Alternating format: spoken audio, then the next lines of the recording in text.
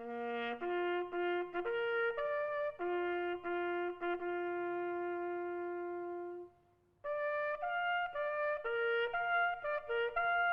shall grow not old, as we that are left grow old. Age shall not weary them, nor the years condemn. At the going down of the sun and in the morning, we will remember them.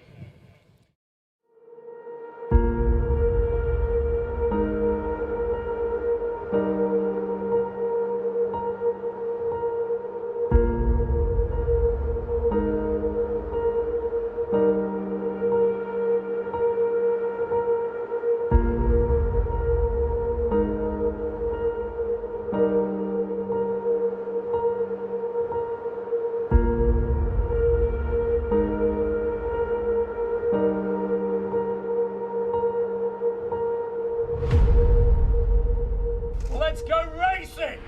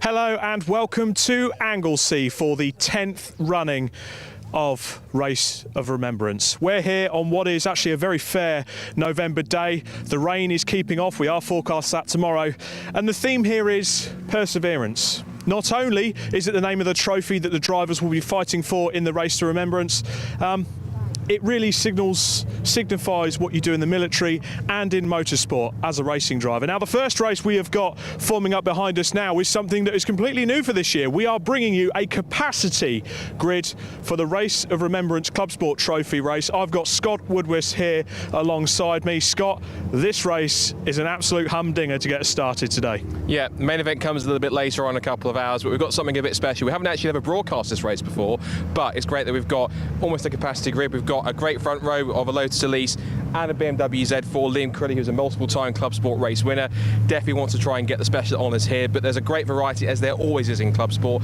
There's Audi TTs, there's Minis, there's Mazda MX-5s, there's Renault Clios, there's Volkswagen Scirocco's, there's a Porsche Boxster on the grid, there's BMWs, there's Honda Civics, everything you could imagine. If you're an avid follower of Clubsport Trophy, you know exactly what this kind of grid is like.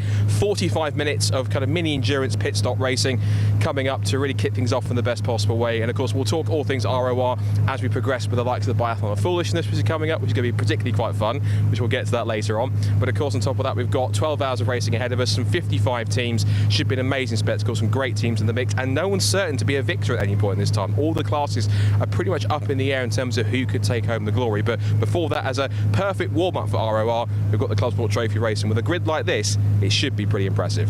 What do you reckon? Liam Crilly to get the honours first time out. He's racing later on as well. He is pretty well ensconced in Clubsport Trophy. He's won a few races before in the BMW Z4. That's a really well sorted machine. The Lotuses, though, can pose a bit of a threat. We've got Neil and Lloyd Huggins alongside him on the front row, but also I'd watch for the two cars behind. Those Audi TT Cup cars which race in the BRSCC Championship, particularly Andrew Dyer, they can be quite formidable. Another car I'm also going to watch out for is back on row 4. That's Brian Chandler in his Mark IV Mazda MX-5, the purple and chrome machine just towards the back on the 4th row of the grid. There's a few cars in the mix that are also from the armed forces, from the likes of the RAF. We've got the Honda Integra of Alex Smith. There's all sorts of great cars in the mix, and so I think it should be a grid that everyone here for BRSCC, for Lindsay Close, the coordinator for Clubsport Trophy, and everyone that's involved should be proud of. Also, we've got a few Mazda MX-5 regulars from their Mark I Championships, a couple of City Car Cup cars in the mix as well. This should be a pretty fascinating race from start to finish, and a perfect way to kick off Race of Remembrance Saturday before the main event later on. Definitely the best way to kick off. So grab yourself a cup of tea or a nice drink, sit back on the sofa and enjoy our first endurance race to kick off this Race of Remembrance weekend. It's time to hand over to the main man in the commentary box as the Bentley Bentayga safety car goes into place to lead this grid off. It's time to head up to the man, the legend himself, Mr. Paul Truswell, to take you through this first race. Thank you very much, Rob Lewis and Scott Woodward down there on the grid, really getting the atmosphere of the Race of Remembrance weekend underway. We've already had qualifying this morning for these cars. They had a half-hour qualifying session. That's how they've come to be in the order they are now. As Scott and Rob were just saying, it'll be a rolling start behind the marvellous Bentley Bentayga safety car, which will be doing duty as well during the Race of Remembrance.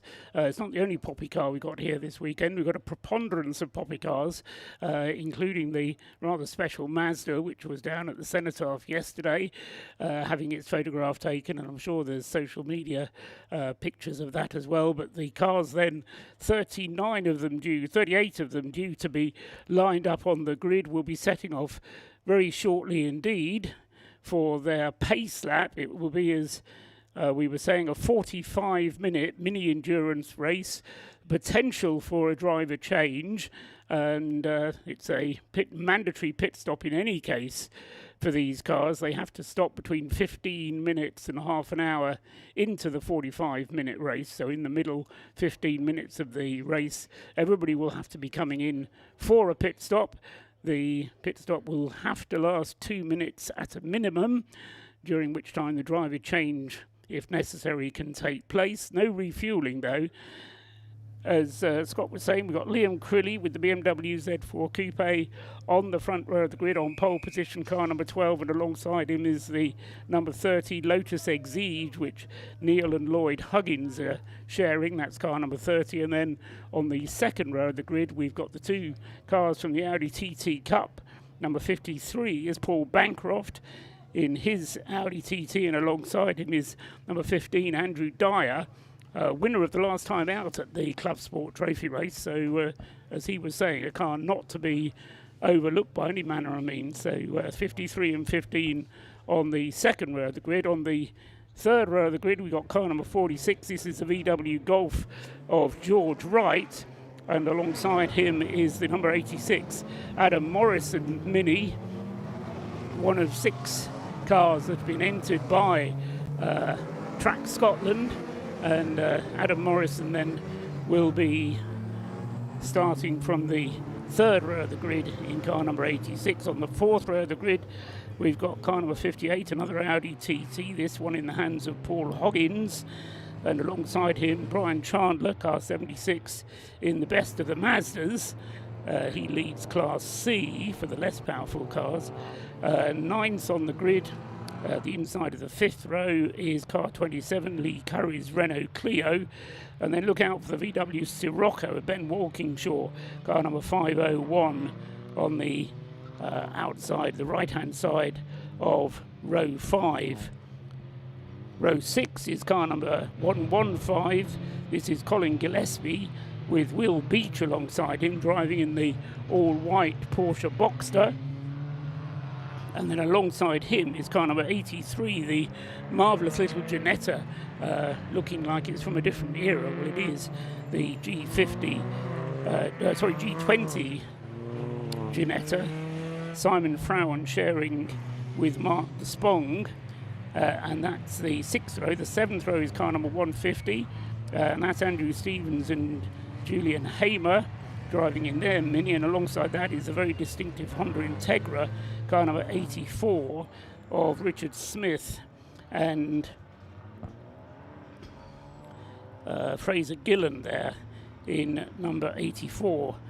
8th row of the grid is number 91, the Novovilsky pairing of Christoph and Richard, Elliot Novovilsky. Then alongside him is Darren Dukes. Both of those teams running BMW Z4s, 91 and 177. Then on the 9th row of the grid, we've got car number 19. This is Andrew Stacey sharing with James Cameron. Now we understand that James is going to be starting in that car. James Cameron, the man behind Mission Motorsport. So he's out as the start driver in the car number 19, the Mini Cooper. And alongside him is Harry Hayler's Renault Clio, car number 4. And then the 10th row of the grid is car number 20, Daniel and Steve Cogswell's very distinctive Nissan Almera. And alongside him is number 88, Phil and Matthew Adcock in their BMW Compact. Safety car just about back from its rolling lap, pulls into the pit lane, and it will now be between Liam Crilly and, did we establish whether it was Neil or Lloyd Huggins who was driving in the car? So we're not quite sure who's driving the Lotus, but we'll say that it's Neil for the moment, and hopefully Rob Lewis down there will be able to clarify for them. The car's coming up then to the start, and it's a fast start from the 3rd row of the grid as George Wright heads in towards target, trying to make up ground on the 2 inside of the 2 Audi TTs. He's made up 1 place there, getting up on the inside of the Audi TT.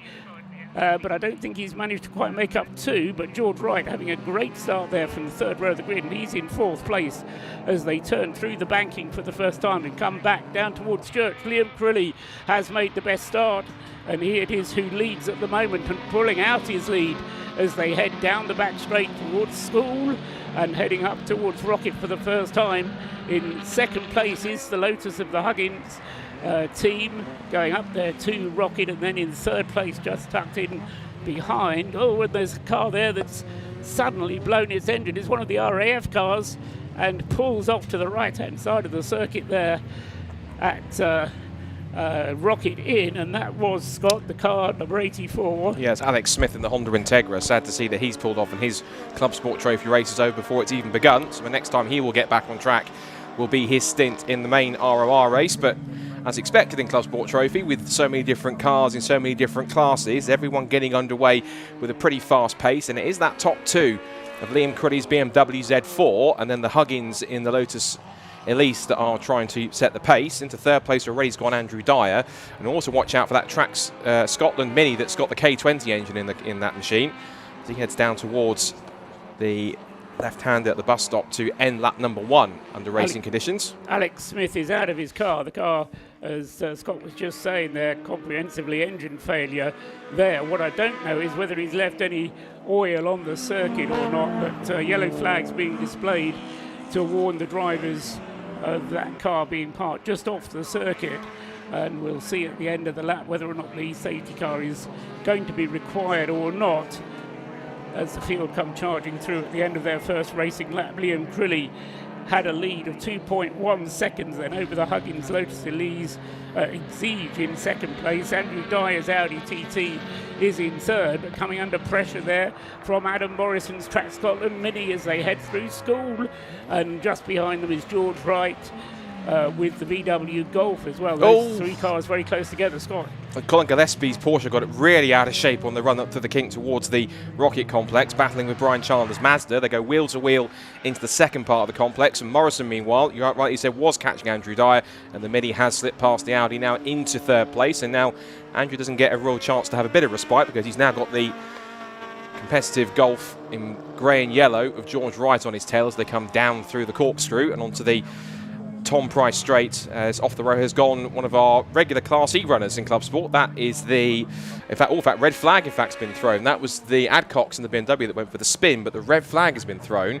There's another car. I wonder, I think it's fluid, because Charlie Gillespie's car was moving around a lot, and now I realise it's because the engine failure that Alex Smith has had looks like it's dropped some fluid down there. I saw Ben Wilkinshaw's Scirocco also go for a spin and was recovering up at the top of the complex, so I think some fluid's gone down. So to recover that and to clear it up, race has been stopped.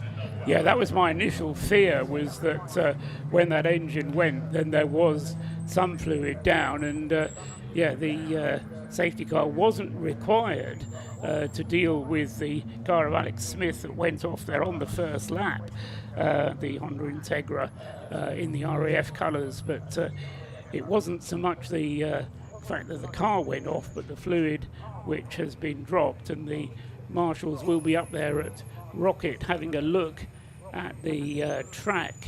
Of course, what they don't want is to have the situation where they've got fluid down, oil on the circuit, which then damages the track and leads to a delay with the later races, with the later race, I should say, the Race of Remembrance still to come.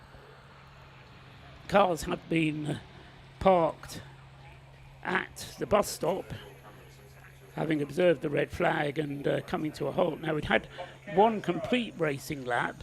They were on their second racing lap when the red flag was issued, but my guess is that the grid will be formed up in its original order, and that will be bad news for Adam Morrison, who had made his way up from the third row of the grid into third place, because he'll have to take up his position back on position 6 on the grid. George Wright, who was going great guns as well with the VW Golf, he got himself up into 5th place, which is actually where he started on the grid, was 5th. But with Adam Morrison's progress, he managed to get himself ahead of one of the Audi TTs, but not both. So Liam Crilly is being waved forward, but not onto the grid hatchings, but rather on a dummy grid, and that's looking like the way they used to run Formula One races many years ago, where they had a dummy grid about 200 yards shy of where the actual grid would be. But they're being formed up in the original grid positions then, with Liam Crilly on pole position, sharing with Neil Huggins on the front row. So BMW, Lotus Exige on the front row. Then the second row cars, Paul Bancroft and Andrew Dyer in their Audi TTs. And I believe we can actually, whilst we've got this red flag going on at the moment, Paul, we can head down to our esteemed third commentator, which is Rob Lewis, who's down in pit lane, to see if he's got some stories on what's happening. Just a quick explanation, folks. I've spoken to some of the marshals that are on standby here. The reason for the red flag, pure and simply oil on the racing line. A car has let go, going all the way down the back straight and up the hill onto the corners, directly onto the racing line. We've got to be a bit sensible. It's the start of the day and we've got a 12-hour race to go later on. So it's simple. Red flag the race, put some speedy dry down on the racing line, clear it all up and make sure that these 40-ish cars could get going again and finish off their Clubsport Trophy race. It's all about safety here, I'm afraid. But because they've done so little laps into the race, they will form up on the original grid. So, once again, Liam Crilly has got to get a demon start again. But for now, back up to the commentary box.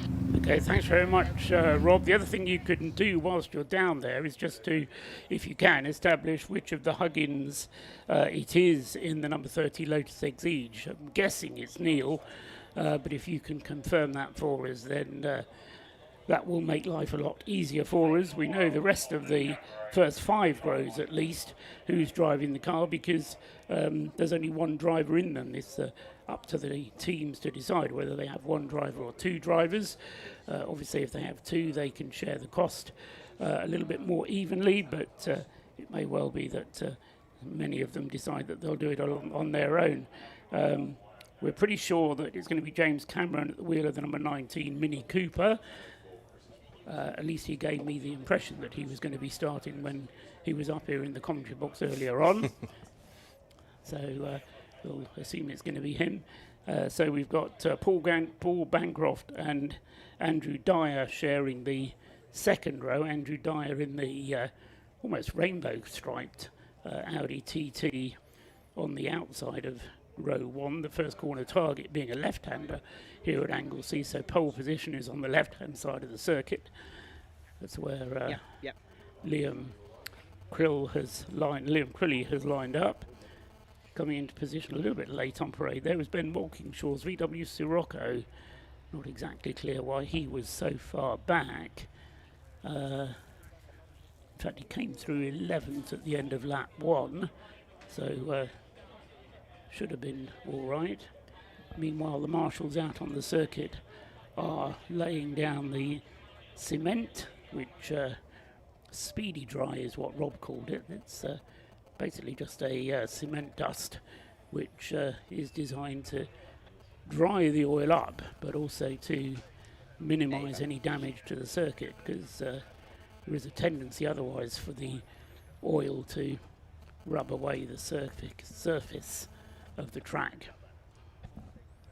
Should give our first shout out to the marshals and officials for all their hard work, not just today but also yesterday when they were testing, and also we had practice and daytime and nighttime qualifying to set the grid for the main event, and of course all this morning as well. There was a really nice sort of team photo for the officials and marshals just on the bank outside the bus stop here with the special Mazda ROR kind of poppy car that's here this weekend, and also one of the runyourfleet.com BRSCC rescue units. Really nice team photo, which I was privileged to be a part of, and it's a big shout out to all of their hard work for doing stuff like this, because as we say often, but almost don't say it enough in many cases, without the marshals and volunteers and everyone involved, genuinely, motorsport events like this couldn't happen. So full stop. It's a team event, isn't it, Scott? It is. The racers couldn't go racing without the marshals to officiate, and equally the marshals wouldn't have any racing to watch. It wouldn't be for the racers, so between them they make a great effort. And if you want to be part of the marshalling team, then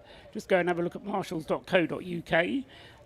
Or the other alternative, I suppose, is the BRSCC's Driven by Racing event. I didn't want to make it a plug, but I'm glad it's a nice lead-in for that one. Yes, good point. Yeah, there is Driven by Racing next weekend, which is at Silverstone. If people will allow me to mention it for a second. Thank you, Paul.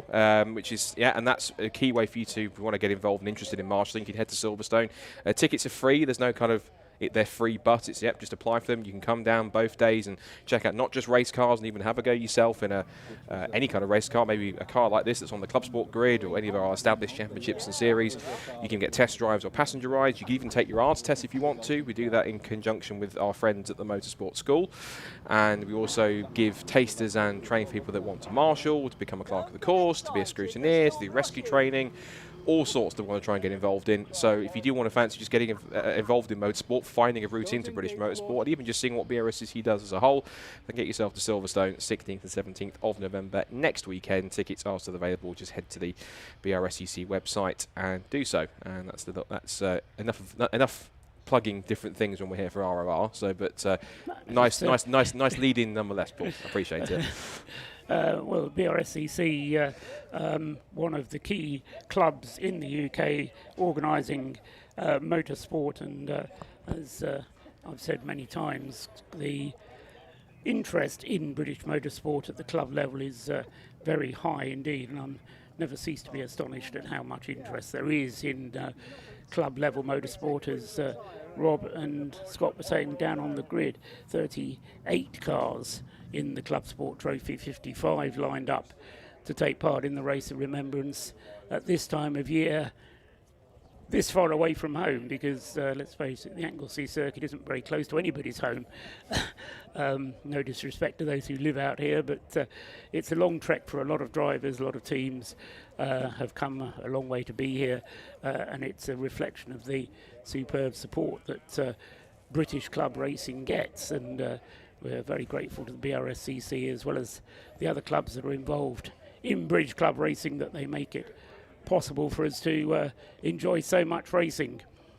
Meanwhile, the marshals hard at work, and also the Anglesey circuit staff ensuring that the oil cement is nicely rubbed in and will provide hopefully a little bit more grip, but it will be the single pace lap which they get behind the Bentley safety car, which will then be their only chance to experience just how much the circuit has been affected by that trail of oil which the Honda Integra left. The Honda now being brought in on the back of a flatbed recovery unit.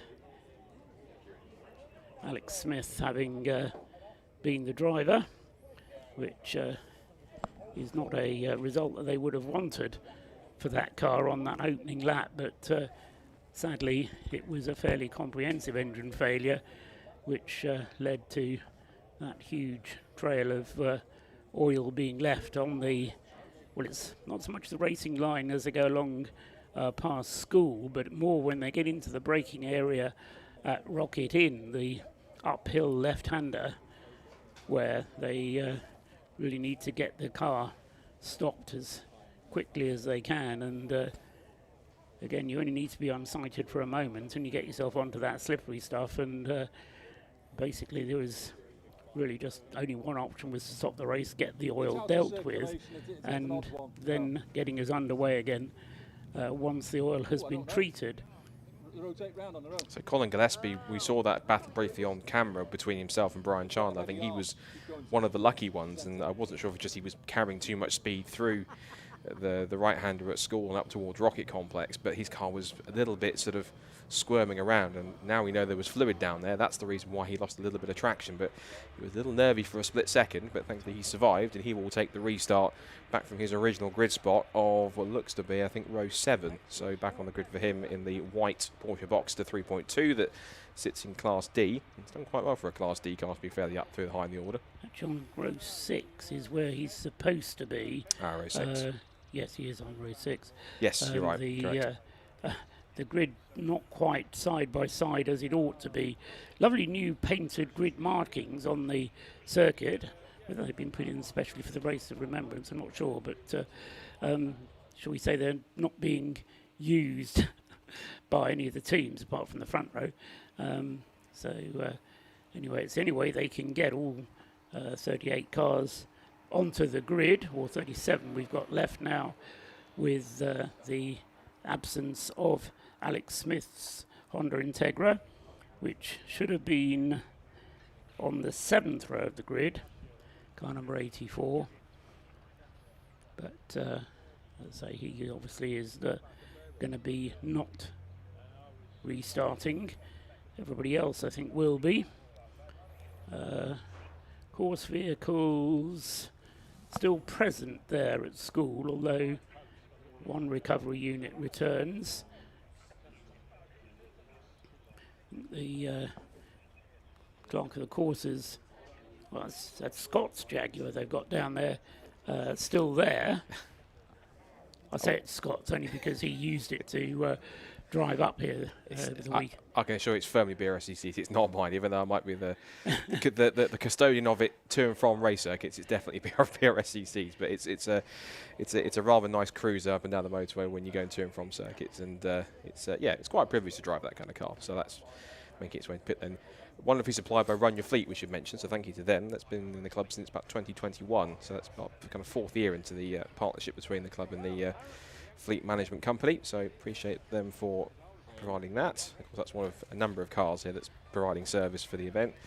And we have to shout out to Bentley as well, because Bentley, of course, supplying this really fantastic looking Bentayga safety car, which is adorned with poppies, and I think even they're sort of emanating from where the Normandy landing as well. I was going to say, there's a kind of map of Northern Europe on there. Yeah. If you kind of close your eyes a little bit. Anyway, we've just been shown the 5-second board to get us underway again at the second time of asking. It will still be a 45-minute race, only instead of starting at the scheduled time, it'll start a little bit later than that. But as I say, we're still going to be having a 45-minute race, and the time will start when the car comes through at the end of this pace lap. So one further pace lap, and then the full 45 minutes. 15 minutes of racing before the circuit will show the pit window open board at start finish, and that means that cars can come into the pit lane at that point. Whether they will choose to do so, or whether they'll stay out for closer to half distance, or some of the sensible money is on staying out until the very end of the pit window, just in case we get a safety car interlude, because there's no penalty for pitting under safety car in the Clubsport Trophy. So the 2-minute pit stop is valid whether you're in the whether you're within safety car or whether it's green flag running. This field just making its way around single file, I think trying to keep away from the sector. You can see the point where which Alex Smith's engine ceased to exist anymore, and of course the trail of quick dry that's been laid down by the marshal officials. Again, really nice work from everyone involved to get that done in quick time, genuinely no pun intended, as they make their way through. Of course, the full international layout for Anglesey being utilised. Of course, there are there's a few different layouts, but the two most commonly used ones are the international layout for this weekend and the coastal layout, which instead of turning left off onto the extended part down the Tom Price Straight and up towards the hairpin, they would turn left and down what's aptly named the corkscrew. But the full circuit in use this weekend, as the cars now will start to get around to that point, because coming out through Peel now. I imagine when they get towards that Tom Price Straight, they'll just start to once again form up in that neat 2x2 formation on that rolling start. And of course, once the Bentley Bentayga safety car pulls in, racing will get underway once again. It's another chance for Liam Crilly to try and get a decent start. The Huggins in the Lotus will try and want to go with them. And I'd say also watch out for the likes of Adam Morrison, who had that really clean start in the Mini with the K20 engine. He was up to fourth place, and hassling Andrew Dyer for third.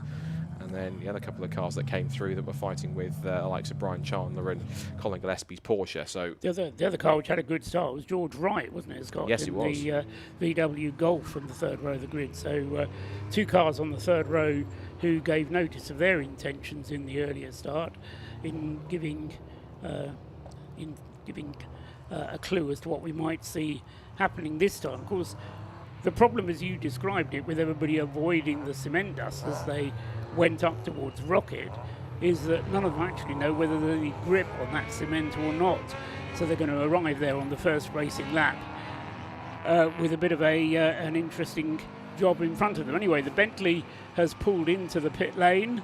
Liam Crilly is side by side now with Neil Huggins as they turn through the bus stop. Then the two Audi TTs side by side on the second row of the grid, and then George Wright and Adam Morrison on the third row as the lights go out. And once again, a very good start indeed from Liam Crilly. He heads to target in the lead of the race, and running a little bit wide on the exit there was Andrew Dyer. Gets the car two wheels onto the grass and loses a couple of positions as he does so. So up into third place comes Adam Morrison. George Wright trying to hang on there on the outside line with the VW Golf, and does hang on but loses out, goes back to fifth place. But Adam Morrison there again in very racy mood, getting up alongside, putting two wheels alongside the Audi TT of Paul Bancroft, and storms past him in a straight line, having much better straight line speed there for the Mini, and kicks up the dust as he goes up towards the braking area for Rocket.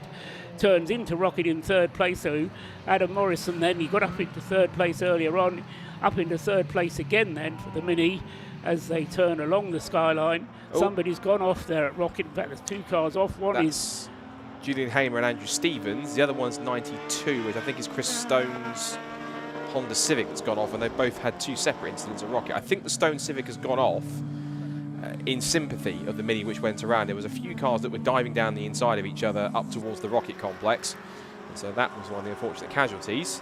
That Mini has taken at least one class win in Clubsport Trophy previously, but 92 is back underway, so through he goes. Yeah, that's Rob Phillips and Richard Winnie driving the Honda Civic. It's a change of number. It was originally in the programme as 176. I see. But they've had a change of number. Leaders coming across the line to complete the first racing lap, with Liam Crilly again in a comfortable position at the end of lap 1, 2.2 seconds ahead. George Wright has stopped on the final corner, reason being not quite clear, but I spotted it on the screen as he was coming through. So one of the favourites that you pointed out, Paul, that was going to be in good form, unfortunately that car has, for whatever reason, ground to a halt on the outside of the last corner. Now, he's managed to refire it. Gets going again, and is going to resume in about 28th position, I would guess. We'll see where he actually comes through. 23rd by the looks of it. Okay, so got some work to do. Guess wrong, but yeah, so George Wright got lots of overtaking to do now. Another car who's a long way back there, and he's going to have to make up ground. That's the 150 Mini Cooper that you described having hit the moment up at Rocket, but it's got going again. Andrew Stevens sharing with Julian Hamer, but up at the front there's another car pulling off along the back straight between Church and School is number 27. Lee Curry's Renault Clio. But also we had in the pit lane 848. That was Matt Crozier's MX-5. Just saw on stream that was pulling into pit lane. So unfortunately issues for that car. That's a BRSCC MX-5 Championship spec machine.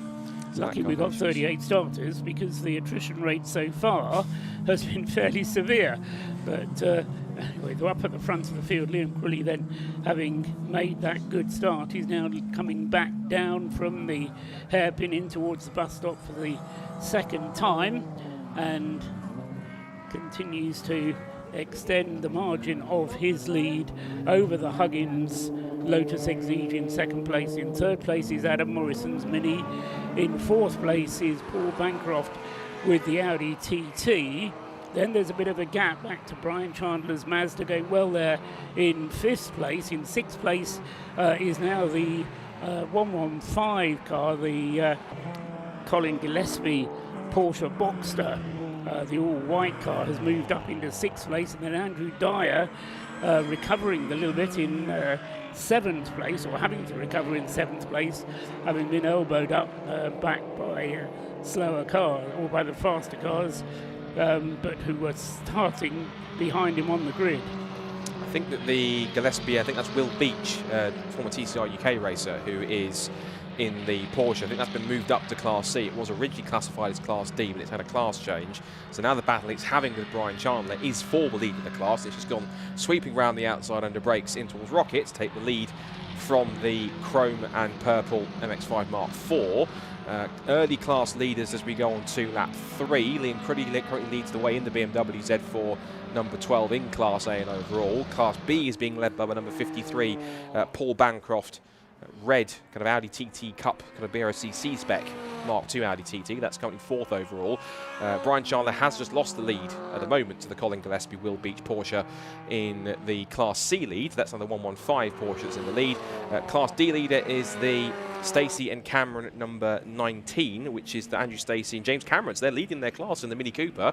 So excellent stuff for Major James Cameron. And it's James Cameron driving that car, so he promised me. So there we go. He's lost none of his racing. Hasn't done any racing, I think he said, since 2017 or something like that. Or 2021, I don't know. He certainly hasn't raced for a number of years. Yeah. Last time he was out was in a catering. So coming in very much as a one-off here.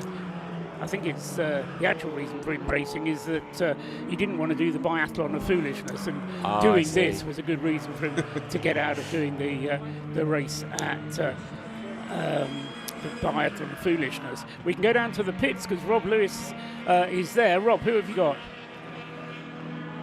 Unfortunately, one of the early victims of the bit of a schmozzle to do with the oil down in the first few laps. Car 848, Matt Crozier. Matt, you are going to get back out in the car. They're just sorting out with a new wheel. What happened? It was just because we got the concrete dust out from the engine pop earlier. The whole pack is moving over, and it just, if you're on the outside, you're either on the grass or you're on the marbles and the dirt.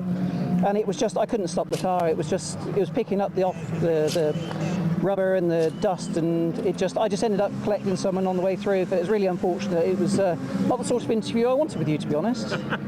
You really wanted a bit more of a winner's interview, but we had such a good qualifying. We were up in, I think we were third in class, and it was just something that I really wanted to do well here, so it's my favourite circuit. Right, before I get kicked out the way, I'll let you get back in the car and crack on, but the team are just getting a new wheel on the car now with an inflated tyre on it. That's the important part. George Grant looking on for us as well in the paddock, sponsoring the Race of Remembrance this year, but Matt Crozier getting back into the car to get back out. He's got some grounds work to do, but the cement dust already causing some issues this early in the race. Back up to the commentary team.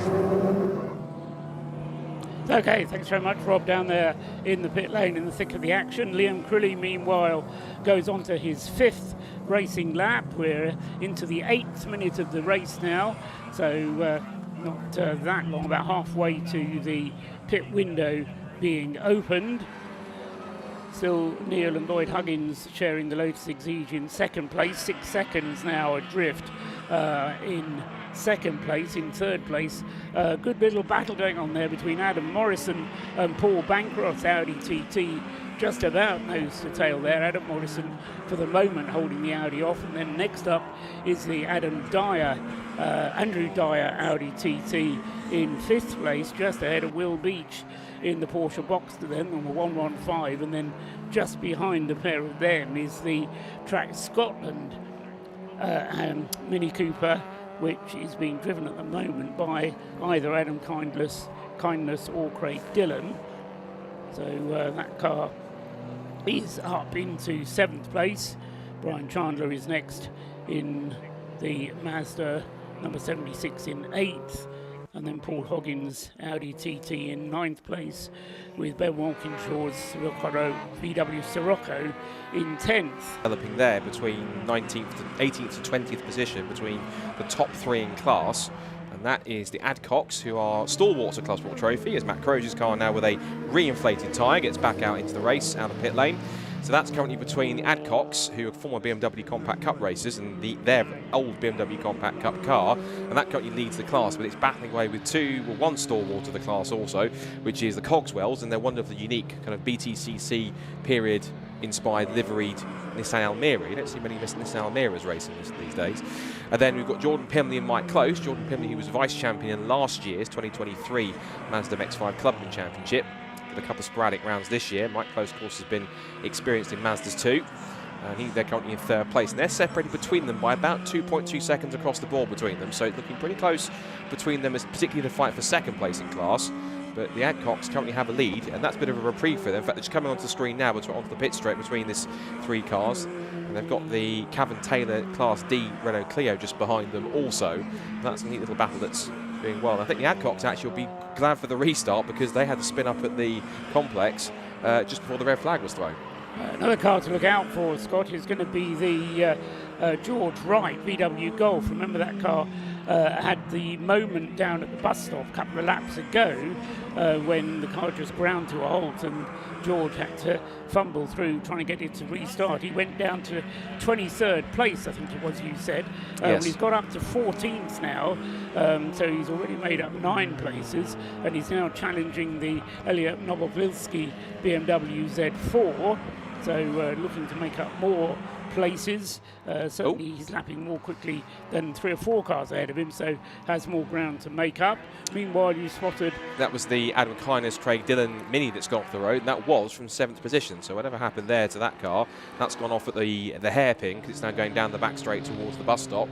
So that's just coming through the final corner now, but actually just sliding its way around a little bit. It wasn't quite, maybe had some dirt or mud on its tyres that caused it to have a little bit of a wiggle through the final corner. Yeah, coming down in 9th place then, the 155 Adam Kindness Craig Dillon Mini Cooper.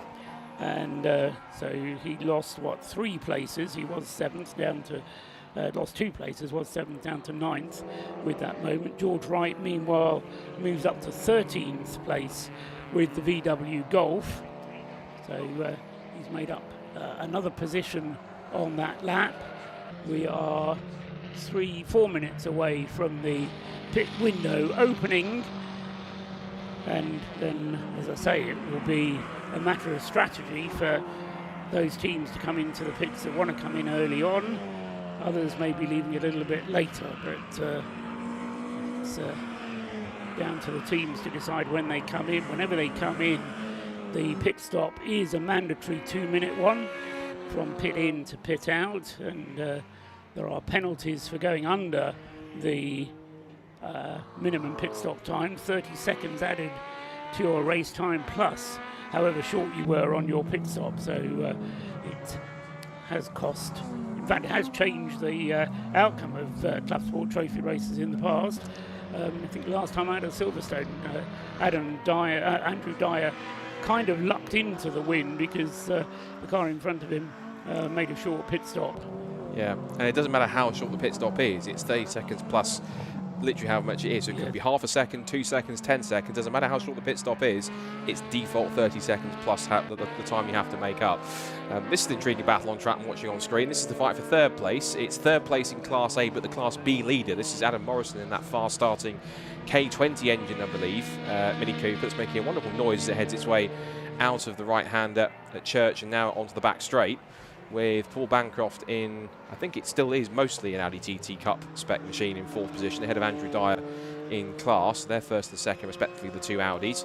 As you see, Cox a rear wheel in towards the comp. You can tell that car's pretty stiffly sprung on the rear, because just lifting its inside rear wheel as it turned through the first part of Rocket.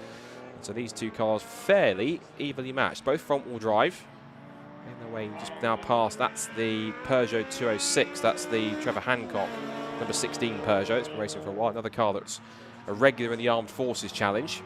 And they make their way now through the corkscrew off onto the international circuit, as we are now less than 2 minutes away from the pit window opening in this special ROR Clubsport Trophy support race, and we'll see who decides to dive in first when that pit window opens.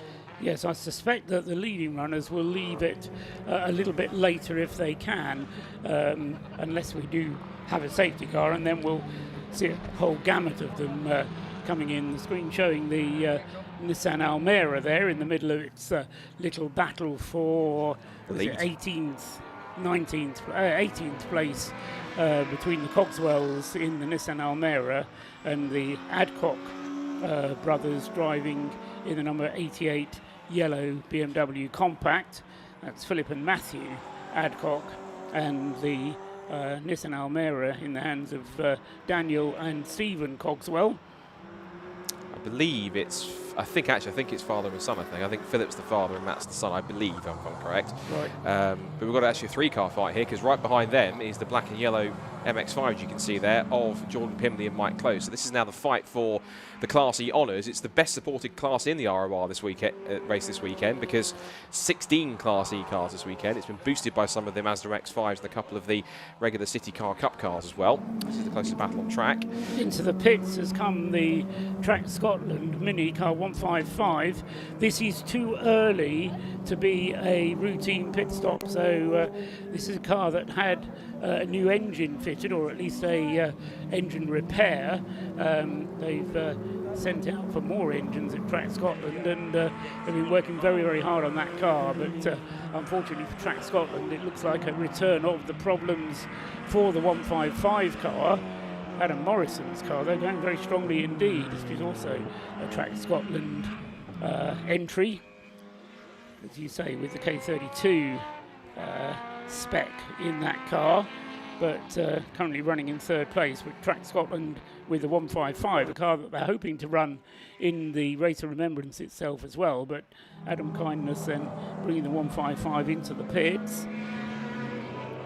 And because the pit window is not open, or wasn't open at that stage, that will have to come in for another stop in order to complete its mandatory stop before the end of the race. Pit window, though, is now open, so any further pit stops happening will now be within the window and can be timed as 2-minute pit stops. That stop for the Adam Kindness car, dropping it out of the top 10 and elevating into the top 10, Ben Walkinshaw, who is now 9th, and then the Ginetta G20 of Simon Frauen. Just noticed there's been a change for second place in Class E on the screen there. So the Jordan Pimley Mike Close MX-5 has got past the Cogswells in the Nissan Almera. So there's been a changeover in that battle, and they're only just ahead of our race leader, Liam Crilly. So he's coming to put a lap on them. So he's essentially lapped everyone up until 18th position or so. He was right behind them and the Cavan Taylor Renault Clio. As you say, pit window is now open, so we'll get our first couple of pit callers very shortly. And the two that were battling come into the pit lane together as well. The Adcocks and the Cogswells, the BMW Compact number 88 and the Cogswells Nissan Almera number 20 coming into the pits absolutely together. Meanwhile, the battle on screen continues between Adam Morrison's Mini and Paul Bancroft's Audi TT. 56 from 53, got 86 from 53 in third and fourth places. So the timed pit stop taking place and a whole fleet of other cars coming in as well there, including Paul Bancroft out of 4th place. Yes, Scott? Paul Bancroft in, the Hamer and Stevens car that had that spin on the first stop. Whoops, that's the Mazda 2 that's gone for a rotation. That's car 18 that's spun up at the corkscrew. So that is the Lewis Warren Connor Woodford 2 Racing UK Mazda 2. Those cars usually appear in Clubsport as well, but whoever's in that car has gone for a little light rotation, and away it goes once again. Now the front end bonnet is off on the Kindness car, so I'm afraid that might potentially, that's got all the makers of its cup race being done, or it ain't going any further anytime soon. I'd say that's doubly bad news, because that's the car that's due to take part in the Race of Remembrance as well. Meanwhile, Adam Morrison certainly pushing on with the Mini there, as Minis tend to. You were talking about cocking that right, the inside rear wheel, the left rear wheel, but almost in traditional Mini style there. That car, as it went into the left-hander of Rocket in.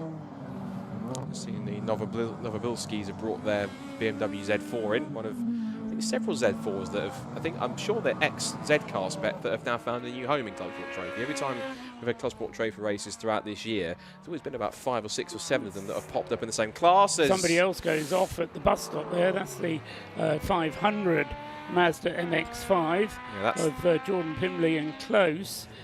Was the Class E leader. I think he still does lead the Class E cars, not as a result of, but despite that grassy moment, just carried too much speed into the bus stop and ended up having to understeer straight on.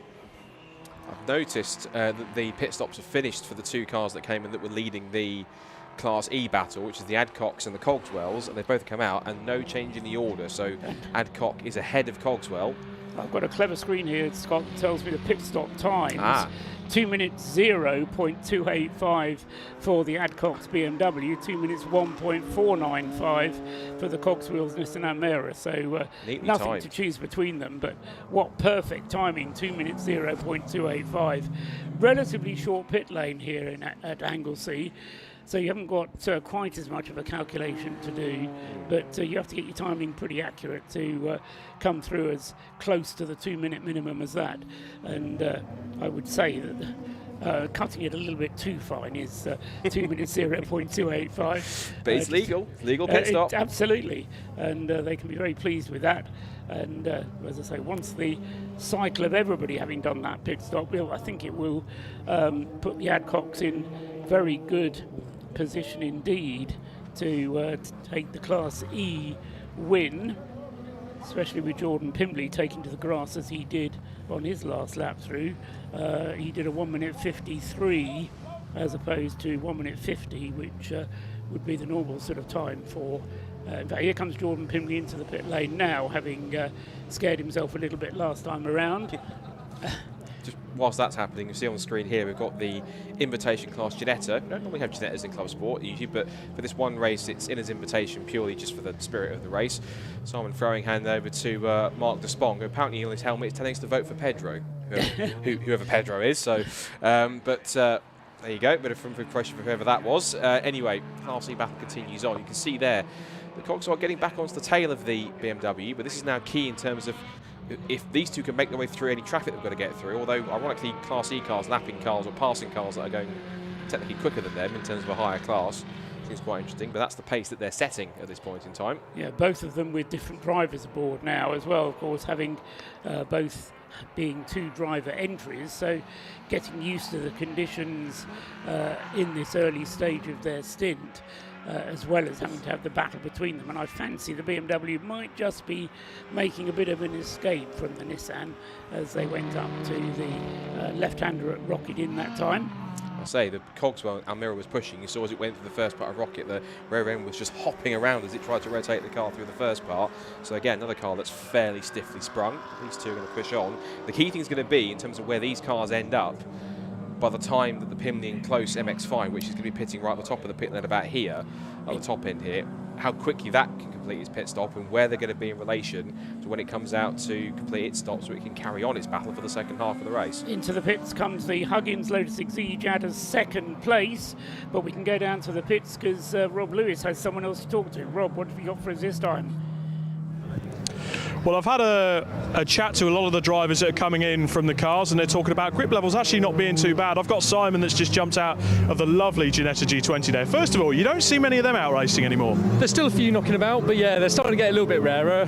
Luckily, Mark, the guy who's co-driving with me, supports the cars, so he's got no excuse for not being quicker than me. But yeah, there's still a few. So you're donned in the beautiful Royal Air Force Motorsports kit, so you're going to have a busy weekend ahead. Am I right in saying these cars running on sustainable fuel? Yes, the cars we're running in the main race are, yeah, an Audi TT running on vegetable oil and an MX-5 that I'm in that's running on synthetic petrol. Plan to go that way with the Ginetta? Well, if the price comes down a little bit, because I'm putting the fuel in that one, it's different for the team-owned cars. So the race overall for yourself, how was it that first stint with the oil down? Yeah, it was. I mean, the first lap is always carnage anywhere. Slightly tricky going up to Rocket, and luckily the guy in the Scirocco ahead of me did an amazing job of holding it. But yeah, after the sort of stop and restart, actually wasn't too bad. Nice day. So the cement dust doing its job? Yeah, absolutely. Although it did, I think quite a lot of my lungs are full of it right now. It's perils of having an open car.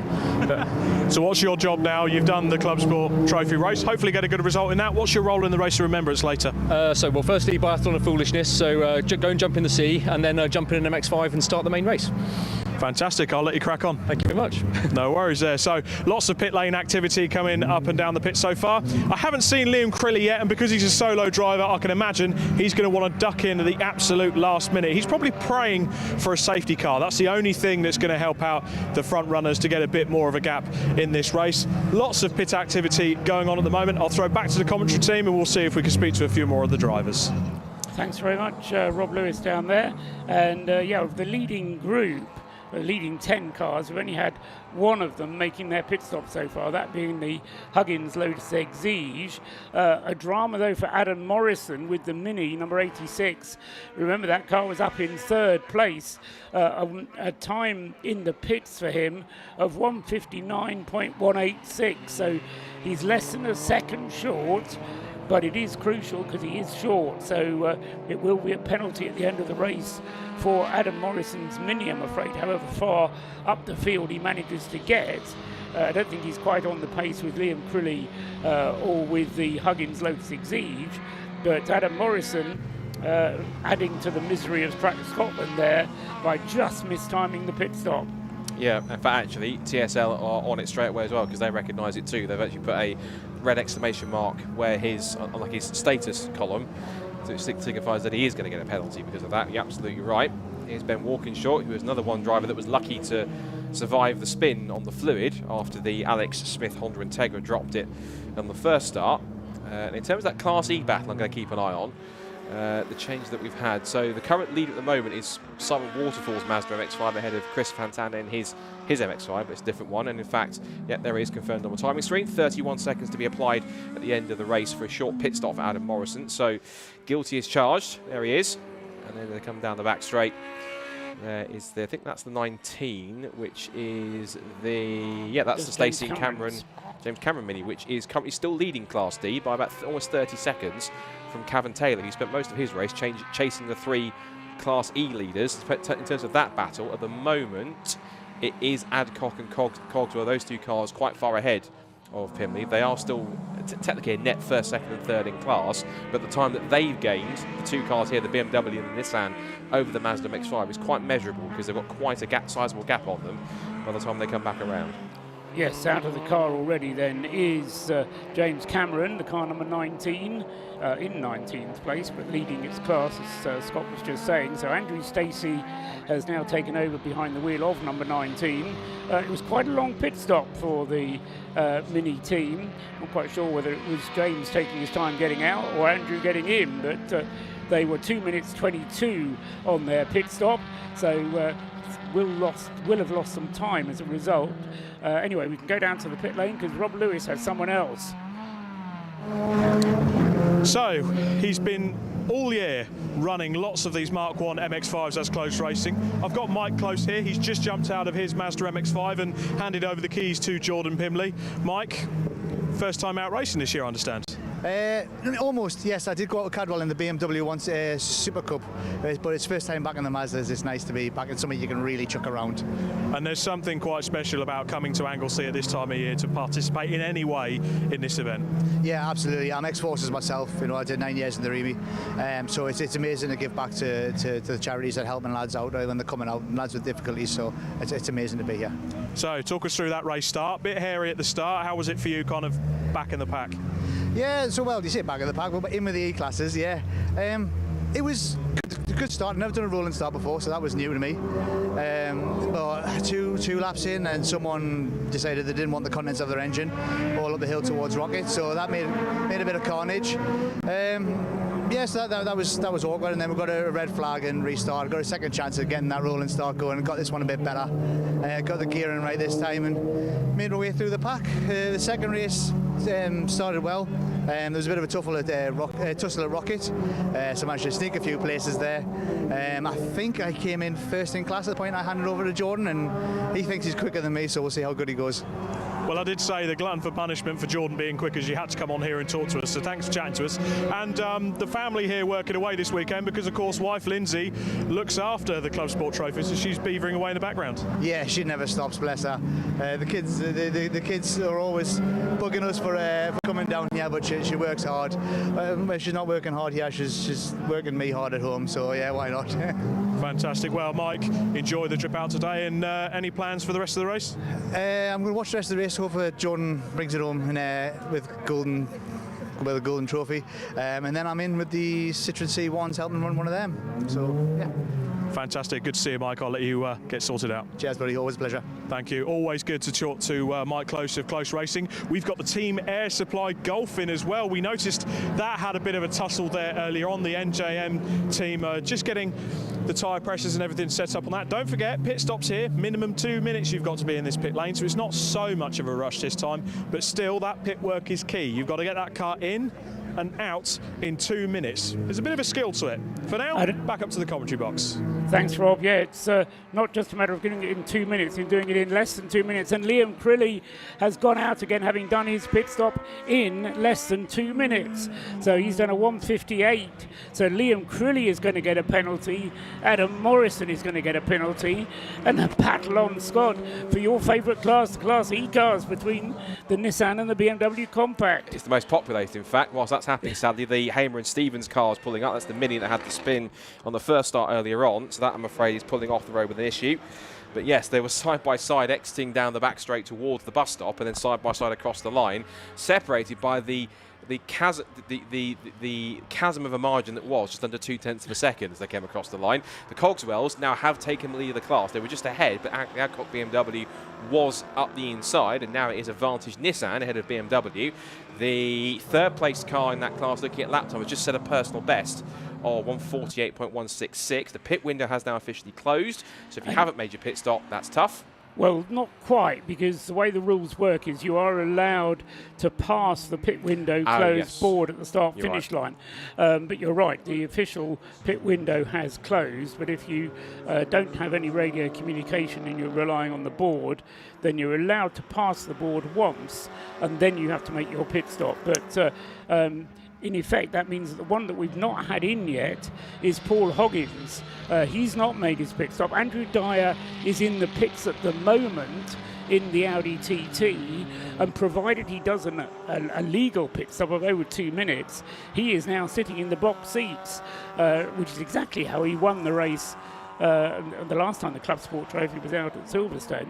And he's experienced at doing this. But both Liam Crilly in the BMW and Adam Morrison in his Mini are both facing 30-second plus penalties for short pit stops. So it's an Audi 1-2 in the race, with Andrew Dyer leading and having done a pit stop of 2 minutes 0.9. So Andrew Dyer cut it very fine indeed. Paul Hoggins now comes into the pits at the very last moment in his Audi TT, number 58. So he's being shown at the top of the screens as being the race leader, but as I say, he's in the pits. Andrew Dyer has just left the pits, having done a legal pit stop. Then in third place on the timing screen is Liam Crilly's BMW Z4, car number 12, but that's facing a 30-second penalty. Then we've got Adam Morrison's Mini in fourth place on the timing screen, but that also has a 30-second plus penalty. And then we've got Paul Bancroft with his Audi TT next up in car 53.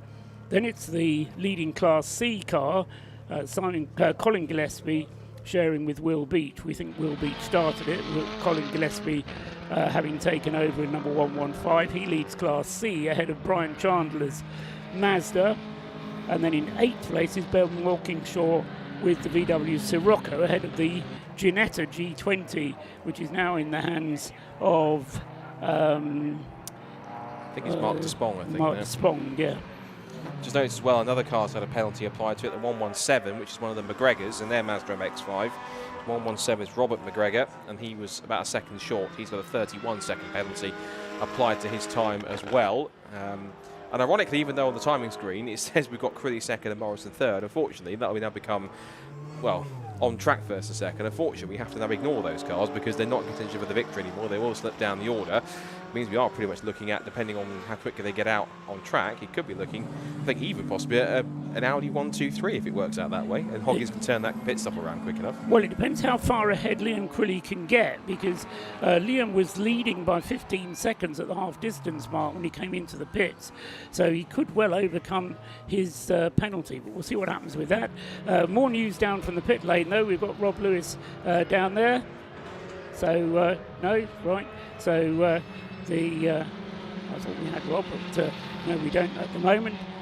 So, we're looking at the last, 11 minutes of the race still to go. The VW Golf of George Wright, remember that car had its problem earlier on and was down in 23rd place. It's now up to 10th following a pit stop of 2 minutes 02, so he managed to get a legal pit stop in, but George Wright then continuing to look to make up places. He should be able to do so. Somebody else is off though. Scott. It's a white roof, you can see it on the screen. My initial thought was because it was in that pack, maybe the Porsche, which if that's the case, that's a shame, because that car was running sick and it was leading the class. That was Colin Gillespie's car, the 115 car. The game I'll have to play in this case is spot the car that goes tumbling down the timing screen. So if his car does start moving down the order, then unfortunately that's his car that's had the problem. But it's any car I can see that's got a white roof and is that low slung. So unfortunately, I'm afraid the Porsche might be the one that's hit trouble, I'm afraid. And that is the case. That's a real shame because that car was running pretty strongly. And Colin Gillespie was going to try and give it a really good finish, which means now Brian Chandler, if that's the case, will now inherit the lead. And those two were having a fight early on in the first start between the two and early on in this second start. So yeah, in fact, good look at the timing screen. I see the Gillespie and Beach car is going down. It's lost a couple of spots. Yes, and Brian Chandler going through then 5th place overall in the lead of Class C. Yep. And yeah, with the 115 Porsche Boxster then definitely the one that stopped out on the circuit. Meanwhile, Liam Crilly's lead at the front of the field is actually 45 seconds. Wow. So he has overcome the penalty, which will be 31 or 32 seconds. And so despite a short pit stop, Liam Crilly's lead is not secure by any manner of means, but with less than 10 minutes of the race still to go, Liam Crilly has a 45-second lead over the Mini of Adam Morrison, which is in second place, shown on the road, but of course he has a penalty as well. And the next car back is Paul Bancroft's Audi TT, which is nearly 50 seconds behind. So Paul Bancroft, although he's the leading car which hasn't been penalised, enough, or rather the leader, Liam Crilly, hasn't been penalised enough to enable Paul Bancroft to take the lead. He'll take second from Adam Morrison, but he won't be able to take the lead from Liam Crilly, who's been storming through the field with his BMW Z4 Coupe, and as I say, has established this lead of now 47 seconds over Adam Morrison, 53 seconds over Paul Bancroft. The reason why he's a multiple Clubsport winner in the past, because he's done this before and certainly put on quite a fine display in that machine. Whenever that car turns out on a Clubsport grid, you'd be wise not to bet against it, because it certainly can be and usually is in the mix for victory. Just seen the Trevor Hancock and Ian Cooper Peugeot 206. Could see a 206 on the grid. That's been chased down by the Christian White Matt Mills Mini Cooper as they come down towards the hairpin. We've got just under 8 minutes to go now in this ROR Clubsport Trophy support race before the main event that starts at roughly around about 3 o'clock. So at about roughly 2 3/4 hours time. Liam Crilly going through, completing his 21st lap, lapping that time 1 minute 41s. His best lap was a 1:38.9, but still lapping quickly enough to extend his lead over Paul Bancroft's Audi TT, which is in second place once we take account of the penalties, and then Andrew Dyer, who will be in third place once the penalties are taken. The big loser in terms of the penalties is Adam Morrison's Mini number 86, just going through now across the start-finish line, and with the sole tyre cross on the roof of the car. But Liam Crilly then turning through there in number 12, in the lead of the race with the BMW Z4, looking very good indeed for what could turn into a win. We've got a yellow flag out on the circuit somewhere. Not quite sure for why, but it's been withdrawn again. Keep an eye on that Class E battle, which actually has risen quite nicely up to 11th place overall, which is not too bad for Class E cars, given they are the sort of perceptively the slowest cars in the field with the lowest power to weight ratio, no more than about 105 brake horsepower per tonne, I think. That's battle between Cogswell and Adcock. The Cogswells and the Adcocks. It's currently 1.5 seconds, no, 2 seconds maybe now, but now in the Nissan's favour. So it looks as though the Cogswells might be on course to, at the moment at least, with 6 minutes to go, pick up a victory for the Nissan. And I have to say, there's a couple of cars that do this quite well. I think another car that's very similar in this kind of livery. Shout out to Alec Townley, who races in the Fiesta T150 Challenge. He has his car adorned in the kind of Rapid Fit inspired blue and yellow Fiesta. Of course, this one, of course, is the very same as the 98-99 livery that the Primeras run by Ray Malik, which is a bit of an association this weekend. There's a rather lovely, almost like a retro mod kind of 250 GT or short wheelbase GT looking machine, which is, I think, has got some RML involvement by the looks of it. Yes, it was.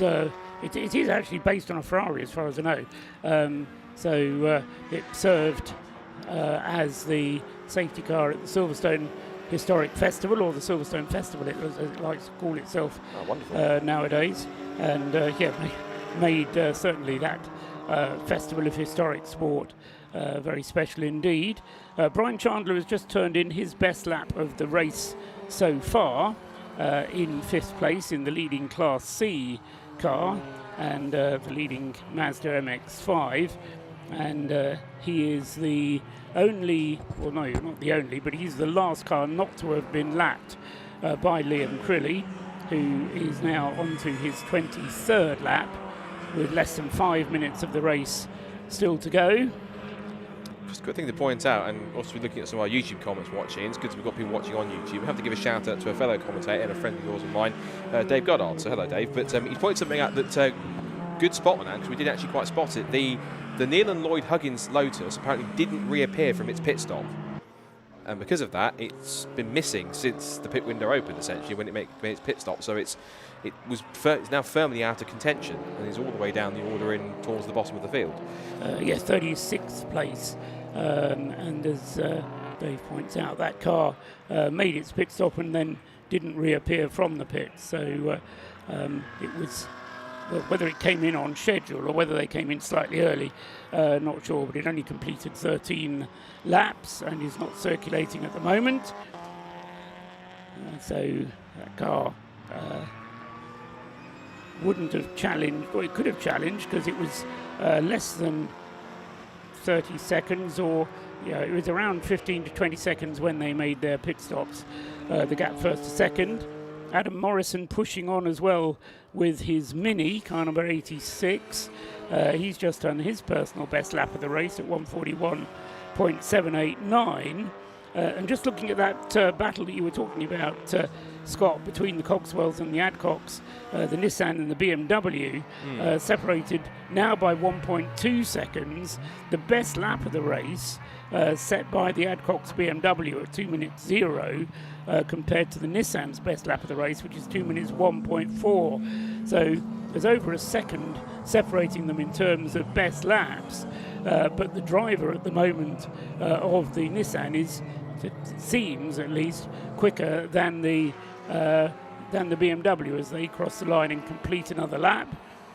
Gap's still about 1.2 seconds. They had the 1:55 mini in between them, but lap time wise as they came across, very similar, both on 1 minute 48.2. So in terms of pace, very even. So it looks as though that he takes one small slip up from the Cogswells, and the Adcocks will be straight onto their rear bumper again. They've only got 2.5 minutes to go here, so only about roughly, a couple more laps, 2, maybe 3 at a stretch, depending on how quickly the leader can get around. And another position made on that lap by George Wright's VW Golf.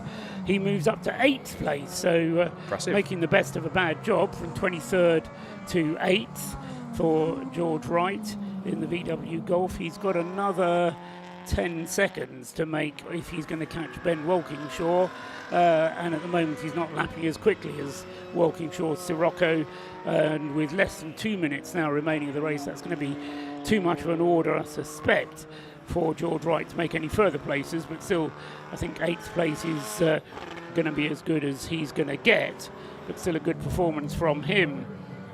Quick check-in on class leaders. So Liam Crilly, of course, leads Class A and overall in the BMW Z4. Class B being led by Paul Bancroft in the Audi TT.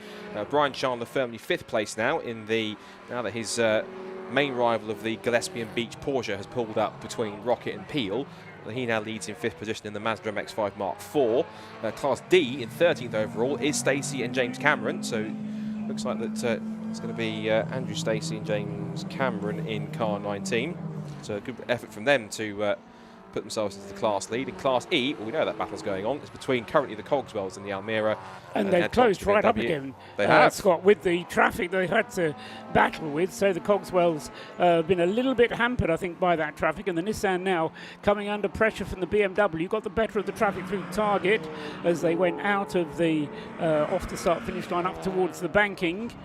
And I think this might be the last lap of the race, because the leader came across the line with about roughly, 1 minute 20 to go, and the lap times are in the 1:30 at 1 minute 40s, and the leader's now making his way up towards the Rocket Complex under breakers. So I think this is the last lap of the race. Absolutely, I'll agree with that, Scott. And so that means that this is now, if the Adcocks want this to happen, they're going to have to push. You can see the Cogswells flashing the headlights on the Almira. Move, get out of the way, I've got a lead to try and defend here in the class. But the Adcocks are going to push as hard as they dare. Can't see the last lap board's gone out at all, so maybe not. Has. Oh, it has gone out. No, it has gone out. Okay, the board is perpendicular to our view here, so very difficult to see. Just see the white board. I see it now. from end on. But Liam Crilly then making his way around this final lap of the race then with the BMW Z4 Coupe. Up at the hairpin at the top end of the Tom Price straight at the moment. He'll turn through the hairpin and then back down past the old pit lane. Comes down past the old pit lane now, dumping into the bus stop turn, the final turn onto the start finish line. Here he comes then, Liam Crilly, to take the checkered flag and defend the win that he has. He's got a lead of 55 seconds, will mean that even with the 30 seconds applied, he will still turn out the winner, but it will be to second place man Paul Bancroft's Audi TT rather than Adam Morrison's Mini, which is coming through now. But also coming across the line is the Nissan Almera then, so the Cogswells just making it to the checkered flag with the Nissan Almera ahead of the BMW Compact number 88, finishing in second place in Class E by less than a second. There's 0.8 of a second separating them at the checkered flag, but a good class win then for the Nissan Almera, driven by Daniel and Stephen Cogswell. George Wright comes home there, finishing in 9th place in the end. He lost out on the last lap, in fact, to the Neil de Sprong in the Ginetta G20. There goes Adam Morrison in second place now, only now, finishing ahead of Paul Bancroft, but Bancroft then inherits second place as Adam Morrison takes the penalty. So the official finishing order is first number 12, Liam Crilly in the BMW Z4. Second and winning Class B is Paul Bancroft's Audi TT. Third and second in Class B is Andrew Dyer, car number 15 in his Audi TT. Finishing in fourth place. Oh, will it be? Yes, it will be. So finishing in fourth place, Adam Morrison's Mini, following its penalty. Finishing in fifth and winning Class C is Brian Chandler with the Mazda MX-5.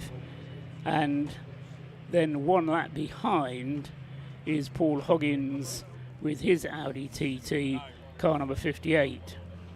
Winner of Class A, B, C we gave you. Class D was won by Andrew Stacey and James Cameron in the number 19 Mini Cooper. James is going to be insufferable now. Somebody throw him in the ocean. he's got to get ready for the Biathlon of Foolishness now, isn't he? Well done, James. If he is. Yes, well done, James and Andrew.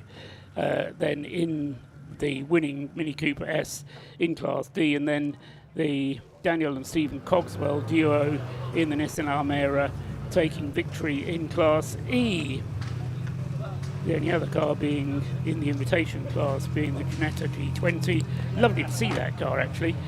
Car you don't see very many of these days. Car number 83 finishing in 8th place overall. But great race, and I presume that we're going to get some presentations down there. I can see Rob Lewis there in the middle of the winner's circle and ready to talk to our race winners. So Liam Crilly then, bit of a hiccup. The winning margin in the end, following the application of his penalty, being given as 29.279 seconds. So he would have won by a minute, but for that penalty for the short pit stop. And we can talk to the race winner, courtesy of Rob Lewis. And I'm here in a Parc Fermé. The brakes on this Z4 are so warm. Very nice and toasty. That was a hard race for you. You still won by nearly 30 seconds with the time penalty. How was that for you? I guess it made it interesting, didn't it? I told myself to just take it easy, but I just tried to squeeze everything out of it as usual.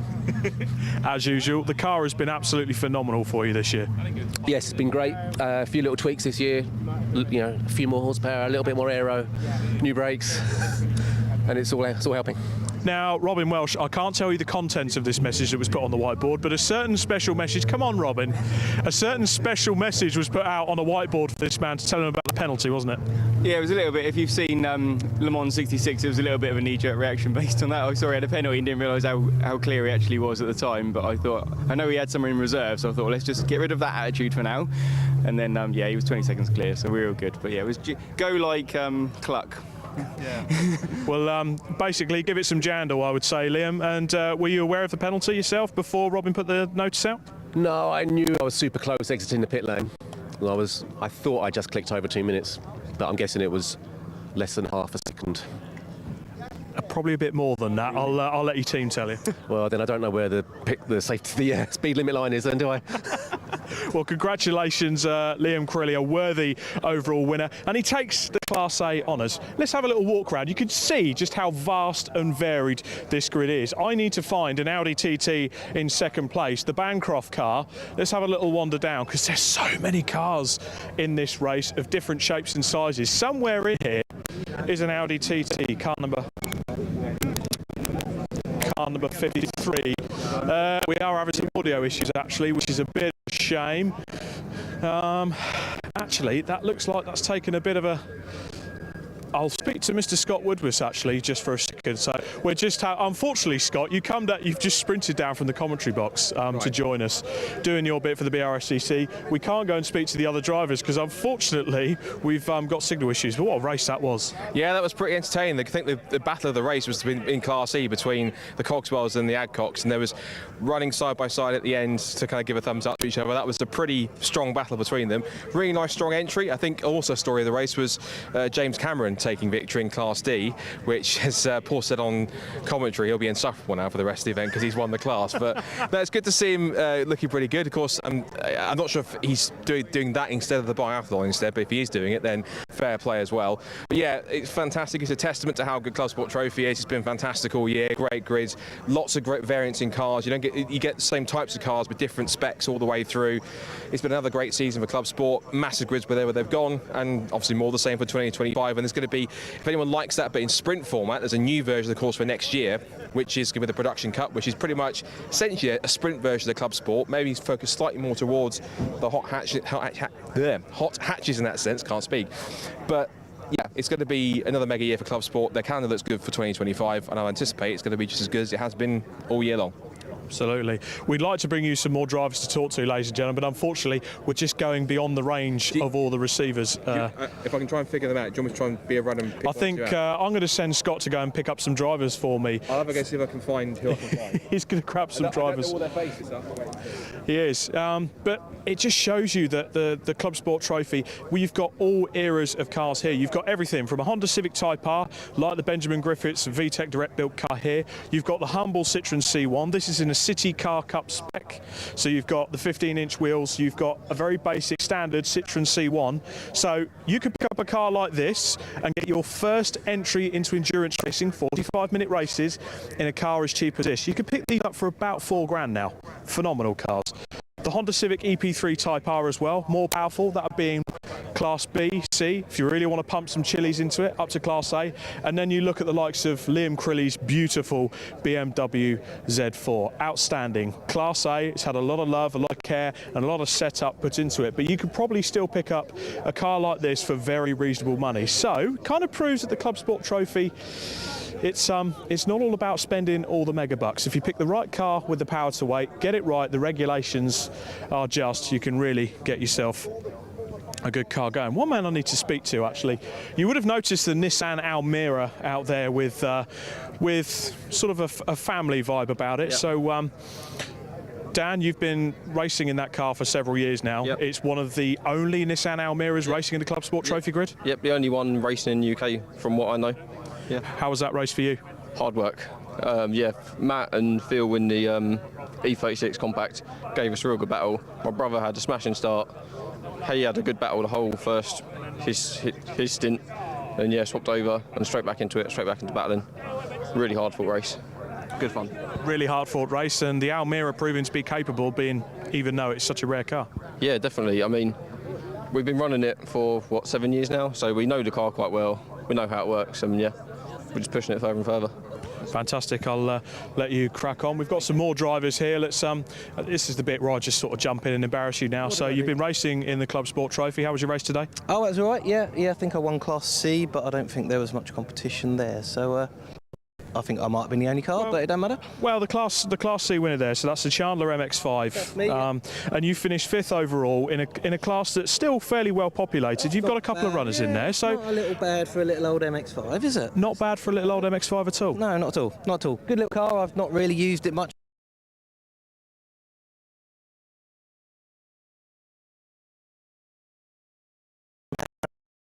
It's Brian Chandler talking with Rob Lewis there. We need to quickly, actually while we've got a moment, if you're listening to this on the public address here at Anglesey, we've got a Seat Ibiza which is parked in a wrong place. So if you are the owner of Seat Ibiza LX11PUK, please move your car. That's a Seat Ibiza LX11PUK. Please move your car as soon as possible, otherwise the BRSCC will send a vehicle and move it for you. Thank you very much. The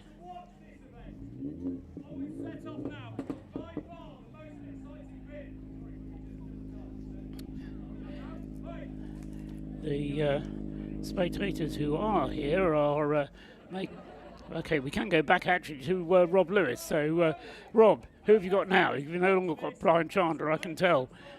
James Cameron, a great win for him, and he's going to be dressed slightly strangely. Let's go and find out what some of these other individuals are dressed like. And we've got Greg Watch going on this afternoon. We'll explain what's happening there as well. Let's go for a little wander. Can we go now? Sorry, on live stream. I am still on live stream, yes. Right. I've got Scott Woodward here joining me. I think we're heading up to the Biathlon of Foolishness, Scott. Let's go pick some people out. I see. Yes, let's do that. Fantastic. So, take a walk through the paddock. So we've got Parfumé behind us and the assembly area, all the teams lining up.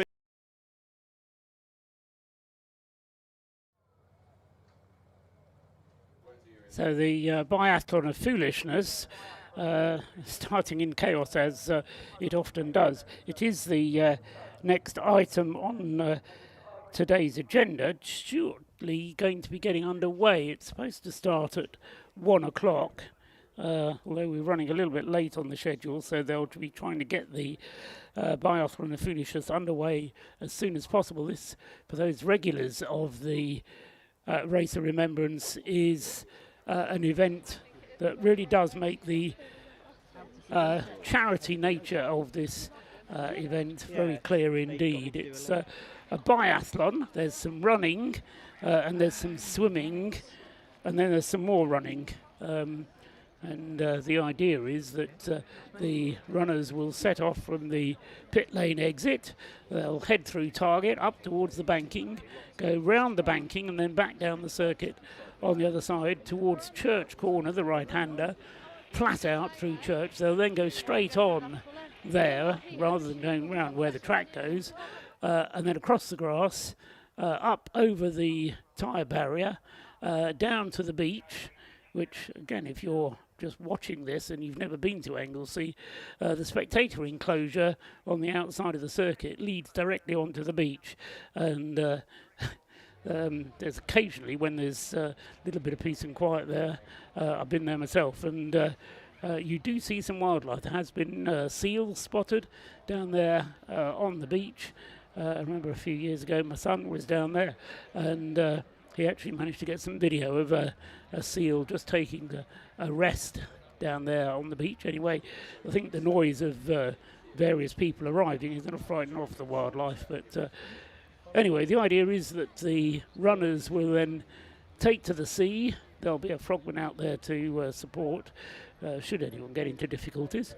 And having swum out to a buoy and back, they then clamber back up the beach and make their way onto back onto the dry land and run back again.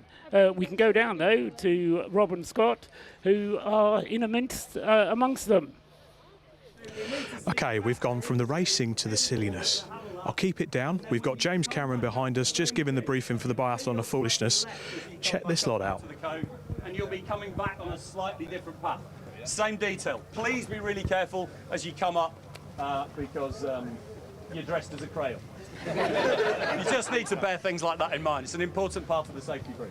Right, everybody happy? Do you think you understand that? Yeah. Right, sneaky buggers trying to steal a march on that side. Get back, get back, get back. Come on, you're not doing the full distance if you sneak forward. This is a serious Olympic event. Ish. Right, all of you lot, you're about to get mown down. Yes. Out of the way. Out of the way, apart from very brave photographers, of which there's at least one. So, I think we're about to get racing underway for the Biathlon of Foolishness. And James Cameron's about to give the signal, so we'll give him the command in a second. Might get slightly run over, but here we go. Yeah,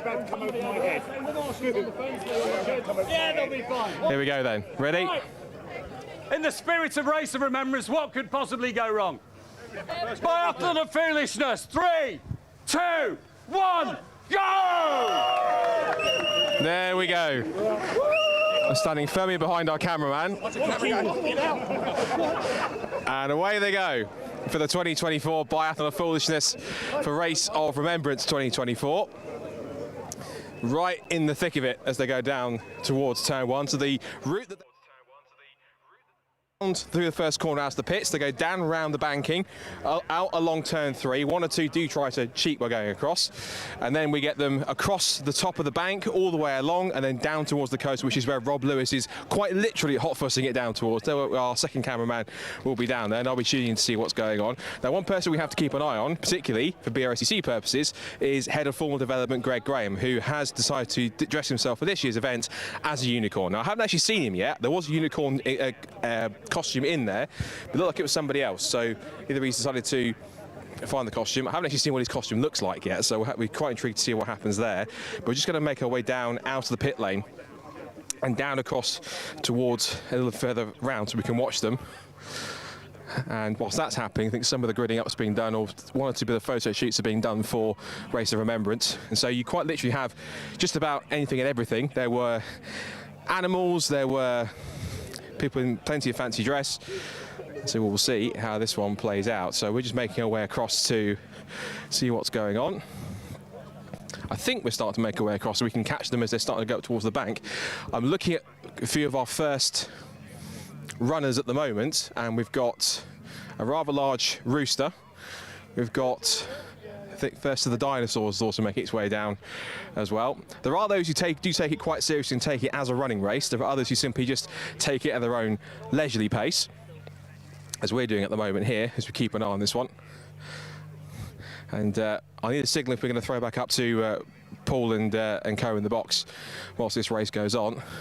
Whilst that's happening, I'm just keeping an eye out for Rob Lewis, who I'm certain is still hot-footing his way down towards the coast to watch the competitors head through. See that we're going to catch this on candid camera. 1 or 2 of them can't even do the whole circuit. They're cutting across. That should be a penalty of an extra dunking in the sea, I think, because of that, because that's just not in spirit of the rules. So they make their way down out of the banking, and now they're already sprinting their way up and over and into the bank. And they'll run along it where there are plenty of spectators. You can see here, given the camera, we'll probably catch you here, there's plenty of spectators who are lining the bank up here to watch the competitors as they go past. I can just see, I think, Rob Lewis, who's just there with the red bobble hat just walking along. I think he's just out on top there. He's trying to find his way through. And of course, this is a fantastic part of the event because it means that everyone gets to have a bit of fun, a bit of silliness in what is a relatively serious event. Race of Remembrance is always quite fun in general, but this is the more light-hearted point of it. The unicorn, at least the unicorn costumed gentleman, which I was presuming was Greg, but is making its way out through Church Corner. Some runners making their way through faster than others. I can see Luigi up there as well. I can see some in rather interesting dress. I can see others making their way across towards the top of the bank. And as the race continues on, again, some are more leisurely paced than others. But this is all part of it. This is all part of Race of Remembrance. This is part of a great tradition. And, you know, what could go wrong when you're going into the coast when it's November and it's freezing cold? But you see a few of the competitors already making their way through. We've got a couple of the dinosaurs that are going a bit of a leisurely pace. You can see in there, it's more runners. We've got crayons here this year as well. We've got a flamingo. We've got Smurfs. We've got more crayons. Blue's firmly ahead of green in terms of crayons. We've got 2 of the traffic cones, who I fully anticipate I thought would go much further forward and then create a traffic jam for everybody else by holding each other up to close the route. We've got a herd of roosters that are also just behind them as well. If you want to turn the camera here and just going through, we've got 4 of them there. 3 of the group and 1 straggling at the back. A couple more, I think, chickens in the mix as well. So there's a bit of a herd as it makes its way down and over the bank. And then we'll hopefully be able to see what's going on with our leaders when Rob gets down there. I can hear them in the background. The leaders are cheering them on. So they're already giving them some encouragement as they head across. The flamingo has just overtaken the Smurf. Never thought I'd say that in my commentating career. But it's all sorts going on with Biathlon of Foolishness. Right, green and yellow crayons have now caught up with each other. So they're now in the slipstream. They're overtaking the unicorn and one of the traffic cones. One of the traffic cones is broken away from the pack like an errant one. A bit like when I saw here at a 2CV race a few years ago when it was bit. So I think, as they're now going off the bank, it gives me a chance to be a bit of a respite. Let's now head down over to the coast where we can go back down to Rob Lewis and catch it, see how the leads are getting on and how wet they're getting. Over to you. Thanks for handing over, Scott. We're having a day at the beach here as we see everyone coming down, heading towards the water, including that man there, James Cameron. He's loving it. Always rocks that stripy suit here. We've got all sorts of fancy dress costumes going on. We've got the flamenco as well. We've got a Smurf here going on. How's it going? We've got lots of multicoloured facets going on. The problem is we need to make our way down there, really, and get in amongst it on the beach. Come with me. Come on. We'll make sure we don't run anyone over first. Here she comes. More fancy dress coming through. We're being dressed as a Race of Remembrance presenter and camera person. I'll tell you what, this is an absolute first for me, going down to the beach to interview people that have just jumped into the water, and we'll give you a visual view of what they're actually doing here. We've got the Operation Motorsport. So are you going for a swim? I am going for a swim. It's, there's nothing like Anglesey on a November day, is there? We have to be crazy to do this, but this is why we come. Absolutely, and word is you're planning something similar in America. Are you going to go for the biathlon there too? We're going to try to do something very similar also at the Veterans Race of Remembrance next year at Virginia Raceway in 2025. Fantastic. Good to see you guys. Go and get wet. Now, let's see if we can find some more people here. We've got, oh, Mario's turned up. Luigi's miles down the road. We've got lots of traffic cones. This is the reason I get stuck going into work on the M27. What possessed you to... Don't drink and drive. Ah, okay, exactly that. I take it you're trying to get after Mario. I am. He seems to have evaded me so far. And that damn princess. Can't see any barrels either. Have you managed to catch many Indians? No, none. Shame, really. Right, and we've got the 1980s turning up as well. Very fetching. Is this from back in the day?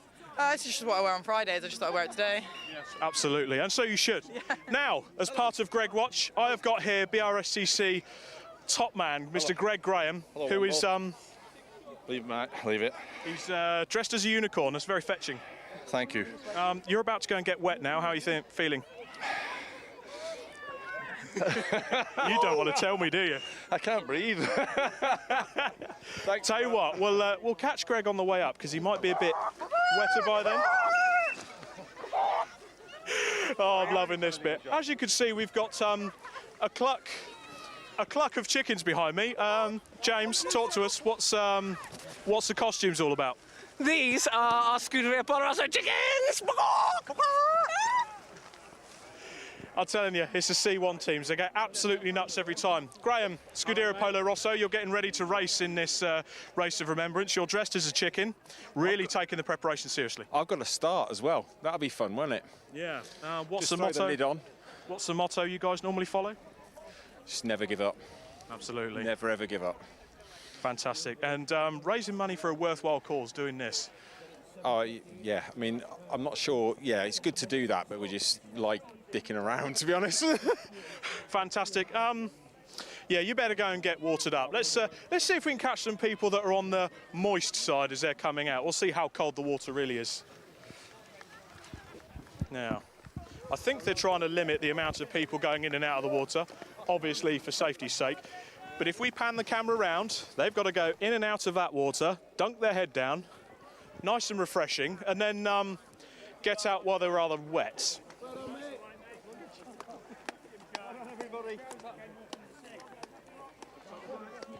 So I'm going to see if I can grab some people as they come out of the water. It's a bit more difficult. We've got, oh no, the dinosaur's deflated. What's going on there? A lot of the costumes, unfortunately, because they need to be deflated to allow them to dip their head under the water. Deadpool's decided to come out as well. Hang on, let's grab a chat with Deadpool. I didn't realise Ryan Reynolds had managed to come all the way to Anglesey at this time of year. How's the water? It's fresh. Very fresh. Especially in my Crocs. In your Crocs, can you feel any extremities? No, nothing. No. Race-wise, you looking forward to it? Maximum effort. Maximum effort for the race, definitely maximum effort. For the green GT86. Loving that, and I'm loving the costume there. I'll let you go and get warmed up. Fantastic. We've got the pink flamenco there going on as well. Can I just grab you, sir? Come on. You're the reason I get stuck in traffic. Yeah. I mean, that'll be him. He's the much slower one. How's the water? You taste it really nice. Like, I've been to the Canary Islands, and to be honest, it's pretty much the same. Yeah. But I can't really tell any difference. No, and the nuclear attack submarine the Royal Navy have got out there just to keep an eye on you guys. Did it go well? Yeah, just swam round the outside of it, said hello to the little sailors who were on board, and yeah, back in. Just gave him a little salute. Yeah. Right. I'll let you go get dried off. Hang on, we've got to speak to this gentleman here. That's a very wet pair of Scotsmen. Guys, how's the water? Fine to get to about here. Oh, Jesus. Pretty cold. Really cold. Fairly cold. Colder than last year, anyway. There's nothing like Anglesey at this time of year, though, is it? No, that was bad. Aye, it's a shock to the system, that. What makes you do it every time? I know. You know, it's a good cause. A fantastic cause. Race of Remembrance coming up. Guys, how are you feeling? Feeling good. The car's been in good and testing and qualifying yesterday, so long may it continue. You're in the car first. Guys, you're doing Scotland proud. Go and get yourself dry. Fantastic there. Great effort from our pair there. We're on Greg watch, ladies and gentlemen. Keep an eye down the valley. Here he comes, Mr. Greg Graham with his BRSCC cap on. He looks absolutely soaked. I'm sure the likes of Charlotte and Paul and everyone in the BRSCC headquarters team will be laughing their socks off at this and feeling a bit of pride at the same time. So I'm going to wait here and see if we can grab a chat with Greg, who's got a soggy unicorn. Things I thought I'd never say on a broadcast. Let's see if we can grab a word with Greg.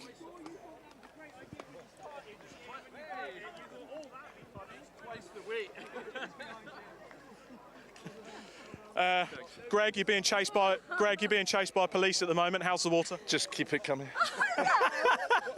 What water? So when did you start working for the police? About an hour ago. Loving it. Some of the costume ideas here are absolutely phenomenal. Let's have some disco in our lives, and clearly the strongest man ever. How's the water? It's fantastic, yes. Fresh. Very fresh. I said it was nice and warm. Does it sort of takes your breath away? Takes your breath away, but sort of gives you the energy to go into the race later on. Oh yes. Yeah. Fantastic. Looking forward to it? Yeah.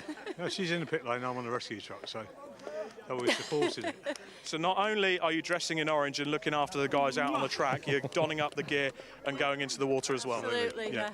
Oh, for the world. Fantastic team. Let's let you guys go and get trained off. Hello, we've got from the German. How are we doing? Mr. Gumby, hello. Warm. Very warm. Fantastic. Race later on that you've got to run. 12-hour endurance race. Race of Remembrance. How are you feeling? Pretty good. Car not broke. Good. Fantastic.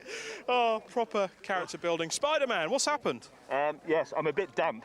Yeah, the web didn't work then? No, and it also means I can't breathe either, which is a bit of an issue now it's wet. But apart from that, if I asphyxiate halfway across the field, then if someone could deliver me to Cornwall, that'd be lovely. Thank you. It was a noble cause. Fantastic. Well done. That's everyone, really. I think I'm done down in the water. If we could do one final panning shot and just look at that view to that really cold water. The Navy attack submarines decided to head off to pastures new now and protect our shores and stuff like that.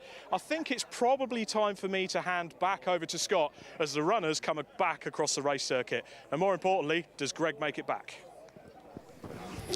So, hanging back from Rob, the contenders are already making their way back through. Last few are coming across the line. We've got, again, some more interesting and weird and wonderful costumes, as you've seen throughout. The traffic cones have already come past, but here they come. We'll see if we can grab a couple of them as they come through. See if we can grab the two Scots here, just to get their thoughts on how that race went as well. So we'll quickly see if we can grab them as they come in to finish the race. Well done, chaps. How was that? It was good. Good? Aye, it was good. You mean good? You mean absolutely freezing? It was good. It was cold just when you got up to your chest, but it was good. Yeah. Just quickly explain the costume. Yeah, it was Scotland. Scotland, the Flying Haggis team.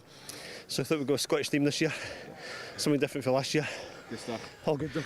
Well done. Well done, mate. Here's the main man. Yeah, the main man, yeah. Do you ever get tired of doing that? No. I'm going to go and do a victory lap. He's going again. We're going to stop for James Cameron. The radio's not working. Radio's not working. How's that? Oh dear, that was awesome. Excellent. As always. Well done. Now, here's the man I really want to talk to, because in he comes, having finished his dip into the sea. He's even got Charlie from BRSCC to help him along as well. He's going to give him a hug. Come over here, Greg. I was expecting a full costume, but oh well. So, go on then, see for yourself. How was that? It was actually quite good fun, and for a really good cause. So yeah, just take the complete Mickey out yourself for others. Sometimes it's worthwhile. So yeah. Yeah, no, good effort. Thank you. Yeah, good effort. Well done. Go and dry out for the race. I will. Well done. So, good stuff from Greg. The Polo Rosso team are coming back in as well, so we'll catch them, I think, in a second. Over they come. Quite literally wadding their way across. How was that? Cold. Cold. Uncomfortable. Uncomfortable. Wet. But yeah, good, really good. Yeah. You broke it up with your teammates. We're all over the place. These two are taking selfies. James is being James. Awesome race. Very good race. A little bit of track limits, otherwise spot on.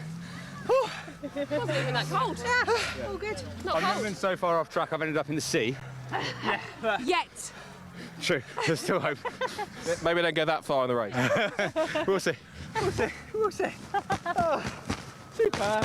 If you haven't woken up for the race, you certainly have now, so well done. Congratulations, well done, 3 you go.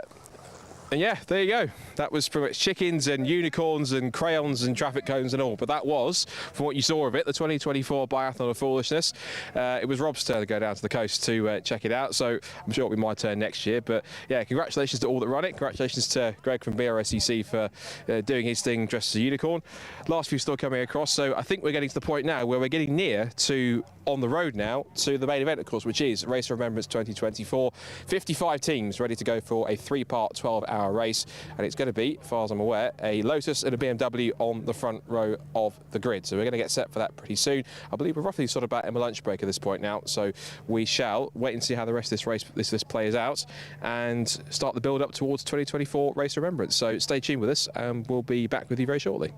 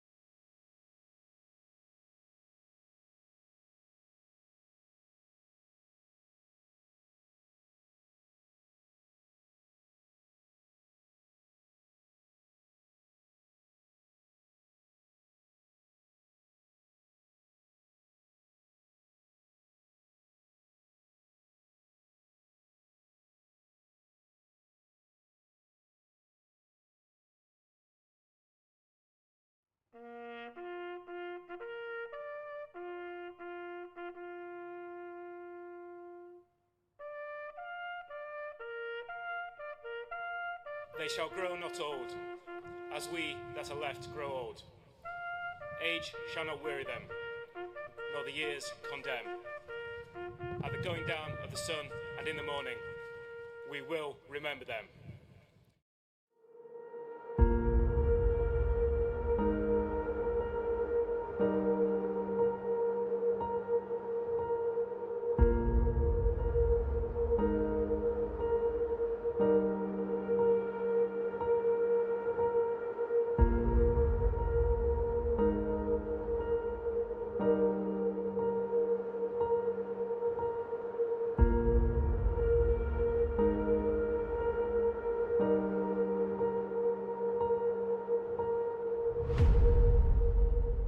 Let's go racing!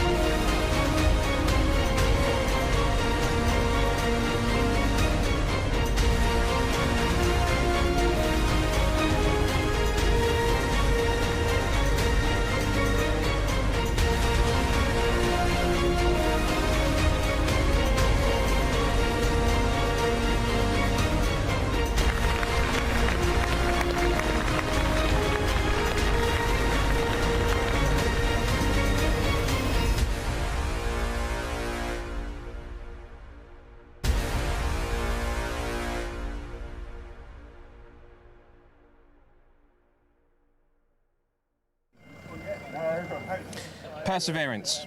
The dictionary terms it as something which is you carry on in the face of adversity despite opposition and failure. That's a quality that not only people in the military need, but also those on the racetrack when going for victory. And of course, this weekend we combine both of those worlds to get things underway. Welcome to the Race of Remembrance 2024 here at Anglesey. Scott Woodwis, Rob Lewis, Paul Trussell, of course, on the mic as well, that you'll hear very shortly, as you would have heard earlier on in the Clubsport Trophy race. This is the big moment. The grid walk is starting, the cars are forming up onto the grid. 55 teams are ready to go for a three-part 12-hour race, all centred around, of course, this Remembrance weekend.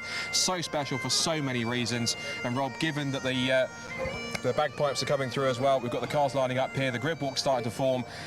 It's crunch time. This is something pretty special, and it's going to kick off in about roughly half an hour's time. Albeit we know why we're here. Race of Remembrance. We talk about the things behind it, giving back to our military, giving back to our veterans, raising brilliant amounts of money for Mission Motorsport.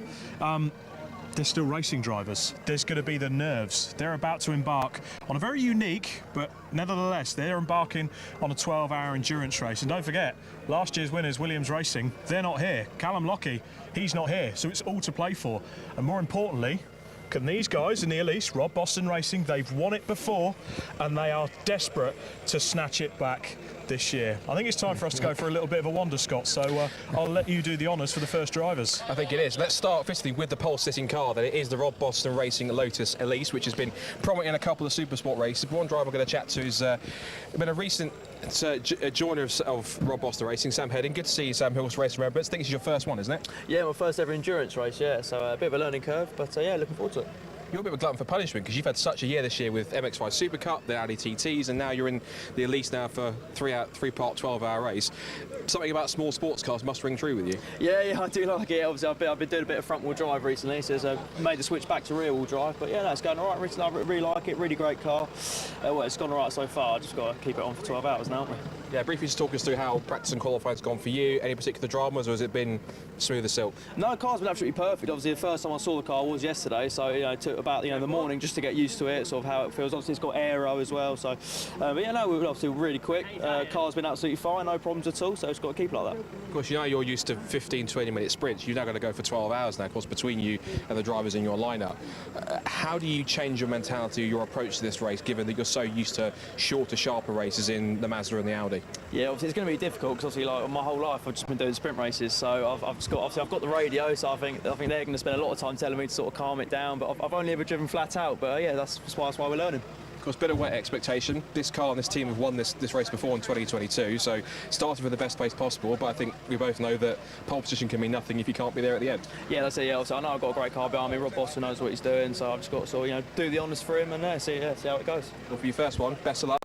Fingers crossed how you get on. Let's cross the other side of the grid because Rob's going to have a chat with our front row men, which is the RAF Motorsport BMW. Well, I've managed to grab probably the tallest man on the grid, actually. Chris Slater, BMW E36 M3. I must say we were slobbering over this car yesterday. It's a mean machine. 36 plus 10. 36 plus 10. It's a 46. It's an E46. E46. I'll get my words there in the end. But you're out in this car, front row, this weekend, and you guys are running on some special fuel. Not in this car. We've got 4 cars in this weekend. We've got this Audi TT behind us that's running on sustainable diesel. Got towed here using the same fuel, trucks full of fuel, the decanting from the truck into the car, and then it'll get towed back on sustainable as well. And then probably about 8 or 9 rows back we've got a 19, which is a Mazda MX-5 that's running on sustainable petrol, some stuff that we used last year in the Armed Forces Race Challenge, and then we're using it to do a sustainable petrol car as well.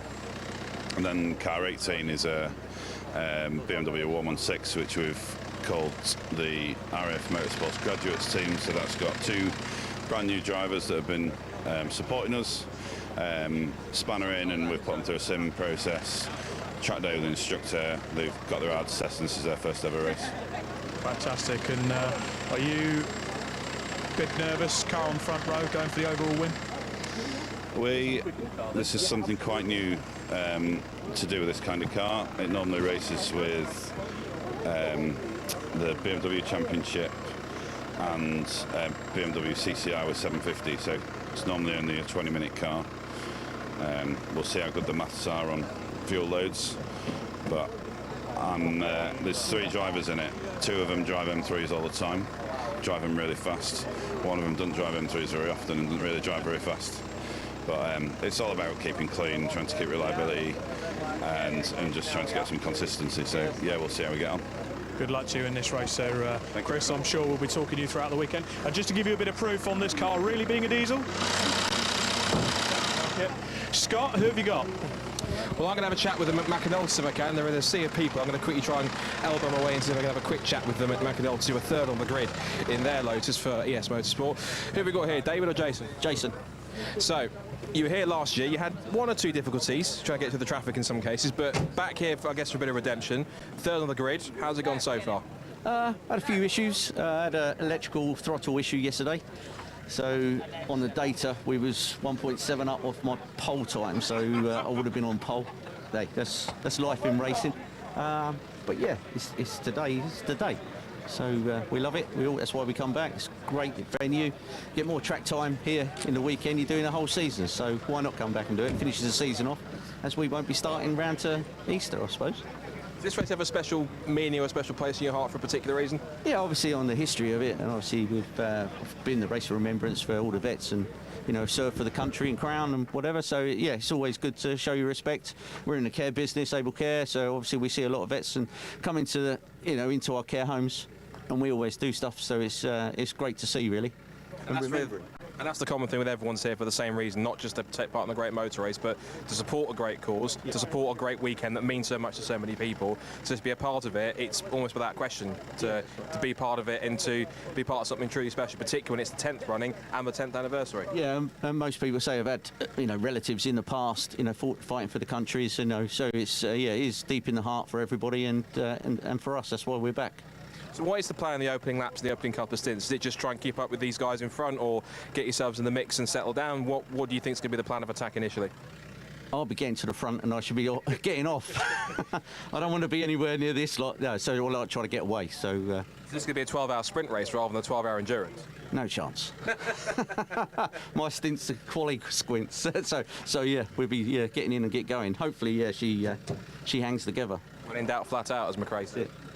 Good stuff. Right, well, best of luck. We'll see how you get on that. Thank you very much. Cheers, guys. Good stuff. Of course, next, of course, we've got the RAF Motorsport, the diesel-powered Audi TT. That started out as a car that raced in the VW Racing Cup previously. And behind them, we've got two very different teams in many cases. We've got two caterhams, one with a solo team here, with Don Henshaw in the mix. The Car 97 Leos team, and then just behind them, alongside them, is Breakdancer Racing. They have two entries here this year. I'll get my words out. This is their Caterham relay entry. 6 drivers between them. Those 6 drivers will also take to the number 8 Mazda MX-5. That car's been frequenting in the Supersport Endurance Cup throughout 2024. And it's the only Caterham relay team in the mix, so they are the only ones that are going to be going for that relay crown. If they can go to overall victory, we'll have to wait and see. Just behind us, another key team to watch out for is going to be with Rob, and that is the Clapham North MOT Mazda MX-5 with the man himself, George Grant, and Will Blackwell Chambers having a quick chat with Rob Lewis. Well, you walk into one Mazda driver and then you find them all. Will Blackwell Chambers, George Grant, definitely trouble on this grid, I must say. But George, you've given very kindly to the Race of Remembrance this year and you're backing the race. Well, it's a sort of natural thing from my point of view to do, because 10 years ago I started my racing career actually at the grand old age of 50 and 21. Yeah.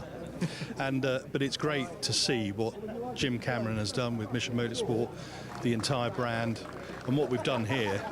I mean, what, 50 odd cars now, 55 cars or something like that. It's just a remarkable testament to what the guys at Mission Motorsport have done, and obviously the way in which we can remember, you know, our armed forces in this way. It's a very moving tribute, but it's also we're very competitive. Young Will and myself, very competitive. So we're starting, I think we're P7? P7, P1 in class. Yeah. So, yeah. So, Will, feisty MX-5 driver, you've raced in the MX-5 Super Cup and you're here taking in the endurance race with George this weekend. Eyes forward, right? Yeah, having to adjust my driving style slightly. We're probably a little bit harder on the car normally in the main series than we sort of are doing here, but no, it's something I've always wanted to do, but I've never had the budget to do.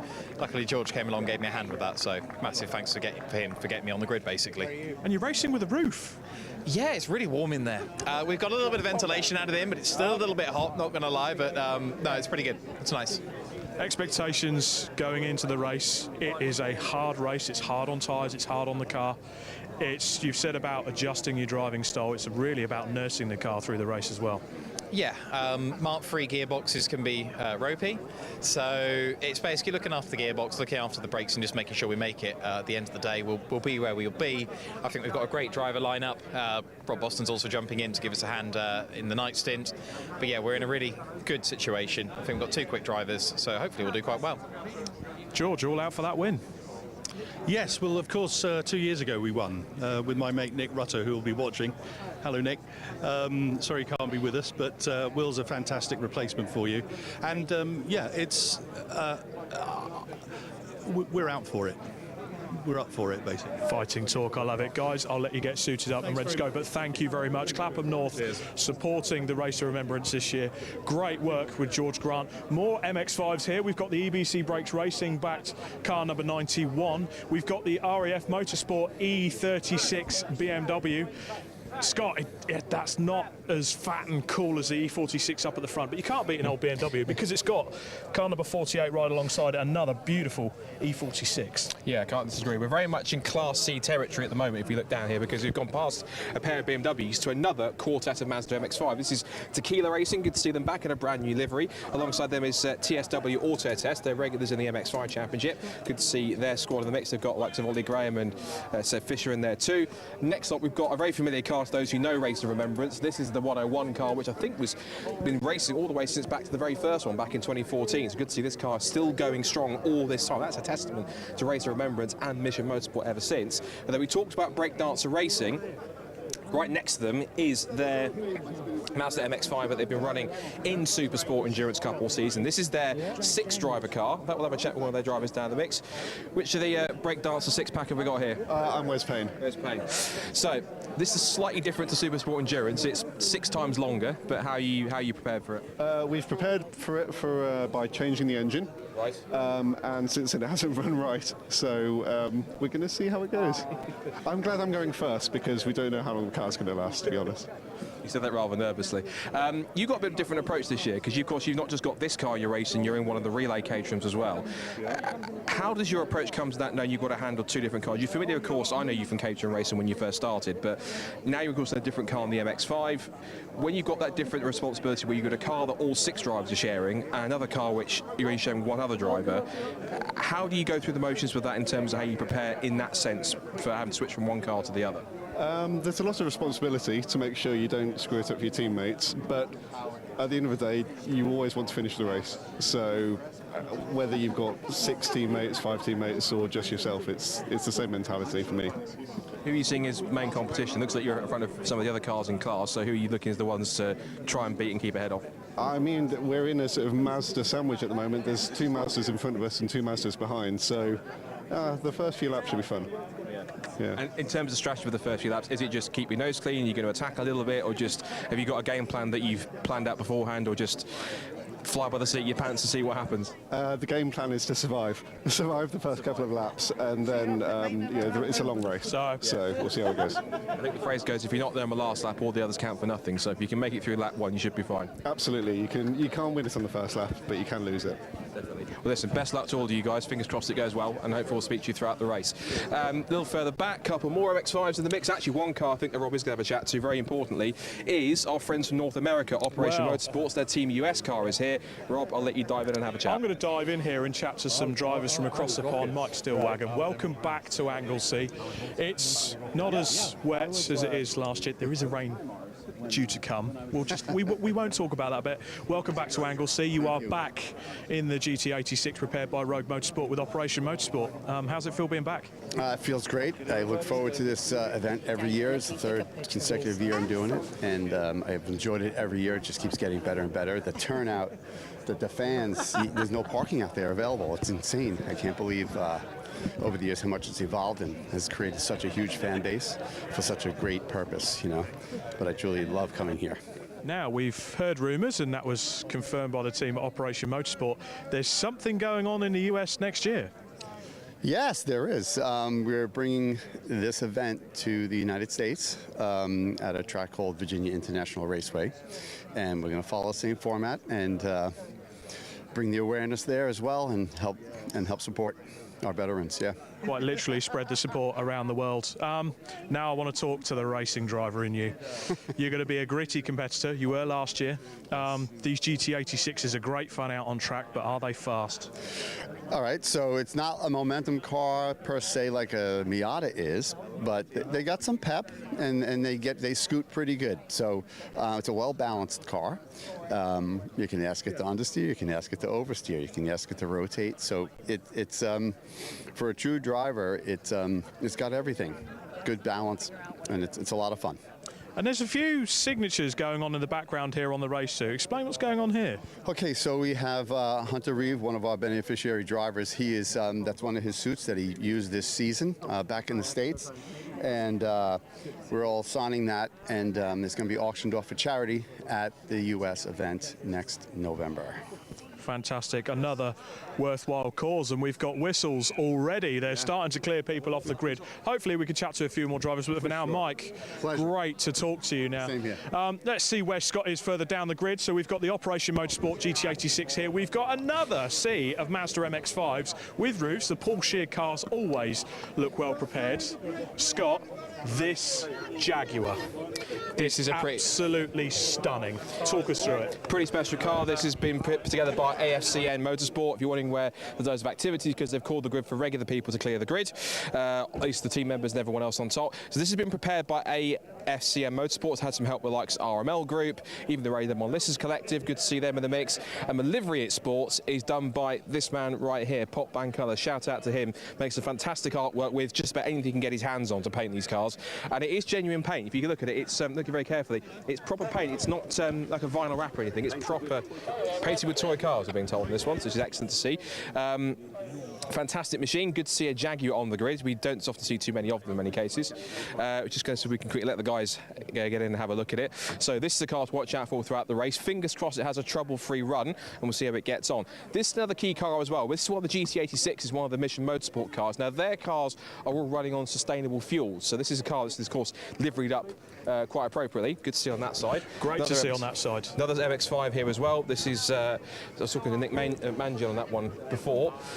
We've got the track's got the minis here as well. We've got the second of the Operation Motorsport cars, the Canadian team car, which is a bit further back here also. And it's really, as we're getting close to race time, more a case of just walking backwards and finding more cars and more teams that we can just keep running through and have a look at. We've got the NJM Motorsport are back in Kermit. It's great to see that Fiesta back on the grid.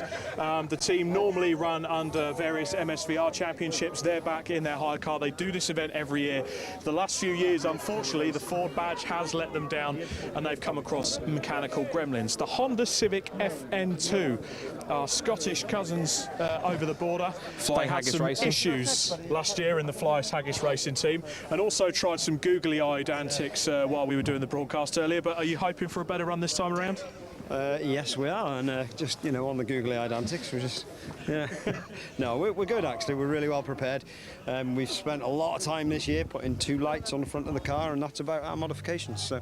Fantastic. Well, great to see you guys back on the grid. Let's just see if we can run down. We've got BMW 116 trophy cars aplenty, and of course Citroen C1s as well, Scott. I can't forget the troop from there. But there's one car I do want to see before we possibly get kicked off the grid shortly, and it's this machine. We had Citroen C1s and all sorts.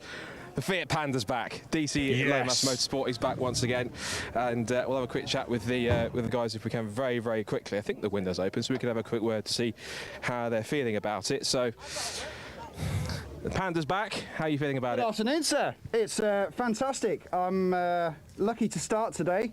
It's been a little while since I've started a full race, and I'm looking forward to getting in amongst it. It seems like we've qualified quite well.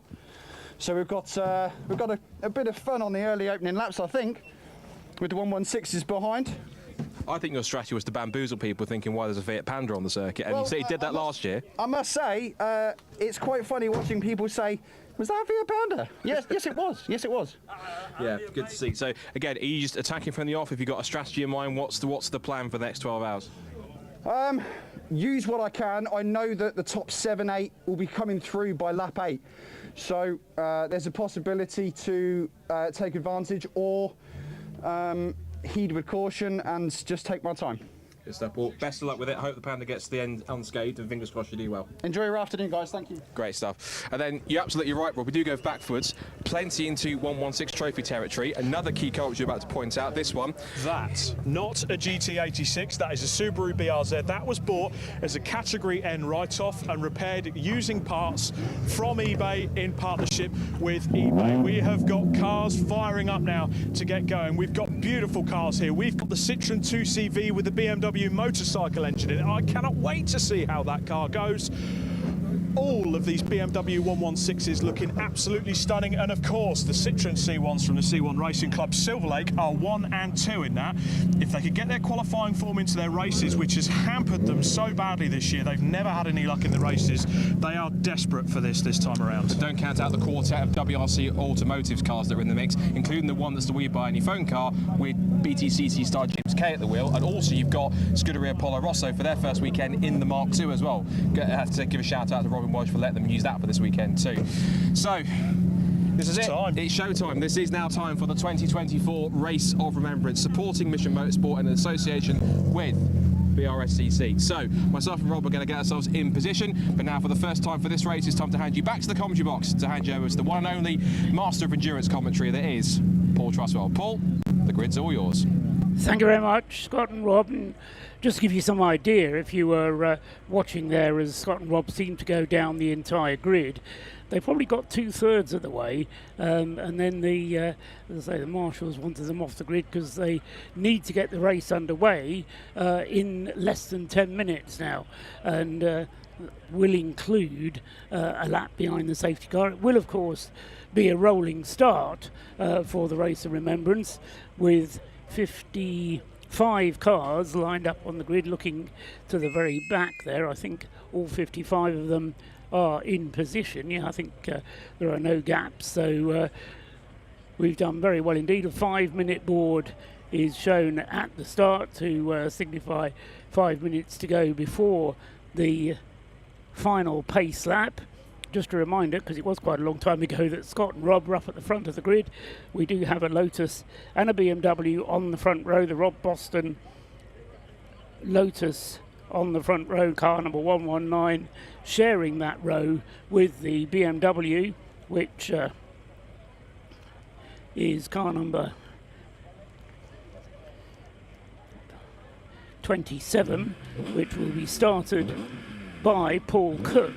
In the Rob Boston car, number 119, we've got Sam Heading. We heard from him. Paul Cook, as I say, will be starting in the BMW alongside, and then immediately behind is the 117 Lotus Elise, which will be in the hands of Jason McInulty on the inside of the second row of the grid there.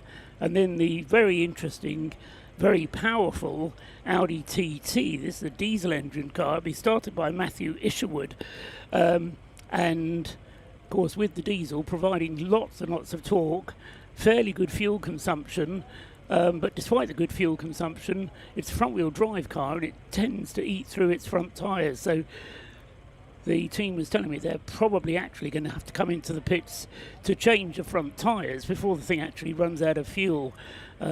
6 mandatory pit stops are demanded by the regulations over the course of the 12 hours.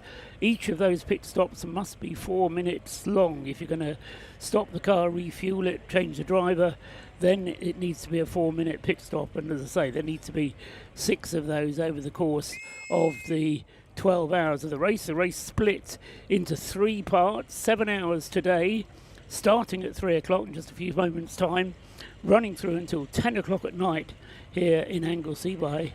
In fact, it'll be going dark in about 2 hours, I reckon, and then running through until 10 o'clock tonight, then starting again tomorrow morning at 9 o'clock. And just to make the point, there are no part firmware regulations overnight, so the cars can be worked on overnight, and that probably means that they'll certainly be putting new brakes on the cars, certainly filling them up with fuel, putting new tyres on. So in many cases, you'll be getting a totally new car coming out on Sunday morning, 9 o'clock. They'll race for an hour and a half, and then we will pause at 10:30, ready for the remembrance service. After the remembrance service, we'll get going again about 11:30, and then run through till 3 o'clock to complete the full 12 hours of the race. So although it is 12 hours, it is split into 3 portions. During the remembrance service, it is part fermé, so there is going to be work being done on the cars overnight, but not in the interval on Sunday. The final results of the race are then calculated as an aggregate of those first 2 parts, and then the third part is added onto that. So it will be a little bit complicated to follow, but I'm sure we'll manage it between us. So that's the first 2 rows of the grid then. Lotus Elise sharing with BMW on the front row, Sam Heading in the Lotus Elise and Paul Cook in the BMW. The second row, Jason McInulty in the Lotus, and then Matthew Isherwood in the Audi TT alongside. And then on the third row of the grid, we've got the Breakdancer Racing relay team with the number 77 car there being started by Darryl Cresswell, and alongside him is the other Caterham, but this one running as part of the Heroes Trophy, which is to say one car rather than a relay car, the Leos racing car, number 97, and that will be started by Steve McCulley in one of the very few cars, along with Jason McAnulty, that started with just two drivers, Steve McCulley sharing with Don Henshaw on the third row of the grid. Then the fourth row of the grid is where we see the first two Class D cars, beg your pardon, Class C cars, which, I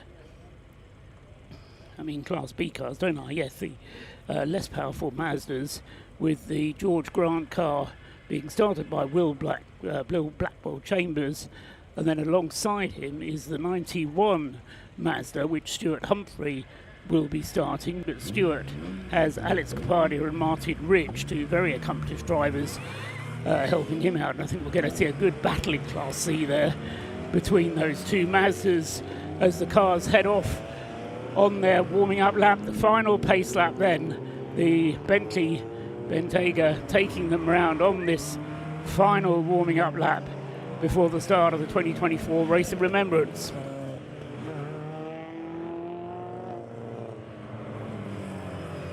Making a great sight there as they come around then behind the Bentley.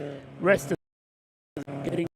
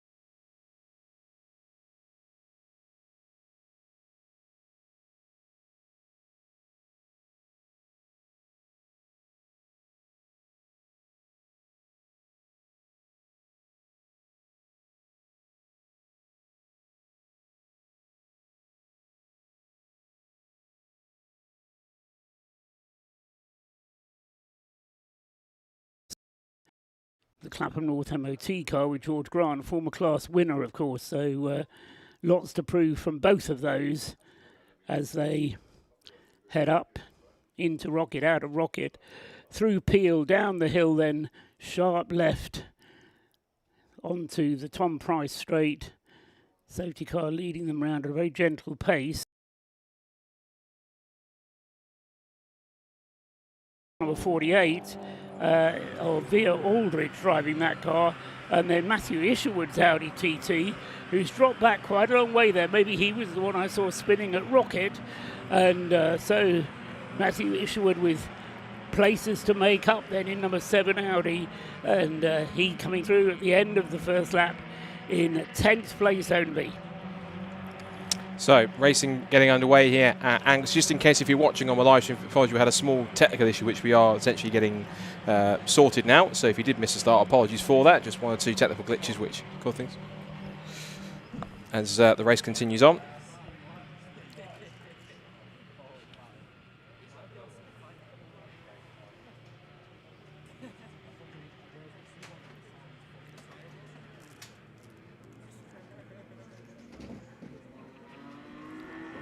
So there goes, completing now 2 laps.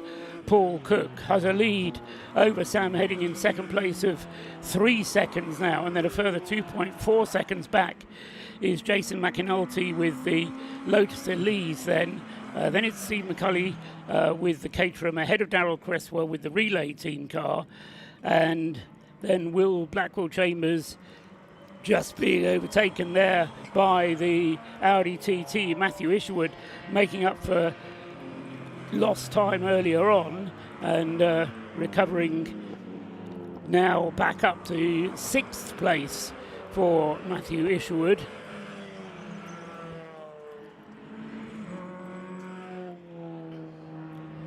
as the rest of the field go through.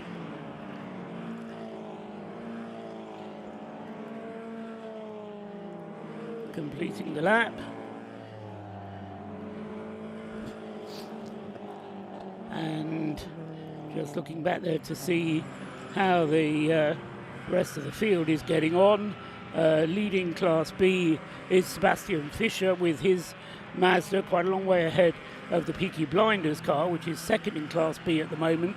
Leading the way as far as the BMW class is concerned are the two Anthony Seddon racing cars. Mac Priestwood leading the way in the BMW class from Sam Yates in the other BMW.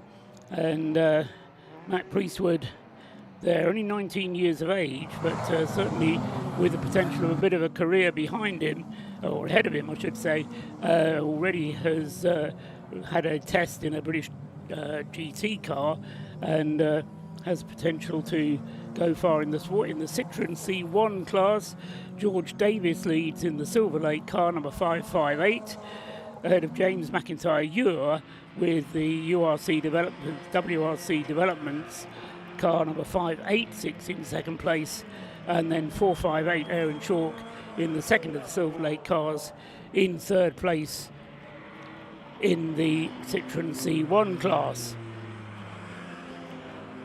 Back across the line for the third time already on the fourth lap up at Rocket is the race leader, and it's still Paul Cook continuing to open up the gap between himself and Sam Heading in the Rob Boston Lotus Elise. Crossing the line there is the 555 Subaru BRZ, which Rob Lewis was talking about down on the grid. That car with some support from Subaru as well, and as Rob said, the car built up from a insurance write-off into a race car. So the race leader now fighting his way through the traffic, going past the Citroën C1s. Paul Cook completes 4 laps across the line, and the Lotus of Sam Heading also fighting his way through the Citroën C1s, goes through in second place. There's Jason McAnulty crossing the line, now third. Then fourth and fifth, the two Caterhams, with Steve McCulley still ahead of Darrell Cresswell in the battle of the Caterhams. Remember, the relay car not eligible for points, or not eligible for the race result as far as the Heroes Trophy is concerned. Then Matthew Isherwood recovering from his moment on the opening lap in sixth place. And then it's Veer Aldridge with the Patron Racing BMW ahead of Sebastian Fischer's Auto Test Mazda, and then Paul Wooding in the Tacona BMW E36. And then next up in 12th place is Operation Motorsports USA Toyota GT86 in the hands of Colin Garrett. Then it's James Cross, going very well indeed, in fact, in car number 101. This is the only car in the field, number 101, that has taken part in every single Race of Remembrance, and he's just put the car ahead of Colin Garrett with the Operation Motorsport USA car. So having a good run there in the 101 is James Cross. As I say, it's a bit of a veteran itself, that car, and took part in the very first Race of Remembrance back in 2014, and now having its 10th outing in the race.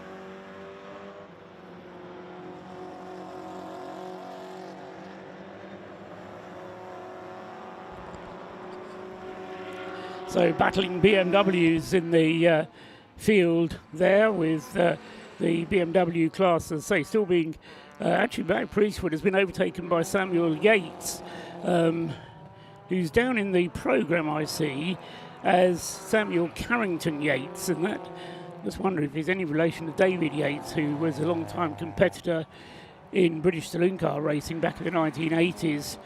Job perhaps for Scott or Rob to find out when they're down there to talk to Samuel Yates and find out if he is any relation.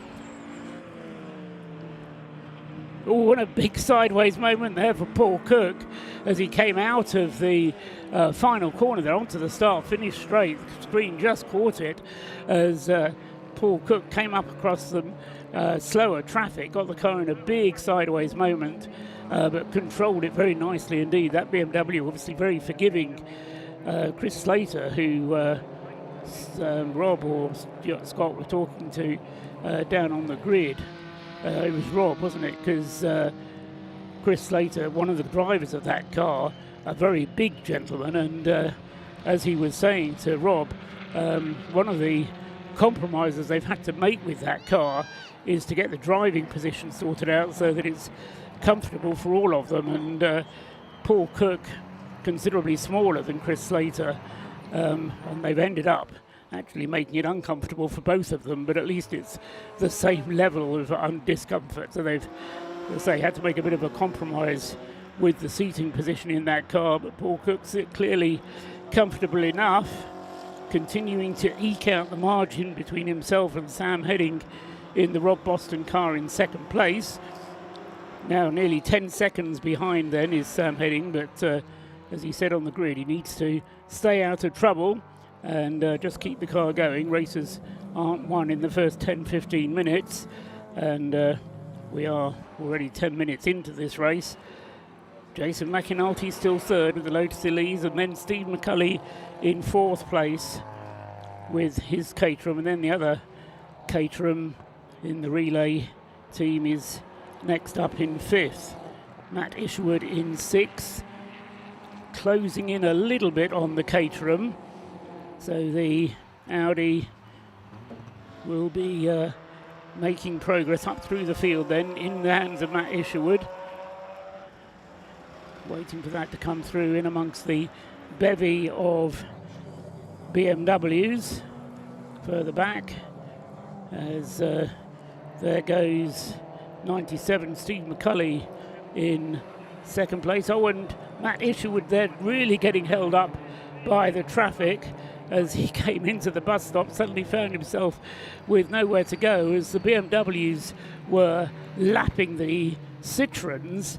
That's where the Audi suddenly came up on the scene, and all of a sudden all the power in the world did him no good whatsoever, but meant that Matthew Isherwood's progress was slowed just for a little bit on that lap, and he wasn't able to close the gap on Darrell Cresswell in the Caterham.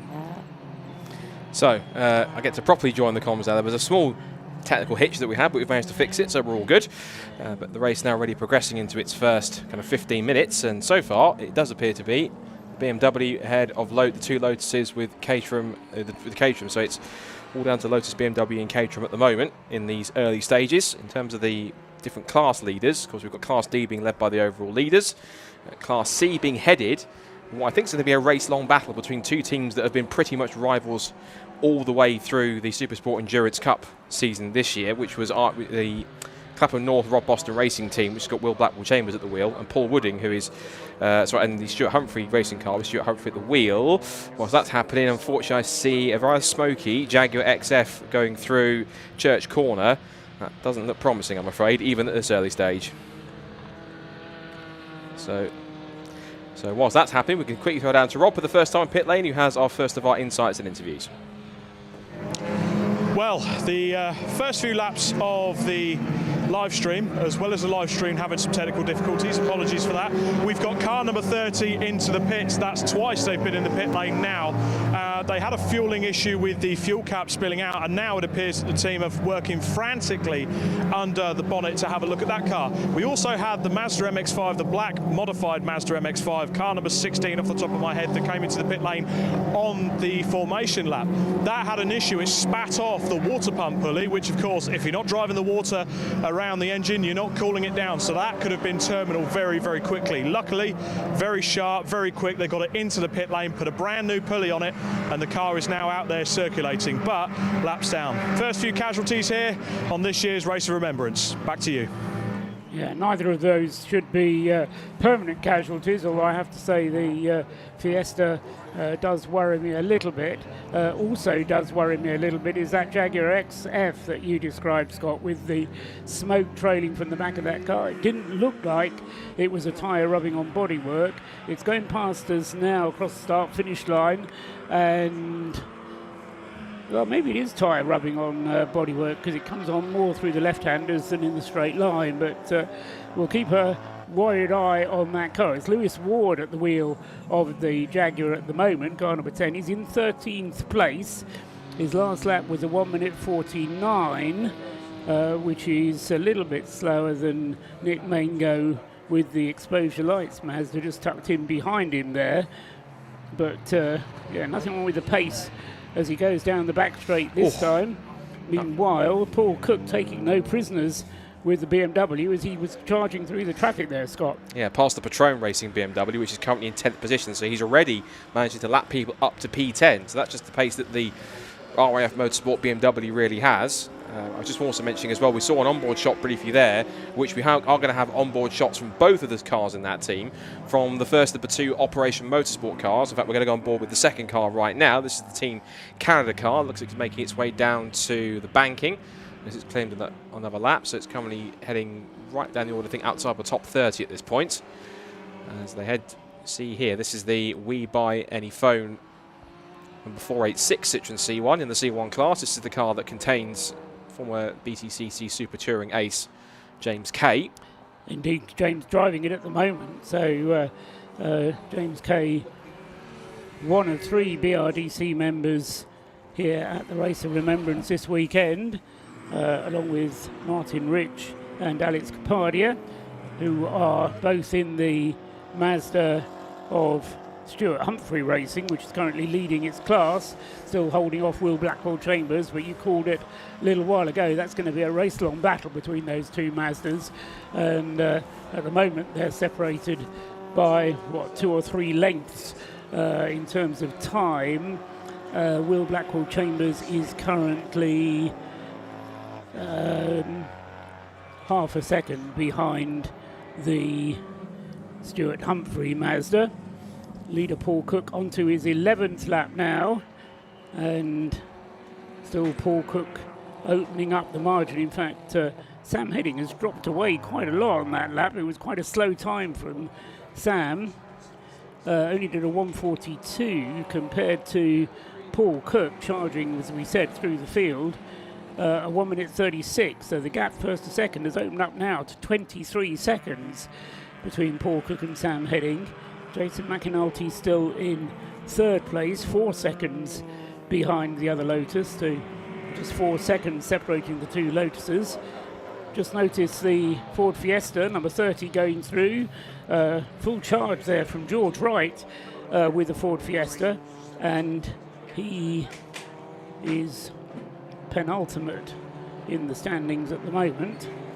And there's the Fiesta, which Rob saw was just in the pit lane, and given the smoke that's coming out the back, it might be destined for the pit lane again rather shortly. Yeah, it was quick. George Wright just said going through a moment ago.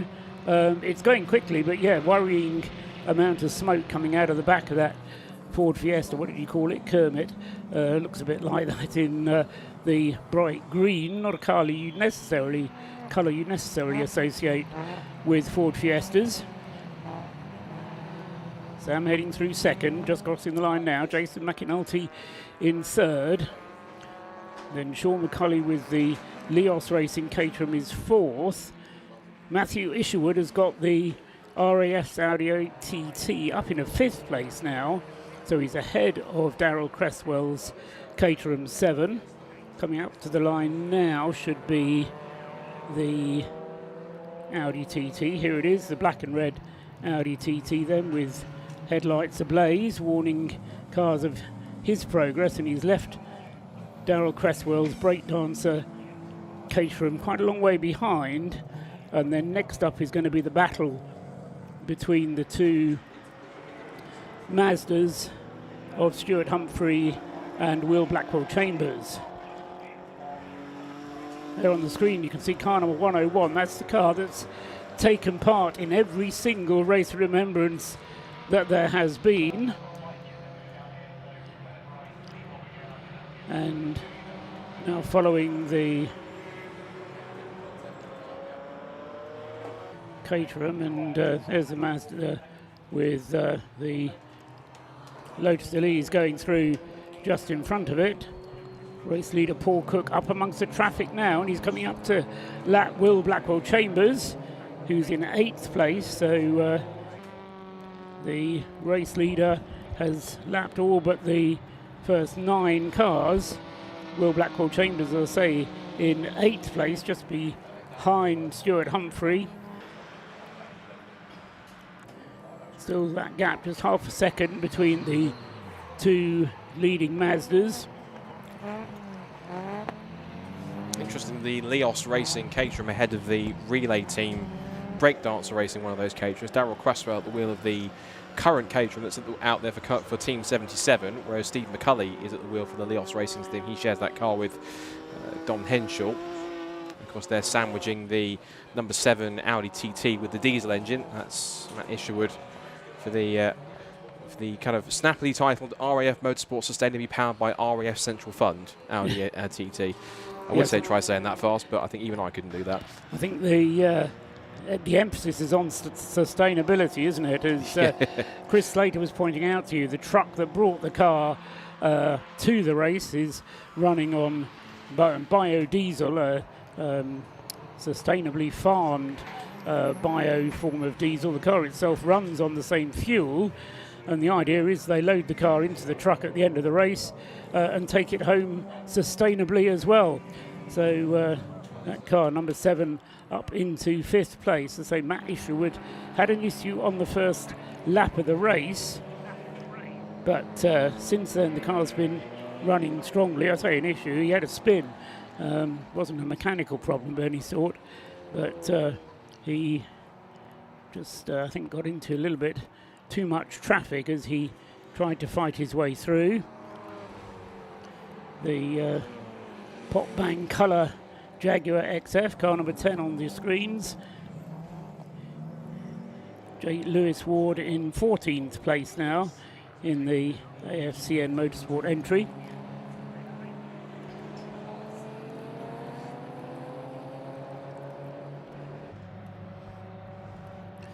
And there's Sam Heading in the Rob Boston Lotus Elise, heading down the back straight at the moment, coming through School and going up towards Rocket.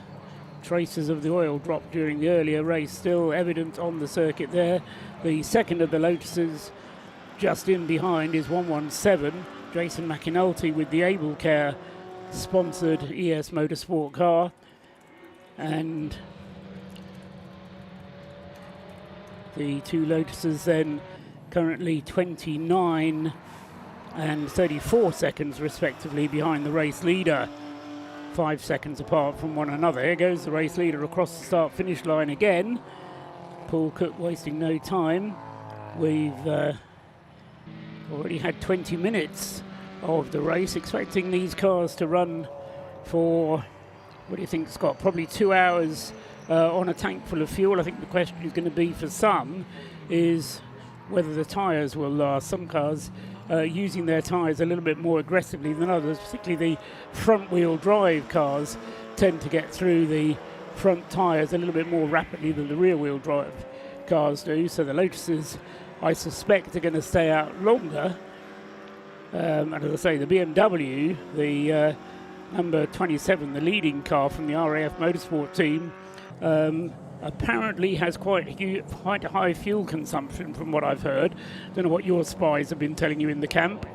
not 100% sure myself, but I think logic dictates that. I was about to say there, the Jason McAnulty Lotus got caught up in the traffic there, trying to chase after the Rob Boston Racing Lotus with Sam Heading at the wheel. But yeah, in terms of the cars that I think will probably, I think it is a big case of which one gives out first, the fuel tank or the tyres. And you're absolutely right with the front-wheel drive cars, particularly the cars like the Lotus and the Caterhams. They've notoriously been better at fuel because they're lighter cars, therefore they don't have to put so much burden on the engines. They can go a bit longer and they'll be a bit more better with fuel management as a result. The front-wheel drive cars are going to obviously struggle with their tyres. The rear-wheel drive ones obviously are going to be putting plenty of power through the rear wheels, so that means that ultimately there could be different wear rates on different ends of the car. But it will wait and see. This is the fun of endurance racing, as you well know, of course, for years and years, is that literally there's so many unpredictable elements that could come into this that it's all about who can get the numbers right, who can run the strategy as best as possible, and ultimately with endurance racing more than anything, who can just keep their nose clean and stay out of trouble, because sometimes it is the cars that do that make the best progress, because you can be the fastest car on track, but if you get caught up in incidents or have reliability problems, I think as the great Alan Moffat once said, if you're not there on the last lap, all the others count for absolutely nothing. Indeed. And sorry, the 1 second. yeah. So two of the Citroen C1s that, as we said that, almost got into each other. That was 306 and 408, I think it was. 408 was certainly involved, and that was George Smith in one of the WRC Developments cars. And 363, I think it was. Yeah, 363 being William Bell in the Radiation Racing Citroen C1. Yeah. So I think we may end up being guilty of overlooking some of the Citroen racing, but in its own right, it's just as intense. And of course, Citroen C1s have their own endurance races during the course of the season. They do. As into the pits, we see there the number 15 Exposure Lights Mazda. Running in Class C rather than Class B as was originally scheduled, and that's Nick Mango who's brought the car into the pits. It was running fairly well up earlier on, but now, as I say, losing time in the pits. And as that's happening, the leader, so the second place car continues on. Sam Heading, who, as we spoke to on the grid, is much more used to sprint racing. In fact, usually his races are well over by now. In fact, he would have done the amount of racing he's done now. It was equivalent to 2 15-minute races he would have done in the Audi TTs. But he started off being someone who was quite prominent in the Mazda MX-5 Super Cup, then switched early on to the new Audi TT Cup Racing Championship, continued with Rob Boston Racing, and then now, of course, tackling with Rob Boston in a car that he has a lot of responsibility to keep clean and keep on the road, because, of course, it is the race-winning car from 2022, so it's certainly one to look for. While that car continues on in the lead, we're going to head back down to Rob in the pit lane, who I believe is going to try and find out the route of why the Exposure Lights MX-5 is in the pit lane. So, Rob, down to you. Team frantically jacking this car up. They've got it on all four stands. Car number 15 came in and down the pit lane with a very heavy clutch smell, and the team is saying they're struggling to get it into third gear. The team are getting the tools ready. It looks like they're potentially going for a gearbox change on this car, but already the car is up on stands. You've got team members underneath to get the gearbox out. This is a rear wheel drive car. You've got a diff at the back, you'll have a prop shaft of some sort or a Torx tube, and then a gearbox connected to the engine at the front. This is not going to be an easy gearbox change, but as you can see, the team are working frantically underneath to change the gearbox on this car so early in the race. Gutting for them. Let's have a watch and see if they can get it back out. Well, you said earlier on, never give up, never say die, and that is one of the rules of endurance racing, but exactly not what the team will have wanted this early in the race. As Scott was just saying, we've had just not even half an hour of the race yet, and today is the biggest chunk of the race, and today is when the pattern for what will happen tomorrow will be set, although you were referring to it a moment ago, Scott. The nature of endurance racing is the pattern over a long period, and really this first half hour in many ways doesn't tell us anything, because, as I say, the car that's leading the way now by 34 seconds, Paul Cook's BMW, we understand possibly is going to require more fuel stops than is required by the regulations. The regulations require 6 fuel stops to be made by each car at a minimum. That BMW is going to need 7, we think, depending on how much of the race gets run behind the safety car, because obviously during the safety car periods they can run at a slower pace and save fuel, but otherwise it does look like that car will need more fuel stops than the regulations actually demand. So although it's leading the way now and pulling away, it's going to need that space at the front in order to, or that margin at the front, in order to potentially cope with more fuel stops, more time spent in the pits.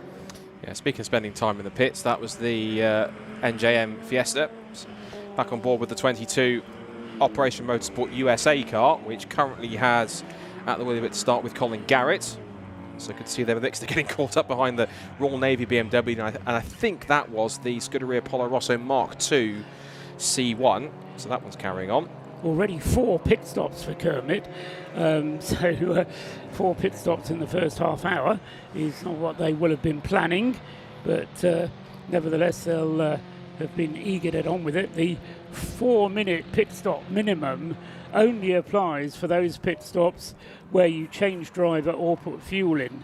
If you do other things to the car other than those two, then you don't have to submit to the 4-minute minimum. Say otherwise, it has to be a 4-minute pit stop. So those are the way the rules work. Sam Heading crosses the line, completing his 18th lap, 32 seconds behind the race leader. And in fact, that time around, Sam Heading was a little bit quicker on his lap time than Paul Cook was. So that's the first time that the gap has actually come down first to second that I've noticed. And whilst that's going on, I've just noticed on screen here, you know that battle was saying we're going to be race long between Stuart Humphries and Clapham North. It's kind of, as I said, basically what they've done is they've picked up where they left off from the final round of Supersport Endurance. I thought, you know, let's just carry on for the entire 12 hours. So this is now currently Stuart Humphrey being chased down by Will Blackwell Chambers, who hasn't driven that car before. He's driven a Clapham North MX-5 throughout the last couple of seasons, but not this car in particular, I think, prior to this weekend. It was a bit of a last-minute addition, but the 2022 Pro Class MX-5 Super Cup champion, who missed out on a chunk of the season after a rather nasty coming together at the season opener at Silverstone, but thankfully got himself recovered and was, I think, back out on track by Cadwell Park in August, so he managed to quickly recover himself and finish the season. So he's now joining, of course, the main man behind Clapham North, which is George Grant, and so he's now putting the pressure on Stuart Humphries, who won't have raced against Will before, but now is getting experience of what it's like going up against an actual MX-5 Super Cup champion. Yeah, Will Blackwell Chambers almost lost out there as they were lapped by Jason McAnulty.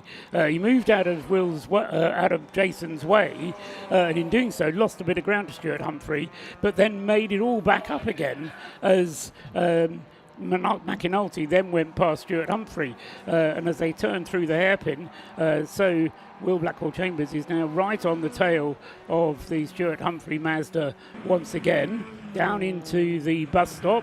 Not quite close enough to challenge. It may well be that Will Blackwell Chambers is being clever here. He's certainly got the experience.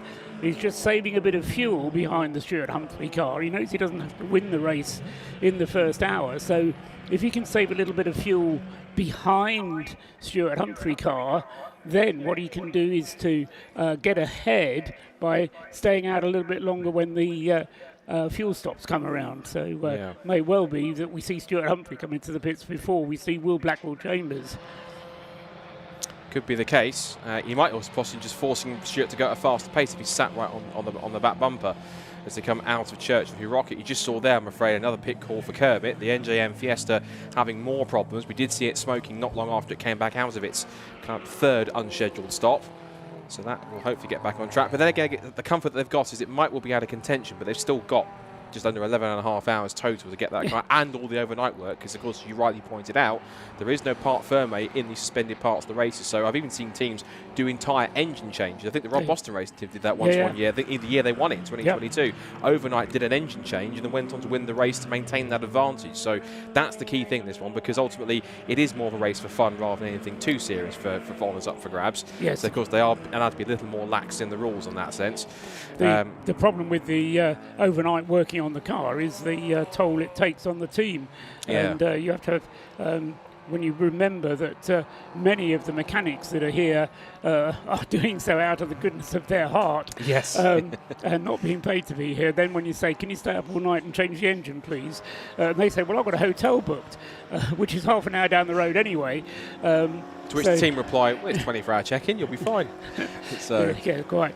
Anyway, the Race of Remembrance, as I say, brings its own challenges, but there's a number of things we should look out for, a number of stories that we'll be telling as well as the race progresses, and some of the personalities and stories behind those who are taking part in the race will bring you over the course of the race as it progresses. Should mention, quick check-in with the BMW class, the 116s. That's currently a 1-2 at the moment for Anthony Seddon Racing. Sam Carrington-Yates, who was a former BMW Compact Cup racer himself, is currently leading in car 21. Their teammates in car 34 are currently second. Then there's a couple of cars gap where you've got the RAF Motorsport sustainably powered by Infrastar Simon Froen, number 19 machine, and then the DC Lomas Racing Team Pandemonium Fiat Panda. And then you have the third of the BMWs, which is car 90, which is Yggdrasil, I'm going to say. Give a go at that, and that's Crichton at the wheel of that car in car 90. So that will be Tim Crichton who's showing that car with Rob Mallet and Freddie Tatham. Do you know about Yggdrasil? I don't, but enlighten me. Okay, so Yggdrasil is Norse mythology, Norwegian mythology. It's the tree at the centre of the universe, around which everything else goes. So if you know your Norse mythology, look it up on Google. I do now. I did. That was before I came here. But it's based on that. I thought it was initially something Welsh when I got here, but it's all based on the Norse mythology, and Yggdrasil is the tree at the centre of the world around which everything else revolves. Also, to what's talking about BMWs, Mac Mackenzie Priestwood in the number 34 Anthony Seddon racing car, only 19 years of age. If you get a chance when you're down in the pits, talk to him, because he is a driver who has ambition, quite clearly, and quite where he might go, having cut his racing teeth in the BMW 116 class. It's a good place to start racing. But he's driven a British GT car already in a test, and has great hopes. And while on the subject of Anthony Seddon Racing, the other thing I'd like you to do, Scott, when you get down into the pit lane, is talk to Simon Yates as well, because there was a racing driver back in the 80s called David Yates, and I think he might be related. I remember he raced production saloon cars. Ford Sierra Sapphire, yeah, Cosworth, blue that's one. Right. I think it was white, but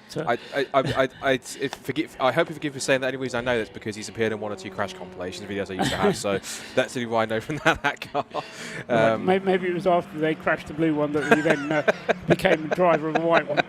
Anyway, Possibly. so whether he's related or not, I'm not sure, but there was also a Carrington in their name, which is why I think there might be a link back to him. So that's apropos of BMW, but certainly Anthony Seddon Racing has arrived in the Race of Remembrance very much as the team to beat, and is at the moment showing everyone else how to do it. First and second in the BMW class, ahead of the Yggdrasil car, which Tim Crichton is driving, car number 90.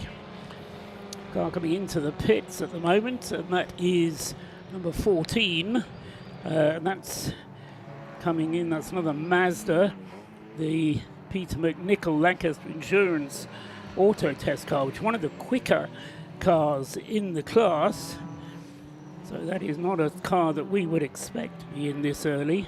No, that's the car which has got, including in that driver lineup, former MX5 champion and now successful MX5 team boss Brian Chandler. So sadly, if that car's having problems, that's a shame. Yeah, currently 33rd in the overall standings. So 38 minutes of the race nearly elapsed. 7 hours of racing here at Anglesey today. Paul Cook still leads the way. He's just completed 23 laps. He has a lead of a stabilised lead now, 34 seconds over Sam Heading's Rob Boston Lotus Elise, and then just 5 seconds separating the two Lotus Elises. Those two have pretty much stabilised their positions as well. waiting for Sam Heading to come through across the start-finish line. Here he is now. So this is actually possibly a scheduled stop because they are refueling number 14 MX-5, as you can see on screen. And Brian Chandler giving instructions on the refueling, which is in a slightly unconventional place. It's not a particular tank either side, it's in the boot, which you probably get for it. That's an impromptu makeshift spot to put a fuel tank. And again, the bigger the boot, the bigger the fuel tank you can put in the back and run for much longer. 25 litres in one of those tough jugs going in, and the pit stop, as we've been saying, mandatory 4 minutes. But if you're allowed to put 2 tanks of those 25 litres in, so you can put 50 litres in altogether, but actually getting a full 50 litres in and getting the driver then strapped in, because you have to do the refueling with the driver out of the car, and when that is all done, it does take quite a while and can very quickly get up to 4 minutes elapsed once you've done that. So they have to be a little bit sharpish on the pit stop. Whilst that's happening, just notice that the pace of the leaders has come down from where it was early on. The fastest lap of the race in context set by the race leader, the number 27 RAF Motorsport BMW with Paul Cook, and that fastest lap was a 1:36.231. He's now slowed the pace down into the 1 minute 40s, and he's matching just about the same pace as the 2 Lotuses behind, the Rob Boston Racing 119 and the Able Care ES Motorsport 117. They're doing sort of 1 minute 40.7.8, 1 minute 40.4 for the BMW. Whilst they continue to circulate, Robbie's back down in pit lane with another interview for us. So Rob, who do you have? Okay, you may know me when I broadcast on the C1 Racing. I talk about the intricacies of racing. I look at the geeky stuff. I love the geeky stuff. This race has cars with sustainable fuel in it, so I'm geeking out slightly. Now, Chris, we spoke about this on the grid. Tell me a bit more about how this fuel is working, the differences between this and fossil fuels. So I can't say much how it's working because I've not done any of the technical work, but these boys from Darksider we've partnered up with this weekend to test it. But the Air Force has been using this type of fuel, which is HVO, so fossil-free diesel, in some road vehicles. It's just coming to an end, and there was some fuel available that we could get hold of to take the information that the guys have used when they've tested it on a dyno to feed it into that report. So as we progress through getting towards the end of fossil fuels, and we have the information that we need to make the best decisions possible.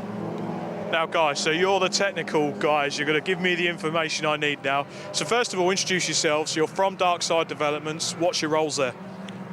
I'm a general mechanic, and then spare time I get a help him out in race workshop. But yeah, he's one who builds cars. And yourself, sir? Yeah, so I'm main race mechanic at Darkside. I'll do all cars and that. So build these ones that come today and run all the stuff for them.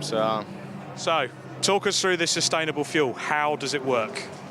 Honestly, it's the same as diesel. Like, there's pretty much no difference. It's got the thing that's the worst bit about it is it smells different. It smells like vinegar, so that's probably the worst thing. But actually, like burning wise and in the combustion chamber, it's pretty much the same. We had it on the dyno with cylinder pressure monitors, and obviously our dyno gives a graph at the end on torque and power and horsepower and stuff, and it was pretty much exactly the same as regular diesel would be.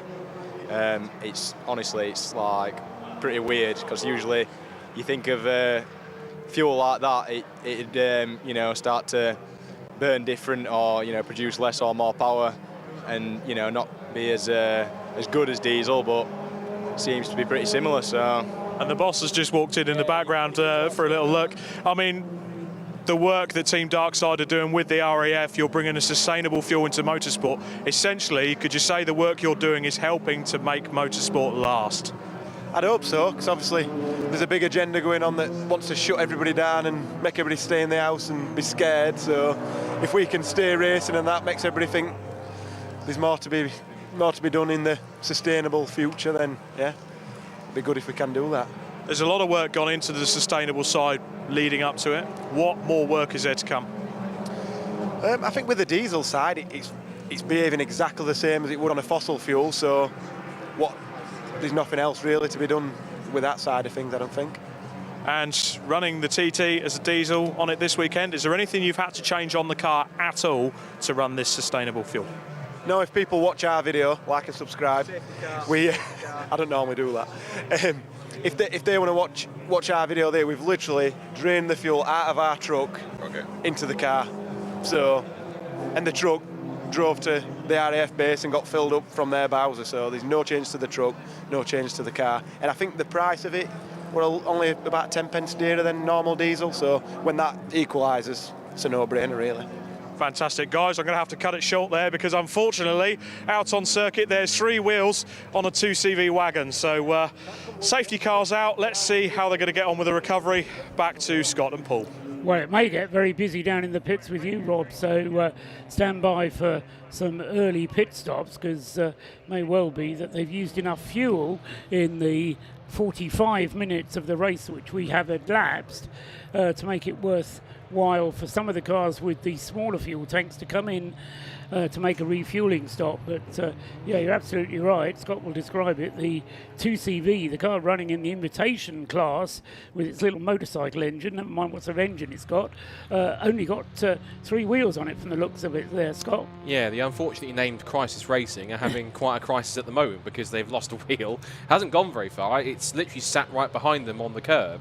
So it's just to the right-hand side of the shot there. But the Bentley Bentayga safety car will now head out on track, and quite fittingly, it has now just about picked up the race leader. So the number 27 BMW will basically form up the rest of the queue behind it.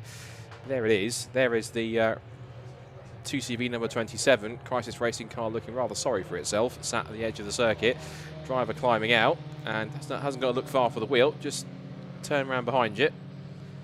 And has a look. That's what's missing. Right, oh, there it is. There's the wheel. Right, so he's realised where the wheel's gone.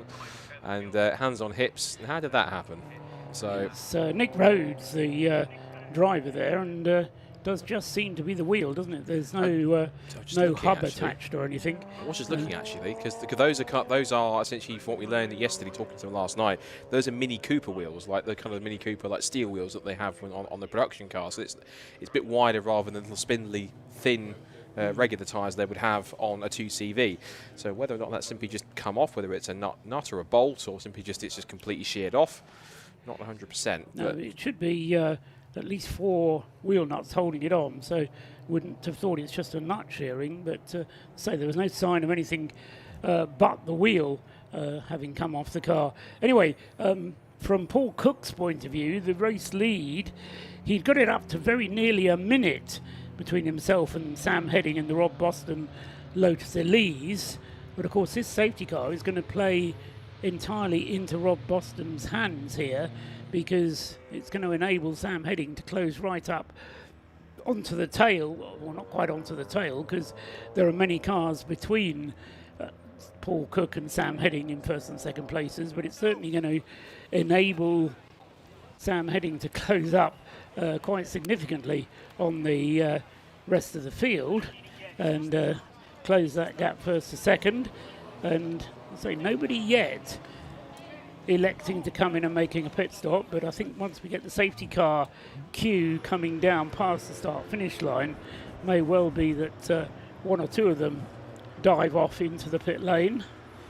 We've just seen actually Dominic Pearson bring the 555, the Mission Motorsport sponsored by eBay Subaru BRZ, but that was a category N write-off when it first started, when they bought it, and now of course it's pretty much been built up and supported by eBay, and just about almost all the parts that they've used to make that race car have been purchased or supplied by eBay, which is quite convenient.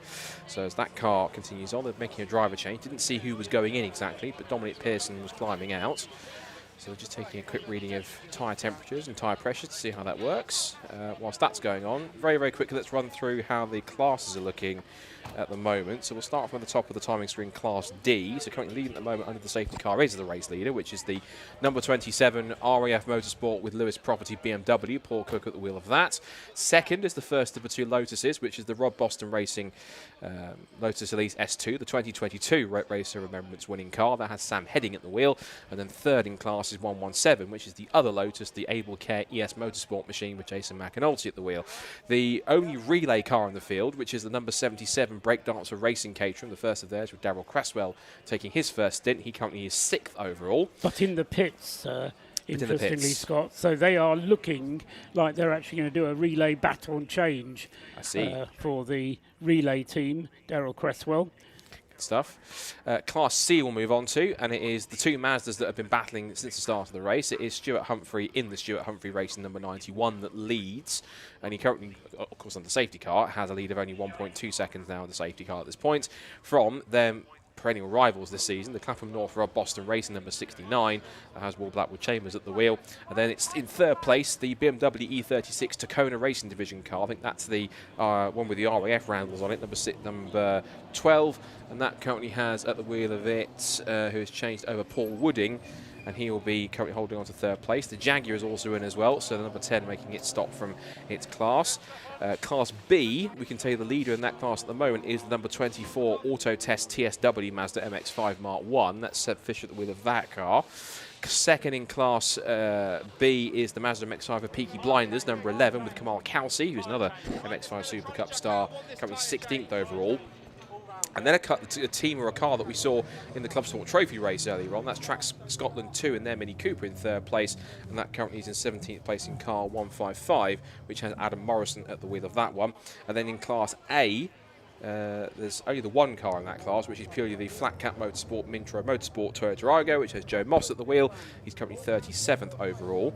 In the BMW class, it's still an Anthony Seddon Racing 1-2. Sam Carrington-Yates leads Mackenzie Priestwood, cars 21 and 34. And then third place is the Yggdrasil Tim Crichton number 90 machine in third place. In the Citroen C1 class as well for endurance, it's the last class we can really look at, which is the C1 Racing Club class. The leaders there is Silver Lake 2 with George Davis at the wheel, former Fiesta Junior racer. He currently has a lead over the first of the WRC developments with CB Auto Services cars, car 586. That's James McIntyre. And then it's the car 458 in third place, the second of the Silverline cars, 458, which has Aaron Chalk at the wheel, and they're currently holding station. And the last car we can really talk about, which Sandy we just saw on the back of the low loader, is the only invitation class car, and that was the Crisis at Tete Rouge car with Nick Rhodes. Was at the wheel, but now is minus a wheel on the back of a low loader, and that's where it stands at the moment as we come into 50 minutes past the first part of Race to Remembrance 2024. Thanks very much, Scott. Complete rundown there. Once the Citroen is recovered, the rules allow for that car to be returned to the pit lane, and depending on what caused the wheel to fall off, then they'll be able to get that car fixed and back on its way again. I think as far as they're concerned, as Scott said, there's no other cars running in the invitation class, so it really just is a matter for them of running for as many of the hours as they possibly can. So if they can get the car fixed, then will do so, and every reason that we'll see it out again before the end of the race, although in what position remains to be seen. When it came off, the car was running in, where was it?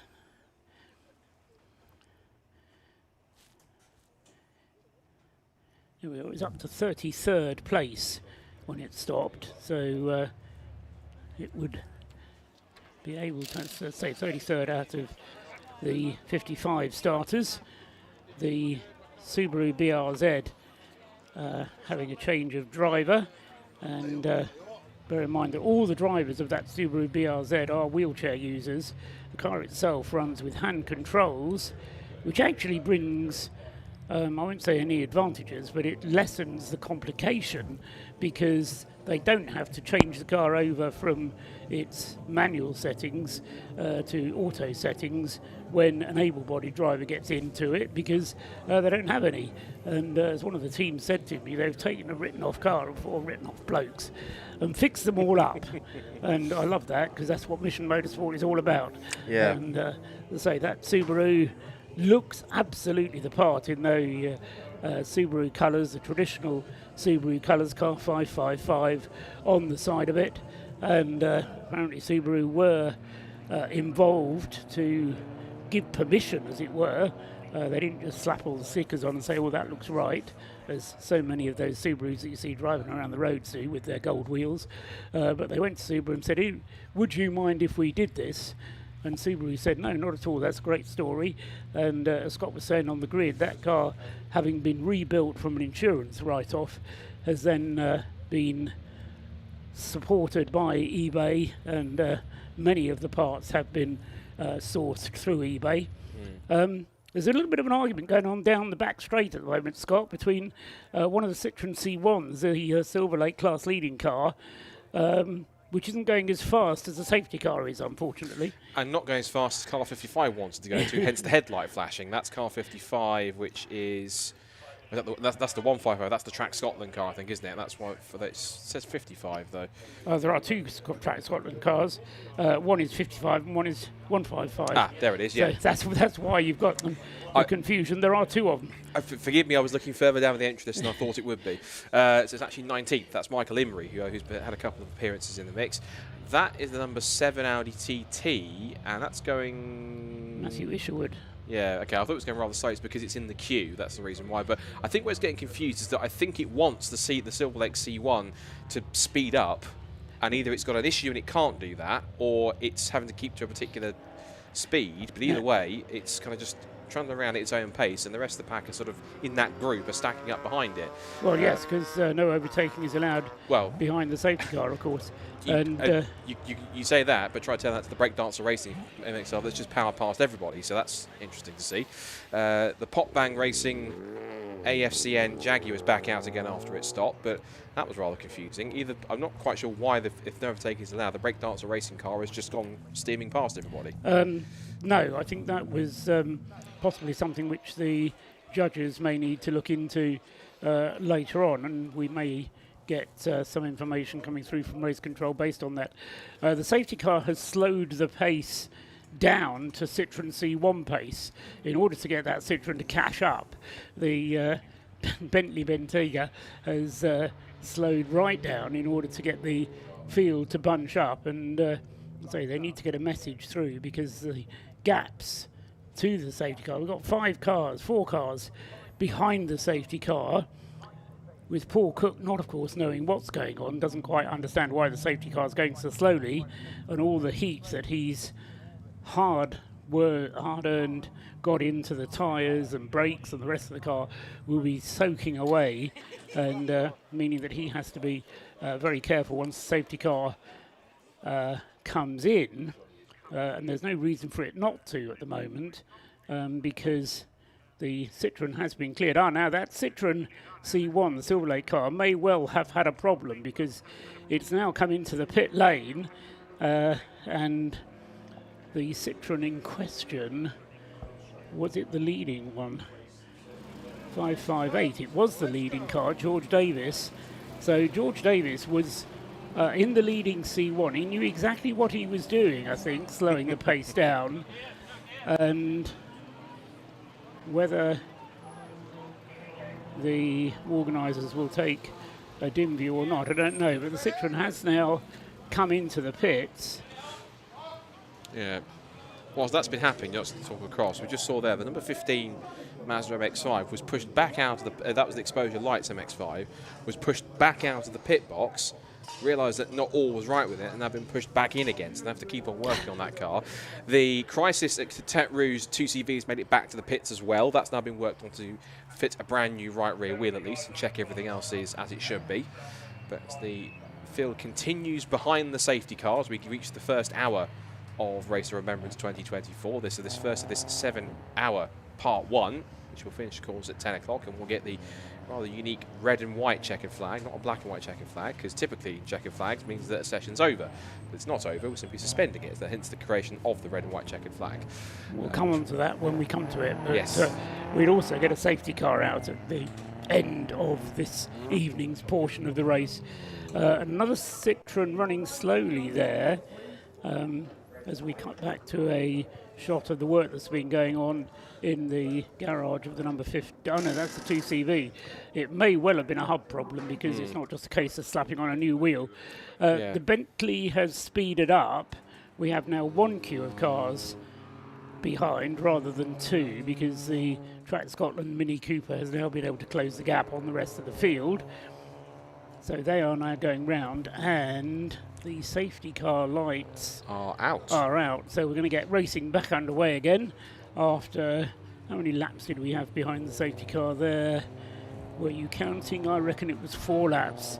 This was the 5th lap behind the safety car. So 5 laps running behind the safety car will have enabled Paul Cook to have saved a bit of fuel, which is something that the team will have been keen for him able to do. And having saved fuel, he then uses it all up, accelerating out of the last corner and across the start-finish line. But full speed once again then for Paul Cook. The gap between himself and Sam Heading in second place, who now crosses the line in second place, has come down to 15 seconds. So that's a reduction of 40 seconds that Sam Heading has gained from between himself and Paul Cook, the race leader. Jason McAnulty is now just 2 seconds behind Sam Heading. And then Steve McCulley in the number 97 Leos Racing Caterham is in 4th place, and he is just 16 seconds behind the Jason McAnulty Lotus Elise. Then Stuart Humphrey and Will Blackwell Chambers absolutely nose to tail as they cross the line at the end of their 30th lap. So 31 laps complete for the race leaders, 30 laps completed for the Class C Mazda MX-5s, and 29 laps completed for Sebastian Fischer with the Class B Mazda, the Mark 1, in 10th place overall, car number 24. So racing back underway then, under green flag conditions, and now we're getting to this real point of the race where already lap traffic is getting key, and I think that was getting close between the 2 Lotuses. There's been a change for second place then. The ES Motorsport Lotus catching the Rob Boston racing car under the traffic, and Sam Heading unable to really capitalise on it, and he gets outfoxed by Jason McAnulty, and 3 went on the exit of the corkscrew down the Tom Price straight. So the 2 Lotuses are still second and third, but they have now swapped positions. 117 ahead of 119. And we talked to Jason McAnulty. He's pretty much going as hard as he can from the word go, and he's certainly proving that as he gets into the pit straight and as he goes across the line. Second place is now confirmed on the timing street, and already he's ahead by about 1.5 seconds through this traffic. Exactly, and it's a big gap, isn't it? Because 2.4 seconds between second and third, and about 3 cars, I reckon, separating the purple Lotus from the blue one. So whether it was just that Sam Heading got himself a little bit caught up in the traffic, whether he didn't quite get the drop quite as quickly once the safety car had gone back. I mean, Sam will have had safety car restarts in sprint racing, but probably not after such a long interval. But he has lost quite a lot of ground though. But we go down to the pits to Rob Lewis. I've managed to grab the wonderful Matt from Operation Motorsport. You come every year with a smile on your face. You've got a great team together of both the North American and Canadian teams. Fantastic effort so far this weekend. How's it been for you? No, it's been really good. We've had a couple of good mechanical failures going into practice, but Rogue Motorsports, they've come in and helped us with it. But the guys have been just rolling up their sleeves and getting in there. It was pretty good. We're running a pretty good pace right now, overall. The yellow comes out. It's not really where we wanted it, but there'll be more. The admiring thing about it is you guys don't see these cars until the week before the race. Yeah, we communicate with Rogue on what we are looking for out of the race, what our goals are and our strategy plan is going into it. But no, we don't touch it at all. We don't see it until Wednesday, like 3 days before the race. And so it's quite the hype, and then we get back here and then you don't know what's been done, you don't know if it's been perfect or what, and then it's really interesting because then the guys just get to work on the wrenches. They get the car in the air and they're double checking everything, seeing what's new, seeing what's changed, and then out on to testing. And this, of course, is going to be the last year that Operation Motorsport comes to this particular race, because next year you guys are going to Virginia Raceway and you've got your own version of this race to do on the same weekend, right? Yeah, we're really excited to bring the Veterans Race of Remembrance down in Virginia International Raceway. You know, we've had some great partners. USAC's come on. We have, you know, we have racing with Mustang Challenge is going to come in here. You know, our drivers are spokespersons for what we do and what these guys are giving and how they're recovering and all the effort they put into their recovery and, you know, how well the program is working. And so to have good quality partners behind us, you know, like Michelin, it really helps us to come forward and put on a good race, and we're hoping that we're going to put on quite the spectacle. And you've got some hardcore racers in your cars as well. That helps. Yeah, we do. We kind of stack our drivers. We have a champion in Mustang Challenge. He came in second Mustang Challenge. We have a champion in TCR in Canada, and he came in third. So yeah, we brought some stout drivers, so we're hoping to still put a good run on everyone around here. Matt, we can't wait to see how you guys get on, but thank you very much. From me, just my sheer admiration to you and to Operation Motorsport. You guys are absolutely fantastic. Before we go, he mentioned Rogue Motorsport. I'm gonna dive bomb on the Rogue Motorsport team there. Incidentally, this man at the back there, it's his first ever race event he's been to. Is that from what I can understand? Your first ever race event? Big race event, yeah. And what an event you've chosen to come to. Do you like motorsport? Yeah. So you are going to absolutely love this, and you've enjoyed it so far? 100%, yeah. Operation Motorsport, they're a great team, aren't they? Yeah, great team. Fantastic. Patrick, you have been flat out getting these cars ready. We were chatting just before, getting them ready for the Operation Motorsport crew. Your role leading up to this event is so key for these guys, right? It's a very different event for us. I mean, normally we're here, we run the cars, run the team, run the event. Here we kind of turn up, we give them the cars, we give them the tools that they need, and then we have to try and hang back a little, and if they need our help, we'll get involved and help them out with it, but for the most part, they run the cars. Never been tempted to jump in behind the wheel and get another road car out for yourself? Yeah, we did think about it. We've got a third GT86 that we bought along last year as kind of pre-assembled spare parts. We started building it up again this year, and then we were getting close to the event. It's like, well, do we build it up as a car? Do we kind of leave it unassembled and just take it as a spare? And it's here as spare parts again. So maybe next year we'll build it up and we'll run 3. Fantastic. Well, Patrick, great to speak to you as Rogue Motorsport. They have been doing some fantastic work with Operation Motorsport. Who knows, maybe we'll see them head over to North America too and have 2 Rogue Motorsport setups for the Race of Remembrance. Who knows, I'll keep everyone in the dark about that. We've got some pit lane action going on up and down the pits at the moment. We have had the pop bang colour Jaguar in as well. I was having a look at the tyres. I can't quite bring them to you yet, but yeah, there's a little bit of tyre strategy going on out there, because don't forget, folks, Anglesey is tough and abrasive. This tarmac eats tyres. So we'll see how that plays as we get into the pit stops, but safety cars breed fast pit stops. It's going to be great to see how the strategies play out. For now, it's time to head back upstairs. Thanks very much, Rob Lewis down there. The complexion of this race has suddenly changed. You mentioned it first, Scott, because Jason McAnulty got himself ahead of Sam Heading. I was then concerned at Sam Heading's lap times, because he turned in a lap in the 147s, then a lap in the 146s, and now he's come into the pits. So the Rob Boston Racing Sam Heading car, which Sam said has been totally reliable up until this point, now in the pits with what I reckon is very much an unscheduled pit stop. I mean, they'll refuel the car while it's in, they'll make it a 4-minute pit stop, but that car has struck a problem of some sort. It'll take 2 slow laps after the safety car withdrew, and then a pit stop. The other complexion which changed is battling Class C, Scott. Yes. Because that has changed as well. Will Backnell-Chambers has got himself ahead of Stuart Humphrey. Yeah, so there's been a change there. Not only a change, but now a substantial increase in the gap, because when we saw them before, they were fairly close together earlier on. Now that when you noticed rightfully that there had been a change, the gap between them had grown out to not only change positions, but grown out to 8 seconds in Blackwell Chambers' favour.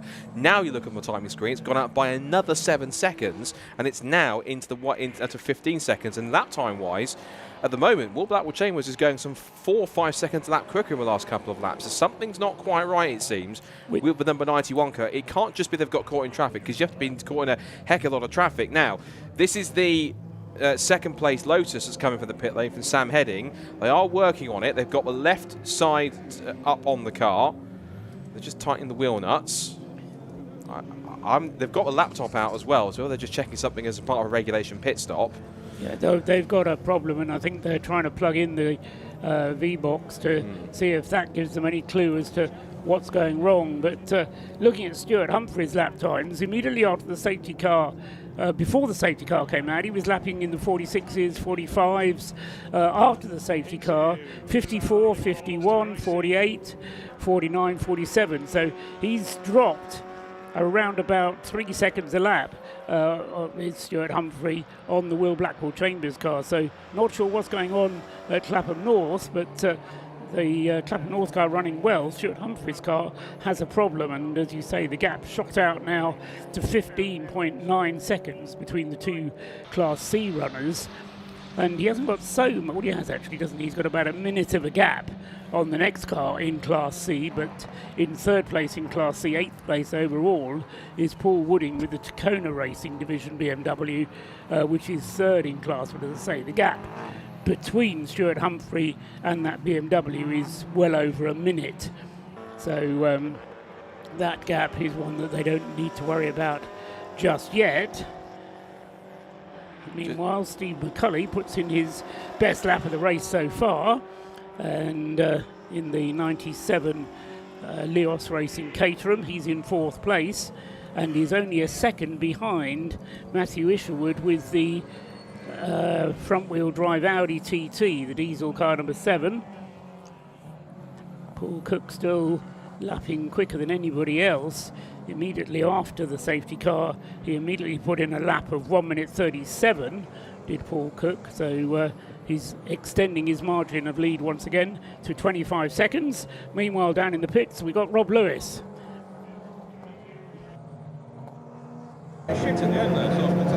Well, you know the work's getting serious when Rob Boston's got his beanie on, and I've got one of his star drivers here with me as well after, well, you look pretty tired. What was the issue there? Well, unfortunately, we've got a slow puncture on the rear right, so I've noticed it sort of 4 laps to go, but I thought I'll just stay out, but it's got worse and worse, so yeah, I had to come in the end. The pace dropped off a bit towards the end, but has it caused you significant damage, or can you make the time up? No, the car should be fine. We'll definitely make the time up. I don't think the car's damaged at all. We were comfortably sitting in P2 ahead of the other Lotus, but yeah, it just got worse and worse, so hopefully it'll be sorted now.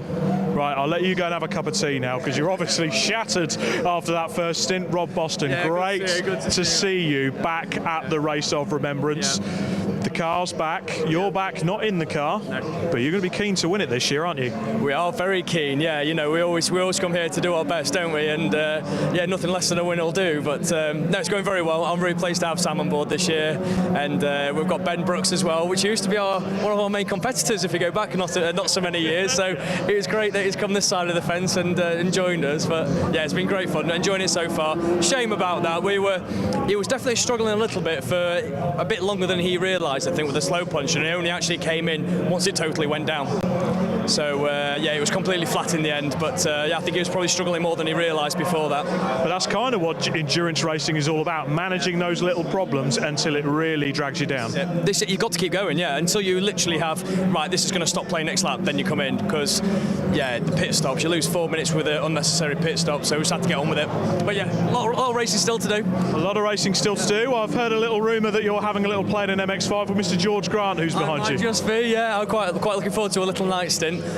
George and Will, obviously a two-driver team, and it just puts us in a sticky spot with pit stops when you can only do no more than 3 hours driving in a rolling 5 hours. And depending on pit stop times, it may put them in a situation where they go over their allocated or maximum driving time. So I'm just going in to do a middle stint, so it just takes that out of the equation. Fantastic. They'll be quick enough though, won't they? Yeah. Will's still having a great race. He's been within 2/10 of class leader the whole time, just chipping chipping away. So here we're having a lot of fun out there. Those Super Cup drivers aren't too bad, are they? No, he's having to just keep his powder dry for now and just go, this is a long race. So, but yeah, he's enjoying himself all the same. Fantastic. Hopefully, Rob, we will be chatting again tomorrow in the winner's circle there. Great to talk to the Rob Boston team. So, I did speak about tyre issues when we were up at the other end of the pit lane. And wouldn't you know, Lotus puncture. Are we going to have any more as the night draws to a close? There's a bit of a nip in the air as well. It's quite cold down here. So is that going to change the strategy? And is that going to change the tyre wear? Temperature can do quite a bit to a race car. But I'll leave that up to Paul and to Scott to ponder. The other thing we need to find out is what the fuel consumption is, because as Rob was saying, they put fuel into the car, but of course they'll now be going as long as they possibly can on the fuel that's available. Ben Brooks has taken the Rob Boston Lotus back out into the race, so giving Sam Heading a break. They've still got Peter Mansfield, who's also fairly useful, due to drive that car, the 119 Lotus, the blue one. The pit stop was 4 minutes and 9 seconds, so there was no time lost on that pit stop, other than the fact that it was probably a bit earlier than they would have wanted to have made it. But the rules call for 6 pit stops to be made over the course of the 12 hours. Well, you can work that one out. It's one every 2 hours. So to come in after just an hour is a little bit earlier than they would have wanted to. They're down in 11th place then, the Rob Boston car, and will be aiming to work their way up through the field. Ben Brooks already getting down to some reasonable lap times. 1 minute 43 was his last time around. Not as quick as the other Lotus is going. Jason McAnulty, not so much fuel aboard the other Lotus, of course. Jason McAnulty lapping in the 1 minute 40s and is just 28 seconds now behind Paul Cook's BMW, which is still charging on. In the lead of the race, having opened up the gap from 15 seconds when the safety car withdrew, up to 28 seconds now. Paul Cook going through, completing his 41st lap as I speak. There goes Will Blackwell-Chambers crossing the line, completing his 39th lap, so now 2 laps behind the race leader, but importantly for him, 18 seconds ahead of the Stuart Humphrey car. So Rob was saying how Will was just chipping away behind Stuart Humphrey. Well, he's taken the class lead now. So Will Blackwell-Chambers will certainly be enjoying his spell at the front of the race. The Clapham North MOT car prepared by Rob Boston Racing. So Rob Boston may have lost a lot of time early on with their Class D car, but as far as Class C is concerned, Will Blackwell-Chambers 20 seconds now clear of Stuart Humphrey, and then Paul Wooding with the BMW next up in Class C third, and in 7th place overall. The car that we saw, that Scott spotted overtaking everybody else while the safety car was out, certainly seemed to be somebody who just lost patience with that little Citroen and decided to charge down. Was the Breakdancer Racing Mazda, not the relay team of Caterans, but the Breakdancer Racing Mazda has now been given a 30-second stop-and-go penalty. It was 30 seconds, wasn't it? Yeah, it was, yeah. I was distracted slightly there for a second because the battle's been going on for a few laps here, which going back on board with the car, which we were following on board a little bit whilst you were running through the order, and that's number 22 Operation Motorsport USA car. That's been in the battle for quite a while. I'll come back to the Mazda in a second. That's been battling quite a while with the another one of the Toyota GT86s. There's also another stop-go penalty being given out to car 12, which you mentioned also too. So that's car 12, which is quite far down the order. In fact, actually, that is car 12. Where's that got to? Car 12. No, that's the 7th place car. Oh, 7th place car, yes. Paul Wooding, Tacoma Racing BMW. So, no, that is a significant one, and arguably more significant than the Wes Payne Breakdancer Racing car, which is in 24th place overall.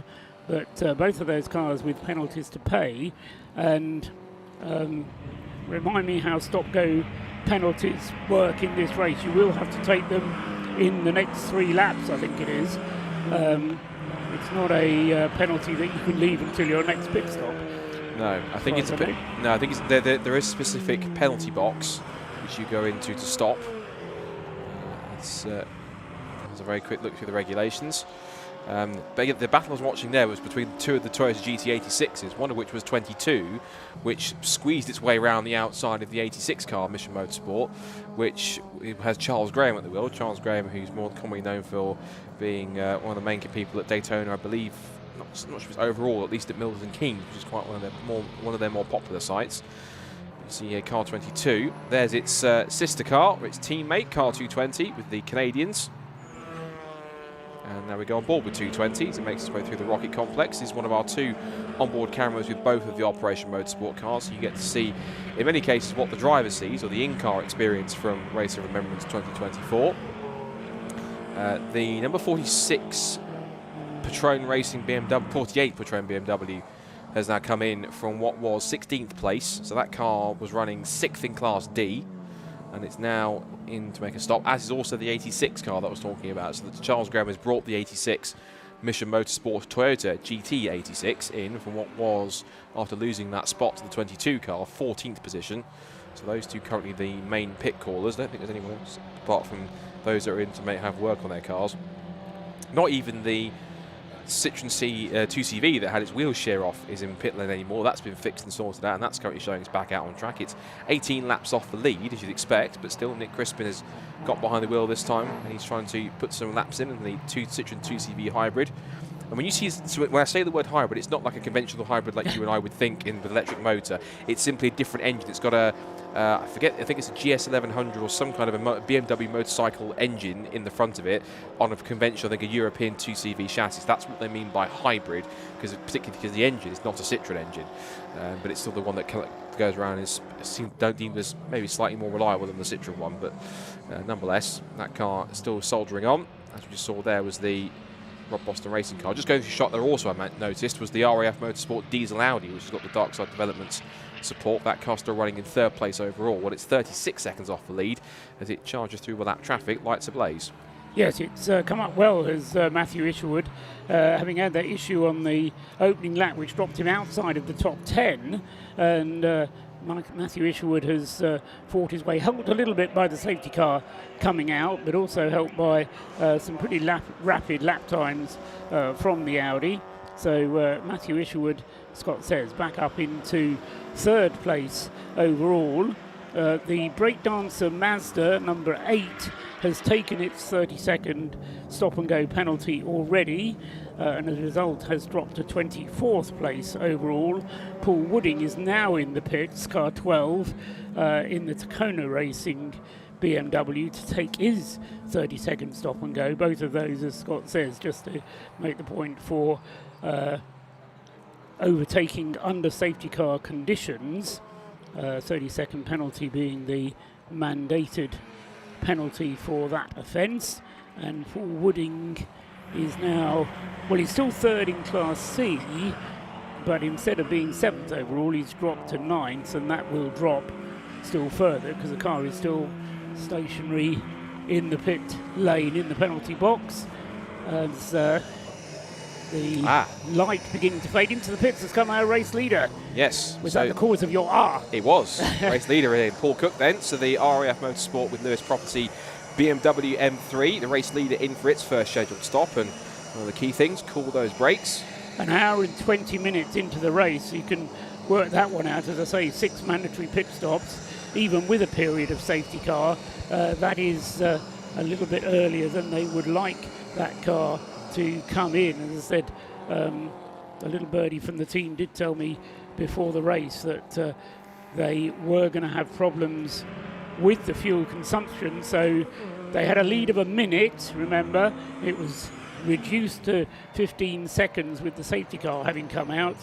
Then they got it up to over half a minute again, but now into the pits they go, and that elevates into the lead of the race. The AbleCare ES Motorsport Lotus Elise, the purple Lotus car 117, takes over the lead of the race as the light is beginning to fade here at Anglesey. The TV pictures are somewhat misleading, making it look like a nice bright day out there, but that's the magic of television. I can assure you that it's getting a little bit more dim out there as the Lotus Elise goes down the back straight, through School and up the hill towards Rocket.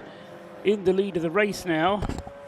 And so into second place comes Matthew Isherwood, the Audi TT, with the diesel engine and sustainable fuel. And then into third place, you said it was a big variety in the Race of Remembrance this year, Scott. You're absolutely right, because you've got 3 different manufacturers in the top 3. In fact, 5 in the top 5. Lotus leading Audi, leading Caterham, first, second and third. Then the BMW in 4th place, but in the pits. And then Will Blackwell-Chambers is next up, and he will be taking over 4th place overall when the Mazda comes through. No, he won't, because he's a lap behind, isn't he? So it will take him a couple of laps to unwind that pit stop advantage that the BMW 27 Paul Cook had. There goes Will Blackwell-Chambers across the line, completing his 44th lap, just ahead of Jason McAnulty, who's completed his 46th, though still very nearly 2 laps separating the first 2 cars. Into the pits comes the Fiat Panda, car number 25. Martin Walker it was who started that car. The Jaguar XF still running strongly in, where is he now, number 10, having made a pit stop. 23rd place, Michael Burton, having taken over the wheel of that car. Its pit stop was rather longer than they will have wanted it to be, at 6 minutes. Paul Cook's car is still in the pits. They'll almost certainly be having a driver change there.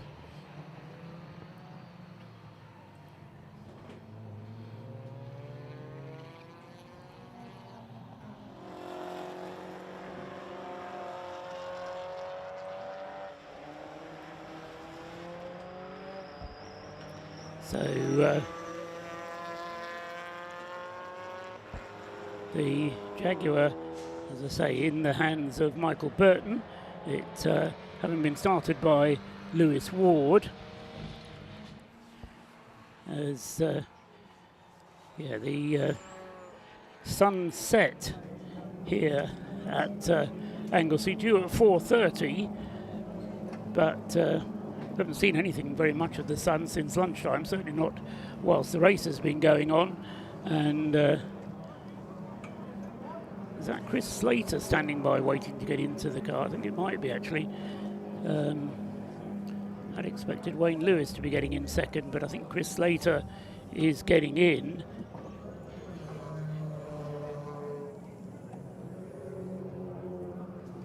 So, yeah, it just seemed like a very tall driver getting in. And as they said earlier on, Chris doesn't quite find himself comfortable in the car because of his size. Rob Lewis has joined me in the box now, and that means that Scott Woodward is going to be going down to leave the warmth of the commentary box into the into the outside world, which will be getting cooler now. Rob, good to have you up here.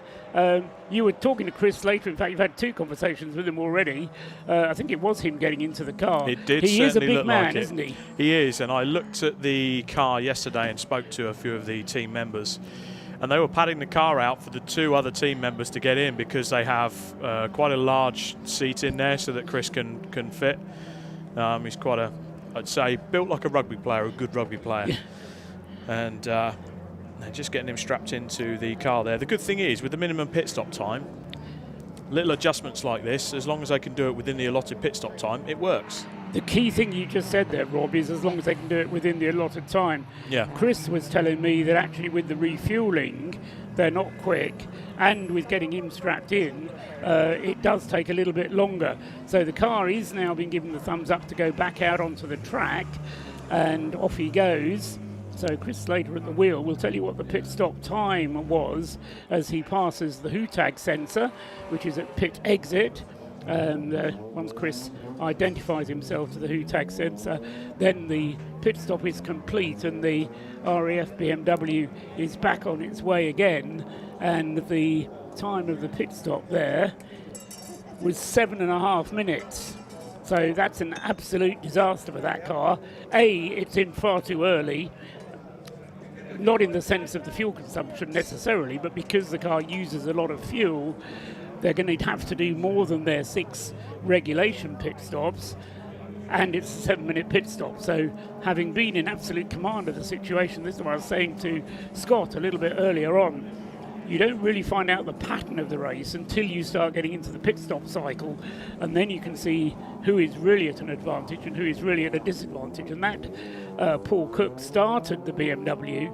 It's undoubtedly a very quick car, but it has some issues around it, and it's not necessarily going to be able to win this race because of its longer pit stops and its more frequent pit stops. And the one thing we haven't spoken about yet, I spoke about it several times when I was downstairs, tyres. What's the car doing to the tyres? We've had a puncture already for one of the Rob Boston Lotus. We don't know if that's due to conditions out on circuit, whether it's just a bit of bad luck, it's picked up something, or maybe a tyre defect just from the factory in that particular tyre. We don't know. I suspect the cars that are going to have the tyre issues are going to be the front-wheel drive cars. The rear-wheel drive cars are more balanced. It's the front-wheel drive cars which eat up their tyres, particularly the Audi TT.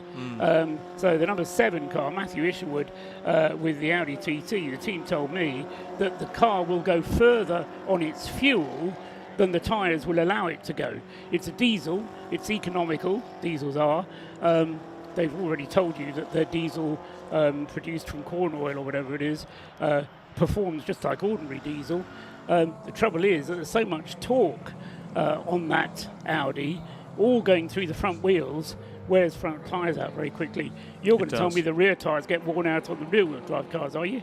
No. What I did a bit of sleuthing, a bit of sneaking around. Now we've actually got it in our ears as well that the GT86 on screen, car number 86, is moving rather slowly. So have they got a fuel starvation issue, some sort of problem? Perhaps tyres, as we've been talking about. So we'll keep an eye on that car as it goes around the circuit. So far, no sign of them going into the pit lane as Paul Trustwell looks out on the right-hand side of our commentary box. But as we go on board with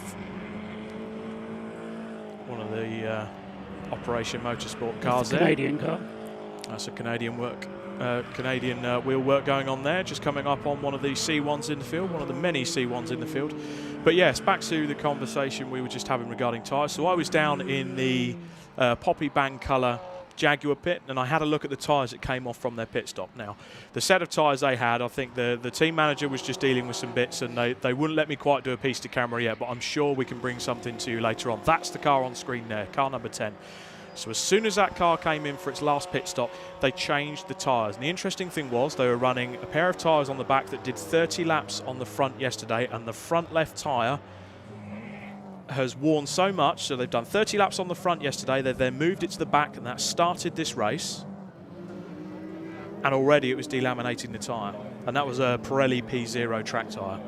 Anglesey has always been known to cook tyres, particularly the front left, and you've got a car like that on screen, the Jaguar. It's a beautiful looking car, it's a fast race car, but it's also heavy, large engine at the front. It's got a lot of weight at the front still, albeit front rear wheel drive, whatever.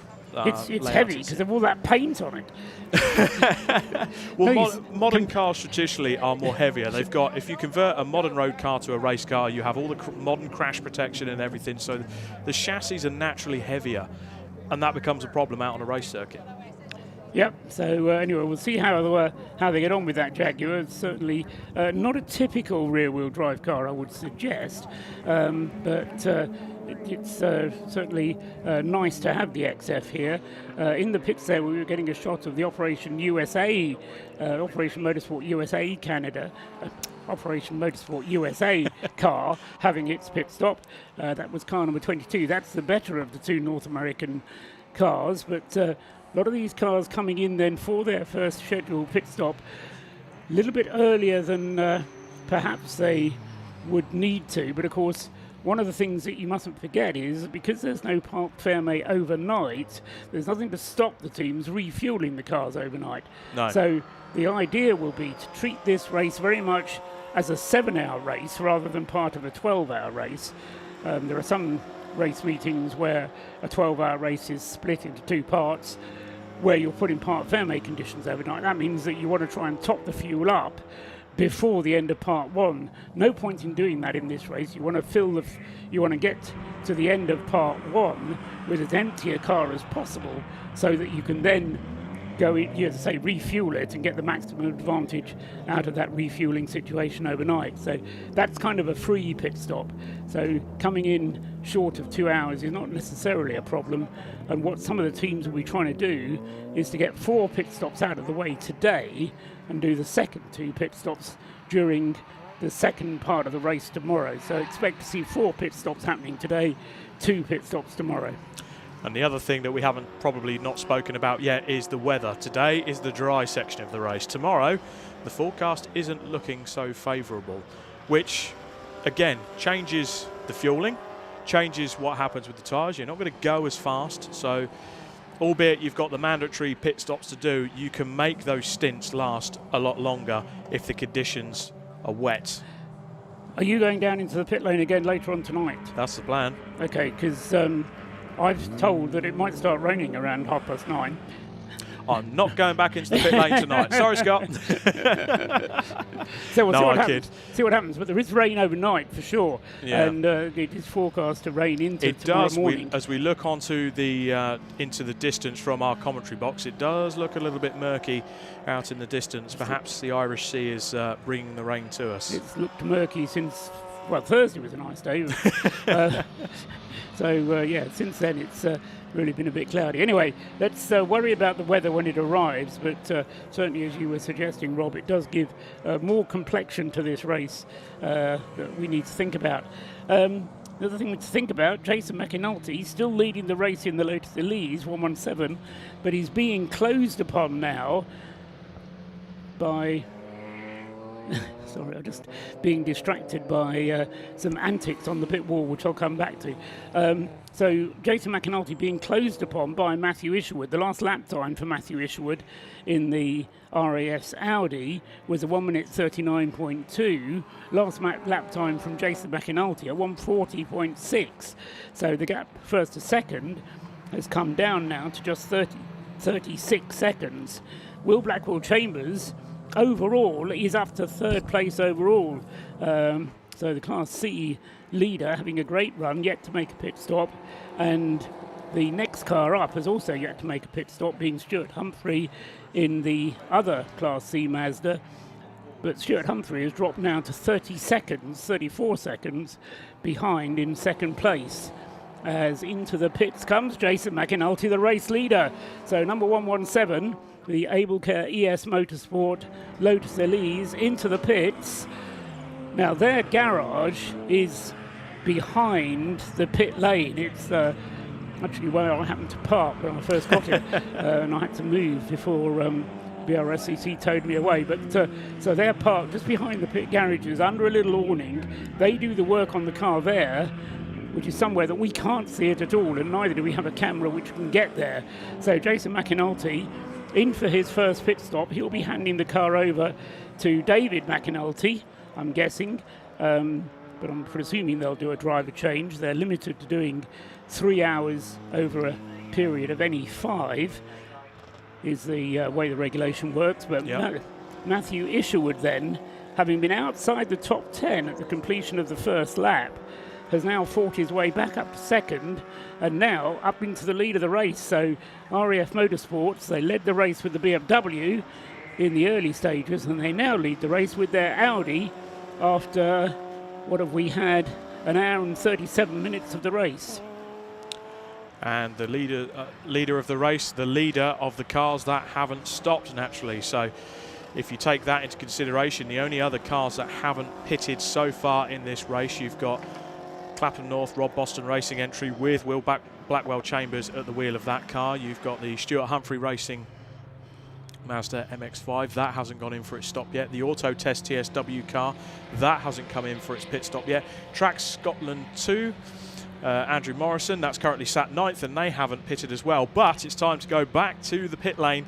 Let's see what Scott Woodward has dug up for us. One of the battles that we saw just before we switched over between me and Rob was the great battle between the 86 and the number 22 car out in front of the two Toyota GT86s. The man behind the wheel of the 22 car was Colin Garrett. Colin, great to see you here at Race of Remembrance. As a first stint, how'd you rate that? Yeah, thank you for having me. It was pretty exciting. All of it was a blast. I had a lot of fun. Traffic is something else, so that was fun trying to maneuver all of that. But happy to be here, happy to be promoting and being with Operation Motorsport and working with all these veterans. This is a great cause that we're out here with, and happy to be here. So how did you get involved with the team? How did you get the call up? What's your relation to the guys here that are part of this outfit? Yeah, this goes back to March or April back in Sonoma Raceway at the beginning of the GT4 America season. I run the 1111 Veteran Project in the States, and Operation Motorsport, one of my buddies started working with them this season, and he came and introduced me to them at the first race of the year, and the talks kind of started there. And when I think it was like Sebring or Coda, Diesel from Operation Motorsports presented this opportunity to come over here to Wales and run this race. So I think it's been since then that we've known we were going to be here. So it was pretty cool. This is your first time racing in the UK? Yeah, it's first time being in the UK. So it's, yeah. So it's a wonderful experience, and it's beautiful here, man. I can't describe it. I was getting kind of lost of it coming down the hill over there, looking over the mountains and everything. It's beautiful. So pretty picturesque circuit. I know you guys have some stunning locations in the US in terms of racetracks, but I mean, does it even come in comparison, this place, to what you have at home? Not really. There's obviously a few racetracks that are great at home. I was kind of comparing this to Sonoma Raceway, because in Sonoma in the spring we have the sheep. It's all green. We have the mountains and the water. It's beautiful. So it's about like that, but this is unreal. So where we're staying down the road is beautiful. So the difference is you've got more wine in Sonoma than Anglesey. Sorry? You've got more wine in Sonoma than Anglesey. Yeah, exactly. So that first stint, you had some battles. You were battling with the 86 car with the Mission Motorsport UK guys. There was a close moment going around the outside, going up towards the Rocket Complex. Just talk us through that. Yeah, there's a couple close moments there with that car. I don't really know what was going on, but we made it work. It was a fun battle all in all. But yeah, a couple of those moments got sketchy. I was getting a little annoyed there because it just kept going back and forth for whatever reason. There's a few moves there that I wasn't quite happy with, but it was a good first stint overall. So. The plan for the rest of the race, I mean, not sure when you jump back into the car, but what's the plan to keep on? Are you running to plan at the moment? Is there any things that could be a bit better? How's things going so far on that front? Yeah, the car, we've had a couple issues throughout the weekend, but right now it's running really strong. We ran the 20-minute test session this morning, and we were still having a couple issues, and when we went green, I was like, oh, I guess they're all figured out. So the car's running really well right now. Right now we just need to keep counting down laps. You know, we still have, 10 hours left or whatever it is, so we got a long time. So we'll just keep pounding down the laps, get some pit stops out of the way, and I think I'll hop back in overnight and try to just get some more laps down. So yeah. Well, great to meet and great to have you here. We'll let you go and get a break, and we'll see you later on in the race. But thanks for chatting to us. Yeah, thank you. Great stuff. So that's Operation Motorsport USA. Their sister car, the Canada car, is in for its current fuel stop at the moment. So that's now getting a refuel 220. And some more pit stops have been happening. As we've been talking, the race leaders have been in as well, which is the 117 Jason McAnulty Lotus. That's now been interchanged drivers to Steve McAnulty. And then that's been a unique setup in this case because, of course, there are a certain number of garages at Anglesey. So because of that, some of the teams have to actually operate behind the garages and in the paddock. One of them is the Jason McAnulty ES Motorsport Lotus. They had to do that last year and actually refueled in the proper refueling bay last year. So a bit of a different setup because there are so many teams, 55 in total, will remind you, but it's a really great setup. It's good to see there's so many enthusiastic drivers, not just from the UK, but also from both sides of the Atlantic. It's a little bit of drama with the Operation Motorsport Canada car, a little bit of fuel drippage, shall we say. But all good spirits down here, and apart from one or two teething troubles, the Operation Motorsport guys are plugging away with their race, so we'll see how that gets on. And whilst the 117 car's also back out on track after its pit stop, we'll see how they progress, and we'll see if we can find some more stories down in pit lane whilst we throw it back up to Paul and Rob in the comm box. Thanks very much. Down there in the pit lane, Scott Woodwith. Absolutely right, Jason McAnulty has been in. It was a 4.5 minute pit stop, 4 minutes 31.100 to be precise. Handing over to David McAnulty. Scott misspoke and called him Steve a minute ago, but David is the other part of the McAnulty team, just two drivers scheduled to drive that car. David back in the car then, or in the car for the first time, and he resumes in third place but behind the Will Blackwell Chambers Clapham North MOT Mazda, which is yet to make its first pit stop. Sean Humphrey is also yet to make his first pit stop, but the Able Care Lotus Elise is actually slotted in between the two Mazdas, so it's in third place. Stuart Humphrey is in fourth place, but it means that Matthew Isherwood has taken over in the lead of the race then. The RAS Motorsports Audi TT yet to make its first pit stop. Lovely hearing from Colin Garrett there, having his first Race of Remembrance, his first time in the UK, and he's been racing since he was 15 and has been racing all over the United States since then, and part of the Operation Motorsport USA team, which now has Hunter Reed driving the car. Hunter, who's been at the Race of Remembrance for a couple of times before in car number 22. They are 28th overall, importantly for them, just ahead of the Team Canada car, which, as Scott was saying, is in for the pits at the moment and just undergoing its first pit stop. The Operation Motorsport USA car, though, was in the pits for 6 minutes and 15 seconds, so considerably longer than the 4 minutes that is required. So that will have lost it some ground to the rest of the field. So just go on.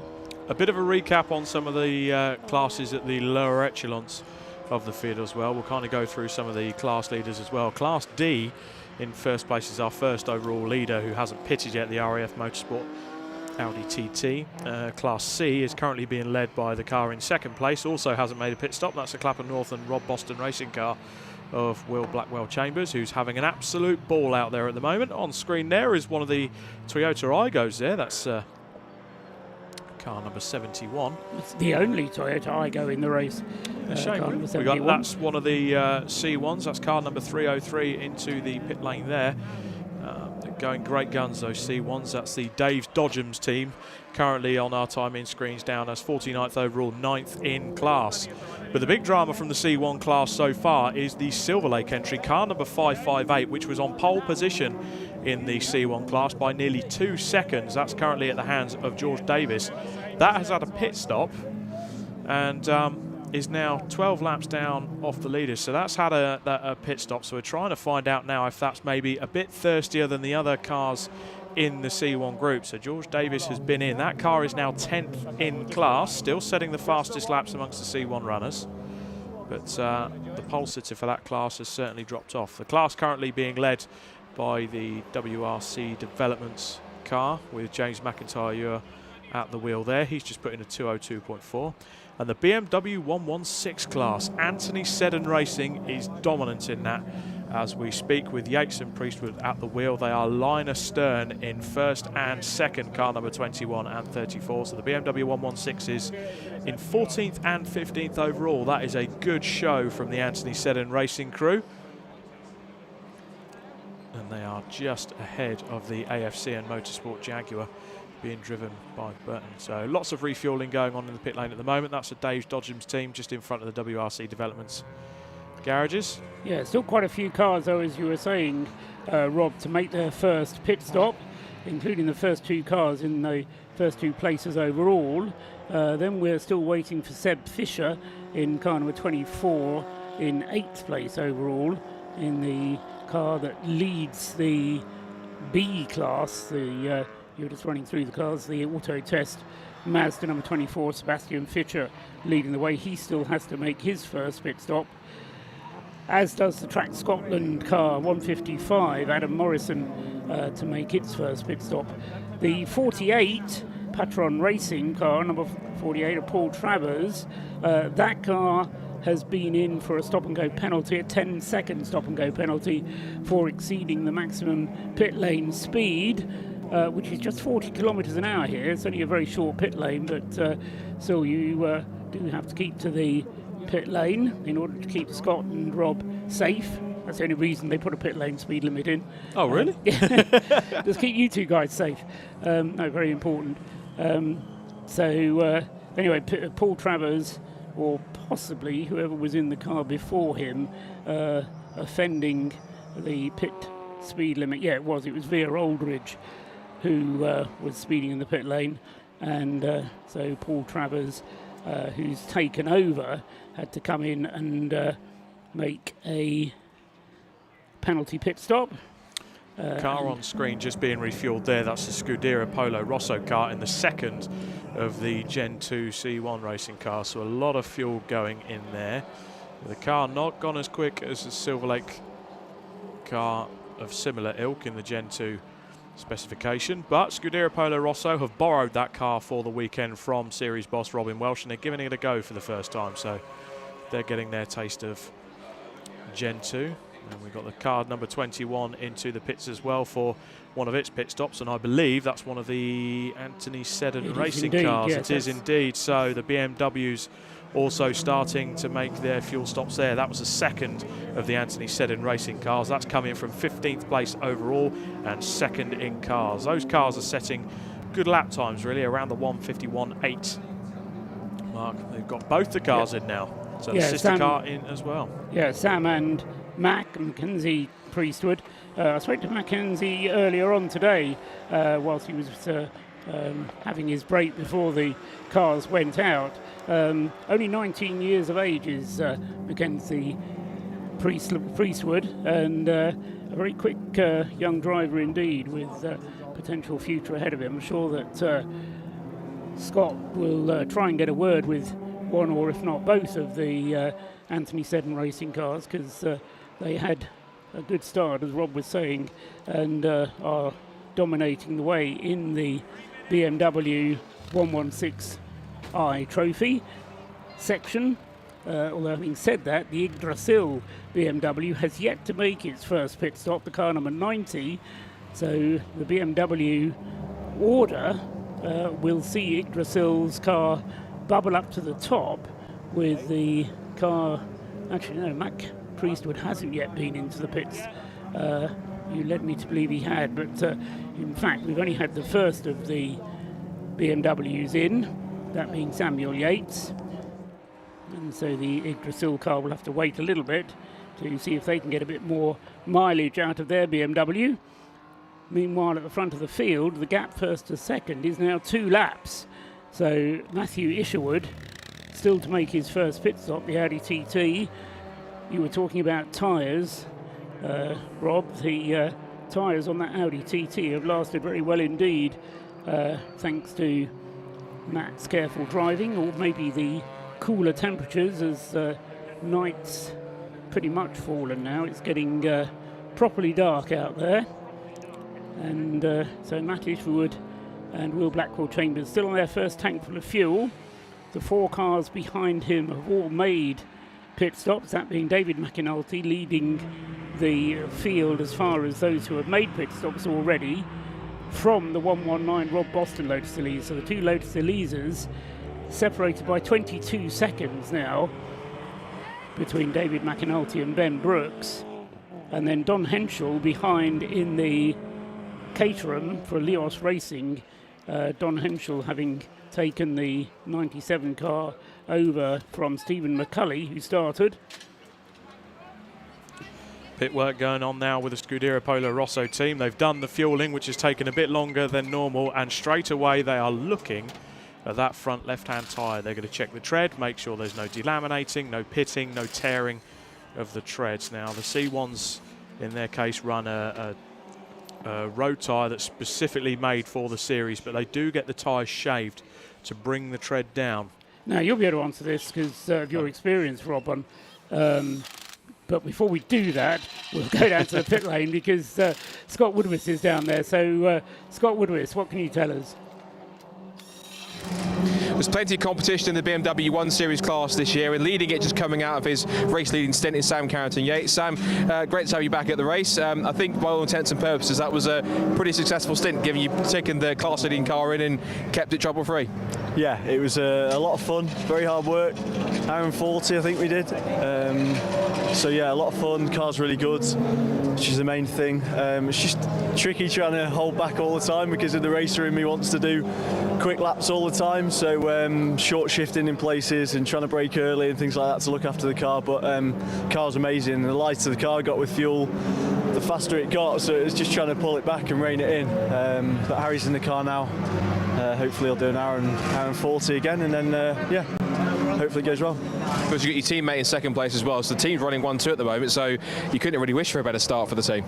Yeah, exactly. Max in a different car this weekend to normal. Normally we're a little bit closer, but he still sort of keeps me honest. He's a really quick driver. He'll probably do a little bit more than me in the car this weekend over the 2 days. But yeah, he's a quick lad, as you know. Is that an interesting dynamic? Because when you've been battling each other in either arguably different teams or different cars, but now you have to kind of come together to collectively make sure the two cars run as smooth as possible. Is that interesting in that dynamic, or is it just simply you guys know each other from the paddock, so you just work together naturally? Yeah, to be honest, I'm super competitive, and to be honest, so's Matt. But I like to be a bit of a mentor towards Matt because he's a young lad and he's friends of friends. So I've tried to sort of look after him. But the competitor in me definitely wants to beat him and be a lot faster than him. And I give him stick about trying to slow down and things like that. But no, the dynamic's good. The team's really good. The boys are on it here. But me and Matt get on really well, so it's all good. And for 19 years old, super impressive young driver. He's been a 3-time, I think, SXS off-road champion. So he's got prowess both off-road and on-road, and seems to be adapting to the track pretty well too. Yeah, everything he does, he's methodical about how he thinks about things. Everything he's doing, he's really thinking about what he's doing. He's not putting the car in any danger. I mean, even when we were side by side in that, you could see he would just bail out because he knew that there's no point in making any contact. I had the inside line, he'd just bail out. He's a clever lad, he's quick, he knows what he's doing, and he's learning and getting better every time as well, so yeah. So who have you handed over to, and what did you say to them out there in terms of track conditions and how the car's feeling to help them understand it for the next stint? Well, to be honest, that's probably one of the best the car's been, and the lighter it got, the easier it got to drive. The rear end got a little bit looser, so as he gets in the car, it'll probably feel a little bit more like the start of the stint. So it was really just about looking after the tyres, and obviously the car's going to be heavier because it's full of fuel again now. But the car was great, so there wasn't too much to say. Harry's pace has been really good over the last couple of years, but in the last week, when we tested, his pace is getting better and better. So full trust in him that he'll do the job. Of course, you guys have your own class as well, so obviously there's bragging rights to try and win the class within this entire race on top of that as well. It's a nice competitive field on top of that too, with some of the regular teams returning, so it's obviously going to be satisfying to win. Everyone wants to win, of course, but how satisfying is it going to be to try and work towards that result?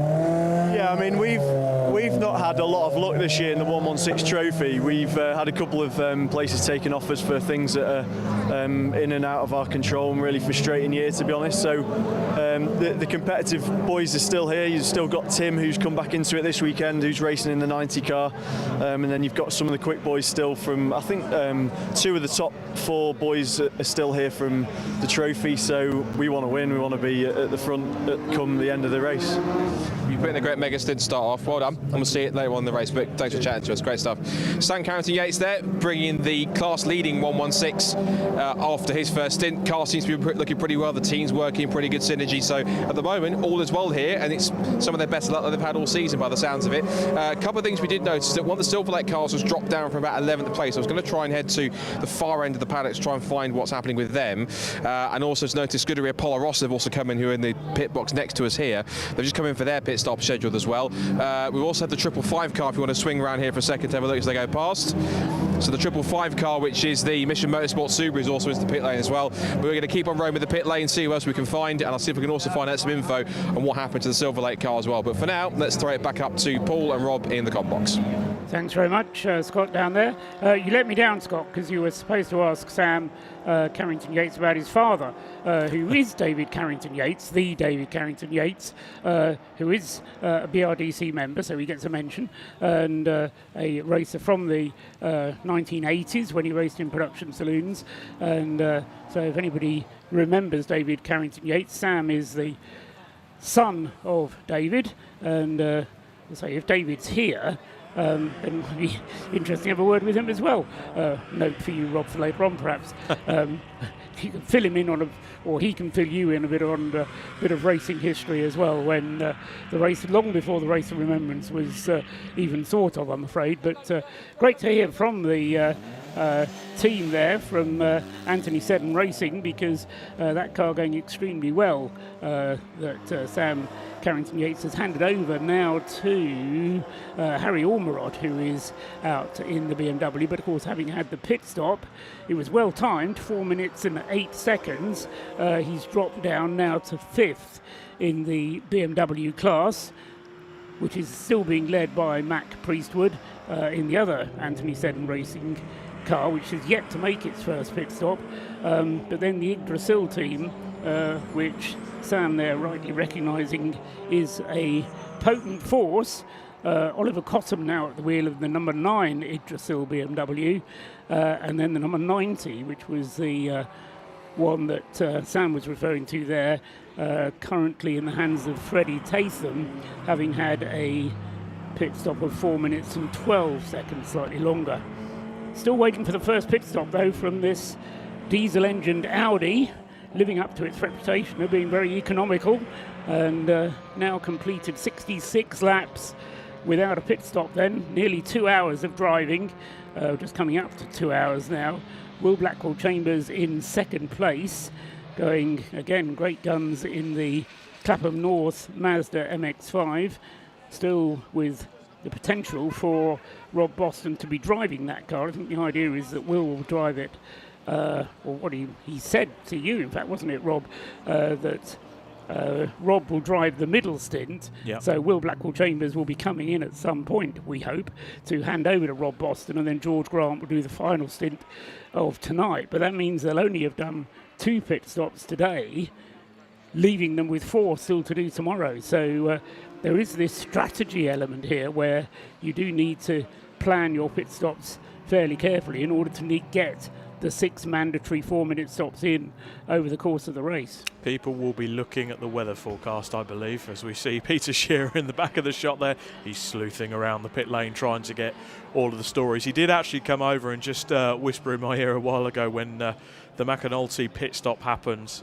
Driver got out, was absolutely, as they quoted, knackered. Absolutely knackered, tired. I'm saying it as it was quoted from the driver. They're going straight for a sleep now. The safety car periods have allowed them to recycle the tyres, get the stint on a little bit longer and push on longer into the stint. So that's maybe had a couple of good safety car periods for the McAnulty car, as we see a bit of fuel spillage going on there as the jug goes in. But also into the pits has come Will Blackwell Chambers. Not quite sure if you caught it on the camera there, right in the background. Will Blackwell Chambers. That didn't look like a Mazda. I thought it was a BMW 116. Okay, well, whether it was or not, it is into the pits is the Clapham North Mazda, car 69. Will Blackwell Chambers is in the pits. We expect Rob Boston to be clambering into the car as soon as the fuel is in. If I could see my binoculars, it's so dark in here, I can't even see where the binoculars are. Focus the binoculars on the car there. That's George Grant standing by with the fire extinguisher. And second chug of fuel is going in. They're allowed to put 2 25-litre jugs in. And this is the second one going in now. As I say, George Grant standing by with the fire extinguisher. And that was a very quick 25 litres. I wish Tesco's would put it in that quickly. Takes me about 5 minutes to get 50 litres into my car. Anyway. I just don't have the pumps. The George Grant, having stood by with the fire extinguisher, is now getting into the car. So it's not Rob Boston, it's George Grant getting in. And it's a bit of a struggle at his age, bless him. I'll tell him he said that. He won't mind. George Grant, a great enthusiast, started his racing career here at the Race of Remembrance and has gone from strength to strength. Owner of the Clapham North MOT garage, guess where that is? And he Dagenham? He spoken as a true Londoner. He's getting into the car, great enthusiast and supporter of the sport at club level. I foolishly decided to focus binoculars on somebody else who's coming into the pits and burn the back of my retinas as the binoculars focus on the headlights. Oh, and somebody's had a bit of a moment coming out of the bus stop. That's the 101 Mazda MX-5 gets going again. That was Lee Ashton in the Mission Motorsport Mazda 101. No harm done. Got going again without anything, but had a spin. Oh, we've got smoke coming from the Rob Boston car by the look of it. Ooh, well spotted. As they came out of the, was that rocket perhaps? Let's just keep, that is smoke trailing from the Rob Boston car, currently in second place. What on earth has gone on there?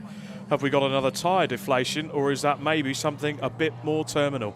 Ben Brooks it is at the wheel, and as you say, Rob, the car in second place. Let's look up towards... Oh, and there's cars off. So we've got oil down on the circuit potentially. That's one of the C1s that is off, and that is an engine letting go. That is definitely looking terminal for the Rob Boston Racing Lotus Elise. We're getting a bit excitable now, Paul, but it's definitely looked like it's dropping some sort of fluid. We've had 2 cars off on it already. And is that going to be the return of the safety car, or if it gets any worse, could we possibly have a red flag to clean up more oil again? I don't think they will. And we've got fire. So the car has stopped and the engine bay is on fire. That is so gutting to see for the Rob Boston Racing car. It looks like the car has stopped, a failure has occurred, and 119, the Rob Boston Racing car, as it stands, is out. And that's just at the entrance to the pit lane. So they didn't even make it back. Where it was, but Ben Brooks then happily out of the car. The car itself still smouldering away. Anglesey Circuit's fire tender is immediately on the scene, but is blocking the pit lane. And say the fire is on the far side of the car, but it's an absolute disaster then for the Rob Boston team in the car that Rob is not driving, as one of the Citroens proves that the pit lane entrance isn't quite blocked. But and one of the Mazda MX-5s as they come in. So unfortunately, the Elise, as it sits there, is right on the entrance to the pit lane. So 2 years ago, we had an Elise suffer the same fate, I'm afraid, as it came onto the start-finish straight. Safety car on circuit, naturally. They want to get this race neutralised as quickly as possible, but that is devastating for the Rob Boston Racing team. But, as you say, Paul, the main thing is the driver got out and the driver walked away. That's what we're looking at here. The driver is out of the car and is okay. The car, that's going to have a bit of damage, and it's fair to say that is going to be out of this race. I wouldn't say that at all. I mean, well, with the rebuild that could happen under normal overnight. circumstances, I wouldn't argue, Rob, but the way that the Race of Remembrance works, the way that the Rob Boston Racing team work, I wouldn't be at all surprised if we didn't see that car out on Sunday morning. The fire has now been extinguished, so excellent work. I mean, it was ideal positioning by Ben Brooks, because the fire units, Anglesey Circuit's fire units, are stationed in the assembly area, and that's exactly where, or the exit of the assembly areas is just where Ben Brooks parked the car. So from that point of view, it worked very well indeed, but as you say, certainly as far as this portion of the race, which still has very nearly 5 hours to run, why does it feel like about 11 o'clock at night? So it's still with an awful lot of time to run, but that car is going to be out for this portion of the rest of the race, and that's going to elevate everyone else up a position. And we're just getting from our producer in our ear. I might have to get him to reiterate what car number it was, but all I heard was gearbox. So it's car number 151. We're getting information from the pit lane. It's got gearbox issues as well. Now, where are they based at the moment? 151. They're quite far down the listing, so that's obviously some car that's having some work in the pit lane. I don't have a 151 on the entry form, unfortunately. Oh wow, that's a really unique car then, because it doesn't exist according to the but work's still going on to recover the Lotus Elise. The fire is out, that's the main thing. They've just got the recovery underway and on the flatbed, so all the cars currently filing around under safety car. So as it stands at the moment, race neutralised, and that's car number 305, so that's now come off the road and that has stopped. Is that adjacent to the pit wall? I can see the concrete wall there, so that is before the pit lanes somewhere. Just trying to look out the commentary box window now. So that's one of the BMW 116 cars that is now parked up broken down just before the pit lane, but I'm going to vacate the seat. We're going to have our first visitor to the commentary box to come and chat to the main man himself, Paul Trustwell, so I'm just going to duck out at this moment. Thanks very much, Rob. So quite a few cars taking the opportunity to come into the pits, and of course where you're going to have to be careful with removing the Rob Boston car is that through the heat of everything that's gone on there, everything is a little bit warm, and one has to be a bit careful with it all. Anyway, as Rob has now vacated the seat, I've been joined up here by Paul Wooding, who was out in the car from the start of the race in the BMW from Tacona Racing, which is his entry. As a result of his pit stop, the car has now dropped to 13th place overall. But more importantly, from your point of view, Paul, you're presumably just looking at things from the point of view of class. You're still third in class. We are indeed, and I think so. We're one up from where we started, so that's a good effort. So very happy. Although I have flagellated myself over the safety car error, so suffered a pit stop-go penalty, but we'll recover for that, I think. Yeah, I was watching you in night qualifying last night. I think it was mainly Paul Travers who was out in the car. But I think in the night practice session last night, your car did more laps, or very nearly more laps, than anybody else. You seemed to be out the whole time. No, there must be a transponder error, because we were completed our night qualifying within the hour, and we were on the way to the oyster catcher. So first in the pub, I'm afraid. That was us. Yeah. Car number 12. Yeah, no, maybe it was another one that stayed up for the whole time. Anyway, we can go down to our pit lane commentator now with some more information from the pits. Scott Woodward. As you can tell, it's no surprise it is an absolute hive of activity down the pit lane, up and down, with people making their scheduled stops, probably being aided a little bit by the safety car. Really unfortunate situation, of course, with the Rob Boston Racing Lotus catching fire. Of course, that's the car that won in 2022. It was going to be a front-running favourite. It was running strongly at one point. It had that puncture earlier on, which Sam Heading had to bring it in early. Ben Brooks was at the wheel, and unfortunately, it had this issue, which hopefully hasn't put it totally out of the race, but it's going to give its chance of winning. Really severely cut it down by quite a margin, so we'll have to wait and see how that rest of that plays out, but fingers crossed driver's okay and the car's not too badly damaged from the fire that they had. The Common 15 car that we just got in the pit lane here, it's been in for a couple of times. Apparently it's a gearbox issue, they're thinking, so they're currently working away the back of the car, particularly on the rear axles and on the rear hubs, to try and get it going. Well, let's quickly just have a look and see at the work that's going on at the moment. So you can just see a little bit here. Try not to get too invasive, but we'll have a look and see what's going on. Yeah, might have to quickly just move our camera, go out of the way, because there is a gearbox being ready to go into that car. There's a full-on gearbox is going to go back in. Either that's the same one which they've managed to put a fix in, or they've been able to do something else. Now, another car which I had a request to find out some information on was the Silver Lake car, which came in 558, if I'm correct. Now, I talked to the team. The reason why they came in is that the car simply went into limp mode. So they brought the car in, gave it a bit of an ECU reset, took about 5 minutes or so. It was out track there for about 5 minutes, 40 seconds whilst I tried to fix the issue. Sourced it out, now it's back out in the race. They think the car's now all good to go and it's okay, running just fine. But obviously, it's a long race to go, things can happen. As I said, as walking down here, massive flurry of pit stops, lots of teams coming in to make scheduled stops for fuel, for driver changes, and any other potential repairs on top of that.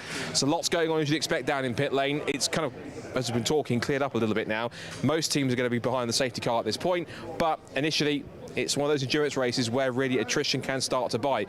And one of the big hitters for this race, sadly, has hit problems we've seen before it even really gets to 2.5 hours, which is a real shame. But I hate to say the phrase, but that's motor racing. So I'm going to have a quick wander up and down to see if there's any more people to chat to. I might see if I can possibly check in with Scuderia Polo Rosso, and maybe also with the guys at Mintro Motorsport in the Citroen C Toyota Aygo, because Joe Moss has just stepped out of that car. I've just seen Andrew Payne, who I believe is going to come and see you guys in the combox in about an hour's time or so.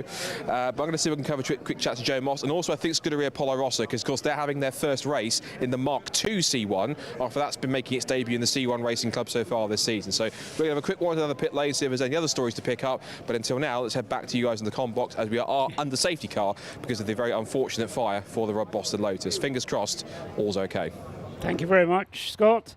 And Rob Lewis has also headed back down to the pit lane as well to see what he can find out about the damage to the Rob Boston Lotus Elise. Paul Wooding, meanwhile, is back up, or still up with me here, and has put me right on my confusion as to what happened in night qualifying last night. Let's not worry about that for the moment, Paul, but as you say, you're up in a second in the class. But there's an awful long way still to go, isn't it? It's sort of one of those things where it feels like, we've got into the night now, but it's hard work, isn't it, doing races like this? I think it is. It's that patience, if you like, and the beauty of endurance racing, that it's never about one thing. It's never about the driver. It's never about the tyres. It's never about the brakes. It's about everything. It's about that Exactly. team, and it's a beautiful thing. It is very much a thing to do with teams. As you know, I've been involved in endurance racing for a long time, and in some ways, the drivers actually get the easiest side of it, because it's the team, it's the mechanics, it's the guys who are in the garage for the whole of the time, the whole of the race, who's making the plan. You say, how long have I got? They go, oh, you've got 2 hours off, Paul. You can go and have a relax and just unwind. Whereas for the team itself, there's that constant niggle. Maybe the car will come in. Is the oil pressure all right? It's hard work, isn't it? It's very hard work, and you're absolutely right. As the driver, you get plugged in, you're isolated, you're in your own world. Obviously, you're concentrating on what you're doing out there. But it is a very selfish space to be in, but it's a beautiful, beautiful place to be. And then you come back in and all the worry and stress for all the teams still going on. But, you just go out there, do your own thing, try and preserve the car. Early thing, we've still got 10 hours to go. And but it's, absolute joy. Through the night, how does the circuit change? I mean, especially somewhere here like Anglesey, because somehow there are some circuits that are built for night racing, but Anglesey isn't one of them, is it? I think it's quite surprising. You expect it to be very dark out there, but actually the number of cars out there generates quite a bit of ambient light. Okay. The isolation comes when you're in a spot on your own, and then your night does become very enclosed, so it becomes quite tunnel vision. But I was just talking to one of my mechanics, John Coombs, who's done the car for us, and he was just explaining, the car drives itself. After you've got to a point, you're then into the peripheral vision aspects of what's going on, and I think in the night time especially, that's where the concentration starts to do you enjoy it, or are you just so concentrated that you don't have time to enjoy it? No, it's a mercurial thing that you feel. It's quite magical that you're in this silence or in this cocoon, and I just love the ability just to be there with other racers, knowing what we're doing individually, but somehow communing almost telepathically about where are we going to go. I'm going to go in the inside, you're going to go on the outside, and we're going to leave each other alone, and we're going to respect each other. And I think, the years that I've done this race, it never staggers me about the respect that this track, from all of the drivers, just offers. It's just beautiful. Everybody is here to make sure that all these cars get across the line towards the end. It's just a great place to be. Yeah, and so obviously making plans for what you might be doing next year. There are, yes, very many and very wide-ranging. Obviously, next year we had the announcement from Diesel that Operation Motorsport are going to be running the equivalent race 5 hours behind, obviously, in Virginia International Raceway. I've had a look at those. I should tell the long-suffering Mrs. Wooding that maybe she might need to pack her bags for Virginia next year. Who knows? That would be a nice change from North Wales. But to be honest, I think the weather we've had here this weekend, it's absolutely staggering. But yes, you're right. Lots of plans, lots of ideas, and they always come out of this race that you want to do more. It's just, so lots of plans.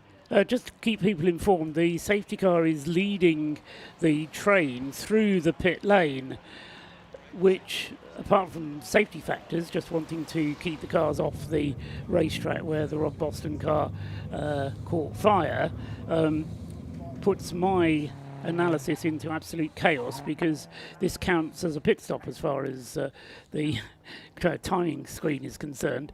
So if you're in a position where you can see TSL's live timing and scoring screens, you'll see them being credited now with a pit stop, because the safety car has come down and led everybody through the pits. This is not a proper pit stop, though, because they're not allowed to stop. So as I say, it's going to lead to some confusion, because although the pit stop counter is now showing one pit stop for the race leader, for example, he hasn't actually made a pit stop. He's just led the field through the pits. that's a bit of a diversion. It must be very special to be here, Paul, for the 10th anniversary Race of Remembrance. Were you involved back in 2014? No, sadly not. I was a bystander looking and cheering on Mission Motorsport from a fairly early age. Yeah, but you were involved with Mission Motorsport at that stage. I was, yes, I was in another charity at the time, supporting and applauding the work that Jim and his team were doing. And as he said yesterday, 2.5 people were running this charity 10 years ago. Most of those are still here. So yes, it was this is a charity that does an amazing thing, and you only have to stand on the grid, do the grid walk, and just look at what a community you've got here. And the racing community is a very special community. It brings people together. It talks about what's going on. Mission Motorsport have really emphasised that, put a big beacon on it, and pushed it out there. And I think, hats off to Jim and the team who've done that over the last 10 years. That's a big feat to keep it going. What they've done, which is remarkable from my viewpoint here, has been to really to the benefit of the beneficiaries, and that's constantly the focus. Yes, we have a motor race, and people like myself and the other Anoraks get excited about who's winning and what the strategy is and blah-de-blah. But more importantly is the messages you hear from the wives and girlfriends of ex-servicemen who suddenly say, do you know what, they've really changed my husband's, boyfriend's, son's life. Absolutely. And that's where you think, actually, you're doing something worthwhile here. Absolutely. And Alex Westrop was with us in the car in the GT86 last year, and his wife Laura, who works for Mission Motorsport. There's a couple there and a family that have seen a huge benefit from what Jim's catalyst, his acorn, his seeds have created, and that is massively rewarding. And other than the beneficiaries that we bring into the teams with us, we're bringing other people from outside the military community, typically in a racing community, but may not even for that, and they're seeing that impact and they want to do more. And it's just an ever-building network of interest and commitment. And it need not be race car driving, need it? Because it's all to do with finding a job in the garage that's at the level that your particular individual is at a level to do, and letting them get on with it. Absolutely, and that empowerment, it creates a space where people can start to blossom and they can find a sense of purpose again. There was a chap I was talking to yesterday, and he'd struggled to get out of his house, and here he was pushing himself to get out into this environment, first time here, and then just seeing what the opportunity he get. It was just all embracing, where all of a sudden you can see the glint in his eyes. He wants to do what he can do. And now he's producing fantastic footage from the cameras that he's working with on the cars and doing everything. And that's him just bringing his skills and talent and knowledge, and this race has brought that out for him. Just amazing. Excellent. So tonight, early night, hopefully, relatively. We've raced through until 10 o'clock tonight. Are you back in the car before the end of tonight? I am indeed. That's the plan? Obviously, a plan, rarely survives the first contact, but so far, so good. Plan is I jump back in to finish off. We've got Martin Greaves in at the moment, another man of a similar seniority as myself. Then we've got Max Watt, a little bit of a star in the making there, I think. He's the quick guy, isn't he? He's the quick guy, but don't tell him that. Oh, okay. Come on, calm down. It's an endurance race. We tell him that. Yes. Poor old Paul Sweeney, who's getting in after him, might not have any brakes or tyres. Who knows? Anyway, it'll be fine. And then take over from Paul, and away we go. And we must mention that car is Dave Russell, RAF Senior Chief Technician. He's raced that throughout the season in AFRC. There's a man who's just arrived here. I'm not going to name him, but next year that car is going to be very much on the podium and winning that championship. So, Mark Chalky, you're laughing away there, but it's all about the community. So his car, he's brought that to the race. We've prepped it and got it ready for him. He will then have that car ready to go next year. So that's another sort of beneficial output to a military serving person, getting him back in and out to do more next year. So that's lovely. The last person, Mike Spence, I must say thank you to him. He's a chum who labours hard, keeps us under control, tells us what to do, gives up with all of his time freely to us, and absolute star. His wife and child are at home, and he's up here. So that's him. And finally, Mrs. Wooding, the long-suffering Mrs. Wooding, sitting at home and allowing me the freedom to come and do this, play about with cars. I think we all have wives to thank for the freedom to come and do whatever our role is. Paul Wooding, it's great to talk to you. Thanks very much, and I hope it goes well for the rest of this evening. Tomorrow morning, don't forget, whoever finishes the car tonight has to start tomorrow morning with a brand new car potentially, because you can work on it overnight, or at least you can refuel it, put new tyres on it, and then we pause at 10:30 for the main event, which is what makes this event so special, the Remembrance Service, and then the final few hours, which take us through to the end of the race. But you've gone from third to second. Who knows what's going to happen between now and the end of there. Let's leave it at that. Before we jinx anything. Thanks very much, Paul Wooding, and good luck for the rest of the race. Paul, absolute pleasure and honour to talk to you. Thank you very much for having me. No problem at all. Thank you. So that was Paul Wooding, who is in the Class C BMW Tacona Racing Division, currently in 11th place overall, but as he says, third in the class is what he wants to be, and he's the pit stop count has now to be adjusted, but the green flag is waved. We're back underway, racing conditions once again, and so we can reset after, check how many laps we were behind the safety car there, 4 laps behind the safety car, so a similarly long intervention to what we had earlier on. And the race leader, meanwhile, has been in for his mandatory pit stop, as well as having to drive through the pit lane. And we can just check out the pit stop times.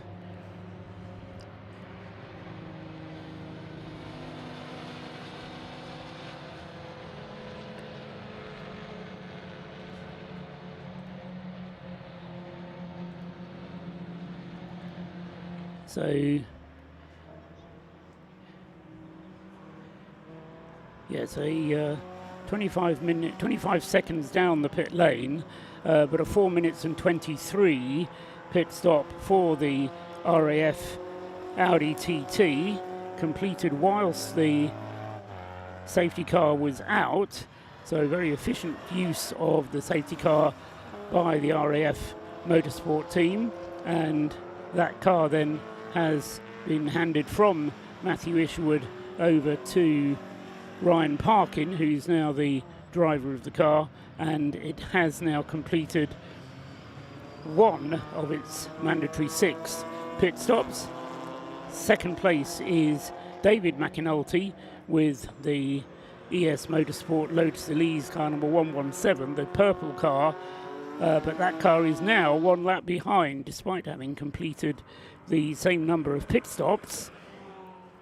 So a 1 lap advantage then for the Audi over the Lotus Elise in second place. Don Henschel is out at the wheel of the number 97 now, having taken over from Steve McCulley at the previous pit stop. And so Don Henschel in third place. He's just 8 seconds now behind David McAnulty, so a bit of a battle on the circuit building up between 117, the David McAnulty Lotus, and Don Henschel with the Caterham number 97. Then in fourth place is the Chris Slater BMW E46, the RAS car there in fourth place, with Chris Slater now at the wheel, although that car having lost time on its first pit stop due to just taking a long time over the pit stop, really. In the Mazda MX-5 Mark III class, the Class C, George Grant leads there, having made his pit stop before the safety car came out, but has managed to lead the race anyway, and he is in 5th place overall, and the margin that he now has over the Stuart Humphrey racing car is 2 laps. So Command Lead now has that because Stuart Humphrey Racing has made an extra pit stop. Let's just have a look.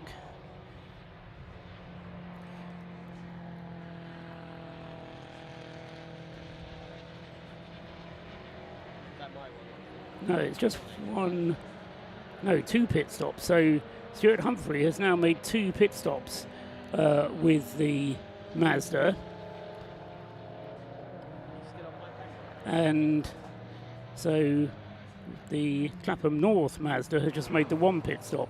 So Stuart Humphrey having dropped back a little bit, they've put Martin Rich into the car now, and so as a result of that extra pit stop, they've lost a little bit of ground to the overall lead, where they do have now a pit stop in hand. Such is the fascinating aspect of this race and the different strategies which will be employed.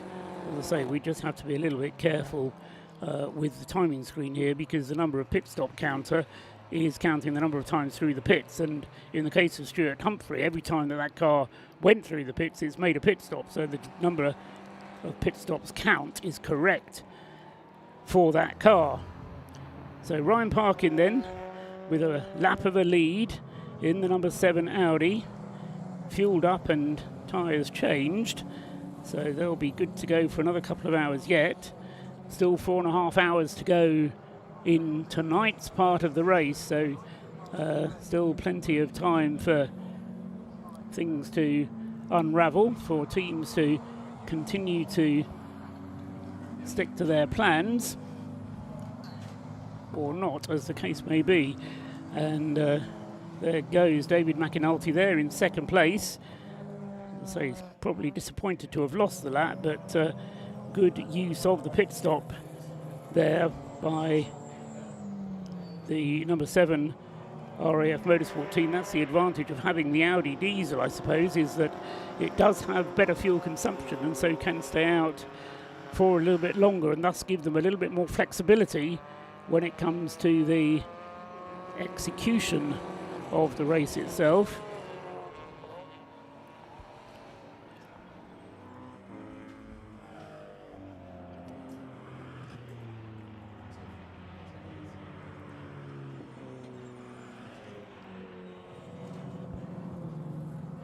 The number 7 car having just gone through and completed another lap. The driver lineup for the Audi, Ryan Parkin having taken over from Matt Isherwood, will then have still Ollie Wayne and Alex Smith to drive the car, so still quick drivers available to the team. George Grant in the Clapham North Mazda leading the Class C in 5th place overall, car number 69. Leading Class B is Adam Morrison in the Track Scotland Mini Cooper, who has got himself up into 6th place overall. So Adam Morrison then in 6th place. Now, how many pit stops has Adam done? The Track Scotland Mini has yet to make its first proper pit stop. So Adam Morrison in car 155, that car has been through the pits on the one occasion that the safety car led them through the pits. He only led them through once, in fact. So the Adam Morrison car yet to make a pit stop in number 155. Great fuel economy then from that car. They've completed 74 laps compared to the second car up in that class, which is the car of Michael Green, the Auto Test Mazda, and that's completed 72 laps. Number 24. That was a car that was started by Sebastian Fischer.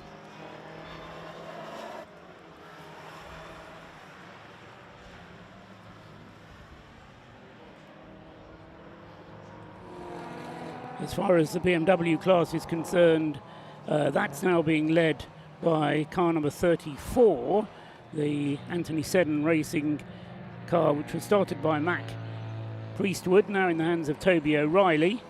And Toby is in 14th place overall, leading the class from the second of the Anthony Seddon Racing BMWs, which Hami Ormerod took over. And the gap between those two, the two Anthony Seddon racing cars, is about a minute and a half, so 3/4 of a lap separating those two. And then third in the BMW class is the Yggdrasil car of Freddie Tatham, and he is in third place. As far as the C1s are concerned, things are falling in favour of the WRC Developments team. Finley Edwards now leading the way in car 586, having taken over from James McIntyre. And then second in the Citroën C1 class is 386, Darren Ball at the wheel of that car at the moment, ahead of the Silver Lake car 458 with Michael Chapman leading. That's the situation in the Citroën C1 class. I've been joined by somebody else here. Who are you, sir? Hello there, my name's Mark White and I'm the Operations Manager for Mission Motorsport. You are Mark White, who is not only the Operations Manager for Mission Motorsport, but an aspiring racing driver, I'm told. Someone's clearly been very kind. Yeah, I've done a little bit in the past, but nothing here today. I'm just here to support the guys from Mission Motorsport. But, I mean, that's part of the... part of what Mission Motorsport is about, isn't it?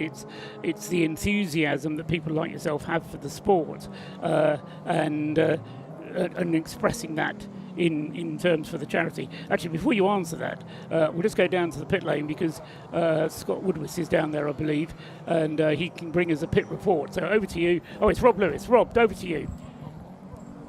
We're here with the rather charred remains of the Rob Boston Racing Lotus. Now, I'm just going to go around the back of the car, hopefully not hear myself over the PA. So the team are just looking in this side pod here. The fuel filler is on top. And what we think has happened is a piece of debris, something as small as a piece of body trim, has been fired up into this vent here and has nicked one of the fuel fillers here and started that small fire. Now, the team are just deliberating at the moment whether to get this car back out for the race. I'm going to speak to Mr. Rob Boston. Rob, he didn't want it to end like this.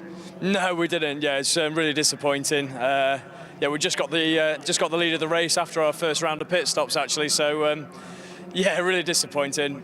The guys were putting in a great effort, and yeah, too early to end this one. We really felt like there was another win in there, but very disappointing. There's two positives out of this, though. Number one, driver's okay. Yes, he's all right. Ben, yeah, obviously didn't waste his time getting out of the car, but yeah, he's all right. In fact, he's just here. Where is he? He's just here.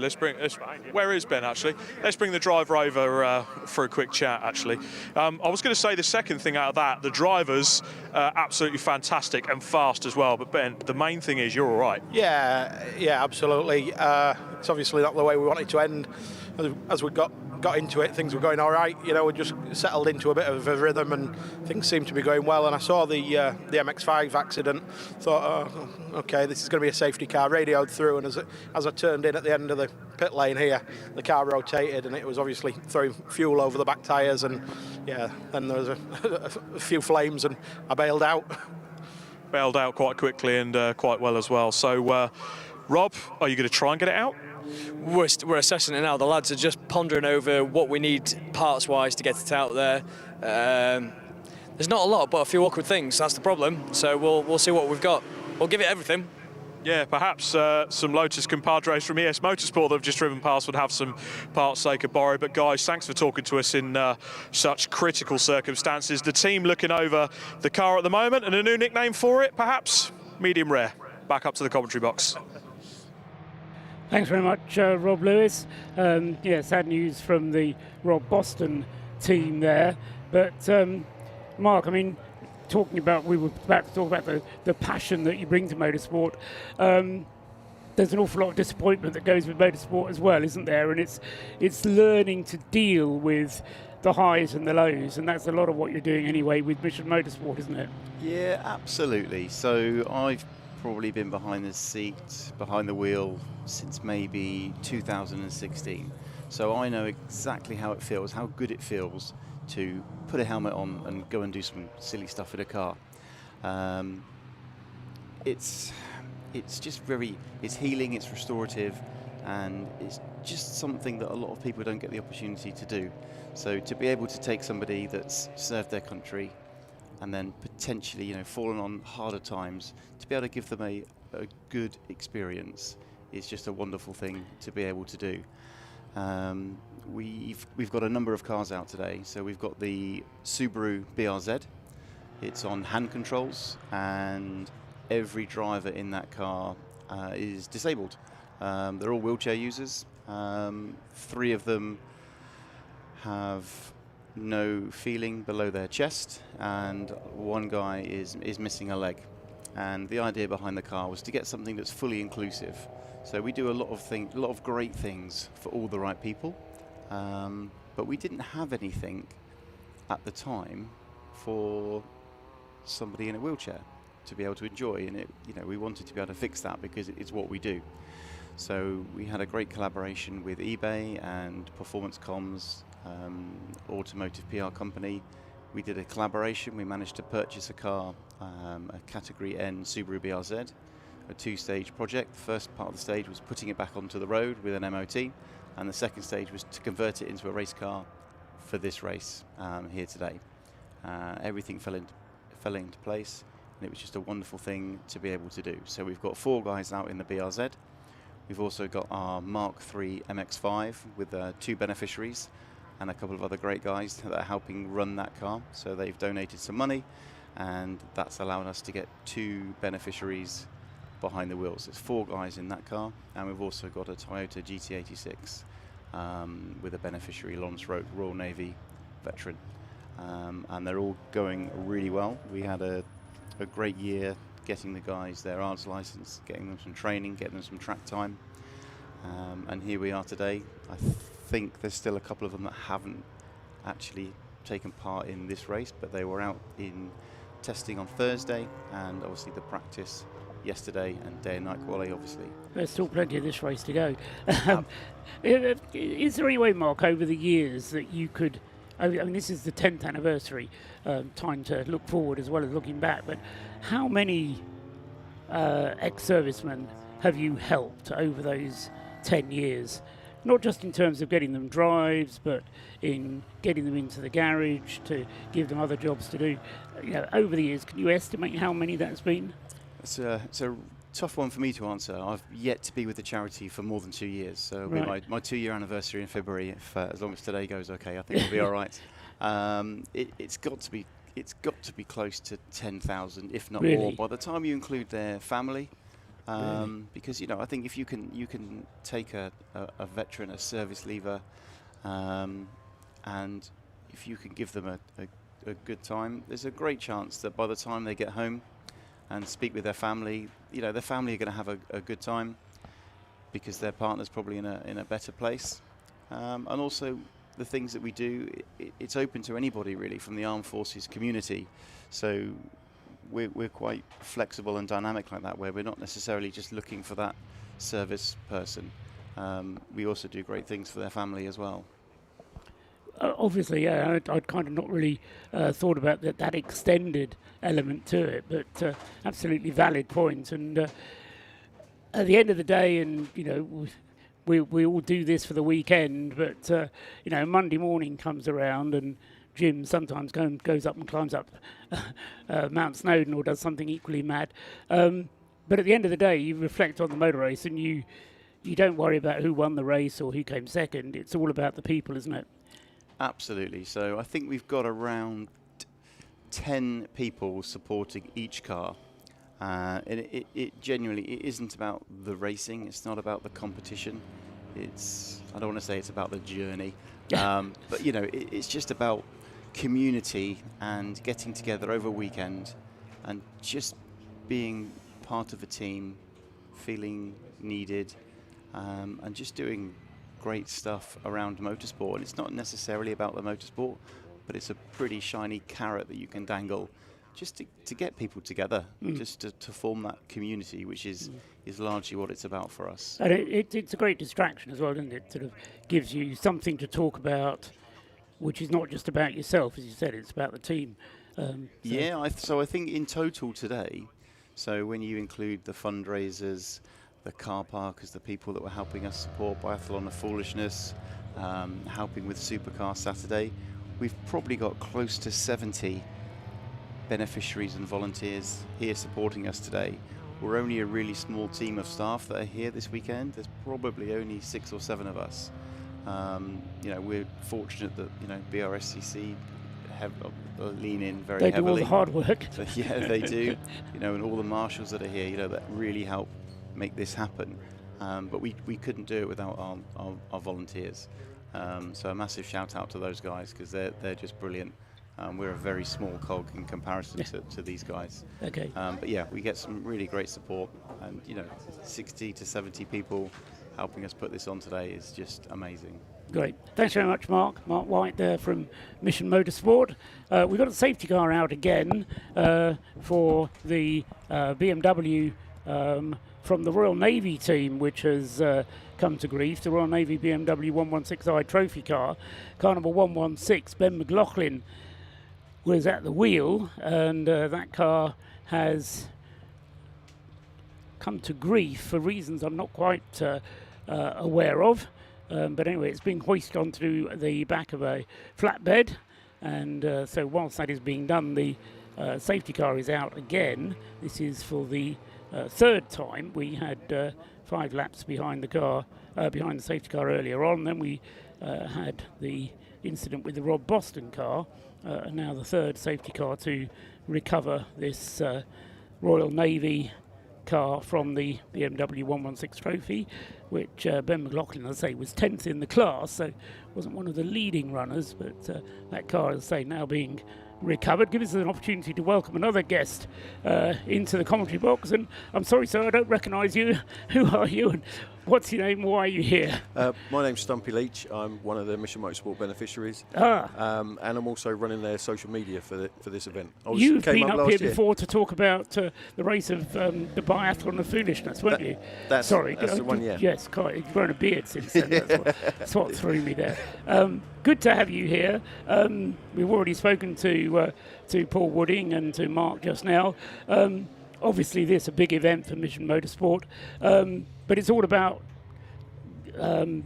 apart from all the things that it's really about, but it's this shared passion for motorsport that kind of underlies it, doesn't it? It brings people together. Yeah, it's the weird thing is, like, when I was struggling, my wife sent me out to a Mission Motorsport event, and I didn't want to talk to anybody, but because there were cars there, you start to talk about the cars and that kind of stuff, which then opens you up to other things. And much the same with this race as well. If you're struggling a little bit, there's the cars here to look at and to get involved with, but also there's people to talk to as well, people that you may not mix with normally, or people from different services and that kind of thing. So it's a very good event to do that. It's very tiring, it's very busy, but the good thing is Mission, if you want something to do, Mission will give you something to do. So I'm doing the Facebook Lives, trying to do the Twitter as well, or X, whatever you're supposed to call it these days. So that's been really good, and it's helped me focus on something as well, because there are times during the weekend where things get difficult. Obviously, as we get towards Sunday, people start to get things start to come to the head. But if you're keeping busy, then it helps you to. Without getting gender specific and politically incorrect about it, cars are a bit of a blokey thing, aren't they? I put blokey in inverted commas, but the military is a bit of a blokey thing. And again, I'm not being gender specific about it, because I know quite a few females who are quite blokey in that sense. But having that kind of common understanding of what cars are, how much fun it is to drive a car, the different emotions in you, if you will, that driving a car awakes in you. that is a way of bringing people together, isn't it? Absolutely, yeah. You know, we have got both males and females within the sort of the Mission Motorsport family, and also Alt Motorsport, who unfortunately won't be here next year, but they're doing their own race, which will be fantastic.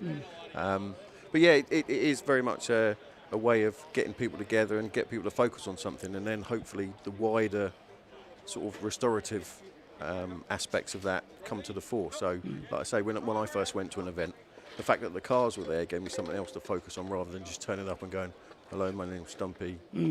I feel a bit broken. Can you help me?" So it very much helped in that regard. And what I'm trying to do this year is something that I've called Faces of ROR. So trying to get people to tell me who they are, what they're doing here, but also what Race of Remembrance means to them. Yeah. Obviously, we're on the 10th anniversary, or the 10th running. So that's what I'm trying to do. And if anyone out there wants to see me wandering around, the guy with the beard and the gimbal that keeps fighting me all the way, then I'll be happy to talk to you and take your thing and share your story. And so how has the engagement, I think that's the term you're supposed to use, with social media in general been this year? Have you noticed a rise in interest this year? Absolutely, yeah. As people get to know more and more about Race of Remembrance and Mission Motorsport, the engagement is always getting higher and higher. I've noticed that the number of likes and interactions with the social media posts are always going up, which is a brilliant thing, because it's helping to spread the word, sort of awareness of Mission Motorsport. But also, if there's service people out there who are struggling, if they see it through someone else, they can go, "Oh, actually, I might quite fancy that." And then they can go on to the Mission Motorsport webpage and see where the events are, and hopefully they can engage and begin the journey that I've been on for quite a while. And like Mark was saying, it's the wider families as well. During COVID, unfortunately, my wife became seriously ill, but the Mission Motorsport family got together and helped me, helped my daughter, helped my wife to get around to places when it was difficult, and really sort of help us get together, because my wife had supported me all through my struggles. And then Mission stepped in to help when we were all struggling. So that was amazing. Yeah, who helps the carer sometimes? Who cares for the carer? Yeah. No, exactly that. Just to keep you informed of what's going on the racetrack, the safety car has now returned to its base. We've gone back to green flag. The race still being led by the RAF Motorsports Audi TT, then by a lap from Don Henschel with the Leos Racing Caterham in second place, and then Jason McAnulty back at the wheel of the 117s. They've squeezed in their second pit stop of the race. Don Henschel still having only done one pit stop with the Caterham. So Jason McAnulty squeezing in a second pit stop under that last safety car, which obviously, if they can get through 4 pit stops through this evening, then that will be their aim, and to do so whilst the safety car out is obviously easier to cope with. Stumpy, do you follow the race as such? You know, I'm going on about what the gaps are and what the strategies are. Do you follow it at that level, or are you more from the point of view of the people that are involved and how they're doing? It's a bit of both, to be fair, because I've got friends and beneficiaries that are actually racing in the race. Dusty Binns, who's driving the 555 car. Falcons veteran, all-round good guy, but don't let him tell you a story, it'll go on for hours. So people like that, and also the Panda team. Yeah. How that came about was during COVID, we started a Mission Motorsport Xbox racing thing on Thursday night. And over time we got talking, and then Dean Lomas, who is the boss of Acer, who's one of the racers, got involved and started the car. And obviously last year it was the blue one. This year it's grey and it's smashing around. So I try and keep up with the race, but obviously because it's an endurance race, if you're dipping in and out, it's sometimes a bit difficult. So you have to go on the TSL and have a look, and or listen to you when we can. But I'm sort of trying to do both. I love motor racing, but obviously I've got friends that are in the race as well, so it's a thing. And also Scott Hughes in the Track Scotland car as well. Yeah. I love the Subaru. I have to say the BRZ looks the part. You don't have to look at it for a second, and you know it's a Subaru. It's not a Toyota GT86. It's a Subaru. And I love the story that one of the guys from the team was telling me about it on Friday when I got up here, and actually whatever it was, earlier in the week when he was telling me about the story of how they built that car and how they took, and it's the line of the weekend for me, that they took a written-off car, 4 written-off blokes, and they went about fixing all of them. Absolutely. And they've gone out and they're racing, and I think that's captures the spirit of Mission Motorsport. You know, in one car, in one entrant, they're out and they're racing. 100%, yeah. And also Aston, who is the workshop manager from Mission Motorsport, he is a Subaru guru and he loves them. So this has been a real good project for him. He's really enjoyed it, and the proper old school WRC colours is just perfect. It's great, isn't it? We'll get down to the pits again. Rob Lewis is there, and we'll find out what he's got to say right away. Ben McLaughlin has quite literally drove the wheels off of this 116 car, and he's collected a load of Anglesey's finest turf in a pile there. Ben, that is a really good effort. What happened? I had a slight vibration, and then got on the radio. I was like, I've got a slight vibration. Are you happy to continue? I was like, no, I've got to come in this lap. 2 corners later, wheels off. So is it just sheared the studs? I think so. Well, hopefully, because that should be a relatively easy fix. But relatively easy. Well, it could have been worse. At least I didn't hit anything. Were you enjoying the stint before the issues? Stuck behind a safety car for ages, so when we finally did get going, yeah, I don't think I got that many laps properly. So, yeah, a bit frustrated. Perhaps tomorrow, a bit less vibration, a bit more racing. And more wheels. More wheels. Well, tell you what, let's have a quick look at the car. So the team are working away on this ferociously, as well as doing the spring cleaning, collecting the turf. Maybe they'll relay the grass back at Anglesey. But the wheel coming off means it pushes everything up, it hits the disc, it grinds the disc off on the floor, it's damaged the front bumper, the wing. The team are getting to work at the moment, getting everything back together, as I'm trying to stay out of the way of them. So it's a bit more repair work to do, and you've got to sort out a bit of the bodywork as well. Around us, you'll see the gentlemen in the blue high vises. They're the scrutineers. They need to make sure that the car is safe to go back out again, and they'll make sure they do just that. This car's not out of it, but unfortunately this has cost them. Thanks very much, Rob Lewis, down there in the pit lane with the cause of the most recent safety car interlude. Ben McLaughlin was the driver he was talking to in the Royal Navy Motorsport BMW 118, which is now being fixed. It's a story of the Race of Remembrance, really, all about getting things fixed and getting back out onto the racetrack. Never give up, though. Let's just have a quick recap, because whilst the various safety car situations have been happening, we haven't been doing that. Ryan Parkin, it is, at the wheel of the RAF's Audi TT, the diesel-powered Audi, which leads the race by a clear lap from the Don Henschel-driven Leos Racing Caterham. As I say, there you have just over a lap between those two. In third place is Jason McAnulty, who is a further lap behind, so 7.97 and 1.17 are the first three. Jason McAnulty having got back into the Able Care ES Motorsport Lotus Elise, so that car has completed 2 pit stops, whereas both Ryan Parkin and Don Henschel have only completed 1. Don't be misled by the number of pit stops column on the live timing and scoring if you're watching it, because the safety car, when it was out, came through the pit lane on one occasion and gave everybody a pit stop, which they didn't really have, if you see what I mean. Third, fourth place is Chris Slater at the wheel of another RAF Motorsport entered car. This is the BMW E46, the M3, which is just under a minute behind Jason McAnulty's ES Motorsport Lotus Elise. That car has also only completed 1 proper pit stop, but it was a very long one, so that's why that car has fallen back as far as it has. And then in 5th place is the first of the Class C cars, and that is George Grant at the wheel of the Clapham North Mazda MX-5 Mark III. And then he is immediately ahead of Wes Payne, who's in the Breakdancer Racing Caterham. Wes started off driving the Mazda for Breakdancer Racing, and he's now at the wheel of the Caterham, which is a relay entry with 6 different Caterham 7s available to them. Anyway, they will keep going, no doubt, but they're in 6th place overall, although not eligible for the Heroes Trophy, the Race of Remembrance Trophy itself. In 7th place is the fastest of the Class B cars, Michael Green at the wheel of the Auto Test Mazda. And in 8th place, second in Class B, is Adam Kindness with the Track Scotland Mini Cooper. And both of those cars have done one pit stop.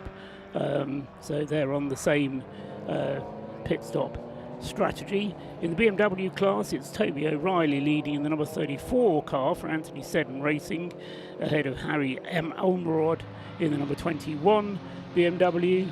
And in the Citroen C1 class, Darren Ball leads in the 386 car, which was started by William Beach. Still has Colin Gillespie to drive that car. Second in the Citroen C1 class, it's Finn Edwards, number 586, that leads the Citroen C1 class. Darren Ball is second, also for WRC Developments. And then third in the Citroen C1 class is 458, Michael Chapman, in the Silver Lake entered car. So that's just a quick rundown. Scott Woodward has joined me back up here in the box. Hello. Hello, Scott. Down in the pits, what's the mood like? What's the atmosphere like? Just you expect with any Race of Remembrance at night at this time of the race. There's something magical about motorsport at night, as I'm sure you know, having done many endurance races over the years. There's something different about motorsport at night that just gives it that little bit extra X factor, a little bit extra magic, because even when the sun goes down, you've got the engine notes all rise up, the senses rise up, and it's fantastic watching just, the phrase I like to use is just pairs of headlights dancing in the darkness. That's exactly what you've got. Motorsport at night is something absolutely superb, and I love it to bits, and so that's why I love races like this and the 24-hour races that we have all around the world. Like, I'm a massive Le Mans fan and sports car racing at that point because of things like this, and so you might lose your visibility, but it heightens everything up, which is great. But yeah, the pit lane atmosphere is great. Everyone's having a fantastic time. I had a walk behind the pits and a chat to a couple of people, and just even though there is teams working away, there's teams that are still working on cars, to go through routine pit stops. Everyone loves the vibe here. Everyone's enjoying themselves, as they should do, for an event like this, and it's no surprise that not only has this race reached its 10th anniversary and its 10th running, but it's still as popular as it ever was, in fact more popular than ever, and we've got so many quality teams here. And again, even though we've got the number 7 Audi that's ahead by a lap at the moment, that could all still change in the blink of an eye. As we saw, case in point, sadly the Rob Boston Lotus having an issue where it caught on fire, which was completely gutting, but it just proves that, you know, it's, even though people mostly make their own luck in motorsport, it can still just be something just happens that doesn't go their way, and unfortunately luck hasn't been smiling down on the Lotus at all, but it has for some of the other teams, and they're certainly trying to plug on as much as they can. It is 4 Class D cars that are on top of it, and I have to say, really impressive run so far in P5 from the Class C leaders, which is Clapham North Rob Boston Racing, which of course is George Grant and Will Blackwell Chambers, because George in for his current stint at the moment after Will did a fantastic opening job. Just seeing on screen here, one of the longest standing, in fact, arguably the longest standing car in ROI history, the 101 Mazda, which has been involved ever since the very first race. I don't think it's arguable. It is. It's the only car that's actually participated in all 10 races of remembrance. It's quite a history. There was a great battle going on, just I'll mention it as well, there's a great gaggle of cars that was all going through the same complex together through Rocket and Peel all together, and the little 2CV was getting in the mix amongst some of the bigger and faster cars in that field. But this is the great bit, even though there's lots of lappery and there's kind of cars that are some 8, 9, 10, 11 laps down, there's battles within battles, not just class but also on overall running at that point. And just, yeah, there's something about this race, something about endurance racing like this that I can wax lyrical for ages, because as I tend to do being a commentator, as we do being commentators, but it's magnificent to see. And even that Mazda MX-5 with the blue neons, just unique touches that help to make each car stand out and give it a little bit of an extra personality of its own. It's a magnificent event and a magnificent time of the day to go racing, I always find. Yes, I think the Race of Remembrance is fairly generous in their allowance of identification lights on the cars, including allowing cars to actually have colours which change. The front of the Jaguar, I don't know if we've had any pictures of it recently, but it's got little discs at the front that rotate, and as they rotate they change colour, which, as I say, is very confusing because you look at it and you think, oh, it's got blue light, oh no, it's got green light, oh no, the red light's on the front of the car. I think the effect's called chroma key. It's like a chroma key light that spins round on both typically where the fog lights would be, but it's like a little light that spins around like an LED, and it's quite a nice little touch. Yes, and certainly the others highlight the A and B pillars. Some go all the way around to the C pillar. Quite a few of them this year have got those little lights underneath the car which actually illuminate the track. You can see on that Caterham there, just going past one of the BMWs. The Caterham has little red lights underneath it to illuminate the track. But apart from just being a bit of a joke, it does help the team on the pit wall to identify which is their car. And when you're faced with these, what do you call them, dancing headlights in the night coming towards you, knowing when to hang the pit board out is sometimes a bit challenging. So yes, that is something to keep an eye on. One of the Citroens going through there with the radio aerial illuminated on theirs to again make it easier to pick out. You were talking briefly there, Scott, about the Clapham North MOT Mazda, George Grant having got that car up to 5th place overall, which is indeed a great performance. What's happened to the Stuart Humphrey racing car, I hear you ask, because we were talking right at the start about how that was going to be a battle royal between those two. Well, it is still a battle royal, I think, even though the Stuart Humphrey car has dropped back to 9th place overall, and in terms of the gap in the class is 2 laps behind, it sneaked in another pit stop. So they've done 2 pit stops, had the Stuart Humphrey team, car number 91, whereas the George Grant driven Clapham North car has only done 1 pit stop. So don't write off Stuart Humphrey Racing just yet, because they're a pit stop ahead. Now, if you take in mind that the pit stop time is 4 minutes, then add on the time taken to slow down into the pit lane and speed up again out of the pit lane, and then look at the gap between the two, it's 4 minutes and 27 seconds. So it's still neck and neck in Class C. Just because George Grant has the advantage at the moment, he's a pit stop behind, as it were. So there is still that Class C battle going on between the two Mazdas, 69 the Clapham North car and 91 the Stuart Humphrey car. Interesting enough, have TSL adjusted the amount of pit stops? Because you mentioned about the fact that everyone got given a free pit stop in inverted commas coming to the pit lane.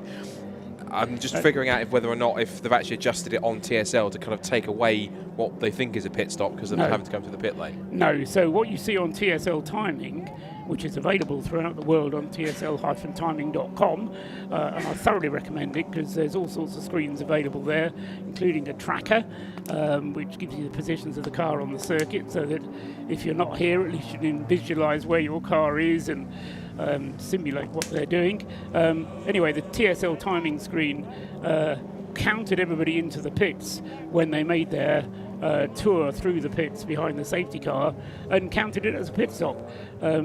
So that's why we're showing one more pit stop for everybody who was out when the safety car was out than what really happened.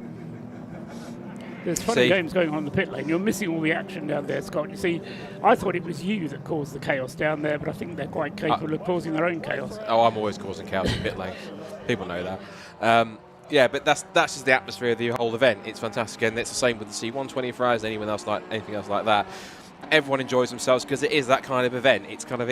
Yes, there's an element of seriousness to it being racing, but ultimately everyone enjoys it, everyone loves it, and I'd expect nothing less from the Flying Haggis team because they are perennial jokers in the pit lane. They were going to, I might be spoiling something here, but they were going to show us that they take health and safety very seriously, and reference a 90s hit song, where they said that when they take their jam, they pump it up, so they're simply going to put some strawberry jam on a jack and just pump it up to kind of go with that. I think I follow. More of a visual joke, I think. More of a visual joke, yeah. It's one of those, it's one you have to be there to see it to understand it. So, but yeah, nevertheless, they've been a great team the past couple of seasons of Flying Haggis Racing. Sometimes not had the best of luck, but their number 44 Honda Civic seems to be just plugging away and doing what it used to do. It's currently sat at the moment in... Whereabouts is it now? It's outside the top 30 at the moment, I think, the number 44 car. Yes, and Rob Lewis can tell us more about it because he's down with them. Rob, what can you tell us? We saw just now the best dance impression of Madness, One Step Beyond. I think that was a dance. We've got Flying Haggis Motorsport team here. Right, this is an example of some of the great teams that turn up to Race of Remembrance. So one at a time, folks, introduce yourselves. What do you do in this team? I'm David, and I'm one of the drivers. I'm Donna, David's wife. I do everything. You are the boss. I'm the boss. I'm the boss. I'm Keith. I'm a driver. I'm Sandra. I'm Keith's wife. I'm Luca. I'm a mechanic. Adam, and I do fuel. I'm Robbie. I run everything. So you're also the boss? No, well, I'm the boss. I'm the race director, shall we say. I'm Gordon. I'm a driver. Mark, mechanic. Mechanic, right, let's talk to the boss. So that's... your hair looks absolutely fine. So you've got a Group N spec Honda Civic out there. It's going great guns. A great team around you and some cracking drivers. How's the race been for you so far? Fantastic. It's always fantastic. It was a bit of a learning experience last year, wasn't it? You had your tales of woe. Yeah, just a few. But you know, we learn. These guys, the mechanics, they get us through it, and they do everything that needs to be done. And you know, the drivers, we couldn't do it without the drivers and all of you guys. These mechanics are absolutely brilliant. Up and down the pit lane, constant entertainment. They're the dream team. Your driving line-up as well, obviously. You've got to be a bit biased. One of the drivers is, obviously going to be quicker than the others. Well, I'd love to say Hubby, but actually I think Gordon pips him ever so slightly sometimes. But yeah, Hubby does all right. Fantastic, and aiming for the win this year, hopefully. Do you know what? It would be lovely, but we just want to finish. If we can go over the finish line, we've done our job, we're happy. We'll make sure when the finish comes in, we come and see you. Do that, and we'll have more chocolate biscuits for you. Fantastic. They're keeping the pit crew topped up with various biscuits of the Scottish nature. I'm loving this, and as you can see, they are pure goofballs, every one of them. That is a part of what makes Race of Remembrance so good, the camaraderie up and down the pit lane. You cannot beat it. For now, after that bit of light-hearted entertainment, back to the commentary box. You're all mad. They're all mad down there. They're all mad. The car's 36th at the moment, just actually dropped a couple of places while we were talking to the team there, so they obviously got a bit distracted what was going on. Currently lying 11th in the class, 12th in the class, in 36th place overall, Flying Haggis Racing. Just to give the team their full name checks. We've got Charlie Fraser in the car at the moment. Gordon Duncan started the car. Keith Rose and David Reed are the other two drivers from the Flying Haggis Racing team, and they're running a poor little Honda Civic. Bless its socks, doesn't know what's happened to it. On the subject of the Scots, though, and there's a fair few of them here at Anglesey this weekend. I suppose coming to Anglesey isn't quite as far for them as going down to Brands Hatch or Thruxton or someone like that. Adam Kindness flying along in the 155 Mini Cooper, currently running second in Class B for Track Scotland 2. A few moments ago, he did the car's best lap of its race so far in a time of 1 minute 48.261. And that was just a couple of laps ago. And another car that's running quickly, remember a little while ago we were talking to Paul Wooding and he was talking about his driver Max Watt. Well, Max is a bit quick and he's just turned in the fastest lap for that car. So even though we're in full darkness now, it is still possible to go quickly. And Max Watt, as I say, turning in the fastest lap for that car just 2 laps ago in a 1 minute 44.755. That's the best lap that car has done so far. So there's still improvements to be made. as the night falls. And is that a change of position for second place? It is a change for position for second place, because Don Henschel has just come into the pits. So Don Henschel in the Leos Racing Caterham, car 97, into the pits, and also into the pits is the 27 RAF Motorsport BMW, which Chris Slater has brought in. Now, last time, I won't say it was a disastrous pit stop for the RAF Motorsport BMW, but it was a very long pit stop for that car. Instead of being able to refuel, change driver and get the car underway again in 4 minutes, it took the RAF team 7.5 minutes to change it round. So they're in for their second scheduled pit stop now. The RAF team, which, remember, led the race in the early stages with the very rapid Paul Cook, and I think Chris Slater won't mind me saying, but I suspect if they're going to put Wayne Lewis into the car now, it may well be going more quickly again. Currently in 4th place, but running reliably, or hoping to be running reliably. That car will be going out again very shortly.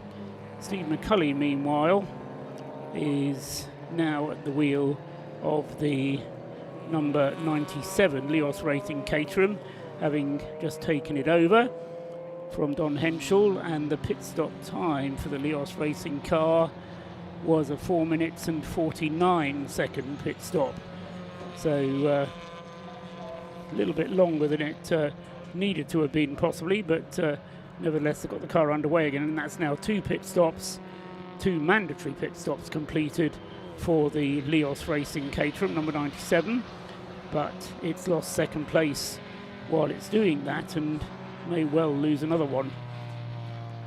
However, it's not going to lose any places to the RAF Motorsport BMW, because that's having its own pit stop at the moment.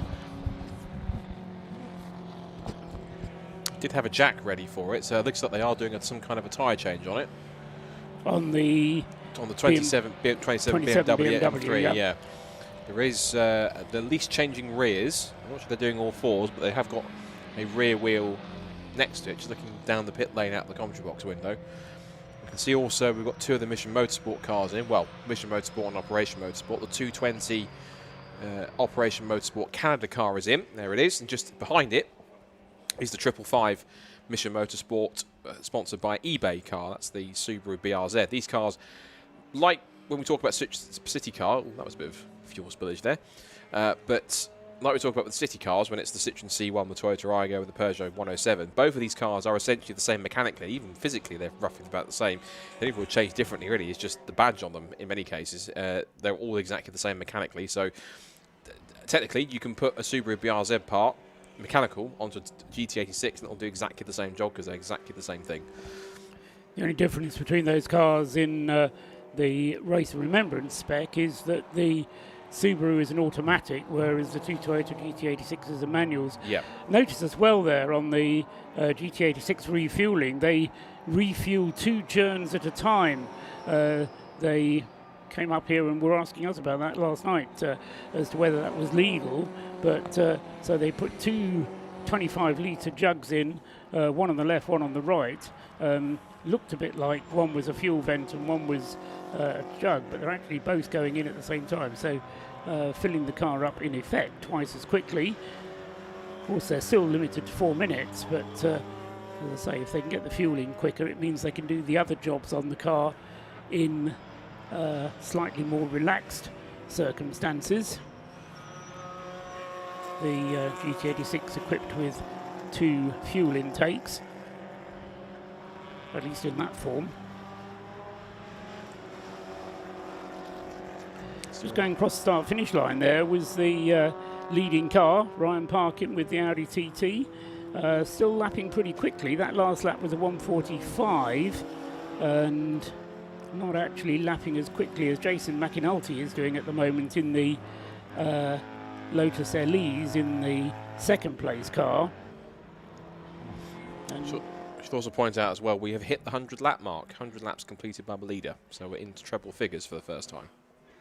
Yep, with some 3¼ hours of the race now elapsed. 3 hours and 15 minutes had elapsed as Ryan Parkin crossed the line for the 100th time. If I was really good at mental arithmetic, I could tell you the average speed. I'm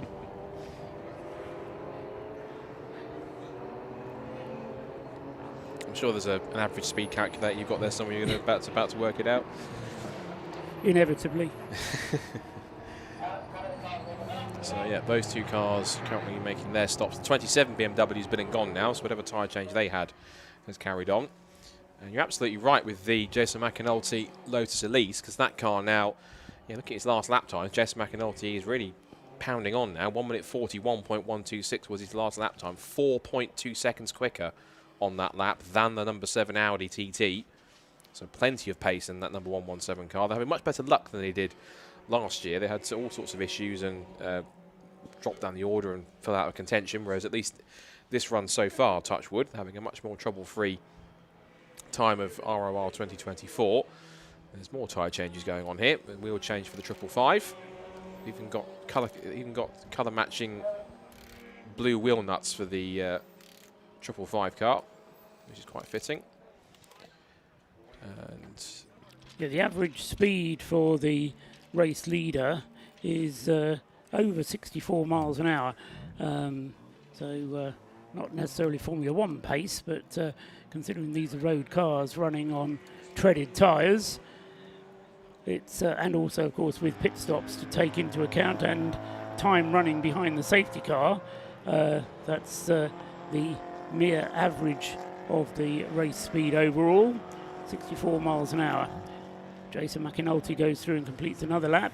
He's still 2 laps behind Ryan Parkin, but no, both of them have only completed 1 pit stop. The difference is that the RAF Audi TT got its advantage because it did its only pit stop under safety car conditions, whereas the McAnultys changed from Jason to David McAnulty whilst green flag was out, and they've now done a second pit stop because they've got Jason back in the car now, so they've done 2 pit stops to the RAF Motorsports Audi, which has only done 1 pit stop.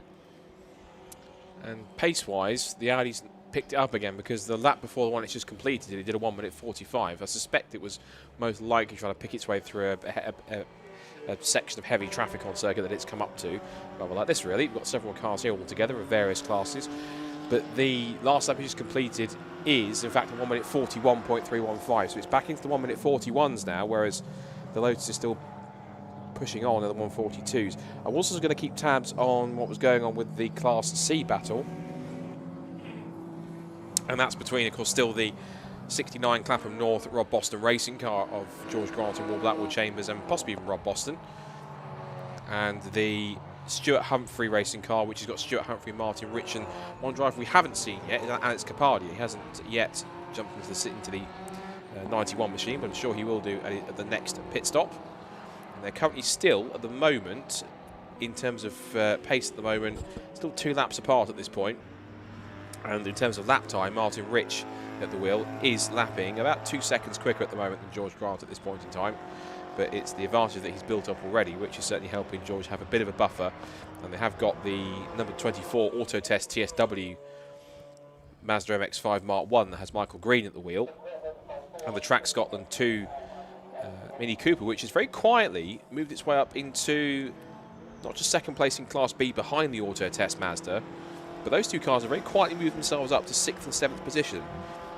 Haven't gone about it spectacularly, I don't say that negatively at all, but just very quietly got on with their race, kind of just pounded on, just not had too many problems, and they've managed to creep up into the top 10, which is quite a strong performance so far from both of those outfits. And only separated by just over 20 seconds. So yeah. The Mazda is the quicker of the 2 cars, but as you say, Adam Kindness's approach has been very much a softly approach, and as you say, he's getting the results from that approach so far. Getting a great onboard shot here of the 220 Operation Motorsport Canada car. This is pretty much your view when you're on board at the Anglesey circuit at night in the middle of Race of Remembrance. You see the little reflective markers on the edge of the circuit to kind of help guide the way of where you need to be on either side. That's certainly quite a nice touch that Anglesey has added, particularly with apexes and outsides of the circuit. And this circuit positively is something a bit of a roller coaster in terms of some of the points of the circuit, but you also see the speed difference here, closing in on one or two of the Citroen C1s. That's one of the Silver Lake cars is going past now. It was interesting. I don't know if you were listening to Paul Wooding when he was talking to us earlier on, Scott, but I was asking him about driving at night, and he said, actually, when you're in a clump of cars, it's amazing how much light you get from the headlights of the other cars. It's when you're running on your own that you suddenly realise how dark it is, because it's only your headlights illuminating the track in front. It's a bit like when you're driving down a country lane, and it's very much more easy to follow somebody than it is if you're in the front and you're having to kind of pick out where the road goes. So yeah, it's interesting to have that feedback from the driver himself about what it's like driving here at night, because there aren't any illuminations. There's no street lighting around this circuit at all. So, as I say, once you're on your own, then you're relying totally on your own headlights. But nonetheless, I think there are some drivers who, crazy enough, actually prefer racing at night or very much enjoy it. I mean, I have to say, even looking from that onboard viewpoint, I think probably I would in many cases, because you get such a great, it must be such a fantastic experience being behind the wheel of a race car at night. Some might find it terrifying, particularly if you're in a section of track that there's nothing but your headlights illuminating the way. Imagine places like Le Mans, for example, when you're going down the Mulsanne straight at its speeds of 180 mph plus in, let's say, a hypercar, for example, and you're in pure darkness. And it might even be raining at the same time, and all you've got is your headlights to try and figure out exactly where you're going. Some thrive on it, some are not so keen on it, but ultimately that's just part of endurance racing and an element of motorsport when it comes to these long-distance epics. Here's a fan favourite. This is the DC Lomas Motorsport Fiat Panda. Good to see that back here this weekend, and made its debut at Race of Remembrance last year. They loved it so much they've come back for a second crack at it, and they've given it more of an Italian tricolor style livery on that car too. Do we know if it's actually the same Fiat Panda or is it a different one? I presume it's the same car. Right. I think they may have built a second one, but ultimately I think if not, they might have just taken the wrap off it and just put some different decals on it to make it look good. It's certainly a very different looking car from last year's Fiat Panda, and I suppose you have to face the fact that there are an awful lot of Fiat Pandas out there as potential donor vehicles, which the team may well have used. But yeah, the Italian flag on the bonnet of the very small bonnet of the Fiat Panda. Where is it in the list at the moment? Currently in 28th place overall. At least it was when it came into the pits. And lost, well, it was actually 26th when it came into the pits. Now lost a couple of places, whilst Dean Lomas hands the car over to whoever his next co-driver is going to be.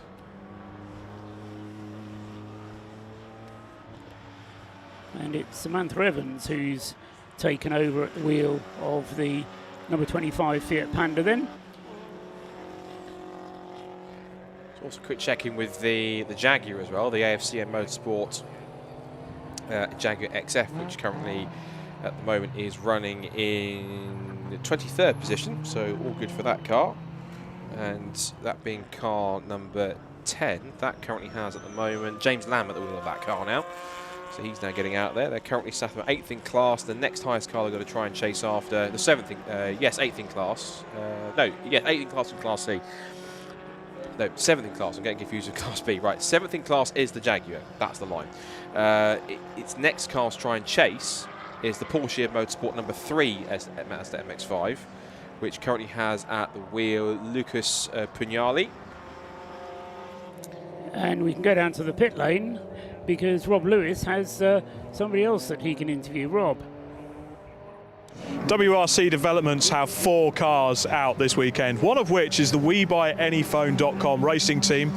We, of course, have royalty in the motorsport world, James Kay. We've got Darren and Charlie racing alongside this weekend, all put together by Mr. James Poulton. He's not going to get away with being mentioned on the live stream there. Guys, welcome to the Race of Remembrance. It's a very unique event to be a part of. It is, Rob, for sure. Absolutely, 100%. A fantastic cause, and so far we're really enjoying the day.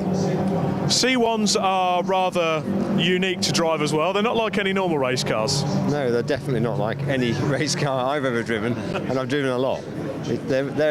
But they're still a race car, and everybody's doing the same, in the C1. So it's just a matter of enjoying, what you're sat in, really. And enjoying the occasion. Absolutely, and what a fantastic cause. So what's the story behind the team and getting you guys together? Well, I think it probably is, as you said, the work of James Poulton, but, well, it's been a bit of an opportunity to try out a new experience, get a team together. I suppose, have we got any more than that? This is Charlie's first ever race, okay?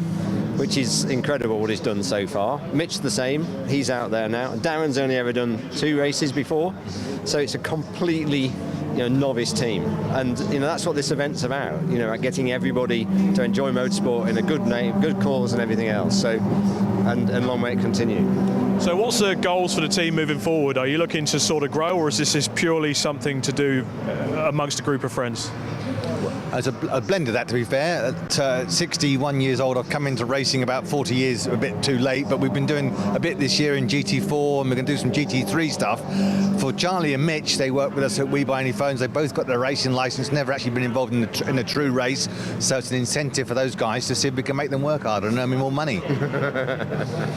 And James, obviously, over the years, you've raced so many things around the world on the highest pressures. Is it nice to kind of go into a motor race with your friends, teach them a little bit, pass a bit of the sort of knowledge on, and just enjoy the occasion? Absolutely. I mean, I wouldn't be here, if that wasn't the case. So, what we're doing now is we're as I say, we're starting as a completely novice team, and we're building We Buy Any Phone racing as a brand as well. So we're doing GT4, we're going GT3, and with the 2 boys, maybe we can bring them on through what we're doing. Now for the bit of playful needle. James Poulton, JP, he's got the team together, but he's in another car, so is it going to get a bit spicy out there later? Well, they've been doing it for a lot longer than we have, so I'm not sure we're necessarily at the same level of speed as those guys yet, but if we can take him off, we will, for sure. Yeah, definitely, James. Absolutely, definitely. But we'll all be in the bar later. Definitely in the bar, taking each other apart later. Guys, fantastic. Great to speak to you there. Welcome to the Race of Remembrance, and hopefully we'll see you at the C1 24 Hours next year. Yeah, look forward to it, maybe. Fantastic. Thanks, guys. Great to see James Kay and this wonderful team. The car looks so smart out there as well.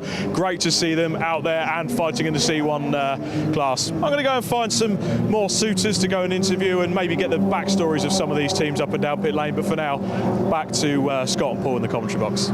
Thanks very much, Rob Lewis down there with the WeBuyAnyPhone.com team. That's car number 486, which Mitchell Grant Phillips is the Mitch that they're referring to. Charlie Nicholas, Darren Ridge and James Kay, the driver lineup of that car, number 486, which is currently running in 11th place. And as we were hearing from James there, Mitchell running in the car at the moment and doing lap times which are comparable with the car immediately ahead of him.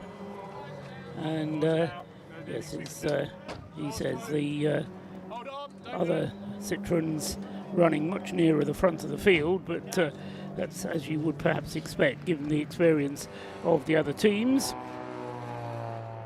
But the C1 class always very fiercely competed for, even though they're a bit slower than everybody else who's out there, but they certainly provide their own intensity of the race out there. And who's to say that WeBuyAnyPhone.com with certainly some pretty high ambitions there, Scott. Especially with the driver's talent they've got, particularly a certain James Kay, of course, is just about raced everything, I think, in many cases, from British touring cars and the Super Touring era, and he's done quite a bit into GT3 and GT4. You pointed out the com box. What have you seen? Yeah, we've got a car on the grass, Oh. which is 378, which is one of the Citroens. And it's facing sideways, which it shouldn't be. It is under power. It is trying to get going again. The grass here at Anglesey, actually, there's been so little rain that there's a lot more grip on the circuit than there very often is here at Anglesey. So whoever it was behind the wheel of the 378 car has managed to get going again. Yeah, that was Team MKD, and that would have been 378. That was Carl Helgeson sharing that car with Matt Hill and David Birch. They're currently showing at the moment as being in 6th in class at the moment, although I'm not sure if they dropped down. They were 26 seconds ahead of the recovering 558, which is the Silver Lake 2 car, which has Adam Preble at the wheel. Alan Preble at the wheel. I think they will have lost that place because it took me a couple of seconds to spot them, and then I still reckon it took them 30 seconds to get the car going again. But you'll remember how bad the grass can be here at Anglesey when it gets wet. It really does get very boggy out there, but the conditions, saying, have been relatively dry up here in North Wales for quite a few weeks now, so the grass not as damp as sometimes it is, and Helgeson was able to get the car going again and resume without losing too many places, but I think he will have lost ground to at least that Silver Lake car that you were referring to. We're over halfway through this segment of the race. 3.5 hours of the 7 have elapsed, so only 3.5 hours of tonight's racing still to go. Just to recap, we've had 3 safety car periods so far.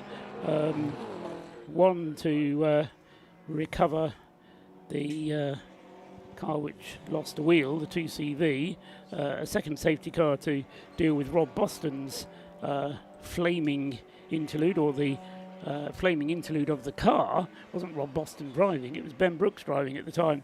And then the third safety car to recover the BMW from the Royal Navy team, the 116 car, which stopped out on the circuit. So those are the 3 safety car periods that we've had, and the cars that we are missing, therefore, the Radiation Racing Citroen C1, car number 363, has not gone round for a while, over half an hour. Ben Brooks has been out for an hour and a half since he had his issue, but those are the only 2, I won't say known retirements, because 363 may well still be repairable, but as I say, the car has been missing for over half an hour. Yeah, it was at the back of the garage when I last saw it, but that was a little while ago on that side. The NJM 4 Fiesta was having its own issues from the start of the race. That visited the pits, well, it says a total of 6 times, if you want to, if TSL is to be believed. And then the exposure lights car was having a gearbox change the last time I saw that car. It's good to see this car recovering though, which is the 92, the unique little Citroen 2CV hybrid with the fuel going in the back. Again, we'll stress it doesn't mean hybrid as in electric, it means hybrid in that it's a different engine in it than you would normally find in a standard Citroen 2CV. It's a BMW motorcycle engine that is in the front of that car. It even runs different wheels rather than the spindly little Citroen 2CV wheels it will normally run. It runs a set of essentially Mini Cooper kind of steel rims to kind of give it a bit more sort of tyre, if you like, rather than anything else, and so that adds to the hybrid element. It's even got what looks like a carbon fibre bonnet, which is absolutely superb. Even that's carbon fibre effect, like a wrapper, it actually is carbon fibre. If it is carbon fibre, I'd be quite impressed by that for 2CV. Out on track goes the 116 Royal Navy car. That was having problems after it caused a safety car earlier on. It's good to see that car's back up and running and back fighting fit again. Louis Tyson looks like he's ready to jump into the 92 Citroen 2CV at this point. And of course, we mentioned we're halfway through this segment of the race. In the next 24 minutes' time, we'll be a third of the way through the race itself. We'll have passed the 4-hour mark in this 12-hour Race of Remembrance. Of course, remember, it's 3 parts. Of course, we do the first 7 hours Started back at 3 o'clock earlier on this afternoon. It's now currently time-wise around about 25 to 7. And of course we go to 10 o'clock tonight where the race will be suspended. So when the race, they'll throw the safety car out right towards the end to bunch everyone up, and then they'll throw not the the checkered flag, but not the one you'd expect. It's a red and white checkered flag, which was kind of invented in many cases or produced purely for this race, because we put the checkered flag out, but we're not ending the race. We're simply pausing it overnight and suspending it. A reminder that there's no parc ferme either, which means that teams can and do work on the cars overnight if they need to, and then get them back out there. So teams maybe like Boston Racing, where if the car is still salvageable to race, it's still mostly intact, but it's all there in that case. We can go down to the pits. Rob Lewis is working hard down there, moving around, keeping himself warm. What have you got for us this time, Rob? Now, anyone that knows me, including Scott, knows I do bang on about these cars because I love 2CVs. I started my racing career off in them. And one man that was on the grid when I was certainly racing these 10 years ago was Mr. Crispin, Nick Crispin, that we have here with us, who is racing this brilliantly unique 2CV BMW hybrid. Nick, tell us a bit about that car. Well, apart from the fact that it's not like a normal 2CV, it's just unreal.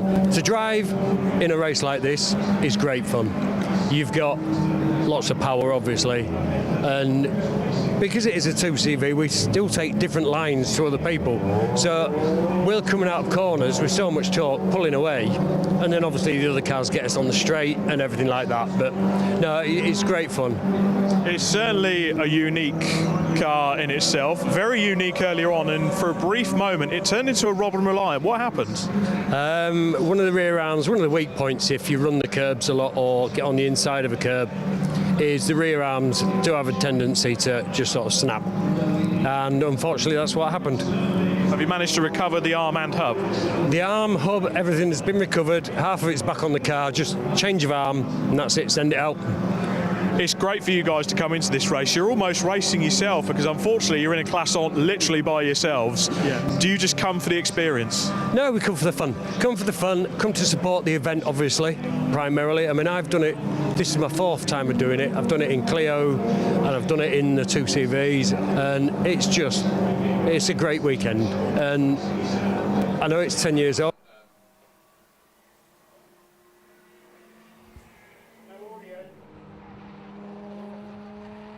Audio stopped. So Nick Crispin there talking to Rob Lewis, and was suddenly cut off in his prime. So He was, sadly enough. We were getting into that because Nick was telling us all about his joys of running a 2CV, which of course we're getting into. Oh, what's he watching there? One of the MX-5s got very wayward on the exit of the banking. What's going on? Couldn't quite tell which one it was. It was a Mark 1 MX-5. Apart from that, couldn't quite tell you exactly who it was. that being the problem of racing at night is identifying what you're seeing a lot of the time. Yeah. Some of the cars with very good illumination on their cars, others with slightly less side illumination, making them harder to pick out. Patron Racing BMW hits the stops. Car 48 is in, which means that is going to be that car, which is it's 11th place at the moment, so just outside the top 10, 5th in Class D. Next car it's going to try and catch, if it can, is the RAF Motorsport with Lewis Property E46 M3, which started on the front row of the grid and led early on. And that car's currently at the moment sort of 2 or 3 laps ahead. And it was the car 48 in the pits. Car 48, which has Paul Travers has brought it in, so he'll either hand it over to Mike Nash, Veer Aldridge or Lee Brown. I imagine it's going to be Mike or Lee because Veer Aldridge did start that car. Yes, and losing places whilst in the pits there, so losing ground to the BMW of Wayne Lewis, which has already had its second pit stop. So we were saying earlier on, some of the, or most of the teams wanting to complete 4 pit stops in this segment of the race. The race leader, the Audi TT, has still only completed 1. The 117 Lotus Elise in second place has completed 2 driver changes, so 2 mandatory pit stops, as has the third place car, the 97 Caterham, which has Steve McCulley back at the wheel now. He started the car, that car, just as the McInulty is ahead of it with just 2 drivers, which means that they have slightly less flexibility when it comes to their driving time, but they should be able to share the driving between them. The one thing they do have to be careful of is that by the end of the 12 hours, so it's not a worry at the end of this segment of the race, but by the end of the 12 hours, they have to ensure that no driver has completed more than 60% of the race. So you have to do 40% of the race with one driver and no more than 60% of the race with the other driver. However, time in the pits doesn't count towards that time, so it does give you a little bit more flexibility. Anyway, 2 pit stops completed then by the first 2 cars, in fact by the first 3 cars, because the 4th place car is currently the Breakdancer Racing relay team.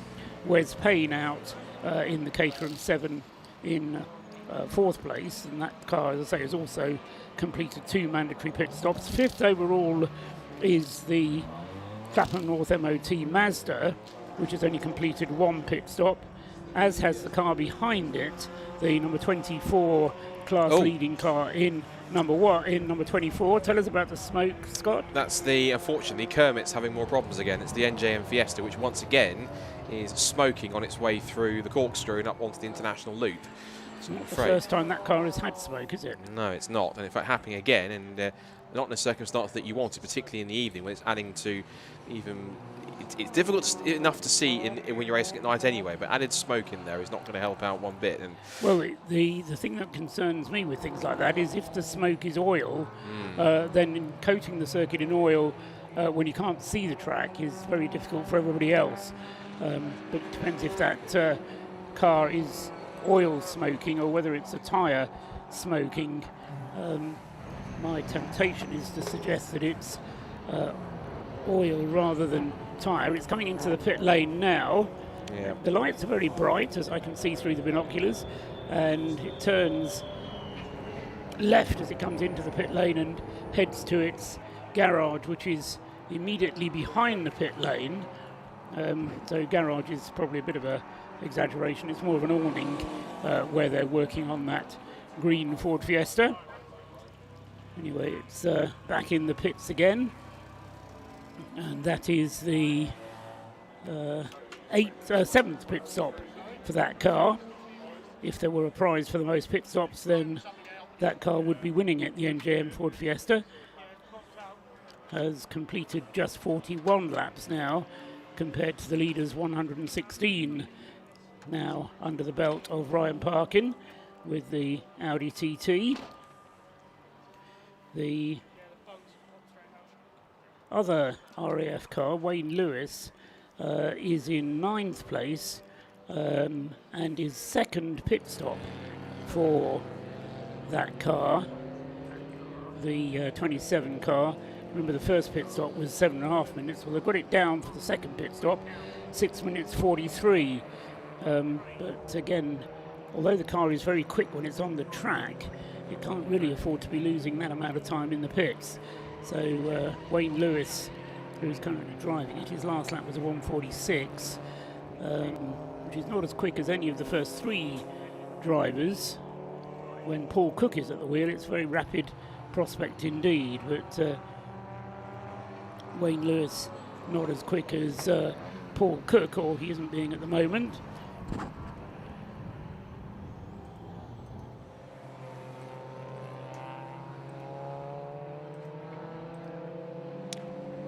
to the Track Scotland pair of minis. They've actually got both of their minis into the top 10 in Class B. Currently running on both of the podium, 2 podium spots. They're currently 2nd and 3rd, with the 155 car ahead of 55 at the moment. So Adam Kindness certainly doing the job a lap ahead at the moment of their. Well, I say a lap ahead. I think they're actually no, they are a lap ahead at this point in time. So 8th for the 155, 10th for the 55. Just see the 71. That's the lone Class A car we have in this field, and it's one of the BRSCC City Car Cup spec cars. That's the flat cap with Mintro Motorsport squad. That's Alex Foden. I think Hayden. I could say Hayden Payne. It's Hayden or Andrew Payne. should we look at the entry list, shouldn't I? So if I can figure it out. It is Hayden Payne. There we go. So Joe Moss, Hayden Payne, Alex Foden, 3 regular City Car Cup races. They did also have Stuart Bliss initially, who is Richard Bliss is here this weekend, but Stuart Sandy is not. So it's just those 3 behind the wheel of that car. It's a good call though with the Track Scotland cars you mentioned, Scott, because as you say, 2nd and 3rd in Class B, and after all the trouble that they had during practice and qualifying yesterday, that's still far too early to say so, but the result that they've got so far is certainly reward for all the hard work that the Track Scotland team has put in over the weekend so far. And Scott Armstrong is currently 2 laps behind Adam Kindness. So Adam Kindness on 110 laps, Scott Armstrong on 108. But Michael Green in the Auto Test Mazda, who leads Class B, is only 42 seconds ahead of the Track Scotland 2 car. So Adam Kindness on the same lap and 40 seconds just over of a gap behind. So the sort of time that could quite easily evaporate in a slightly slower pit stop or an off-track moment or all those kind of things that might afflict that car. And whilst we continue there, I believe we have another couple of Mission Motorsport visitors here to have a chat. So I shall happily vacate the headset and see if we can bring one of them in to have a chat. Right, okay. Thank you for that.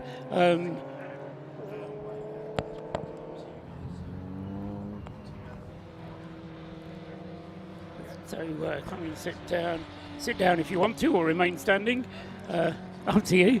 And I will let you introduce yourself. It's all down to Mark White that brought you up here. You're team manager for the BRZ team, the 555 right. car. Yeah. Excellent. The car that for me was the quote of the weekend. We took a written-off car and 4 written-off blokes. We fixed them all up and we've gone racing. Absolutely. So what role do you play in the team manager?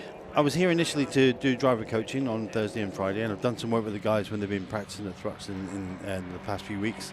But my role now is I'm team manager. And your name is, sorry? Gary Franks. Right. Yeah, I'm really amazed with the progress the guys are making driving the car. Because they're all wheelchair users, aren't they? They are, yeah. I mean, we're kind of joking. We have 4 guys and only 1 working leg. So 3 of them are completely paralysed from the waist down, and 1 is missing a leg. So 3 of them are using hand controls, and 1's driving reasonably conventionally using his remaining leg and the 2 pedals. But they're doing a great job. They're getting good, consistent times. It's quite inspiring, actually. I was going to say, it must be inspiring for you as well as team manager. Gary, I'm just going to interrupt you because we've got a pit report coming up from Rob Lewis down there. So stay with us, if you will, and we'll listen to what Rob Lewis can tell us from the pits. Scott, you might get some deja vu with this. I'm talking about tyres again, like I did a few years ago at the C1 24 Hours. This has just come off of car number 386. This has done an hour and a half stint, an hour and 45 minutes, and look at it. This is what Anglesey does to tyres. The C1s run a particularly unique blend of tyre. They have their own compound, they have their own tyre design, made by Nankang for the C1 Racing Club, but Anglesey kills tyres. It's abrasive, it's hard, it's delaminated this tyre, it's ripped it off, it's worn right down to the cord. Not quite ready for an MOT. Now, while I appreciate not all of the cars are going to be running those particular tyres in the field, we have a lot of the top cars out there are running semi-slick tyres. They're a bit grippier, they'll run different compounds, they'll get a bit of bite, but I just wanted to show you, give you an indication of the type of tyre wears involved and what Anglesey does to the cars out there. It's hard on them, pure and simple. Food for thought, gents. Thanks very much indeed, Rob. Yes, food for thought indeed. We've got Gary with us from the Subaru BRZ team. You were telling us about the drivers that you've got. They're all wheelchair users. You've been coaching them. Presumably it's the first race for all of them. The 2 of them are complete novices. 1, Steve Binns, has done some races in Morgan's, and Lionel's been here before as well. So yeah, we've got a little bit of a mix, but they're all quite fresh, they're all quite new. Yeah, so we, as well as thinking about the driving of the car, we also think about their well-being, their state of mind. With any driver, particularly with these guys, given that the history and how they got injured. Presumably they're all ex-military, yeah. and are in wheelchairs as a result of their military service. So kind of, yeah. I mean, I need to talk to Lionel. With 3 of them, it's not combat injuries. It's Right. having fun after some combat injuries, Right. falling off the motorbikes or bicycles, usually. But it's the same kind of thing, and they carry trauma and all the rest. Yeah. So we're having to deal with that. The guy that started the race for us was particularly nervous. We thought about changing him and switching to one of the other drivers. But we thought, no, we'll manage it and we'll put him out there. And he had the time of his life. He put in some fantastic laps for us. And once he got over the initial nerves, so it's a very positive thing to kind of push him through that. And it must be difficult for you as team manager, because you have to take responsibility for their well-being. Yeah. You know, yes, you're giving them time of their lives. Yeah. And there's a lot of people that would bite your arm off, to pardon the expression, to take that opportunity. Absolutely. But equally, it's quite stressful as well. It is. I'm enjoying it more than I'm stressed. I was a bit nervous at 10 to 3 when we're getting ready to go before the lights went green. I was getting a bit nervous. I guess it's like sending your kids off to school, that sort of thing. I know they can do it. I've spent time in the car with all of them, like over the last 2 or 3 days here. But I've been in the car with most of them back at Thruxton when we did the launch. And I was there when 2 or 3 of the guys got their race licenses at Thruxton a few weeks before that. So I've been on the journey for a little bit. Most of those guys helped to build the car, so the journey for them has been a little bit longer. Yeah. So I'm kind of, a bit nervous for them, obviously a bit anxious for myself, but it's quite easy to focus on them because it's quite a big machine with all the helpers and stuff that we've got here. So. But you must have quite a few of those, what they call soft skills, people management skills. Apparently. Apparently. I mean, everyone, when we've done the coaching sessions, they've all come back with me with positive feedback about the confidence that they felt having had someone with them in the car. There are other people who can do it. It's, but it is what I do for a job. It's a full-time job with the coaching. And if I'm not on a racetrack, it's fast road cars or Ocado delivery vans sometimes. But it's just, for me, obviously, it's been very rewarding seeing them getting this confidence and to do this as an achievement. The car's still running. We're putting in good times. We're not last. So, we're ticking loads of boxes. And you've got a great-looking car. I'm going to have to interrupt you again because we've got Rob Lewis down with one of our drivers, Oliver Cotton. Rob. And a star driver in one of the BMW 116s is only former TCR racer and Porsche racer Oliver Cotton. Oliver, good to see you on the grid here at Race of Remembrance. You enjoyed yourself? Yeah, I do this race last year, came 4th overall, which is quite good with Porsche racing, and I really enjoyed it. So I sort of come back this year and raced in a bit more competitive class of the 116 trophies. How are you finding it so far? Because it is hotly contested. Yeah, it's very contested. In the first stint, we got screwed over slightly with the safety cars. The leader of the race was just in front of us when the safety car came out, so everyone gained a lap on us, unfortunately. But we're going to do some strategy and hopefully going to gain a few laps back on ourselves because we're 2 laps down after the second stop. You've been doing a bit of Porsche Cayman sprint racing this year. What are you looking at into 2025? Probably something similar again this next year in something GT4 or the Porsche Sprint Challenge, but we see where it will bring us. We're not completely sure. But current race in hand, Oliver, the strategy hopefully plays out. You're looking to win this class, aren't you? Yeah, that's always the plan, to win this class, but it's a long race, and the way this race plans out, you can always win on strategy and pace. What other drivers have you got out with you? So we've got James, my teammate, which is really fast. He's out there setting the world on fire in this class, and our next driver just over there, he's ready to get out for the next session. Fantastic. Oliver, I'll let you sit down and rest up ready for your next stint, but good to chat to you. Thank you. No worries. Always good to see Porsche racers in the paddock alike and touring car racers. We've spoken to James Kay and we've spoken to former TCR racer Oliver Cotton. Certainly some star names down here, except Scott Woodwist, because he's up in the commentary box. Thanks very much, Rob Lewis down there. We've actually got Gary Witherstill from the Subaru BRZ team. Can you tell us anything about the livery on that car? Because it's absolutely perfect. I mean, you only need to look at it for a second and you can see it's a Subaru. Yeah, so Aston, who built the car, is a big Subaru fan.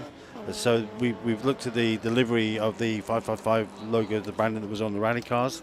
But it's been subtly changed. It's got the Mission Motorsport, the tracks in the logo. So we've kind of repurposed it a little bit, and I think it's very eye-catching. the blue with the luminescent yellow on it is an iconic colour combination, thanks to Colin McRae and those rally drivers. So he's kind of living a boyhood dream and having a race spec looking Subaru. So somebody whispered to me that you actually went to Subaru and asked permission to mimic. Yes, they're on board. So we've been sending them pictures, and they're really keen that we've got their support, which is really nice. Fantastic. So it's all nice and inclusive. It's very inclusive. It's really lovely. Yeah, and of course the big event it comes tomorrow morning with the Remembrance service. Yeah. Have you been here before for that? I've not. No. I was going to say I didn't remember you having been here. So and that will be a new experience. I'm for you. ex-military. I've been, Remembrance parades were a thing for, every November for a big part of my life. So it's going to be quite a privilege and a thrill to be here. And the fact that we're going to pause the race and stop and then go again is that's going to be quite amazing. So it's a very moving experience. I've got some tissues just in case. Well, it does. It gets a bit like that, but it's usually. I don't know. Say it's harder to watch than it is to be part of, but we have some cameras down there, and we usually catch a tear or two amongst servicemen who are remembering their own colleagues and things. And of course, as you say, the Remembrance Sunday event for me is what makes this race special, because everybody who's participating in it comes out of their cars, walks into the pit lane, and we're all united as a single family. Yeah. So I'm looking forward to experiencing what that's like. You hear about it, you read about it, but I think you need to be there to experience it really. And I've got comrades who have been to the Garden of Remembrance in Westminster. Some of my friends have been on the little sticks in the ground in there, so I'll be thinking about them tomorrow. It's going to be good. Exactly. Quite a moving experience, I think. Yeah. And a fantastic way to highlight that by having the race going on at the same time. So I'm looking forward to it. And it's absolutely great what you're doing with the driver coaching, getting those drivers rebuilt, getting them fixed, getting them racing, and managing them. So carry on the good work. Thank you very much. See them through till tonight. Yep. Keep them out the pub tonight. Absolutely. See if we can all get some sleep overnight. But I mean, my initial nerves I've kind of abated now. We've got a job to do. We're going to carry on. Yeah. Charlie Francis is doing she's the crew chief, who's really keeping me straight and narrow. And we've got lots of volunteers in the pits, people looking after the tyres. We've got 2 guys who are dedicated to getting the drivers in and out of the car. So we've got lots of little clusters of people doing specific jobs. So it's great. And I guess everyone's used to working in a team from the time when they were in the military. So we can well set up. Now we're moving. We're a little machine. It's working really nicely. So. And the car itself running well? It is, yeah. We had one little spin. One of the drivers a little harder on the brakes than the other, so we had a small brake fire in the pits. But this sort of stuff happens. The car's running like a dream. I mean, it was only really finished a couple of days ago. We had to do bits for the scrutineers before they let us out. So given it's all kind of last minute, it's working very well. So yeah. Gary. Good job by Aston getting it together. Good job by you guys as well. Keep it up. Hope you can keep going for the rest of the race. Excellent. And enjoy the race. Thank you very much for coming thanks up. for having us up here. Yeah, Cheers. cheers. Thank you very much. That's Gary. What was your surname again? Gary Franks, beg your pardon. So thank you for your input, and great to have you here. And somebody else has come up now. Having had Royal Air Force, do we want to talk to Chris? We've already spoken to Chris 3 times.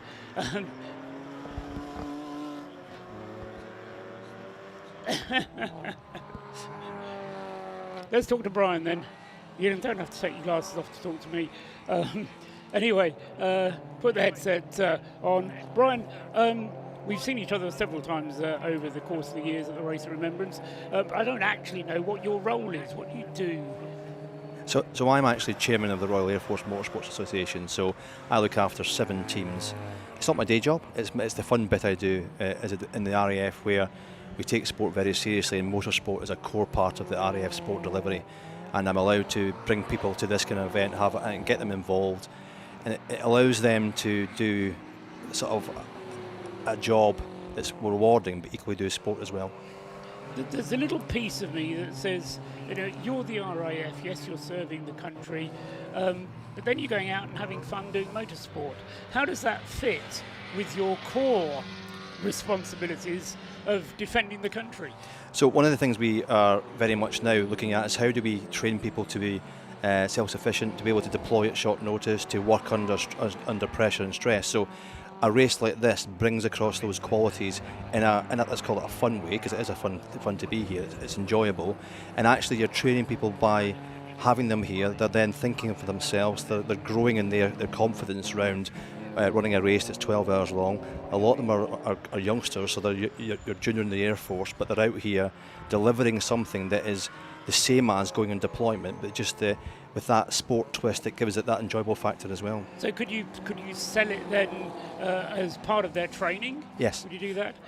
And also, presumably, because of the nature of Mission Motorsport and the Race of Remembrance, rehabilitation is part of that as well. Absolutely, it's that we've always been a family more than a job. So the fact that we come here because we want to support Mission Motorsport, the race has a quality to it as well, which allows us to train people up. And I've got some novice drivers here who are having a great time in this environment, because it's an inclusive environment. We're here for the weekend, so it brings home that remembrance and remembering our veterans as well. And talking of sport, there's that competitive edge. I think there's more RAF cars here this Race of Remembrance than there ever have been before. You sometimes have difficulty getting cars through to the finish. It's transpired in the past. You're laughing at me. Some of the RAF cars have had problems over the years. This year, shouldn't say anything, first 3.5 hours has gone very well. All my fingers and toes are crossed at that very point. So we always learn every year we come to there. So we come to this event in the back of the 6-hour relay race where we were 5th overall, and we were the inter-service champions, so we beat the Army and the Navy in that one. So that's good. So we always learn, and we've used the opportunity of this event to rebuild the cars from scratch. So we spent a lot more time thinking about the endurance component we have to get through here. So every time we come, we learn, and if you're not learning, you're not trying, sort of thing. So that's why we use this as a learning opportunity. And this year we've just refined it. The key bit that's different for this year, as you know, is the fact we're running a biodiesel car and a synthetic fuel car. So that's us looking at sustainability as well. And we're working in our primary role, back to that primary role, where we're pulling that information we're getting from sport back into our primary duty as well. And so presumably from the point of view, the RAF's core activities, that's taking consideration of using sustainable fuels as well in normal RAF day-to-day activity? Yes. Yeah, so we are doing a trial with our large trucks on biodiesel. So we've used that fuel for this to show that it can be used in the larger vehicles we use and in smaller vehicles and be successful. So we'll pull data from that, pull understanding, and help us make decisions in the future.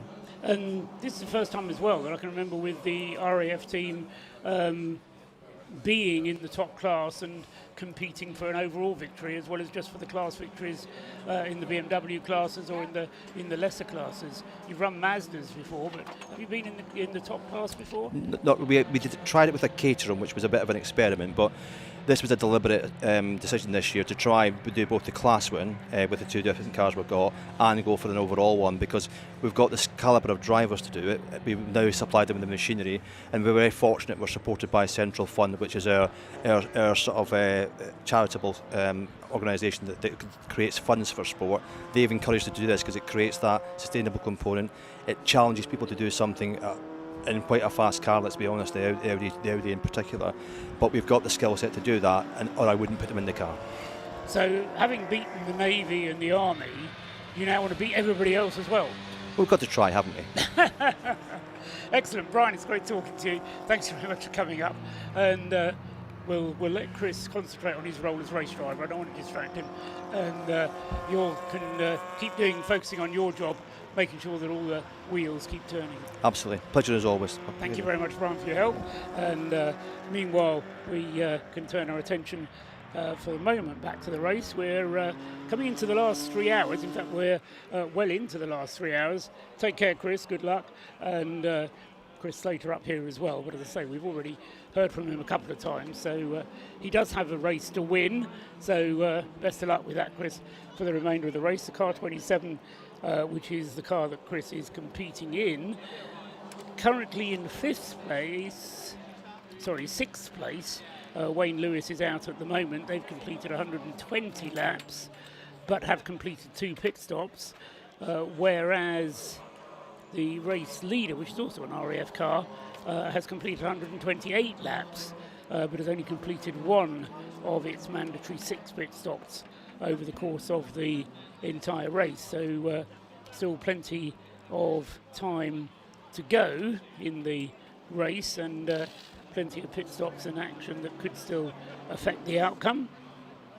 Just to review that situation, Ryan Parkin in the RAF's Audi, still leading the race now by 2 laps from David McNulty back in the Able Care ES Motorsport Lotus Elise. Now that means they've made another pit stop whilst I was not looking. In fact, they're in the pits at the moment. So it's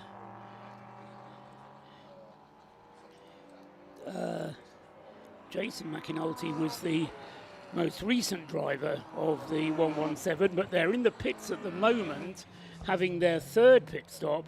So the race is going to get increasingly hard to follow as we head into the last 3 hours, as different teams use different strategies to use up their pit stops. The Audi that leads, as Brian was just telling us, from the RAF Motorsports team, running on this biodiesel, but of course that makes it extremely economical, so they can go an awfully long way on their tank full of fuel, and they're using that to their advantage at the moment, but they will still have to follow the regulation, which says that there are 6 mandatory pit stops to be completed over the course of the race.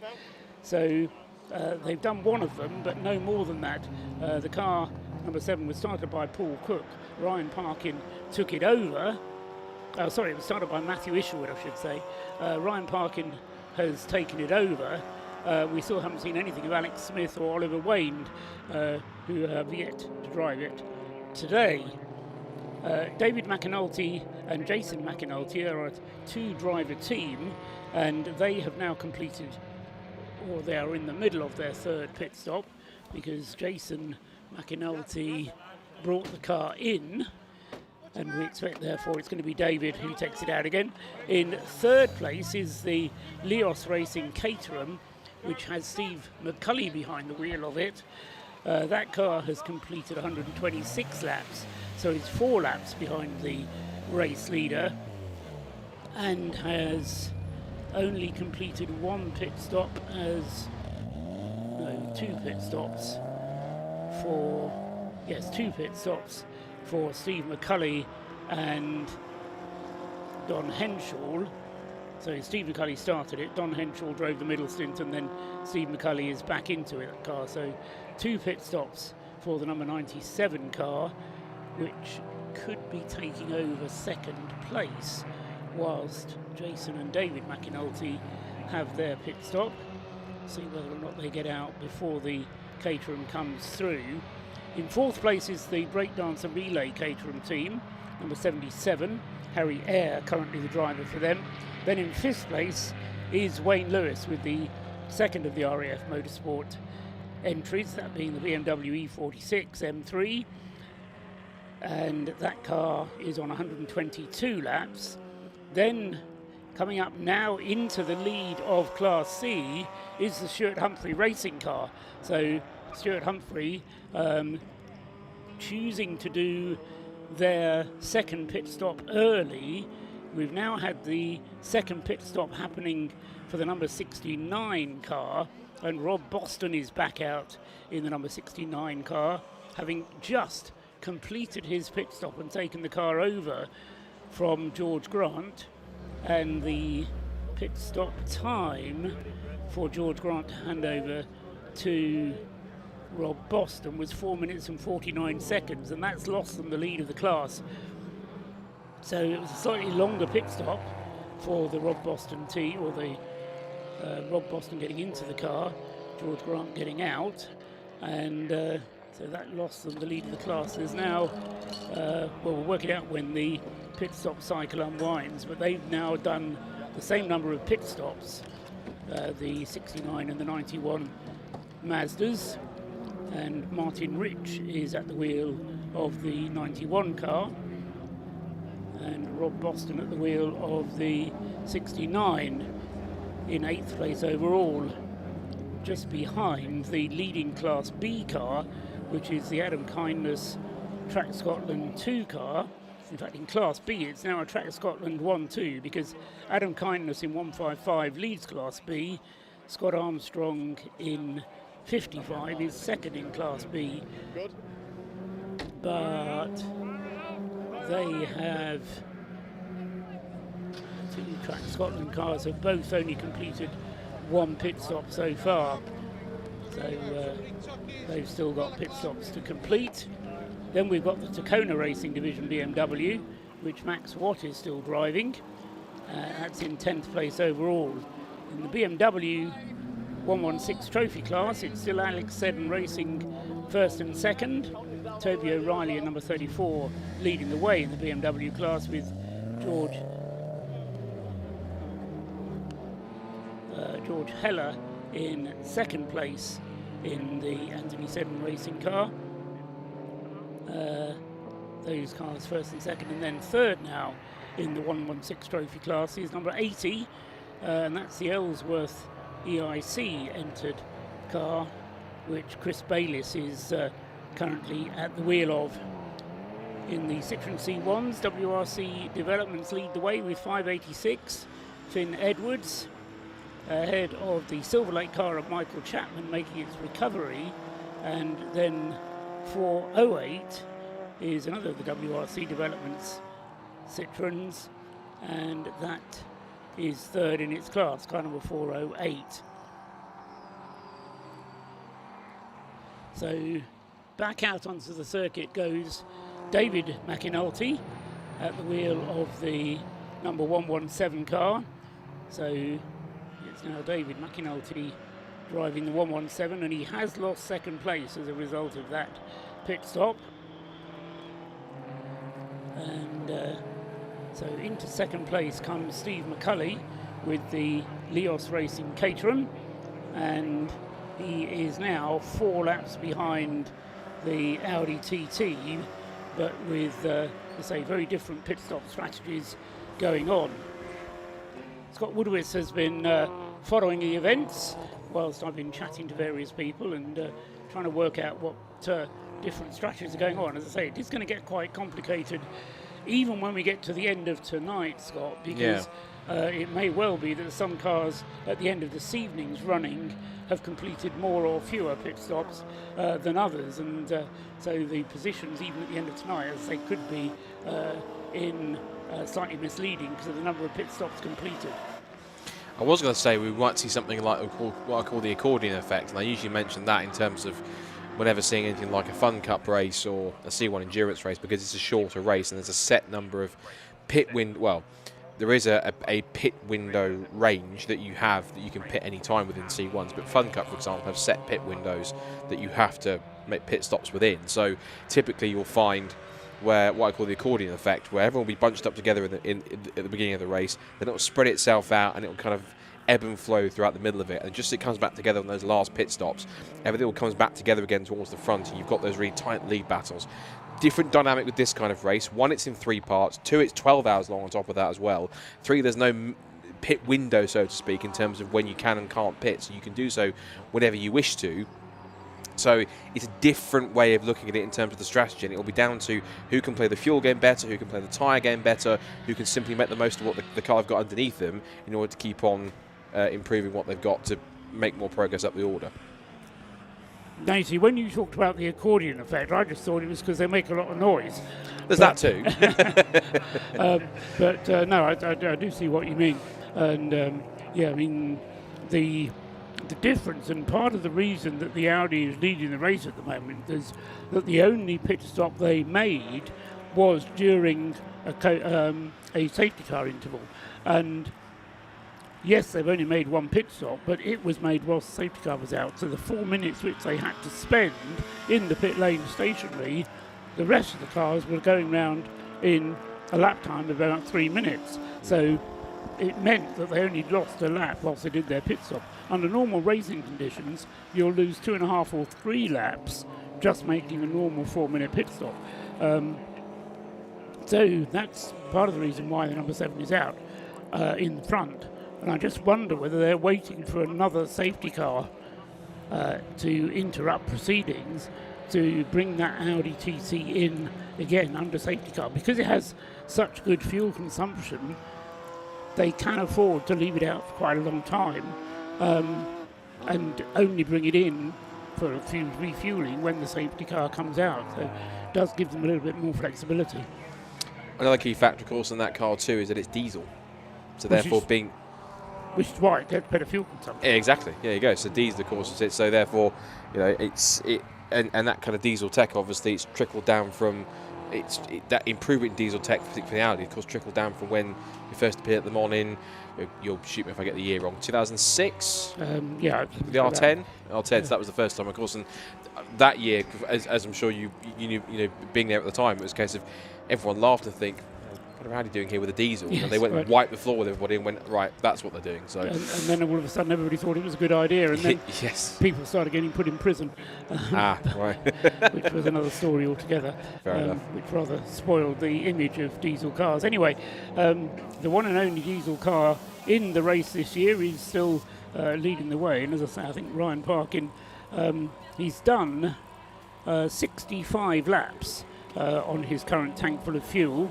Matthew Isherwood, when he came in, and he came, as I say, when there was a safety car, came in after 70 laps. So I suspect that Ryan will be waiting sometime over the next 10 laps and hoping and praying that there's going to be a safety car. So that will give him the opportunity to come in and make his stop. Now, in Class C, Stuart Humphrey Racing, having taken the lead due to the Clapham North Mazda having made its second pit stop, has responded by making their third pit stop. So Stuart Humphrey Racing doesn't want to get involved in a fair fight with the Clapham North Mazda. So they put Alex Capardia in the car now. You were mentioning a little while ago, Scott, that we haven't seen Alex yet. Well, Alex Capardia is now out for Stuart Humphrey Racing. So they've made their third pit stop in the number 91 car. This would be interesting. Yeah. Rob Boston versus Alex Capardi. I never thought I'd see that battle. But Rob Boston, in anything that he gets to the wheel, and also anything he engineers and puts a spanner to, is usually pretty competitive. And Alex, of course, is someone who's been as far as Le Mans 24 Hours. So they've done plenty in that respect. So ultimately, those two are going to be quite battle lines drawn when it comes to that point.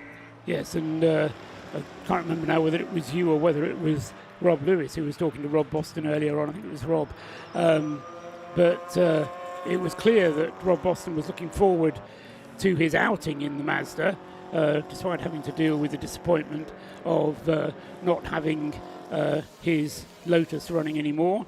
And I say we're not expecting to see the Lotus out, although it wasn't clear when we were hearing from Rob Boston whether he would be out again or not before the end of this evening's activities, or whether they'll take part tomorrow. But great disappointment you could hear from Rob Boston with the fire that occurred there, due, we think, just to some debris getting into the wheel arch and then puncturing a fuel pipe. For those of you who weren't listening when we had the interview with Rob Boston earlier on, punctured fuel pipe then led to the fuel leak, which led to the fire, which caught hold as the car was just coming into the bus stop directly opposite the station where the Anglesey circuit fire tender was. So it was quickly extinguished, but a very nasty moment when it happened. It's just pure bad luck, because you couldn't have predicted for that kind of situation to happen. So unfortunately, which is the case of where it just didn't really work out for them. And fingers crossed, if they can do some work on that car, if they can at least salvage it in the terms of getting it back out for the race, then I'm sure they'll be able to do what they can to get it back going again. Here is car 448 making its scheduled pit stop. One of the Citroen C1s, car 448, which is... Where is car 448? It is... Road and Tracks. So it is Road and Tracks in 44th position. So that car making its pit stop at the moment. Because car 448, which is currently has Alistair Morton at the wheel, but he'll be handing over to the driver. There's the 555 Subaru BRZ also making its stop. We heard from their team boss earlier on. That's cars plugging away as that happens.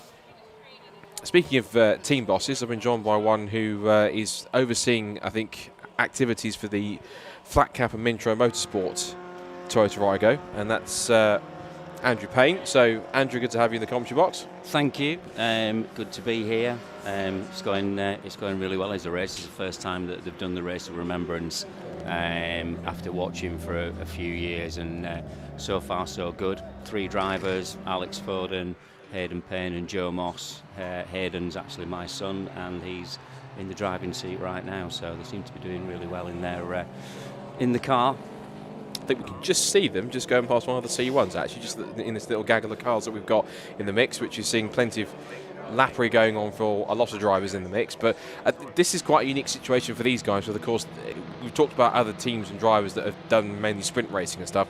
This is essentially a city car. They've done the Race of Remembrance before, but the city car is primarily a 15-minute sprint car rather than the C1 endurance cars. So to prepare this car for endurance racing, is there anything different that you've had to do to it, or is it simply just build it to spec, tweak a couple of bits, and away it goes? Steve's just built the car to the spec that we have for the city cars. They're a little bit different, obviously, to the endurance cars, with different wheels and tyres, different suspension, and a full roll cage. So they do seem to handle a little bit better, especially in the dry. The C1 endurances are faster in the wet because they're running on road tyres, where we're running on the Nankang NS2Rs. So Steve's brought loads of bits. Really excited about it. He's been excited for weeks getting everything ready for it. And so far, so good. It's been, we don't seem to have had any issues with any penalties. Fingers crossed for with the pit stops, because a lot of us have not done that before. And keeping within the regulations, but yeah, so far so good. And some great lap times as well. Keeping really up with the BMWs as well, top of the sector and top of the C1 endurances. So the guys out in the car are really putting in a decent shift. It feels like they're doing quali laps every lap. And especially from yesterday with the paid practice that they did and the qualifying, I think we did about 400 miles in the car. It just did not stop. They've maximised the time out there. So, and the first time for a couple of them, like Hayden especially, and Joe, well, all 3 of them, for driving in the dark. They've not driven in the dark before. So it's a whole new experience, and they're used to sprint racing 15 minutes of straight out. So now this is, they're absolutely buzzing from it and loving it. And why wouldn't you? Fantastic circuit. It's all for a fantastic cause. Anybody that hasn't been to this Race of Remembrance really should come, because it is something special, and there's so much more time left for us to enjoy tomorrow. More racing, and also the ceremony, which is extremely moving. I remember that from last year. It really is definitely it's just a perfect weekend. If anyone was considering it, you certainly sold it, because at all those points. It is superb in that sense, and I echo everything Andrew just said, particularly about the actual service itself, because last year was my first experience of it in person, and the only word I can describe this event, and in particular that service, the only word I can use that's fitting for it is poignant. Yes, because it is a poignant time when it genuinely puts a lot of things into perspective, particularly when you think about where the world is. And we're not going to get into the whole kind of situation where the world is and that sort of things, because it's not a total place where we're here to enjoy a motor race.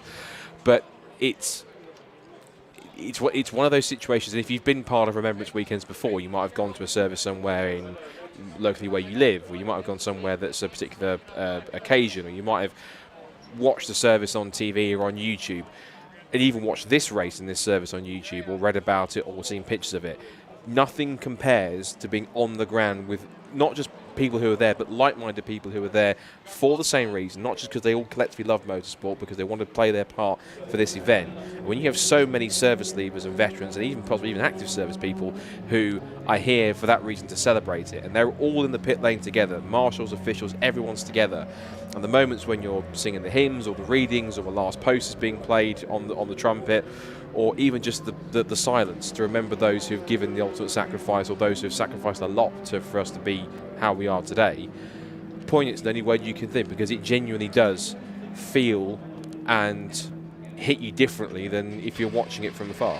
It does, yeah, because I remember the first time that I came and being on standing on the pit wall while the ceremony was going on, and for having all the noise and all the hustle and the bustle and everything that goes on to that sort of complete silence, and you look out to the guys that have served for us, all the veterans, and they're in the uniforms or got the berets on, and it just really gives you a sense of what these guys have done and how far they've come. And you look at some of the people out there that are racing. There's a car out there with hand controls. It's hard enough, I know from racing myself, to be able to get the right braking points with all your limbs, but to actually be able to do what they're doing in that car and the lap times, and I had a good look at that car today, is absolutely, it's immense, it's mega. You can't compute it when you're not in that situation, and I really think that they've brought themselves here, and what a mega effort. The guys coming over from Operation Motorsport from Canada and the USA, so enthusiastic, so nice, people, and everyone seems to pull together. But yeah, the ceremony tomorrow is something special, and I think it is the calm, from all the noise and everything, the calm, and the last post and everything that goes with it. It's superb, and like you say, Scott, you can see it on YouTube, but you don't get that feeling that you do when you're here.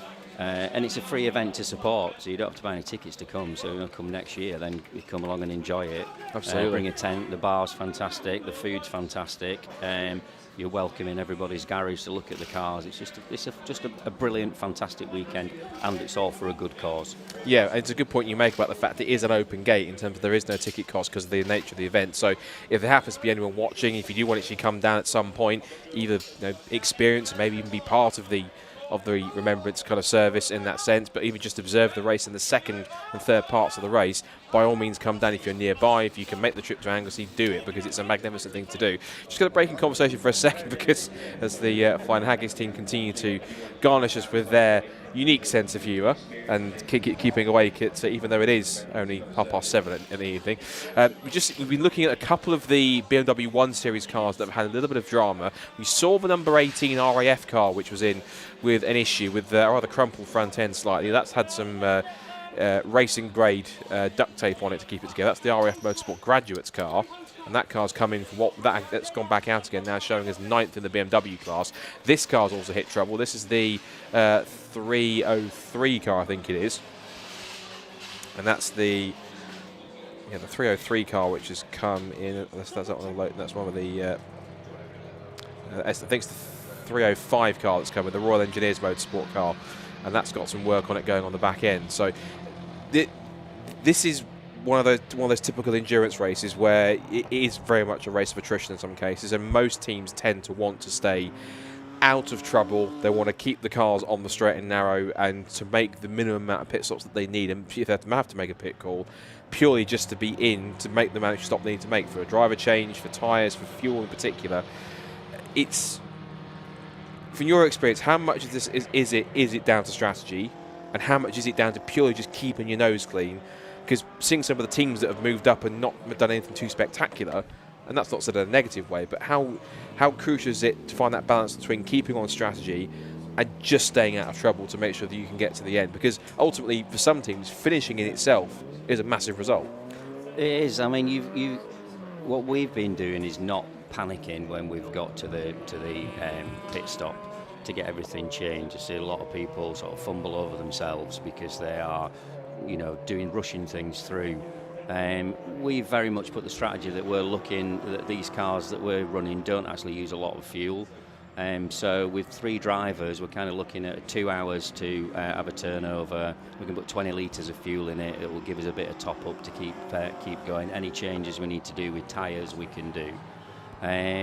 So when you work on that basis, it's quite easy. It's when you come into the problems that you have an issue, and just making sure that you are within the regulations, because you can go backwards so quickly by getting a stop and go penalty for something that really you could avoid. So if people are, if on that strategy, if people don't just rush it to, get out in a time period. If you've got something you need to do it, and then just don't get a penalty. Yeah, and that's the key thing. Just again, the less time, it's an obvious thing to say, but the less time you can spend in the pits, the better chance you've got of being up the order and doing a grand job. Just quickly, of course, you're involved in a lot of stuff now these days, more with BRSCC in many cases. So give us a rundown of some of the things that you're personally excited for next year when it comes to BRSCC, and also some of the stuff that you think is going to be stuff that people should look out for when it comes to their paddock next year. So I'm doing coordinating for one of the championships next year that I'm really excited about. Yet to decide on which one it's going to be, and also I'm really excited about the new championships that are coming into the BRSCC next year. I think it's going to open it up to a lot more drivers, because with different cars that don't fit into a category currently with the BRSCC. So I'm really excited about that, and I think the venues that we've got from the calendars for next year are really good. With the City Car Cup, some personal favourites. Croft is coming up, and the guys in that group seem to be really excited about that happening. And I'm excited about getting involved with the coordinator and doing more with the BRSCC and helping people. It's a fantastic organisation. It's run so well. It's going to be a very easy transition for me to come and enjoy it. And I'm very much excited about next weekend, actually, Scott. Driven by Racing at Silverstone, where people can come and try out cars in different series to see what they want to drive for next year. And a lot of the teams are there. I know friends of mine, Arc Motorsport, are going to be there with the Audi TTs, and you can book on with them if you go onto Facebook and bring up Arc Motorsport. I'll be sharing some of their links. The ST150s are there, Fun Cups with Chris. So get in touch and come down to that weekend. It's going to be fantastic. It was the first one last year. We attended it with the West Suffolk College with the city cars, and we're doing it again this year. And it was nice to get the car out on track. And see so many different people down there. Just a great atmosphere, because no other championship does it, where you can come try an ST240 or try an Audi TT or try a Mini, try a TCR car, try a Ginetta, all in the same sort of weekend, and then decide what you want to race the following season. Because otherwise you don't get in these cars unless you hire one or rent one for the day at a huge amount of money. You don't know, and if you can try one out there for 20 minutes on track rather than booking one for a day, then it's a win-win. So I'm hoping that a lot of people are going to come down and support that, and try these cars out, get involved with some teams that can do arrive and drives for them, or even if they want to build a car. And obviously ARDS tests are going to be done at Driven by Racing. The Motorsport school that I work with also are there doing ARDS tests at the weekend, Saturday and Sunday. So you can book on with them. You just need your Go Racing pack as soon as possible, get that through, and then speak to the Motorsport school, mail at the Motorsport school. Again, I'll put something on, send to you, Scott, if you want to post it on Facebook, the details. Get in touch with Mel at the Motorsport school, and get your ARDS test done, because that's the first line for racing. If you can do it all in one go, then it's a win-win, and it's the offering that service that the BRSCC are doing at Driven by Racing. You can come and do your ARDS test, you can talk to the teams, you can drive a car out on circuit, and then talk to people about championships. So, and also the stewards are down there. You can do marshal training, everything. So it's a really good weekend. I'm excited for it, really am. Yeah, a lot of people are, and 16th, 17th November next weekend, if you want to check that out, to do so. Andrew, been a pleasure, as Thank always. You very much. Good to talk, and best of luck for your team as it goes through. Thank you. Before we go back to track action, we're going to quickly throw down to Rob in pit lane, who has another interview for us, another feature. Rob, what do you have?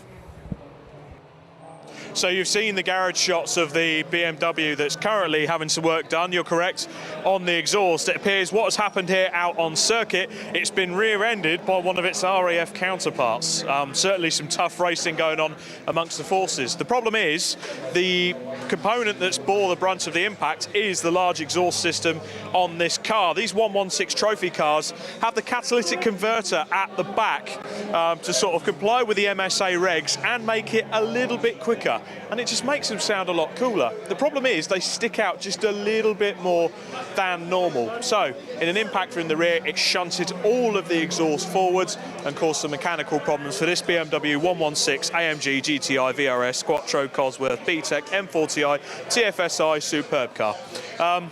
Back to you in the commentary box. Thanks very much indeed, Rob. You read the back of the car very well indeed there, I thought. So good stuff. Thanks very much as well to Rob Lewis, and good to hear as well from him about what the BRSCC is planning. Just to revert to recap on the race, we have 146 laps now completed by Ryan Parkin, who still hasn't had the safety car that he's been waiting for. He's now been out for 74 laps. Sorry, to make that 76 laps, because the extra laps were done under the safety car, so 76 laps for that Audi TT, and that has been a stint of some 2.5 hours now for Ryan, so he's been working pretty hard out there, and as I say, as a result of all of that, he now has a 6-lap lead over the 117 Lotus Elise, of David McAnulty now. That car has completed 3 pit stops though, compared to the 1 only for the number 7. In third place is Don Henschel with the Leos Caterham. That car has completed now its 3rd pit stop as well, so 2nd and 3rd are on the same strategy. In 4th place is the Caterham Relay Team, number 77, and then in 5th place is the 27 RAF BMW, which Chris Slater is now back in. Wasn't that long ago that Chris was up here? No, it's not, is it? It's Wayne Lewis who's just brought the car into the pits. That's why I've got confused. So Wayne Lewis has just brought that one into the pits, and he will be handing it over to whoever is next in the driver sequence, and we'll pick that up when it comes out of the pits. In 6th place is then the leading Class B car, which is Adam Kindness in the Track Scotland Mini. That's only completed 1 pit stop. But then in 7th place is the car I wanted to talk about, because that's Clapham North MOT Mazda, which Rob Boston is driving at the moment. And we've been joined up here now by a certain George Grant, who knows all about Clapham North MOT, but I won't ask him to talk about his garage, because he's got a race that we were just saying actually before we came on air, George, that it's hard to tell where you are in this battle with the Stuart Humphrey car, because every time you make your pit stop, so he comes in and makes a pit stop, and he's completed 1 more pit stop than you have, so it's difficult to measure the gap, but it's quite a tense little race between the two Mazdas, isn't it, in Class C? Yes, Paul, it certainly is, and in fact it's a bit like driving at night. Not only are you blindfolded, you don't know where you are in class, you can't see really where you're going, you have to do it from memory. Although I have to say, I mean, to be fair to the marshals, they've done a fantastic job in terms of putting the markers out, because you know, it's a bit like I was just thinking coming up here, it's a bit like going up the M1 in a fast PlayStation, dodging in and out of cars, because obviously we're quite quick at the moment, as you say, we're 7, and you know, trying to get past actually some pretty fast machinery, but also bless those little C1s who are they don't mean to get in the way, but obviously. As we heard from the 2CV driver, they often have different lines that they take through the corners anyway. So as they come through, they have to kind of follow a different line through the corners. So it does make life difficult. But no, I mean, we said from the outset this is going to be a battle between you and the Stuart Humphrey car, and it's turning into one, isn't it? You're enjoying the race. Oh, I'm thoroughly enjoying the race, actually, and I reminisce, actually, because it's 10 years ago since I first did it, when I think there were 23 cars here, and I remember I've just sent Jim Cameron the final results of that, which was quite sweet, actually, because it's amazing, because we finished 3rd on track, but there was 2 invitation classes that obviously pipped us to the post. So 10 years later, we were actually competing right at the top with the big boys. We're 7th, and you know, obviously Rob Boston is doing a fantastic job. And what's the biggest thing you've learned over those 10 years? I mean, of all the things that you've learned in that time, the very biggest thing I've learned is always do what Jim Cameron tells you.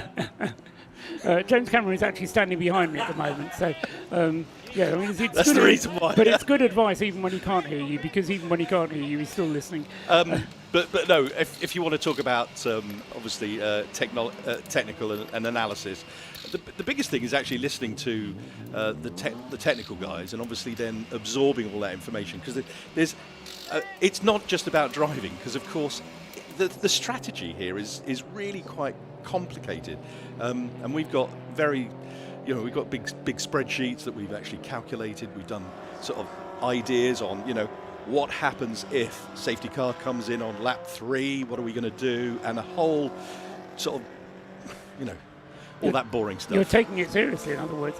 Oh yeah, we are. Yeah. So Stuart Humphrey and his team have presumably done the same kind of thing, because their team is vastly experienced. They've got Alex Capadia and they've got Martin Rich driving on their team as well, who, with the best will in the world, are well-experienced drivers. They're both raced at Le Mans twice, so they've got experience as well. Why is their strategy different from yours? You probably can't explain that, can you? Well, who's got the right strategy? Possibly. Well, I suppose the person who actually gets across the line first, they've probably got the right strategy. But you're quite right. What is the right strategy? I think I'm fortunate that I've done, this is probably the 4th or the 5th time I've done Race of Remembrance, which is a fantastic, event that, just giving it a plug, because I think everybody should come and watch it, and those racing drivers that are thinking about it and watching it on TV right now, they ought to be signing up for next year.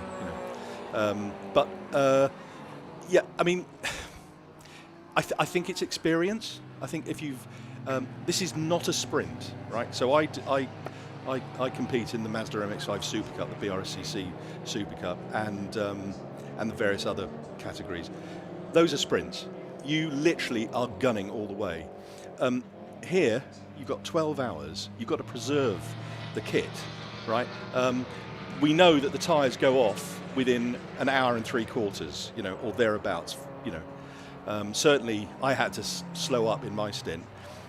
So you've got to be very, very gentle, but it's passive aggressive. Yeah, you're running with Rob Boston, the architect of your team, but as far as I remember, you were actually in the car when Ben had his problem in the Lotus Elise. I'm going to have to come back to you actually and ask you this question later, because we've got a pit report coming from Rob Lewis. So let's go down to Rob now, and we'll come back to that question in a moment if you've still got time to stay up here. Thank you. Yeah. So More BMW 116 woes. This one isn't covered in badges. This is a BMW art car replica. A beautiful scheme on this car, but unfortunately they have had brake trouble. A brake caliper has failed. Probably the worst thing you want to have happen on any race car, anywhere, at any time. So a brake caliper has failed. The car's been brought back.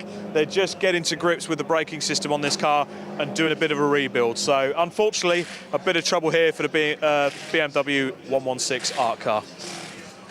That is a shame. That's what motor racing is all about, is dealing with those kind of events. George Grant is still with me. And I was asking, because you were in the car when Ben had the problem in the Lotus, and presumably you were driving past and suddenly seeing the team car on fire. That must have been fairly scary for you. Sorry, go on. Yeah, it was actually really scary, to be fair. Obviously, I'm coming down the back straight. You see a plume of smoke. Safety car boards go out. And I've been here before where cars have actually, one or two fires, unfortunately. But then going past and seeing it was 119, I think that's Rob's car, was a bit spooky, actually. And I quickly sort of asked the team, what happened, and they just said, I think something had gone into the radiator, dislodged the filter, and disrupted the fuel pipe, and then obviously it's toast basically. But to be fair, I mean, Rob and the team are working quite hard now to get that car back together again. Yeah, I mean, because it's about pride now, and they want to get the car back together again to get it back on track. Because it is about a team effort. I mean, we spoke to Rob after the incident, and you could see in his body language, hear in his voice how disappointed he was at that car. When we spoke to him, he hadn't made the decision yet as to whether it was repairable or not. What do you think he's going to be doing with it? He's going to bring it out tomorrow? Or yeah, what?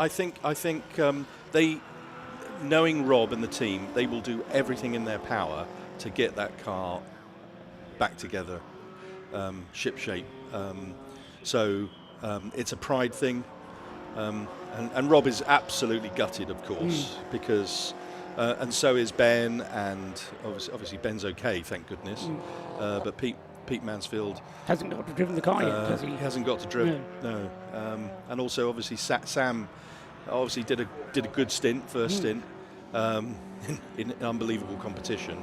So we just hope and pray that we can get it back for the team, really. So Rob's been out in the car. He's now handed it back to... Oh no, he's still in the car. The plan is for him to hand it back to Will Blackwell-Chambers. That's correct, yeah. You're talking about the Mazda now? Yep. Yes, sorry. Yeah. So Rob's been out in your car. Exactly. And is out in your car at the moment. He is. Presumably a decision taken to rebuild the car will need his final go-ahead. Yeah.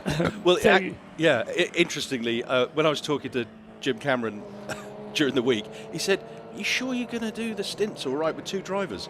And actually that got me thinking. So last year we managed to do it or the year before, me and Nick Rutter, who, when we won. But we obviously we did some calculations, and because obviously not one driver can do more than 3 hours in 3 hours in any 5 hour period. Exactly. The difficulty, I think, because there are two teams who are very much leading contenders up at the front of the field. The number 117 Lotus Elise, David and Jason McAnulty, and then the number 97 of Don Henschel and Steve McCulley. Yeah. They are both doing it as a two-driver team. And I see the problem as being on Sunday morning when you're going to want to do the full hour and a half at the beginning of Sunday morning because you'll have a full tank of fuel. Yeah. Then you have to put the same driver back in the car after the remembrance service, and that's going to start edging towards that 3 hour limit. And the other thing with only two drivers is you're limited to a maximum of 60% of the race. So, it's something that you do need to think about. And by getting Rob into the car, I think you've done a good thing because you've now given yourself the flexibility to use safety cars if that's what you want to do, if that's what your plan is. Yeah, you just have to, you can do all the spreadsheets in the world, right? But obviously this is reality, and so you have to then obviously deal with what's in front of you. And that actually, to answer your original question, I think that is where experience comes in. So I'm very, very happy with the way in which the team have actually absorbed that. A very close friend of mine, Howden Haynes, who you may have heard of, was the race engineer for Audi back in the glory days of Yost Racing. He always said to me that any decision made on the pit wall was going to be a bad decision. All your decisions should be made ahead of that, under the auspices of what do we do if. So before the race, you have to go through all of the possible scenarios and decide what are you going to do if, rather than, as it's all so easy to do, we'll worry about that when it happens. Absolutely. Not to name drop, but I know Sir Clive Woodward quite well. And when you talk to him about strategies, obviously he won the World Cup for the rugby team, it's all about predicting, what are you going to do in a certain situation, and you need to do it on the fly. There can't be any sort of, mamby-pambery around.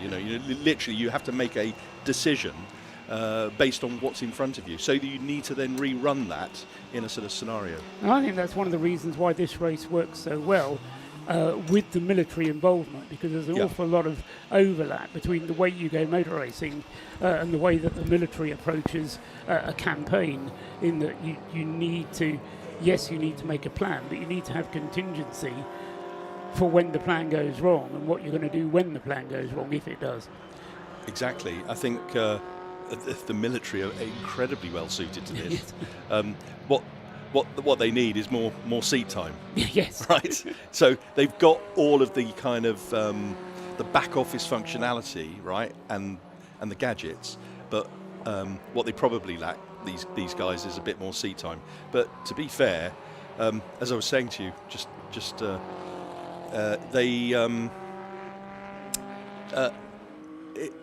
the driving standards actually for these guys is fantastic.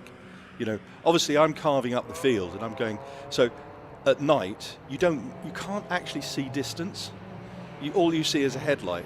It might be sort of 500 meters up the road or literally a meter behind you. You really don't know. So for them to have that awareness is really good, you know.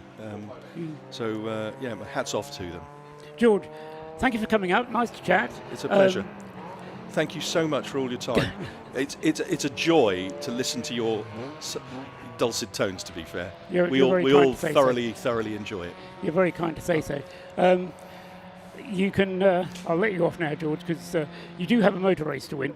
So, amongst the other things, George Grant there from Clapham North MOT, supplying window stickers to an awful lot of, if not all of the field, and also supplying some input to the race.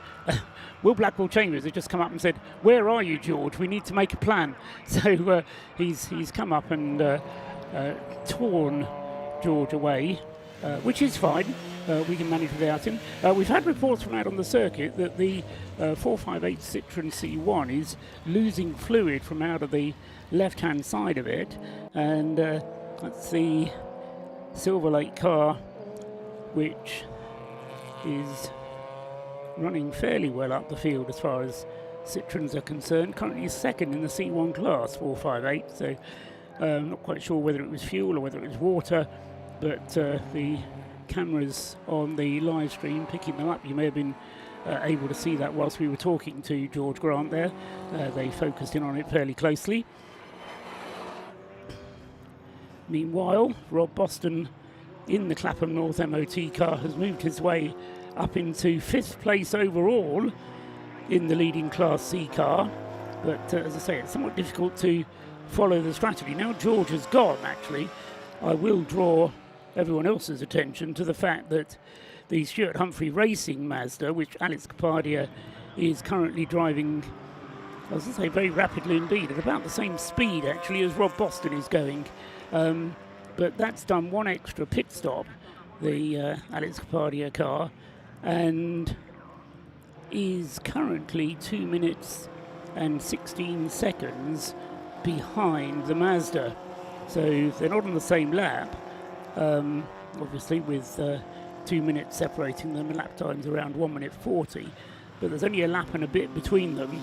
And so if you take out of the equation the 4 minutes required for the pit stop that the Clapham North car owes us, then the Stuart Humphrey car has the advantage at the moment. The race leader has made another pit stop whilst we were talking to George Grant there, and Ryan Parkin has brought the number 7 Audi TT into the pits and has handed it over to Oliver Wayne, who is lapping almost as fast as the Ryan Parkin was behind him. The screen now showing the 458 Citroen C1 currently lying second in its class, and still that fluid possibly coming out of it, or has it all fallen out now? That possibly it was just a very full tank and they have lost a little bit off the top, but I say it's no more fluid coming out of that car, or at least not that I could see at the moment, of the Silver Lake Citroen C1. So just to recap, Oliver Wayne now at the wheel of the RAF Motorsport Audi TT, that car having now completed 2 of its mandatory 6 pit stops. and a black and orange flag, the mechanical warning flag, going out to the 458 car, and a similar flag also being shown to the 558. So 2 of the Silver Lake Citroens being black and orange flags. That's a mandatory flag saying that they have to come in to the pits at some point to have that investigated. Both of the Silver Lake cars, then 458 and 558, with mechanical issues that require investigation from the team. So they will be both into the pits, and that will hand the advantage in Citroen class to, well, certainly James Poulton, who leads anyway, but then Matt Shears and Colin Gillespie, who are next up in their Citroen C1s. Matt Shears in the 408 and Colin Gillespie in the 386, running in 3rd and 4th at the moment, but behind the Silver Lake car number 458, which Daniel Dewell has currently in 2nd place. Meanwhile, at the front, the lead of Oliver Wayne over David McAnulty is 3 laps. Oliver Wayne has completed 155 laps. David McAnulty is coming through to complete 152 now, and crosses the line precisely 6 minutes behind. And in terms of pit stop strategy, the McAnultys have completed 3 pit stops, and the RAF Audi has completed just 2. But even taking that into account, the gap 1st to 2nd is in favour of the RAF's Audi TT. In 3rd place is still the Leos Racing Caterham, which Don Henshaw is now back at the wheel of, having driven the 2nd stint of the race. He's now on his 4th stint of the race, so 3 pit stops for car number 97, 3 pit stops for 117. Then we get the relay Caterham of the breakdancer team, which has just completed its 4th pit stop now. So they are ahead in terms of pit stops completed. Then we get the Caterham, the Mazda of the Clapham North MOT team.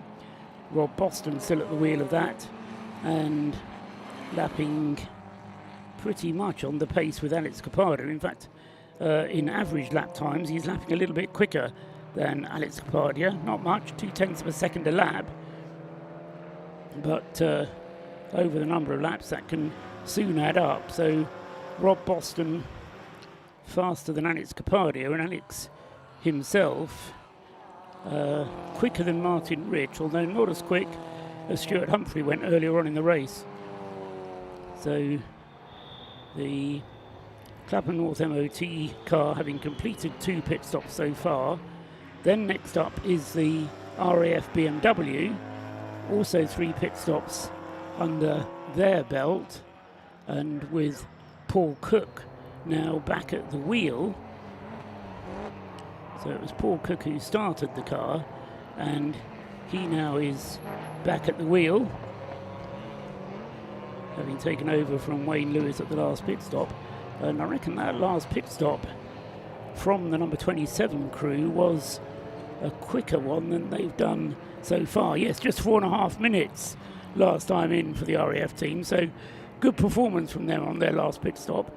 And the number 27 car then running in 6th place overall, and Paul Cook very rapid indeed. In fact, he is the fastest man on the racetrack at the moment, and is going to overtake Rob Boston within the next couple of laps, I reckon, to take back 5th place overall. Just looking out of the window to see if we can spot number 27, Paul Cook, as I say, going very rapidly, fastest car on the circuit, and about to take back 5th place from Rob Boston's Clapham North MOT Mazda. Not sure if the TV pictures will be able to pick that one up, but we'll look out of the office window as well and see what we can see, which is precious little in this light. There goes David McAnulty crossing the line in the Lotus Elise. Still waiting then for, and David McAnulty being shown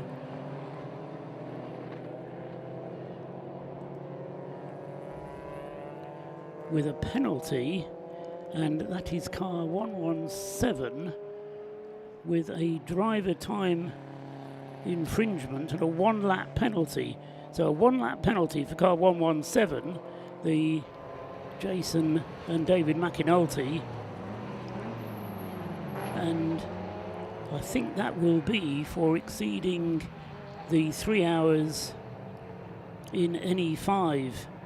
I think it will be, because Jason did an hour and a half at the beginning of the race, then David drove for a little under an hour, and then Jason drove for a further hour and a half. So he did more than 3 hours, and David didn't drive the car for more than 2. So exactly that problem of a shorter stint from David McAnulty in the middle wasn't long enough, and so a penalty being applied to the 117. That's a bit of a drama for them.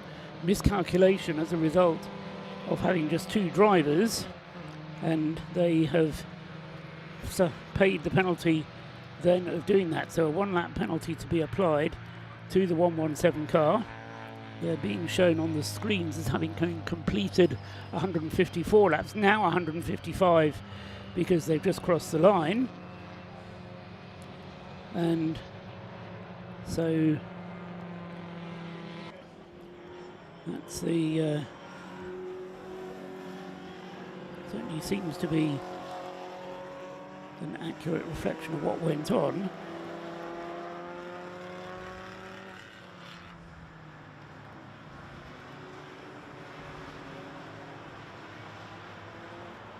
And Paul Cook has now got the RAF BMW number 27 ahead of Rob Boston. So, as I say, the fastest car on the circuit by quite a margin at the moment. Car number 27, Paul Cook, as he was at the beginning of the race when he was opening up establishing the lead at the front of the field. He's doing the same thing again with that number 27 BMW.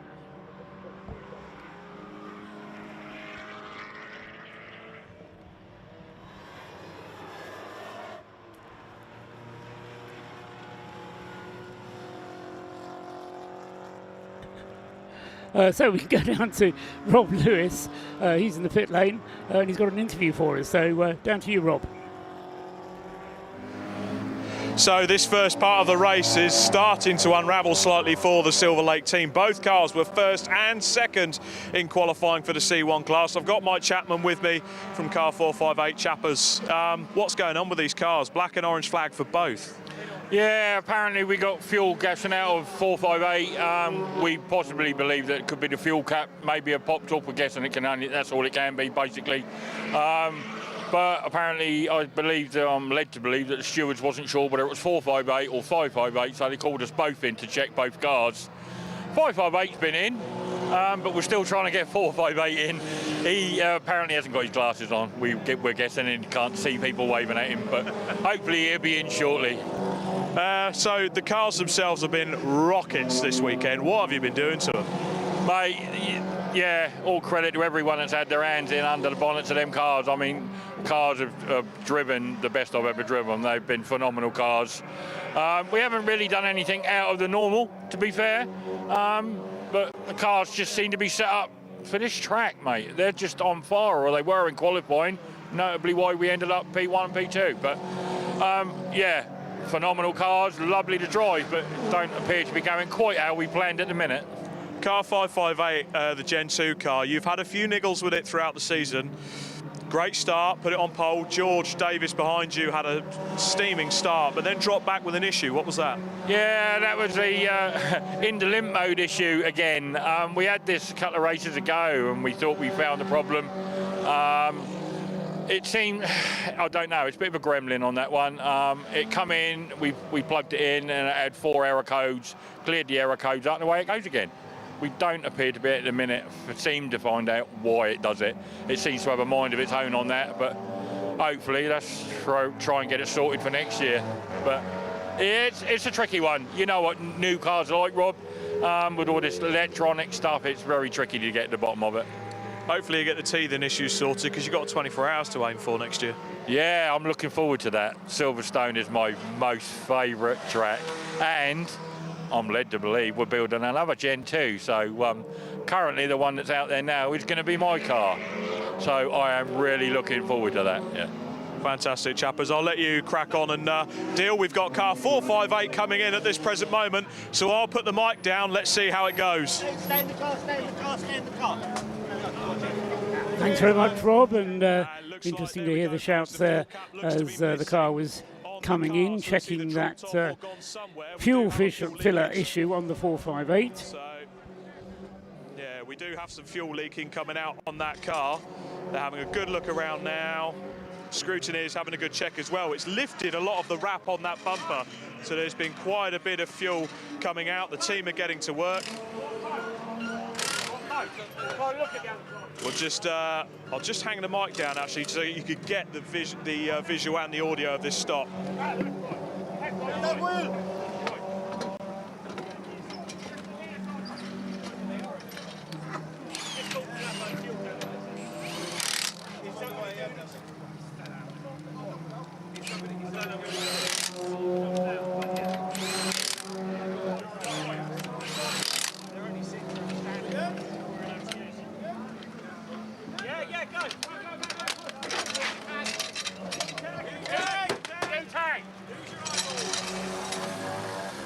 And there we go, that is car number 458 in, checked, worked on, and straight out of the pit lane. They're not going to use this as one of their mandatory 4-minute stops either, so unfortunately it holds them back a bit. WRC developments get that little bit extra distance up the road, but both Silver Lake cars back in the fight.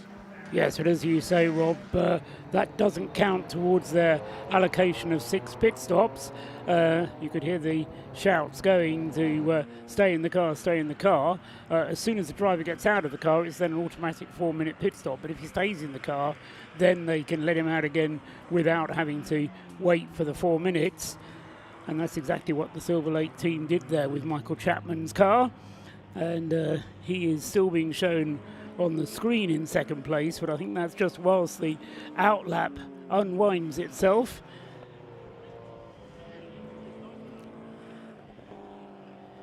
So I'm still puzzled about how this penalty for 117 is going to be applied, because a 1-lap penalty for 117 is being flagged on the screen with a red badge, and that indicates that a penalty is going to be applied. It doesn't indicate that the penalty has been applied. So I think what we'll see is that that car will maintain its position at least for this part of the race, and then they'll apply the penalty for the restart tomorrow morning. So the 1-lap penalty at the moment won't make any difference to its position, still in third place. But obviously David and Jason McAnulty have eyes on second place in the race, and at the moment they are just 23 seconds behind the Don Henschel-Steve McCulley duo. Don Henschel currently at the wheel of the 97 Caterham, and it will be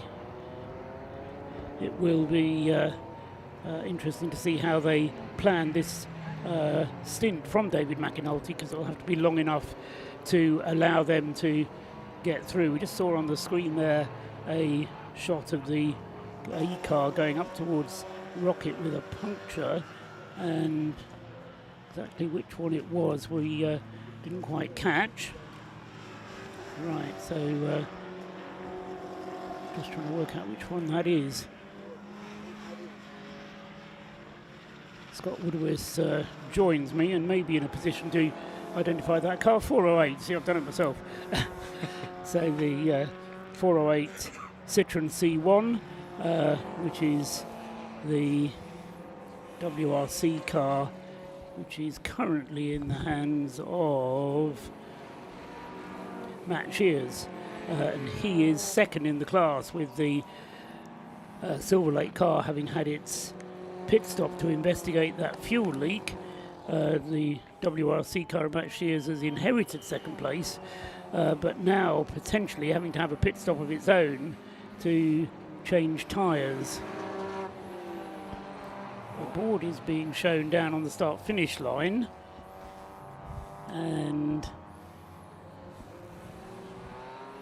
no, it says rear lights on, which is going to be accompanied by another board. So suggestion is that there is a car out there without any rear lights on, which is a very dangerous situation to be in. It's a very dangerous game to play at this time of night. Yes, God, hello. Hello.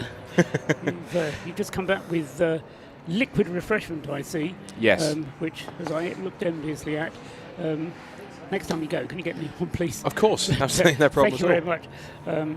Living off Coca-Cola at the moment, and that has its consequences. Yeah. There is also some very well provided Jolly's Cornwall ginger beer, which apparently is has a kick of Cornish chilli. I'm not sure if that's right. That's up your street or not. But no,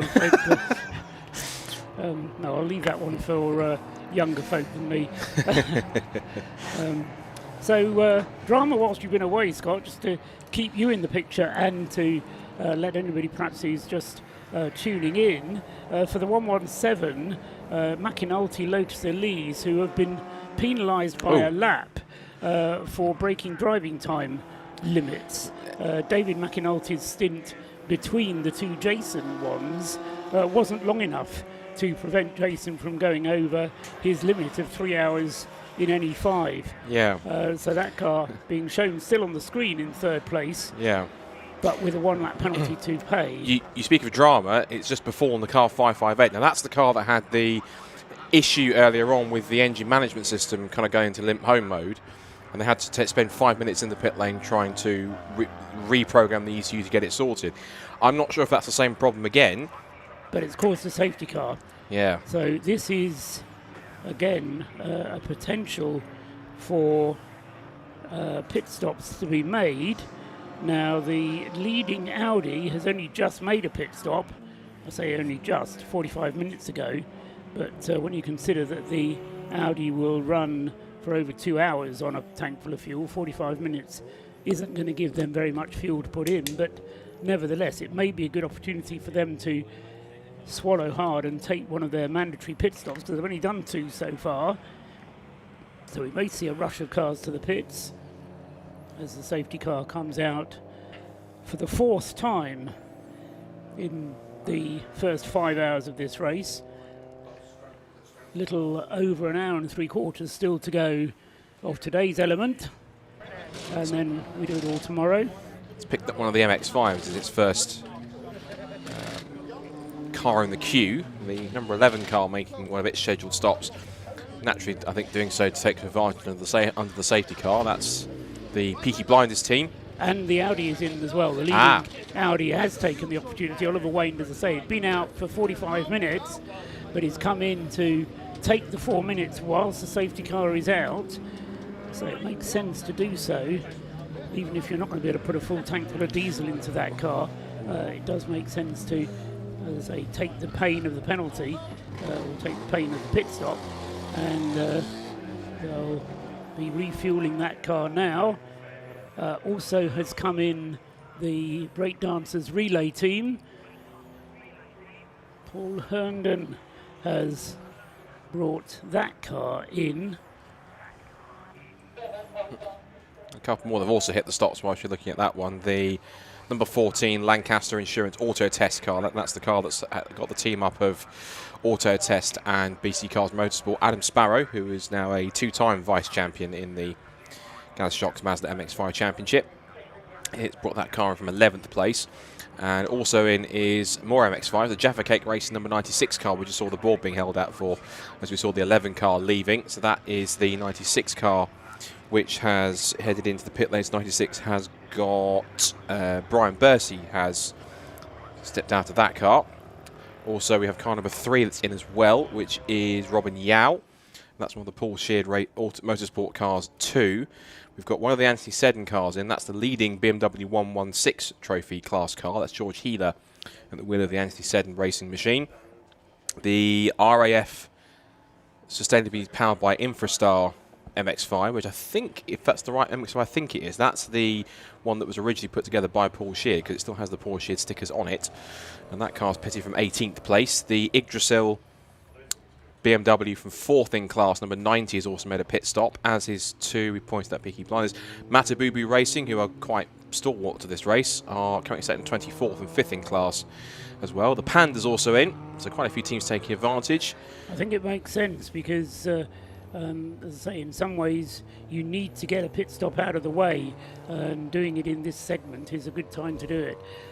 So even if you're not filling the tank, or you'll fill the tank, but you're not taking the full 50 litres, you're still using the time whilst the safety car is out and lapping slowly, and 4 minutes lost represents less time on the circuit. Are you intending to go down to the pit lane before the end of the race? Yes, I imagine I'll go and relieve Rob of some pit lane duties, yes. Okay, at some point. I've just heard a whisper that there might be some spots of rain down there. Ah. So if you do go down, you may be going down, we may have to change the schedule, and if Rob's not dressed for it, he may be coming up here a bit damp later. Right. But some spots of rain were predicted to happen overnight. It's currently 8:15, so perhaps a little bit earlier than we expected, but my rain checker did suggest that there was some rain due, although I never really quite know whether it's telling me the truth or not. But one of our camera crew has reported down in the pits that there are some spots of rain down there, which could liven up the remaining hour and a half of the race. 43 minutes still to go, and still Oliver Wayne's car remains stationary in the pits. Now it doesn't, it's just headed out again. So the Audi TT, number 7, back out on the circuit without losing the lead, and indeed still with a 1-lap cushion on the number 97 car, which has stayed out, Don Henshaw. And also in the 117, the David McAnulty driven car, he stayed out, as indeed he has to, because they don't have that flexibility. He could come in and stay in the car and they just refuel it. And Paul Cook, who prior to the safety car coming out was the fastest car on the circuit in the RAS BMW, car 27, goes through and now up into 4th place. So it's Class D cars, 1st, 2nd, 3rd and 4th again.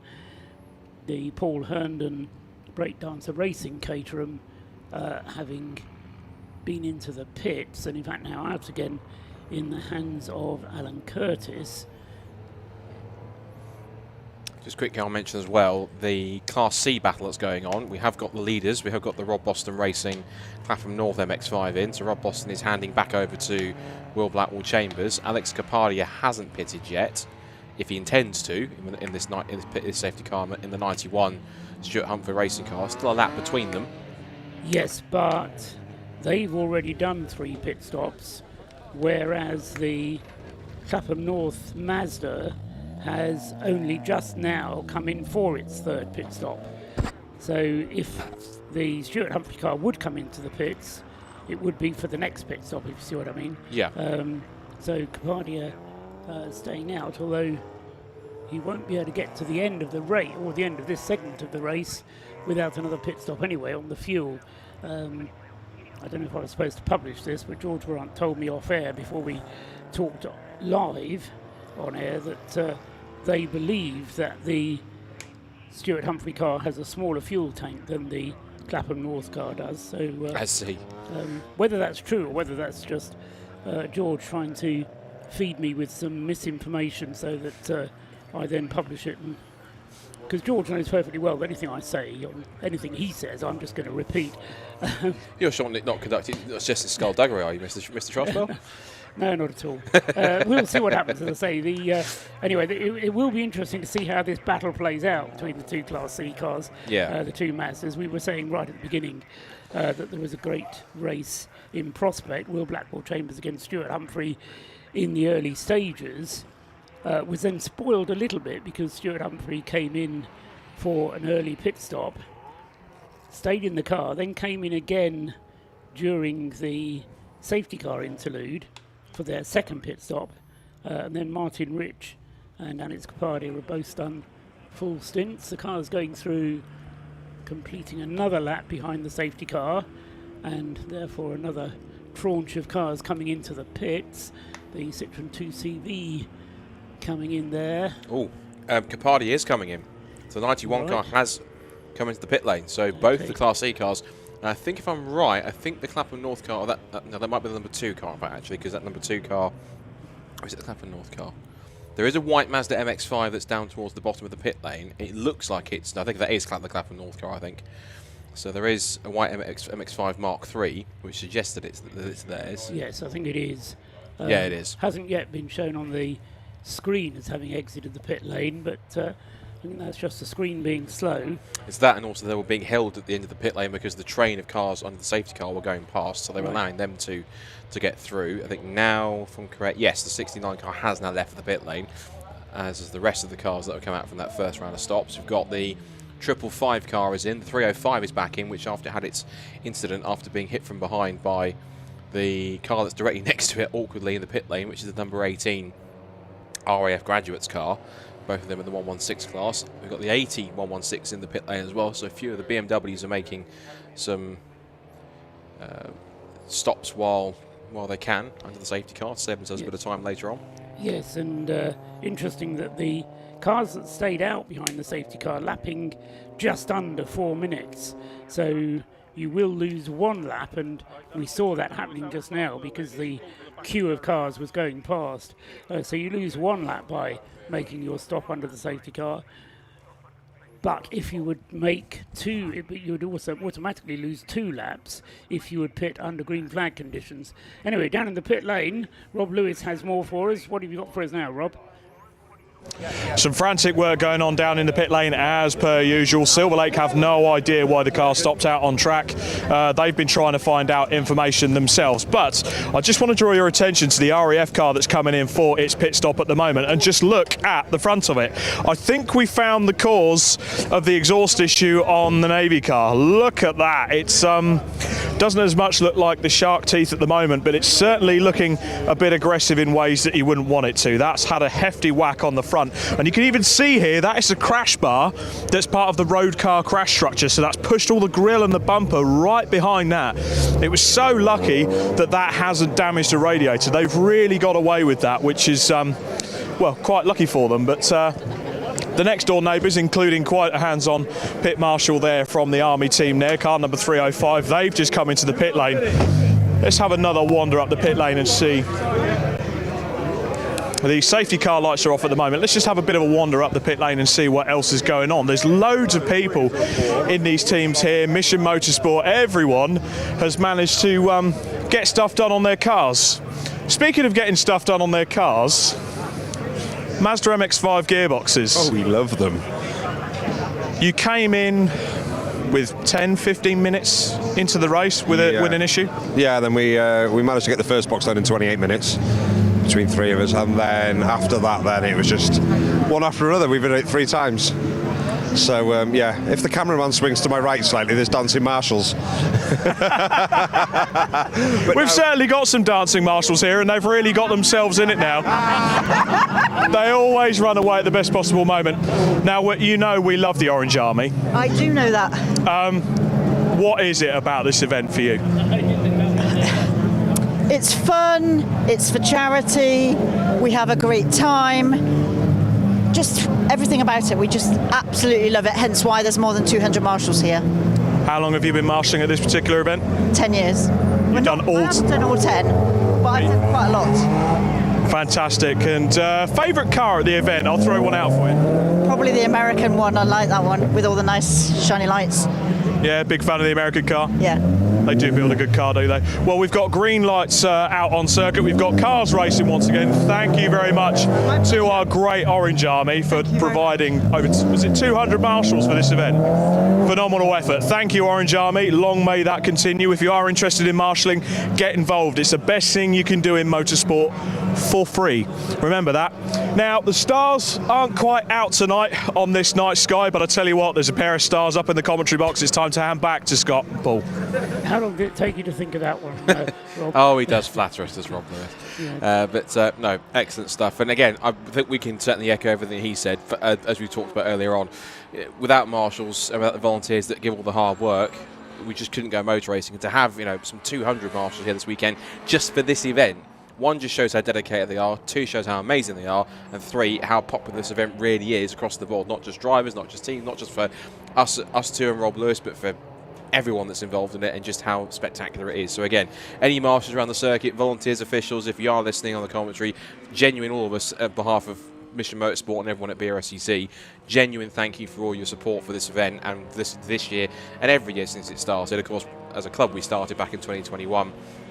We're working together with Mission Motorsport for this event, so obviously there were clubs before that did their part, but in terms of, at the very least, from when we started working with this event, a massive thanks to everyone that supported it and just making it as big and as amazing and as popular as it is. So I could wax Liverpool for ages and probably would, but it's amazing stuff to see that this race is, again, in its 10th running, in its 10th anniversary, and it's as popular as it's ever been, if not more, this year than it has in previous years. It's absolutely fantastic to see, and everyone plays their part in it. A lot of rushing around going on down on the pit wall, and I reckon it's the Silver Lake team trying to attract the attention of the 458 team. Daniel Duell it is who's driving in the 458, who's just been given a stop and go penalty.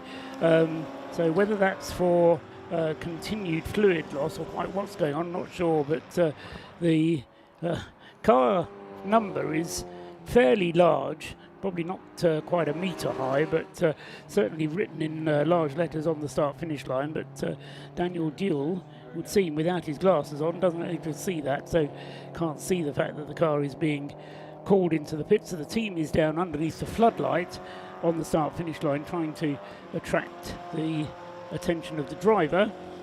Meanwhile, Oliver Wayne in the RAF Audi TT is out, still leading the race, although just going across the line now, he is not the quickest car on the circuit, because the quickest car on the circuit is once again Paul Cook's RAF BMW. So that car is lapping in the 1 minute 40s, regularly into the 1 minute 40s, occasionally dipping down into the 139s. When you consider the best lap that car has done is a 136 in broad daylight, it's a pretty good performance there from that car, from Paul Cook in particular, and he is now on 163 laps completed. The Lotus Elise of David McAnulty has completed 167 laps, but remember that car has a 1 lap penalty hanging over it, so delete one of those 167s, down to 166 therefore. In second place, Don Henschel with the Caterham, who's also completed 167. And now, having done a pit stop under that safety car, Oliver Wayne is only 2 laps ahead. In fact, only 1 lap ahead when you take into account where he is on the track. He's on his 170th lap at the moment, is Oliver Wayne. But from the Audi's point of view, another very valuable pit stop having been completed, and Oliver Wayne staying behind the wheel of the Audi then. So Wayne it is who leads then by a lap from Don Henschel's Caterham. 3 pit stops completed for him, only 2 pit stops for the Audi. So this race still very finely poised indeed. Down in the pits, Rob Lewis has more news.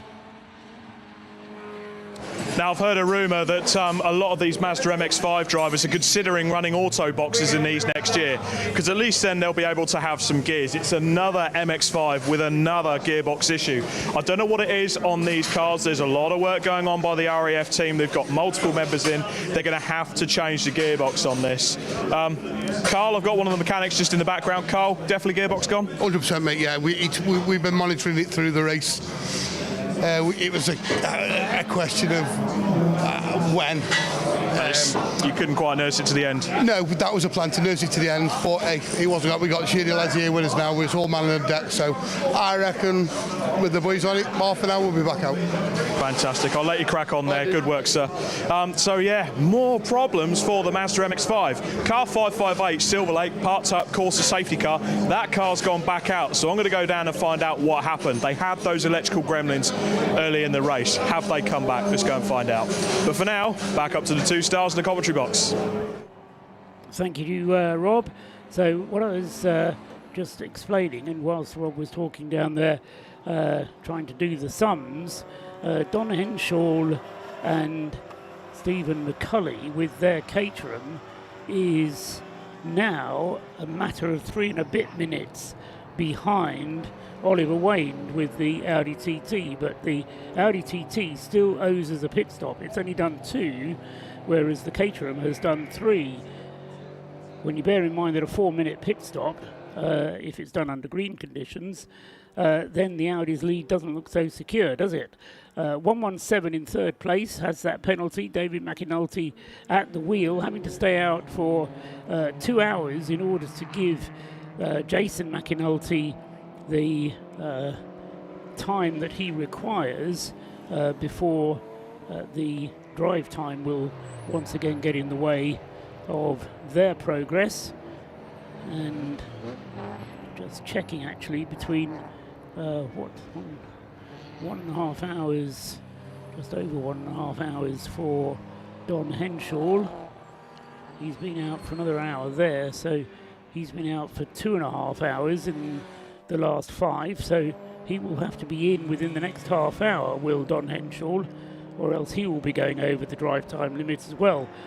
This is precisely the problem that George Grant anticipated might happen, and as a result of this problem has got Rob Boston into the car to help them with their driving time so that they don't go over any limits. So Rob Boston then in the car at the moment, Will Blackwell Chambers standing by to take over, which he'll be in a position to do at their next pit stop, I would say, because we've got only an hour and a half of the session remaining. I think they've actually made the change. I think Will Blackwell Chambers is in the car now, I think. Is he? Right, yes he is. Yes, yeah, because he came in underneath the safety car and made the change there. So Willie's actually at the wheel of the car now. Yes, he is. And actually at the moment, only compared based on the last lap we just had, and traffic may well have been a factor in this one, possibly. But Will Blackwell Chambers did a 1 at 46.590, and that was 3.2 seconds better than Stuart Humphrey. So in terms of pace, particularly I suppose in clear air or without any traffic around him, that 69 car certainly is the better in terms of pace. This has always been a treat for those watching on the live stream. It's the onboard cameras for the 2 Operation Motorsport car. A little bit jittery in there, but we saw a brief glimpse of the 220, the Operation Motorsport Canada machine. And there it is again. And again, great idea of kind of just what the driver sees in this scenario. And again, even with the headlights, you can see the little, like almost kind of cat's eyes on the edge of the circuit to kind of help guide the way through the corners. That gives a bit more of a mark in terms of where to go and the edges of the circuit and the racing line. And they just climb up the hill, down through the gears in towards the Rocket Complex. They'll turn left and then all the way 180 degrees right, ever so slightly banked around this corner. Back on the power once more. Just grab another gear and head up towards Peel Corner. You're right pretty much at the top of the circuit here as you turn through. Peel opens out as you just put the power back on, and then in a clear day you get the great view here, which is up at the top of the crest, it's looking out to the Irish Sea, and then you're faced with a massive drop as you come down the hill towards the corkscrew. And there goes one of the that's the BMW number 12 BMW just gone through to put a lap on the 220 car. and 458 is in now for its stop. So I think the phrase for Silver Lake is, it never rains but it pours. We've had an issue with the 558, another 458 has been called in for ignoring a flag signal. So it's not been the best night so far for Alan Preble's team, that's for sure. No, what I thought that car was going to do was to serve a stop-and-go penalty. Now, whether it's done that already, it has now got itself down to the pit garage. I'm not sure, it's actually just gone past the stop-go area. Rob Lewis can tell us though, because he's down there with the car. Rob. It gets from bad to worse for Team Silver Lake. That was car 458. They got a stop-go penalty because they didn't come in a quick enough time when they got the black and orange flag when they had the fuel issue. Car 558, Greg Rose was in that car, stopped suddenly out on track with its electrical gremlin. As he was making his way up the bank as instructed to by the marshals, unfortunately he slid and it looks like he's jerked his shoulder. So he's gone to get checked out at the medical centre. George Davis has gone back out in that car because it appears the gremlin has once again reset itself and the car is running again. Gutting for the team. Both cars were absolutely flying in qualifying, started the race well, but those niggling little issues have started to creep in. For now, back to the commentary box. Thank you, Rob. Yes, that's exactly what you don't need. Daniel Duell coming in to the pits, then out of second place in the Citroen C1 class. And that's going to help Darren Ball, who is how far behind? He's actually a lap behind is Darren Ball, so they may well have managed to get that Silver Lake car back out again. Number 458 it was, wasn't it? They may well have managed to get it back out again before they were overtaken by the next Citroen C1 coming up. They're still in second place behind the number 586 WRC Developments car, which Liam Crilly is behind the wheel of. Liam, having had his win earlier today in the Clubsport Trophy race, now driving a somewhat different proposition in the shape of a Citroen C1, but nevertheless still doing so from first place in the class. So Liam Crilly then in the WRC car, number 586, leading Daniel Duell, who is now on his way out of the pit lane. Back into the race. That's a gag of the cars here we saw. That was the 555 Subaru with the 34 car. And just steaming past all of them to make it 3 abreast into the corkscrew. That's the number 27 BMW still charging its way up the order. That's lapping, yeah, same pace just about as the leaders. Well, last time by, the Leos Racing Caterham was 4/10 quicker than the leading Audi. And the, no, sorry, he wasn't. Excuse me, he was about 6/10 slower, whereas actually the RAF Motorsport BMW currently is the fastest car on the circuit, 141.2 compared to a 141.6 for the Audi TT.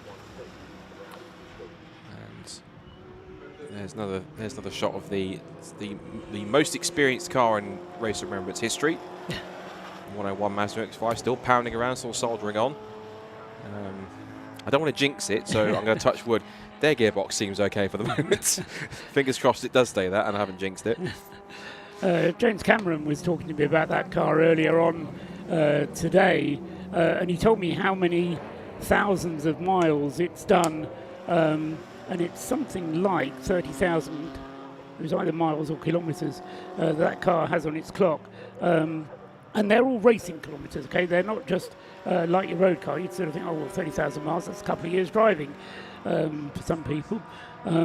But that car has been out on track for all of its 30,000 miles or kilometres. I'll have to get Jim to remind me later on. That's the trouble with me. Unless I write it down, it just goes on in one end and out the other.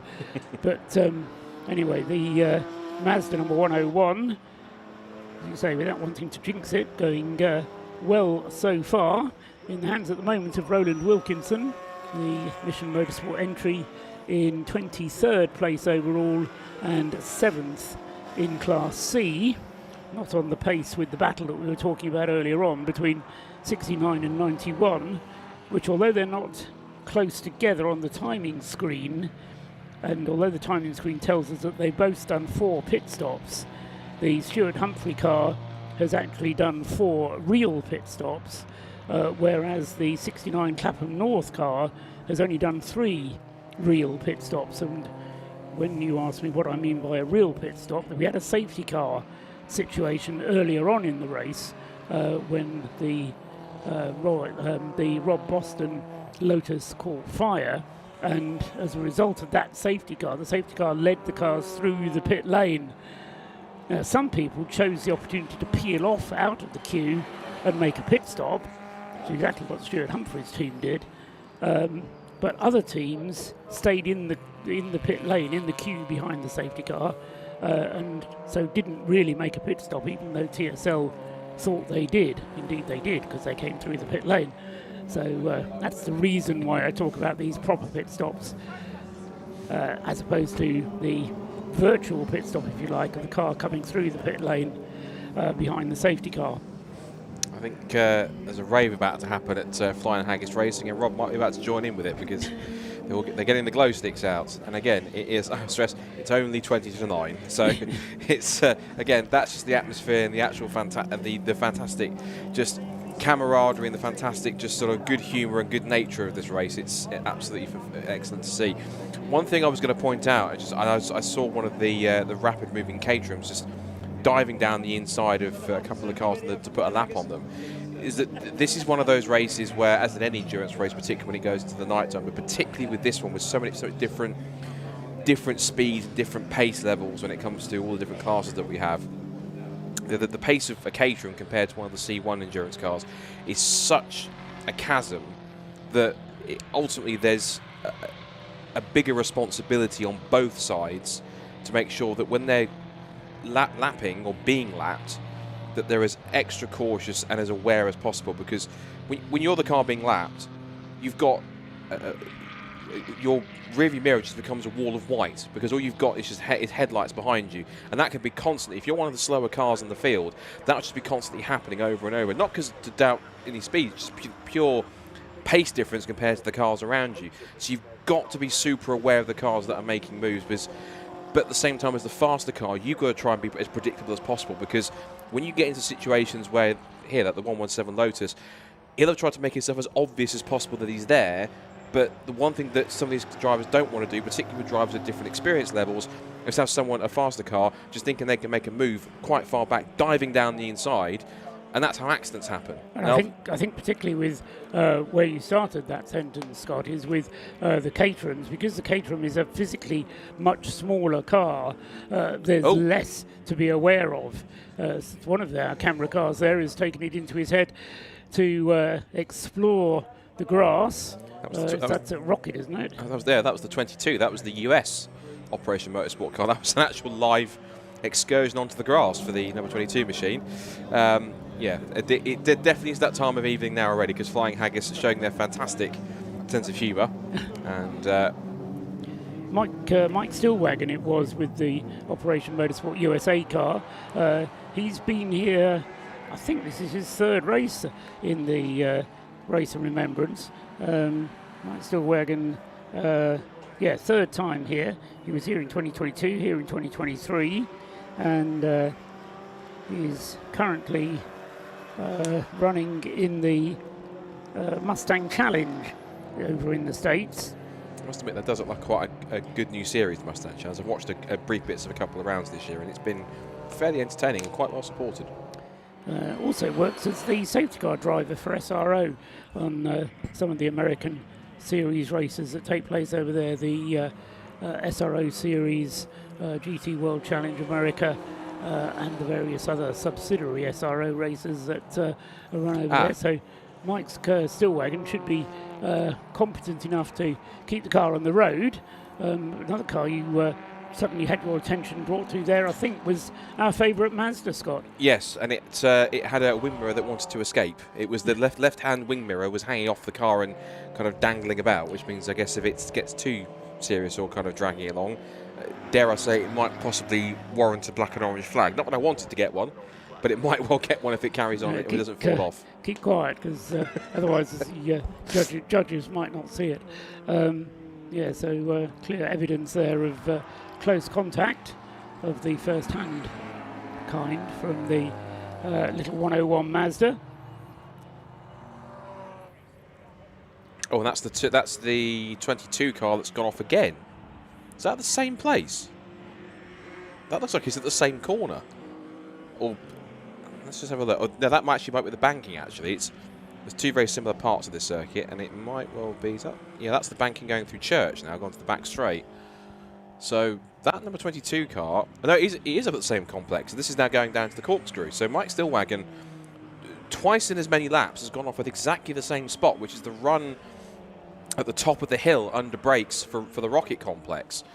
So is that enough of a concern for him to warrant a stop to the pits? Because is that possibly just him getting caught out of traffic? Is that a brake issue? Is that something else on top of that? But that number 22 car, we've now caught it twice off the road at exactly the same place. Maybe tyres beginning to go off on the car is one thing, although with their trick, I might call them trick because that makes it sound. Anyway, they're special Michelin tyres that they're getting. Should have good tyre wear. The car crossing the line across start-finish line now and heading off on another lap. But I think it does illustrate how much traffic there is to deal with. And so even somebody with Mike Stillwagon's experience is finding dealing with the traffic difficult.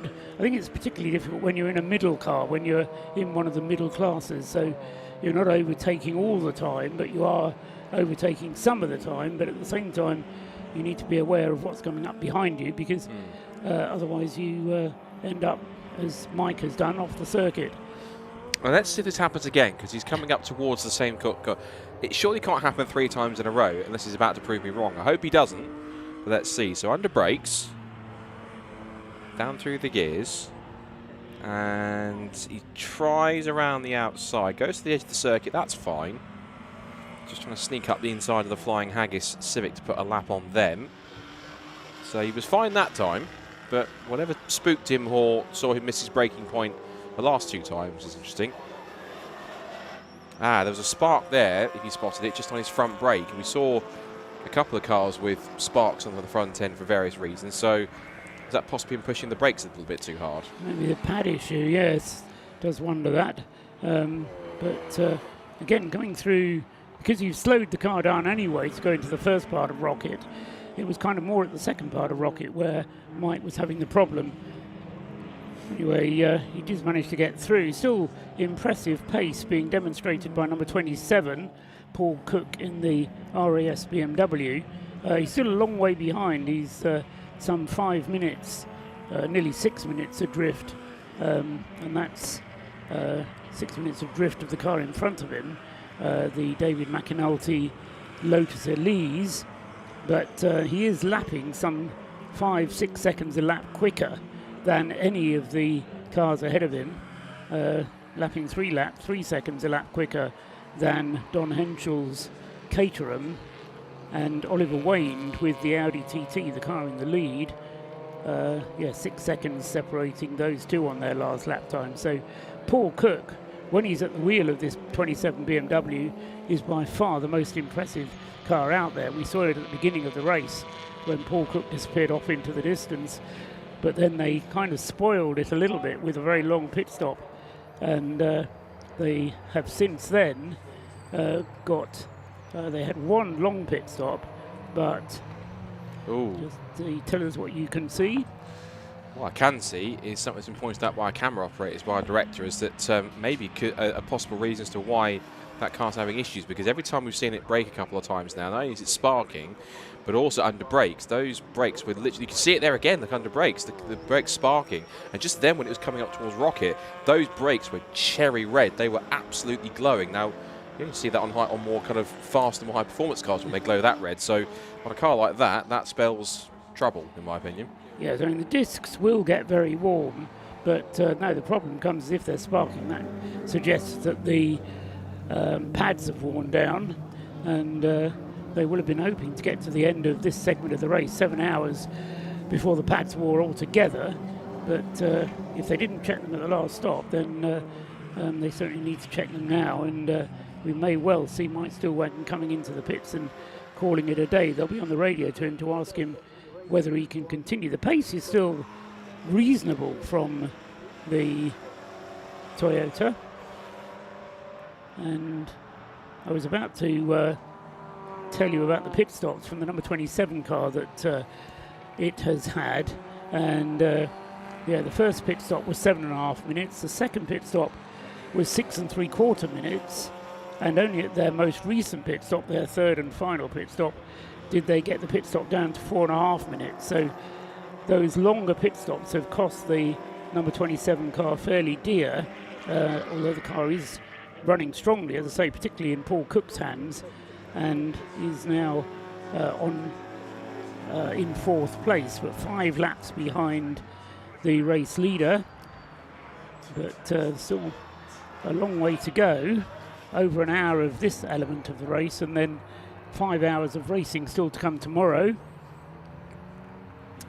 Whilst that's been happening, I saw it on the timing screen first, and then I saw it actually pull in. The 22 Toyota has come into the pit lane, so I suspect they've either been radiating to the team, but also possibly even seen the red front brake discs and the sparking under braking, and so I had to bring it in to have a look and see what the front end is. So I imagine that might be something, in fact, he is already down there, in fact, that Mr. Lewis can have a look and see. Our camera guy's already down there, so we'll get to see, I guess, the state of the brakes in a second. So, right, they're going to work on the front end now.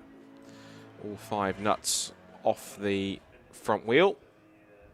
And then we'll probably, if we can, let's see if we can stay here and just look at the condition of the front brakes, because let's have a look here. As the wheel comes off, I must admit, I'm not an expert on how brakes look, but we'll have a look and see. So you need to be able to see into the caliper to see what is left, if anything, of the pad. Doesn't seem to be much of a pad left there, so yeah, I think the caliper is going to be difficult to get off. That's the first thing they're going to find out. It's going to be red hot, of course, and somebody once told me it takes commitment to take a disc caliper off, particularly when the discs, or the rotors as they'll call them in America, is as hot as it will be. And the team will be, as I say, they'll have a new set of pads ready, but they're going to have to replace the whole caliper, I suspect, if the pad has worn down to the metal. You can see the scoring on the disc there, which indicates that pad has been completely worn away, and so they're coming out with new discs. They've got new pads there, but they're going to need new calipers, I think, as well. Yeah, I think those are the old ones. In fact, that's the ones that's come off the car, I think. Okay. And yeah, I'm not an expert, but I don't get too close to those, because they will be radiating heat. Yeah, I'm not an expert, but I think it's safe to say those pads have had it. So it was Colin Garrett. I misspoke earlier on when deciding who that was in the number 22 car. Colin Garrett having his first Race of Remembrance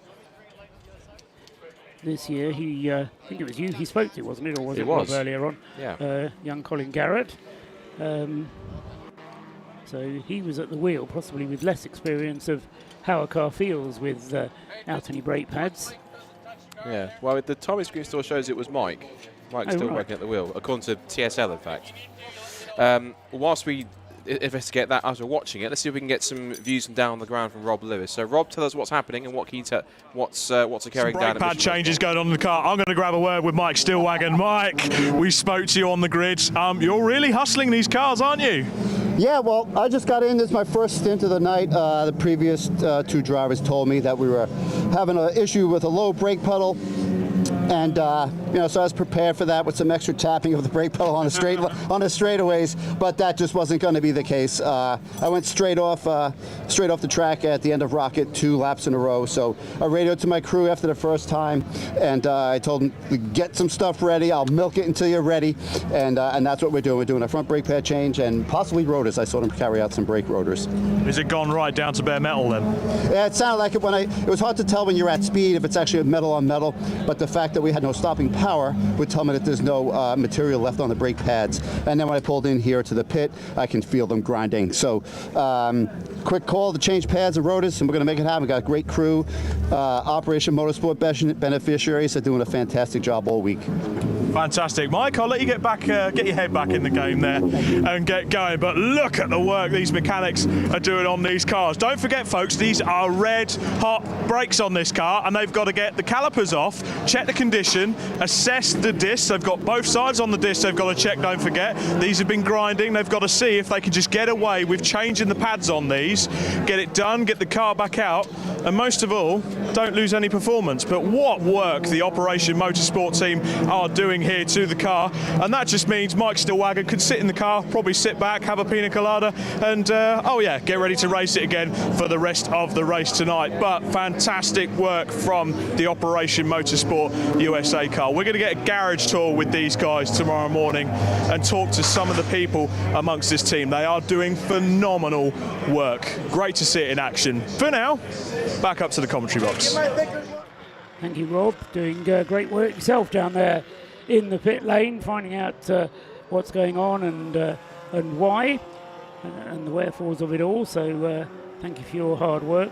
An hour and 5 minutes still of this segment of the race to go, and then we'll have the overnight pause, during which time the cars are allowed to be worked on. So if you're running short of fuel, no need to refuel before the interval. The only rule overnight is that whoever finishes the car tonight has to be the start driver of tomorrow morning's segment, but the drive time resets to 0. So even if you've driven for 3 hours tonight, you get in the car tomorrow morning and you start again from 0.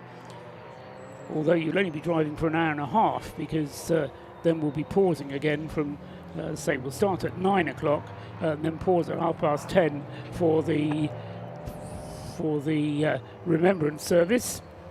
And cameras showing us a bit of debris there on the circuit at target. It's a very sizable bit of debris. It looks like the either a wheel arch from a car with extended wheel arches, or possibly a Caterham wheel arch, which are prone to fall off in sprint races, but less prone in this kind of race. But couldn't quite tell what that was. Is it either that or the inner lining of a wheel arch or something yes, that's come it off? could be an inner lining as well. That's a possibility. That's interesting.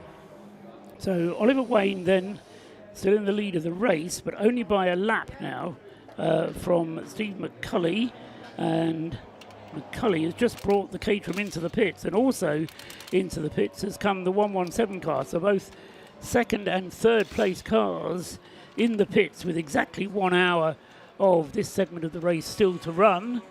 That's Don Henshaw coming in with the Caterham number 97 from Leos Racing in second place, and David McAnulty bringing the 117 into the pits.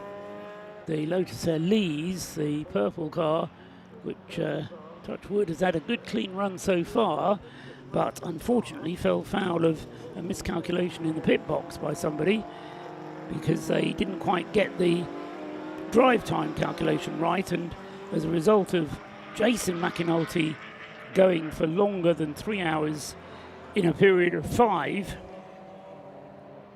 they've earned themselves a 1 lap penalty.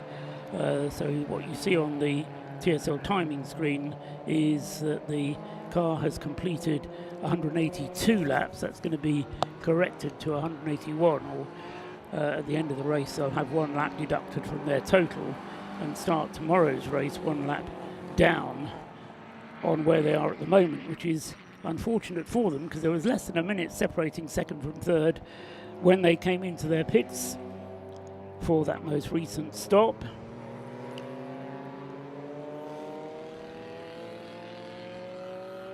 And Stephen McCulley already back out on the circuit.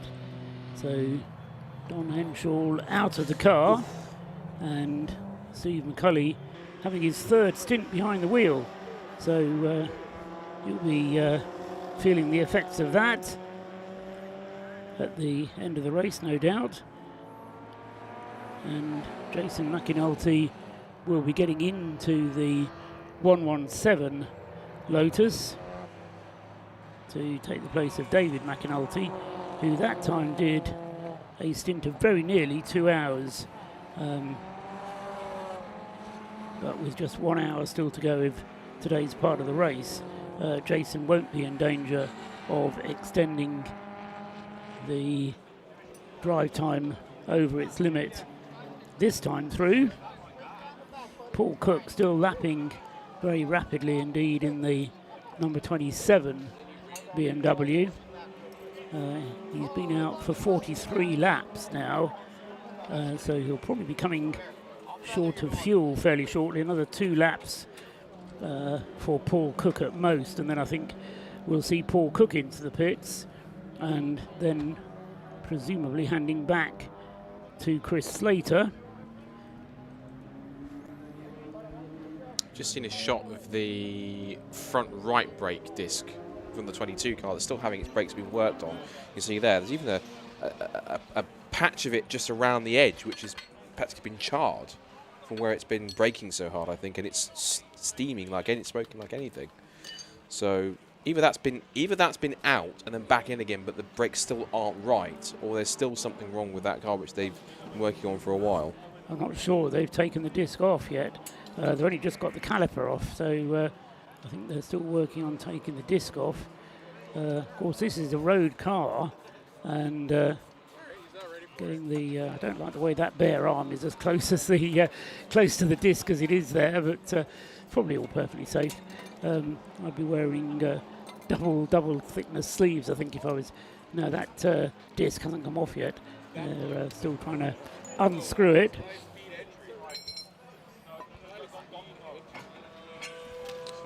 And disc.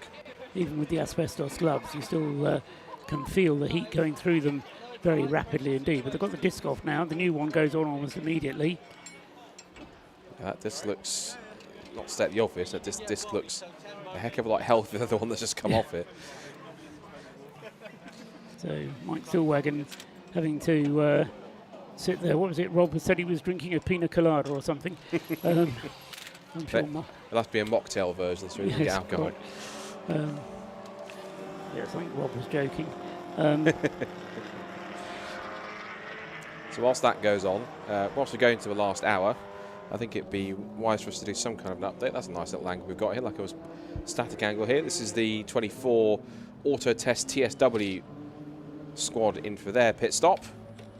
That car pitting from 9th place and second in Class B, behind, it's being sandwiched in fact by the 2 Track Scotland minis. It's got Track Scotland 2 in front of it by a lap or so, and it's about another 2 laps ahead of the second car, Track Scotland 1 in car 55.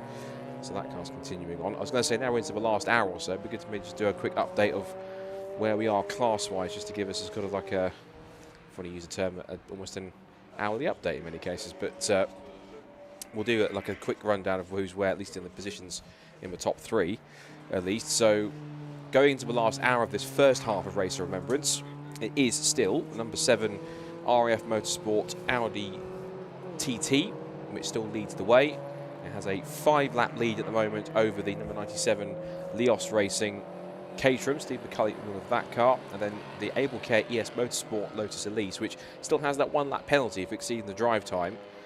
Is currently in 3rd place, car 117, 5 laps off the lead at this point. The rest of the top 5 is the 4th place number 27 BMW RAF Motorsport with Paul Cook, who started that car at the beginning of the race. He's back in it in 4th, and then the relay team of Caterhams, Breakdancer Racing, Alan Curtis at the wheel now in car 77. One thing I have noticed as well, for a bit of observation, if you want to do well in this race, get yourself a car with the number 7 in it, because the top 5 cars are 7, 97, 117, 27, 77.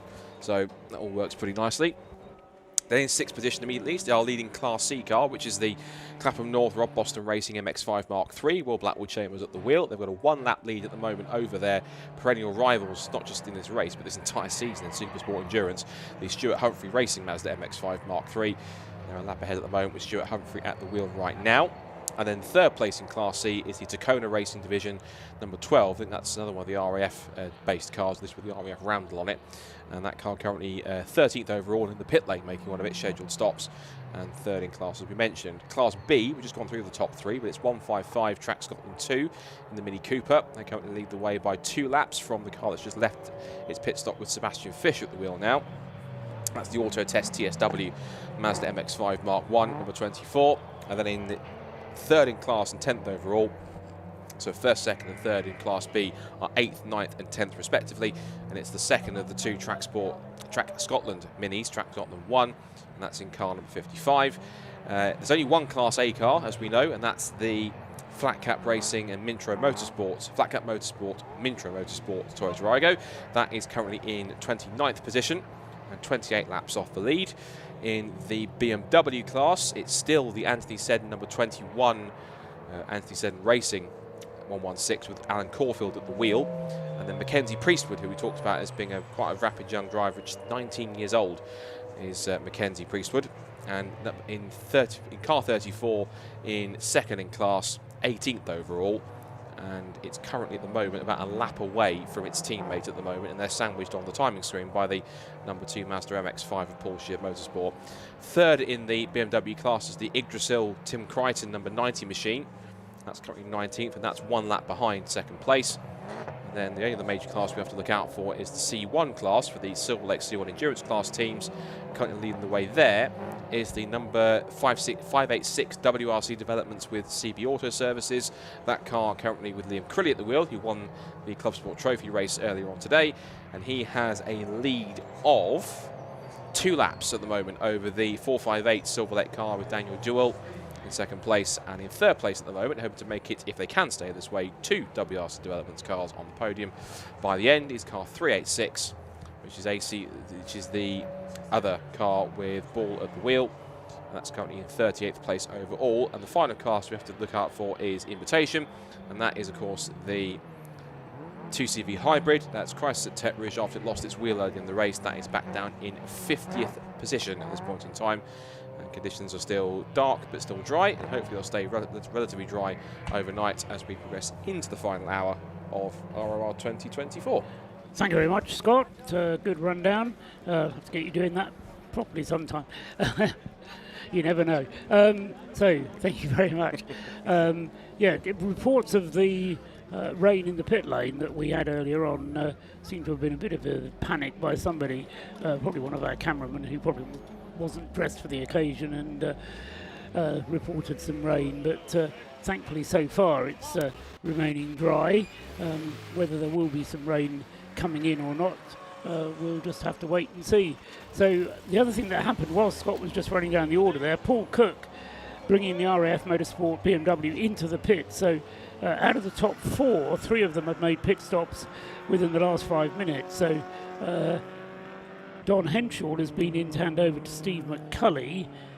David McAnulty has been in to hand over to Jason McAnulty, and Paul Cook has come in probably to hand over to Chris Slater, but that car hasn't yet gone back out onto the circuit, so we'll have to wait and see who the RAF send out in their very rapid BMW, or at least a very rapid BMW when Paul Cook is driving it. Chris Slater not quite as quick, Wayne Lewis kind of in the middle ground, but it'll be an hour's further racing then to be completed in this segment of the race. Less than an hour now to go, only just under 53 minutes of this segment to go, and still the RAF's Audi TT with Oliver Wayne at the wheel leads the way, but with only 3 pit stops under its belt. Everybody else has done at least 4, and in the case of the number 77 relay team of the breakdancer crew, they've done 1, 2, 3, 4, 5 pit stops already, with still a further hour to go in the Caterham relay team, so they'll have no trouble at all getting through their 6 mandatory pit stops in the time allotted. The number 27 car is now completing its 4th pit stop. The other one that's only done 3 so far is the number 69 Clapham North team, which changed from Will Blackwell Chambers to George Grant to Rob Boston. That's 2 stops, and now their 3rd stop was back to Will Blackwell Chambers. And our understanding is, or my understanding is, from what George Grant has told me, either officially or unofficially, is that Will Blackwell-Chambers will be staying in the car to the end of this segment.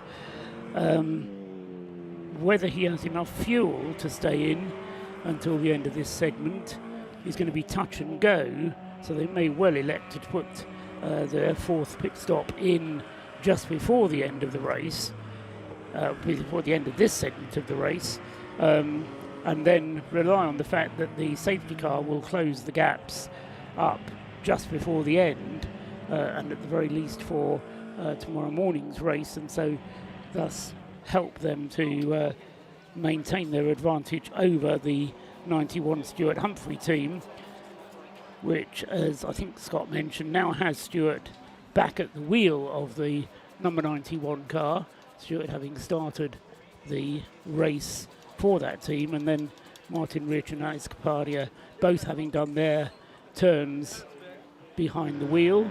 Martin Rich having done 56 laps, Alex Capadia a slightly shorter stint of 35 laps compared to the opening stint by Stuart Humphreys was, he did a full stint of 56 laps and then went out again for a second stint, but brought the car in under the safety car when the safety car led them through the pit lane, as I was describing earlier on. Notice the 22 GT86 is still being worked on with its brakes. Either with that story or something else, we'll head back down to Rob Lewis in the pit lane with more details. You can hear there the starter motor is turning on the car. He's just pressing the button. For some reason, the Team Flying Haggis car went into the pit lane, tried to start the car up again. They've put the master switch on. He's frantically pushing on the starter switch to try and get some power and get the car fired up, but it's just got electrical gremlins. The team frantically working around the back of the car here, which is where the battery's actually bolted in. They've got starter packs on it, they've got jump leads and a separate battery. The driver's frantically starting to get everything put together, but as you can see, there's no lights. I'm pretty sure there's nothing on the display, and unfortunately the team just can't get this car fired up again. And with the short amount of time we got left, it's gutting for the Flying Haggis Racing squad, because they were consistent. They were just chipping away, getting those laps in and getting the car towards the end. Hopefully this is something they can fix quickly, get it back out and then look into it a bit later. That's why this break overnight, no part firme, so you can work on your car. That's why it's key to a lot of teams. I bet there's a few cars out there that are nursing a few issues, but they're just waiting to get the car over the first checkered flag so they can get it worked on tonight. For now, to take you through the final stages, back up to the commentary box to Scott. Thank you, Rob. It's actually Paul who's taking over again. We've got a bit of a drama on the start-finish line, and awkwardly for TSL, it's right on their timing beam, which is exactly where they don't want a car to stop. The Jaguar XF, number 10, has stopped with a collapsed front left suspension with the brake material catching fire, and the driver of the car at the moment not getting out, but wanting to carry on, is Michael Burton at the wheel of the number 10, and they're, as I say, deployed the safety car. Didn't say that, but we have deployed the safety car in order to get that car to a place of safety, and so it's a bit of an awkward place as far as TSL are concerned, because it's right across the timing beam, which is not where they want to be. And it's not Michael Burton behind the wheel of that car, but Fraser Gillen in the wheel, number 10. So Fraser Gillen then having the difficulties on the radio, no doubt. I will mention something else, is that now, of course, we're on the safety car, people will start to pit. Have a guess at which car decide it's going to pit under the safety car. Well, the leader will. Yes, Oliver indeed. Wade. And has, because it is now in the pit lane right now. So the number 7 leading Audi is again taking full advantage of the safety car. And why not? It's in that position to do so. So the RF Motorsport team will indeed get this another scheduled pit stop out of the way. But I have to say, that's one of the fan favourites cars this weekend, and it genuinely is a shame to see it in such a state. The tricky thing is whether or not it's collapsed by itself, or, dare I say it, and play devil's advocate, whether it was involved in somebody or something. It's that kind of an angle that doesn't look like it did it by itself, unfortunately. No, it's definitely not pointing the way it should, and it would only do that either if the whole of the front suspension there has collapsed or it's had contact with somebody. So it was right all along, it was Michael Burton at the wheel of the car when that drama happened. And our intrepid cameraman has got himself onto the pit wall and is looking over at where the marshals are standing there, and they're not going to be able to push that car, so the recovery flatbed is coming to its assistance and is parking partly on the track, and they're going to hoist it onto the back of the flatbed, and this may be, even more frustratingly, another reason for the safety car to lead them through the pit lane, because where the flatbed is, there is quite a bit of the track which is blocked by the recovery unit, and on the racing line the cars tend to stray out to the outside of the circuit after coming through the bus stop, and the safety car will have to make its decision as to whether it comes through the pit lane or down the start finish line again.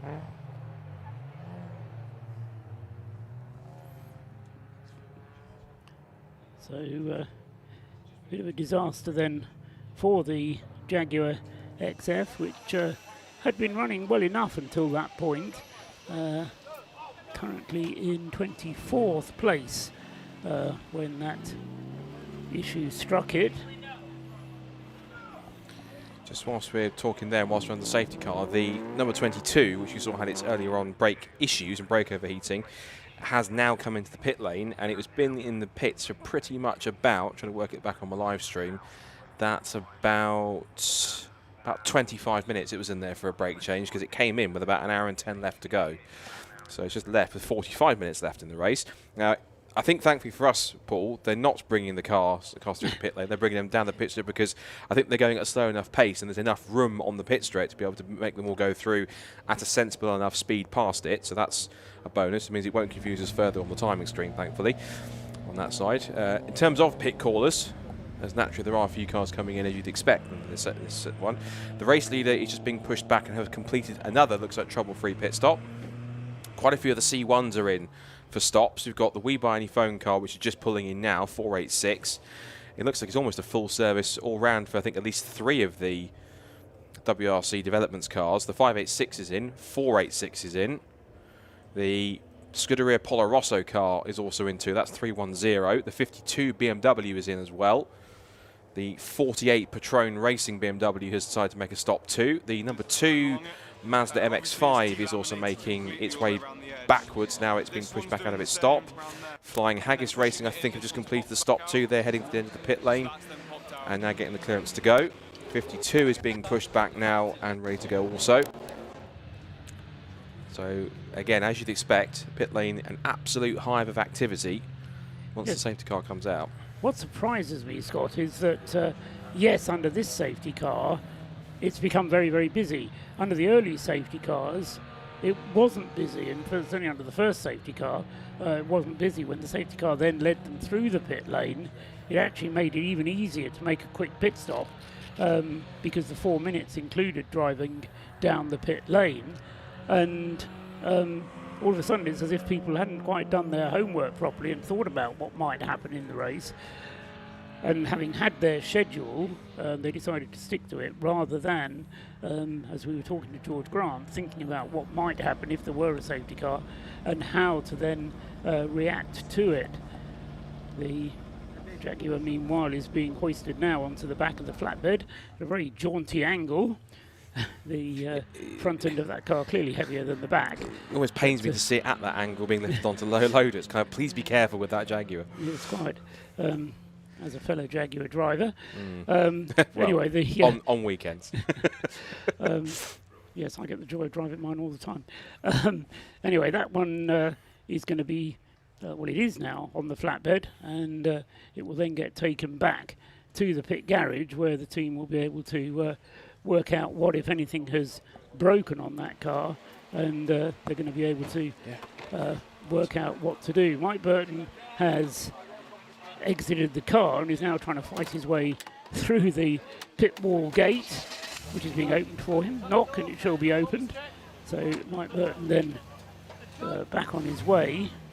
The Operation Motorsport USA Toyota you mentioned, Scott, back on the track. Yep. 26 minutes, 23 seconds was the pit stop time to sort out that brake change. But a somewhat unscheduled brake change it was for them. So Alex Smith has now taken over doing the driving of the leading car number 7, and it has now done 1, 2, 3, 4 pit stops. So it's on a schedule with the rest, and it had a lap of a lead anyway. Well, it had 3 laps of a lead anyway. So it's got that pit stop out of the way without losing the lead of the race. Steve McCulley is in the 97 Caterham, still in 2nd place, and then Jason McInulty at the wheel of the number 117 Lotus. Then the breakdancer relay team, which has taken back 4th place from the BMW, which has got Wayne Lewis. So they've skipped Chris Slater and gone for Wayne Lewis in the number 27 car. Whilst that's happening, more pit callers in for stops. Number 3, Paul Sheard MX-5 is in. The 555 is in also. So the Subaru making another scheduled stop. The 54 car is also, that's another of the BMWs, and that's taking at least 1, if not 2 churns of fuel. So that's obviously fueling itself up for the rest of the race. Churn 1 is done. Churn 2 is in. You can see with the 555 Subaru, the fact that all the drivers are wheelchair users. So essentially there is a different system for them to get in and out of the car. Remember, of course, they don't have, it's an automatic gearbox and they have hand control, so there's no adaptation from one to the other. Sometimes some teams have a wheelchair user or 2 or someone that requires hand controls, and so they have to put 2 sets of controls in, one on the wheel and one on the regular pedals. But this one, the guy who was up here from that team earlier on was telling me that one of the drivers does have the use of one of his legs, and so they do use a pedal. What he didn't tell me whether it was the accelerator or the brake that they've set up for him, but they do use a pedal on one of the cars for one of the drivers. But yeah, they've got one working leg between the 4 drivers, was how he described the situation to me.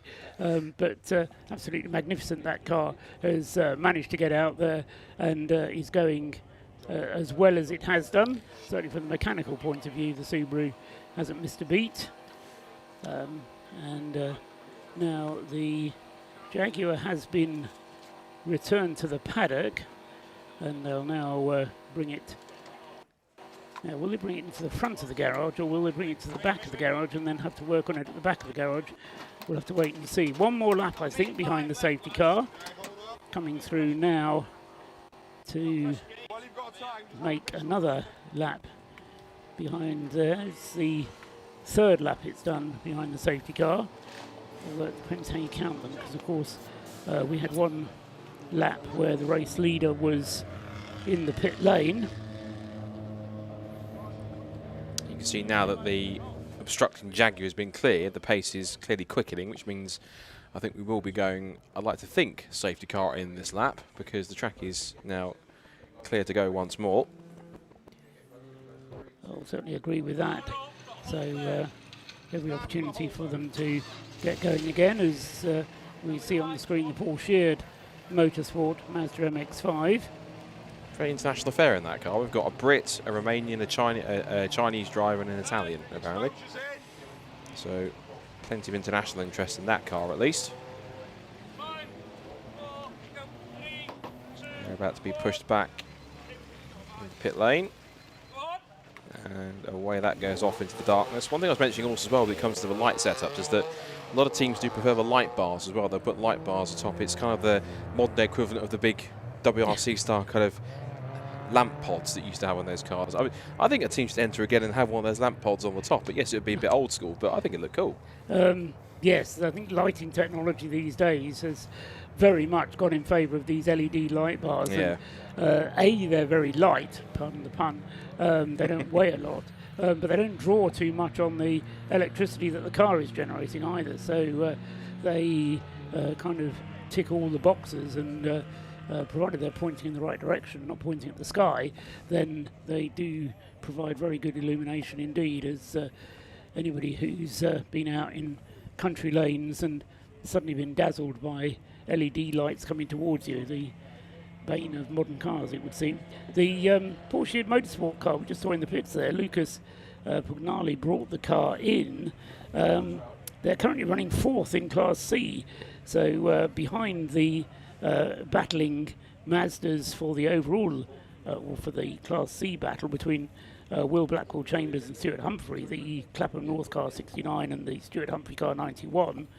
Next up is the BMW, and then we've got the Porsche cars. So they're doing quite well there, and they're keen to continue to do so. Down in the pits, Rob Lewis has more news for us. Time for another one of Rob's sort of tech tips as the safety car comes in the background. This here is an alternator. That pulley spins, it produces electricity, that fills the battery with electricity, and the car can work. As you can see, the team are furiously working on the stricken little Panda, because unfortunately it has run out of electricity because of a faulty one of these. That is the alternator that has caused the issue. So it will be going back on Monday. From? A car parts supplying company. I see. Looks like they've gone to the wrong car parts supplying company, because that is absolutely red hot. It is actually really hot. And it is not producing any electricity. So we'll be getting strapped in, so let's clear a run. Yeah, I suppose we better get out of the way then. So the Panda is coming back out. Fear not. Back to you. Lovely job. Well done, Rob. Right on the ball there with all the information that we need and more. So thanks for that. We've got just over half an hour of this segment still to go before the BRSCC wave their unique red and white checkered flag to bring this segment of the race to a close. There's no limit at the end of this segment of the race as to when you're allowed to come and refuel. There is tomorrow morning before the Remembrance service. No refueling is allowed in the last 15 minutes, but other than that, there's no ruling tonight to prevent late pit stops. But as far as the leading contenders are concerned, they've all completed now 4 pit stops.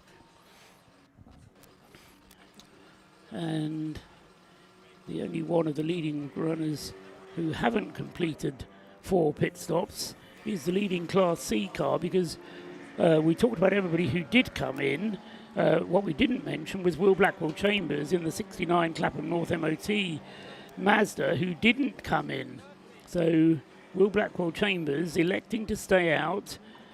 They've only done 3 pit stops, whereas the Stuart Humphrey car has done 4, and now they're back up to racing speed. There is only a couple of minutes separating them, 1 lap separating them, and in terms of time, that represents 2 minutes and 12 seconds. So that's certainly a lot less than a green flag pit stop, which I'm sure the Clapham North team perfectly well realises, but there was an opportunity there for Will Blackwell Chambers to come in and make a pit stop, but they didn't take the opportunity. In the next place up, the leading Class B car is the Track Speed Scotland team still. Lowell Forsyth at the wheel of the number 155 Mini Cooper, as Scott mentioned when he did the rundown, and that car is on the same lap as the Auto Test Mazda behind it.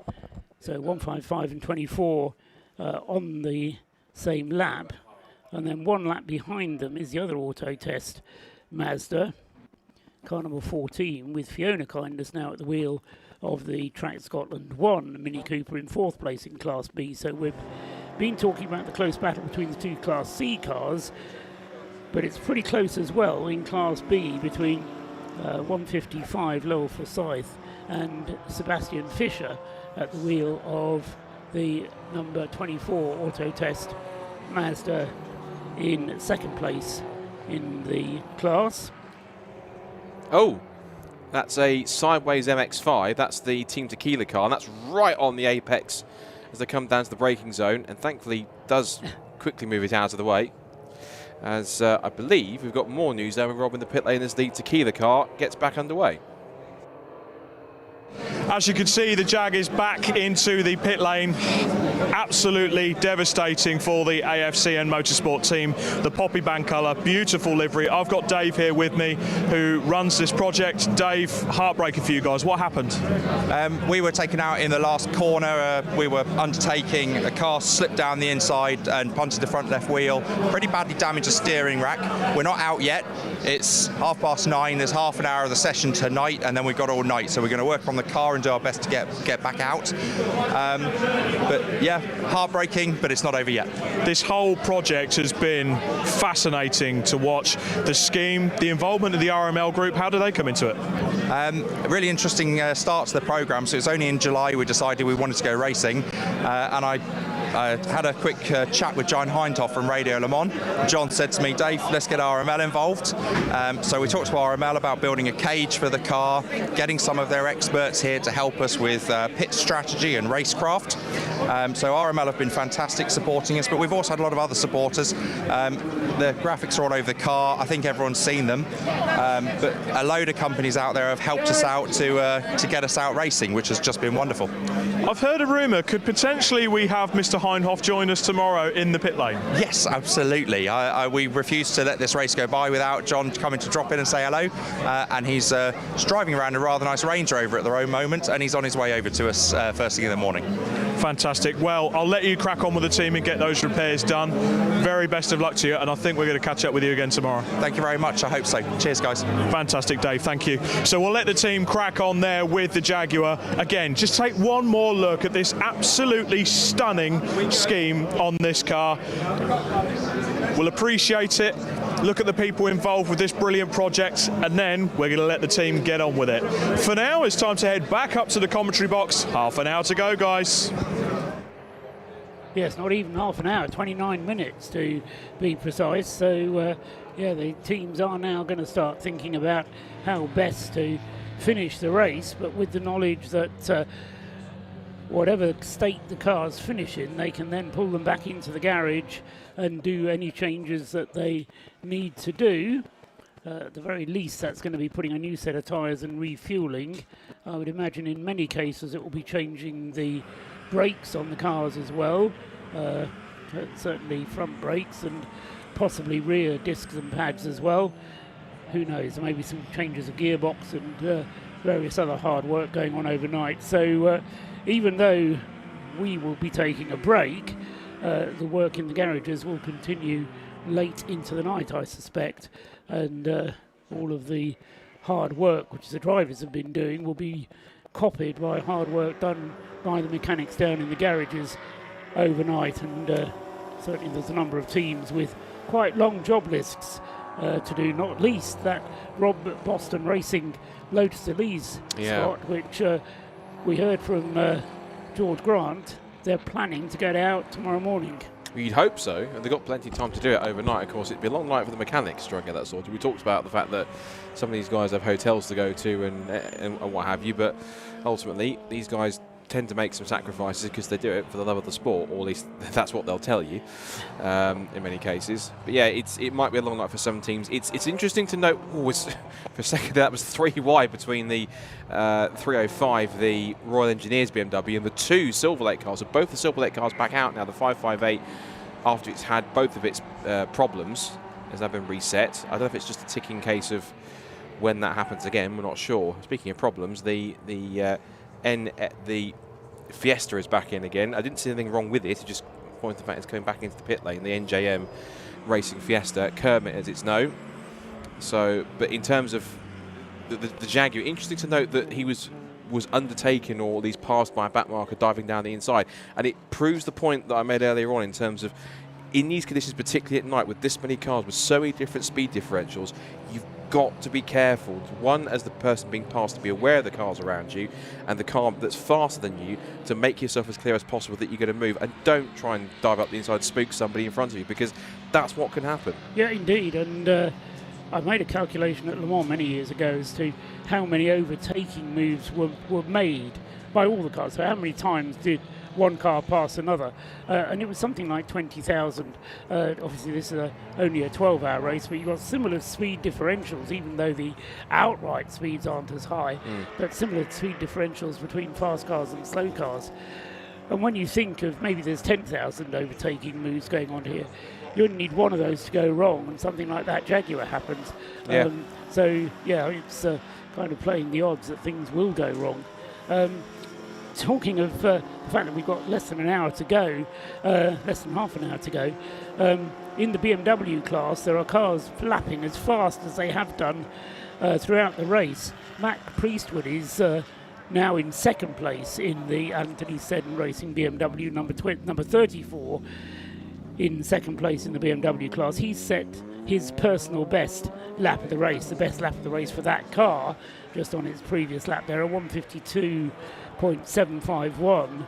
And Tim Crichton in the number 90 Yggdrasil BMW, the car that Anthony Seddon Racing recognised as being their chief threat, has also just put in his personal best lap of the race at 153.929. So Tars, even at this late stage in this race, are still pushing on very hard indeed.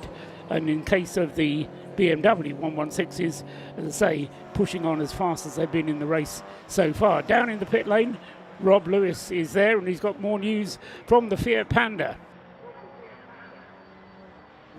Just quickly, we saw the Panda come in, and you know when you do something in life and you think, did I adjust that bolt correctly? Did I do that fitting up? Did I close that cupboard? Any item in life, you just have this niggling thought in the back of your brain. The team thought that, so better to be safe than sorry. Even with half an hour to go, it's best to call the car in, get a spanner over the alternator bolt, and just give it a little check. Turns out it was tight, but better to be safe than sorry. This is endurance racing, right? Anything could go wrong. Back to you. It's all about having procedures, isn't it? Making those checks and knowing that once you've made the check, it's good and you're good to go. But this is part of what endurance racing is about, as you say, Rob. You have to go through these procedures, and then the drivers jump into a car that's maybe just had the discs replaced or new tyres put in, whatever it is, and they have to give 100% commitment to it. And that means putting 100% trust in the mechanics and doing the job that they're paid to do, or that they're volunteering to do. But you've got to put your trust into that. And as I say, that's part of the magic of what this makes this race so special, is that it involves the whole team and relying on what's going on. And to burst into laughter there is we do get three cars abreast coming down the start-finish line, but the speed differential we were talking about a moment ago, Scott, never more amply demonstrated. What we saw just coming across the start-finish line there with the 117 Jason McAnulty Lotus Elise spearing between slower traffic, slow cars to the right of him, slow cars to the left of him, but still he charged on into the night. Yeah, I think the obvious phrase there is he was quite literally stuck in the middle. And that was, I think, one car he's getting past was one of the Porsche MX-5 number 2. Speaking of MX-5s, this is the Breakdancer Racing MX-5. This has got all 6 drivers who are also kind of sharing a caterum each between, like in pairing off into the 3 caterums that are part of the relay teams. All 6 of those drivers that are in 3 groups of 2 to a caterum are also all 6 getting a go in this Mazda MX-5 Mark 1. Now this car, if you've watched some of our broadcasts on BRSCC streets, particularly the Supersport Endurance Cup, will recognise this car, or at least followed the championship across the year. This car was contesting in Clubman C. I think it did even finish in the top 3 of the championship. So it's been a decent car all round for them. Of course, it's now been adorned with the poppies for Race of Remembrance. That car finishing its pit stop. In terms of where it currently sits in the order, came in 21st position and 6th in Class B. And Tim Steele was the man that brought it in, so he will hand over to another driver. We'll know who it's going to be when he heads to the end of the pit lane and scans the hue tag. If you wonder what we mean by hue tag. If you're watching for the first time and thinking why, there's a little sensor down at the top of the pit lane, which we'll just see, which is currently green at the moment. And it's right down the top of the pit lane. That's the hue tag system, which the only series I know uses it is the C1 Endurance series that we have as well. So if you've seen C1s, you'll know what we mean by this. But if this is your first time seeing this, not sure what a hue tag system is, every single driver has to have a hue tag that's basically put under their name for them. And it's what you use to essentially help TSL identify who's out on track. It actually makes our job a heck of a lot easier working out who's which, because it will show you on TSL by their first initial and their surname. In order to do so, every time you go out the pit lane, I think it's even if you're in the same car, you must use the hue tag system, particularly for changing drivers. You have to do that, otherwise it is a penalty. But as simply you drive to the end of the pit lane, you essentially either try and, if you can wind the window down, wind the window down, but if not, hold your arm up to the window to a sensor pad, and then that will read it, and it'll go from red to green. If it's red, as soon as it's green, then you go. You have to do that every single time you make a driver change, otherwise you will get a slap on the wrist for it. On the wrist being where they usually attach the hue tag. Ironically. Yes, but the point that I should make there, as Scott was describing that, was that he was doing all the hand signals. He was pointing at the television screen and showing exactly where he meant on the television screen, and then demonstrating where the hue tag went as well. We've got some more sparks coming, and that's from the Stuart Humphrey car, which is sparking from its brakes, as if there is some brake problem on the 91 car, which is not in the lead of Class C, but is certainly battling for the lead of Class C. So are we going to see Stuart Humphrey making a pit stop? Well, they're going to try and make those brakes last for the remaining 20 minutes of this race. It's going to be touch and go. Stuart Humphrey stays out, goes through for another lap, and we'll keep an eye on that by looking out of the commentary box window and also seeing what the Alpha Live TV pictures can pick up. I think he was doing it again. Through the banking, yes. Every time he goes on the brakes, those cars, those front brakes just sparking a little bit. So Enzo Ferrari, who said you don't need brakes to go. No, it was Tazio Nuvolari who said you don't need brakes to go fast.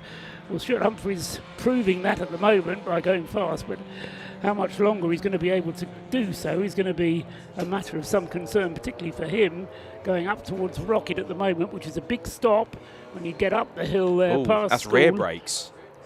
Rear's going as well then, so yeah, certainly. Is it the rears as well, or was it the rears that we saw? It looked like it before. It looked like it was just with that occasion. It was literally just the rears doing it. If it was all fours, they'd all be sparking, I'd imagine. But yeah, the rears certainly are getting tested. But that's to me a bit unusual, because obviously, correct me if I'm wrong, but usually when it comes to brakes, the fronts will be the ones that should be doing that. So if it's rears, that's something a bit more of a unique problem, I'd have thought. Well, unless they've already taken the opportunity to change the fronts, and they thought, well, the rears will last us for the 7 hours of this segment of the race, and at some point in the early part of the race, they might have already changed the rear brakes, but it would have been a very quick stop if it was.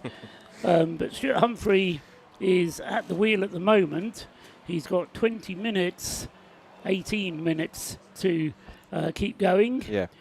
So this is, director was listening, so he's put one of the camera guys down there. This is the TSL, this is the hue tag pad, which the drivers have to put their kind of arm out towards when they pull up alongside it. So it will currently show as red. When they go up against the pad, that red light will turn to green, so they have to do that every single time they tag out. That's a simple pad, and it will read the hue tag, which is on their wrist. Whenever they go out there. And as I said, each driver has one that's individually kind of assigned to them. So each driver will have a different hue tag number, which that pad will read.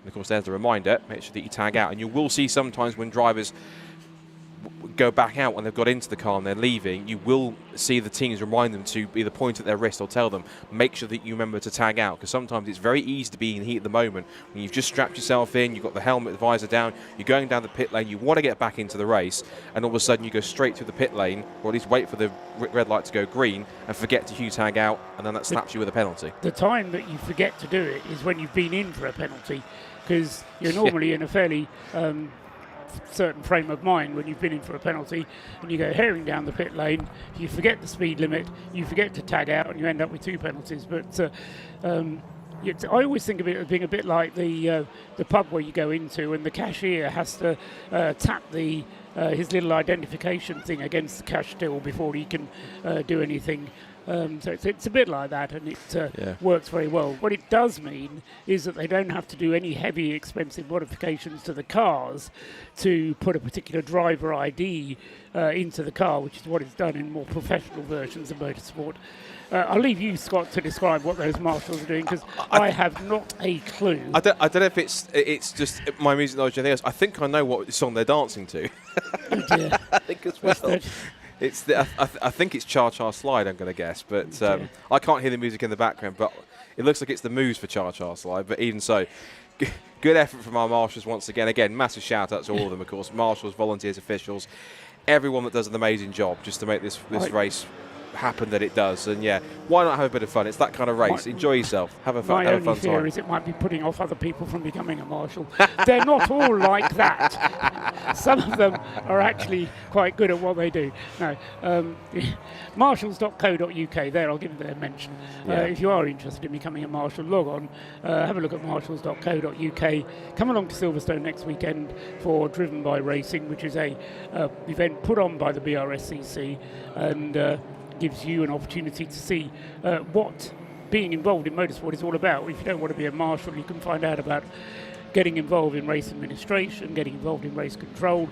There's all sorts of things, but as I say, thanks again to all of our marshals, and if you're listening out there and you want to get involved, log on to the BRSCC website or onto marshals.co.uk to find out about marshalling generally, or the BRSCC website will tell you about Driven by Racing, which is their special event which they run every year. Third year they've run it now, Scott? Driven by Racing? Second year. Second First time around it was last year. Had a really impressive take-up. We had about 2,000 ticket applications. One thing I should point out for those who wanted to attend, in case you wonder about cost of tickets, quite literally it is free. Well, someone who wasn't quite free there was number 12 BMW, just running wide on the exit at Peel Corner, but carries on nonetheless. But yeah, tickets are absolutely free for Driven by Racing, and there's no catch, there's no they're free but or they're free however. It's totally free. Just go onto the BRSCC website, go onto the Driven by Racing event page, go and apply for your free tickets, and when they come through, that's it. What you've got to do is just turn up, and then you can declare your interest in what you want to do. As Paul rightfully said, you can learn how to be a marshal, you can learn how to be a clerk of the course, you can learn how to be even a race day coordinator or a volunteer in that sense. You can look into the world of scrutineering, you can look into the world of race rescue and recovery, you can even look into the world of, obviously becoming a racing driver, and even take your ARDS test at Silverstone itself. We had some people pass their ARDS test last year and take that first step towards becoming a racing driver, which is obviously the first vital thing that you do, and that was courtesy of the Motorsport School, and we're very pleased to have them as partners at the club. And even so, of course, on top of that, you've got the obvious element of being able to come and see all the different championships and series that run within BRSCC. And whether it's you want to get behind the wheel or simply just have a passenger lap, you can do that too, or just come and experience it, you can get involved in that too. So it's 16th, 17th November, next weekend. Get your tickets on the website, brscc.co.uk, and come down and come and experience what BRSCC does and in everything that they're involved in and everything that they're all about, and all the lovely people that we work with are all going to be there too as well. That number 91 MX-5 still has its rear brakes sparking away, so that's going to be quite a concern. At the very least, if Stuart Humphries can keep that going, although that sparking is getting more and more fierce under brakes, and into the biggest example of it there was right into the corkscrew, where the car, both rear brakes were going. It wasn't just one; it was both of them already are going for it. Yeah, Stuart's going to take it to the end now, no matter what. The car won't be relying on its rear brakes very much. Most of the braking power will be coming from the front brake. So in terms of the impact on his car, I don't think it's very great. And Stuart's got enough experience of driving it, I would suggest, that he will take it. We've got, 12 minutes, just over 12 minutes to go. So that's less than 10 laps. There's about 8 laps for him to stick it out there. So I think he's going to stay out there for the remainder. If it means he loses a little bit of time per lap, then so be it. He's has dropped his pace. That's important to mention. So the car is slowing a little bit. He's down in the 1 minute 52s, 1 minute 51 last time around. Whereas before that happened, Stuart was quite happily lapping in the 147s, 148, so he's 3 seconds or so off the pace that he was doing earlier on.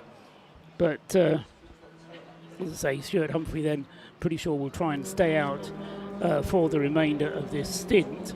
He is just under 2 laps. He's not quite 2 laps behind, but very nearly 2 laps behind the Clapham North MOT car. But as I said before, the Clapham North MOT car has only done 3 pit stops. They haven't done 4. And interestingly, looking back into Class B, Lowell Forsyth is in the Track Scotland car, Mini number 155 for the Track Scotland 2 car. And that car has also only done 3 pit stops, so they will have to do another 3 pit stops tomorrow. And also on only 3 pit stops at the moment is car 24. So both first and second in Class B have only done 3 pit stops apiece. 3 pit stops apiece as well for number 14, Brian Chandler's Mazda. So the top 3 in Class B on fewer pit stops, but at least they're all on the same number of pit stops, so they're directly comparable against each other. Whereas in Class C, Stuart Humphrey's car has done 1 extra pit stop to that of the Clapham North MOT car, number 69, which Will Blackwell Chambers surely now will not do another pit stop in the remaining 10 minutes of this race.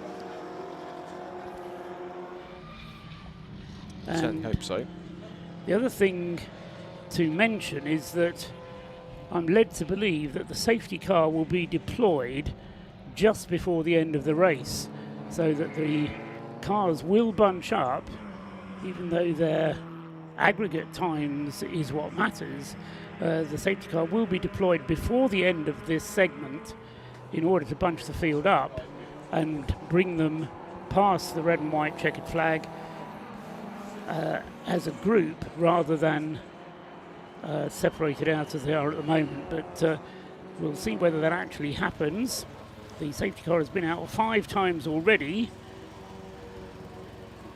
for various incidents on the circuit, all of them unavoidable situations where we were forced to use the safety car.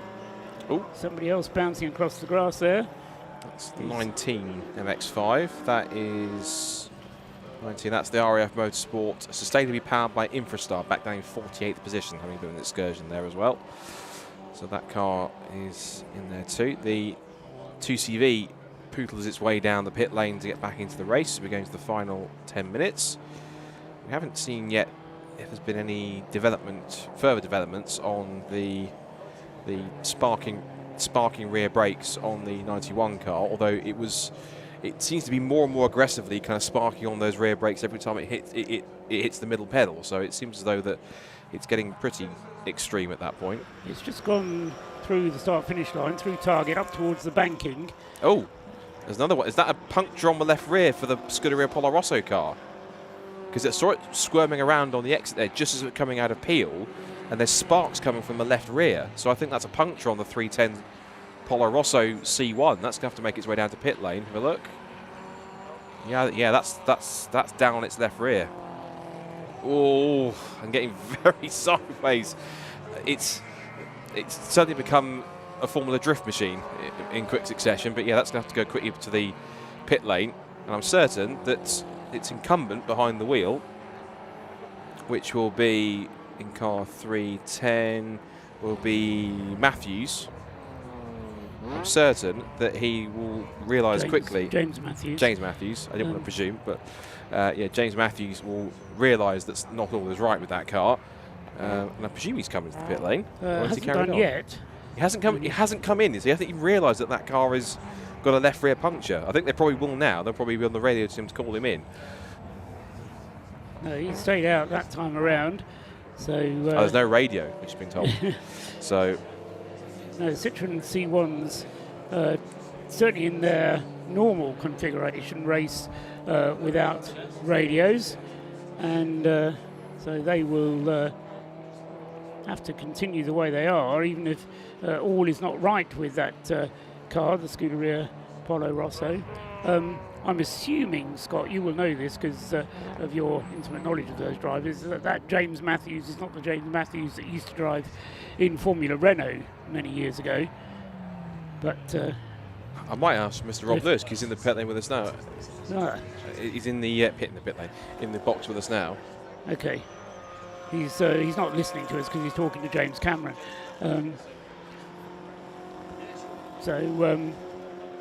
We'll have a quick switch of microphones as the James Matthews is apparently a different James Matthews altogether. The James Matthews that is at the wheel of that Scuderia Polo Rosso Citroen is having a great deal of fun, and also, I suspect, somebody who's having a great deal of fun. We've certainly talked about you enough.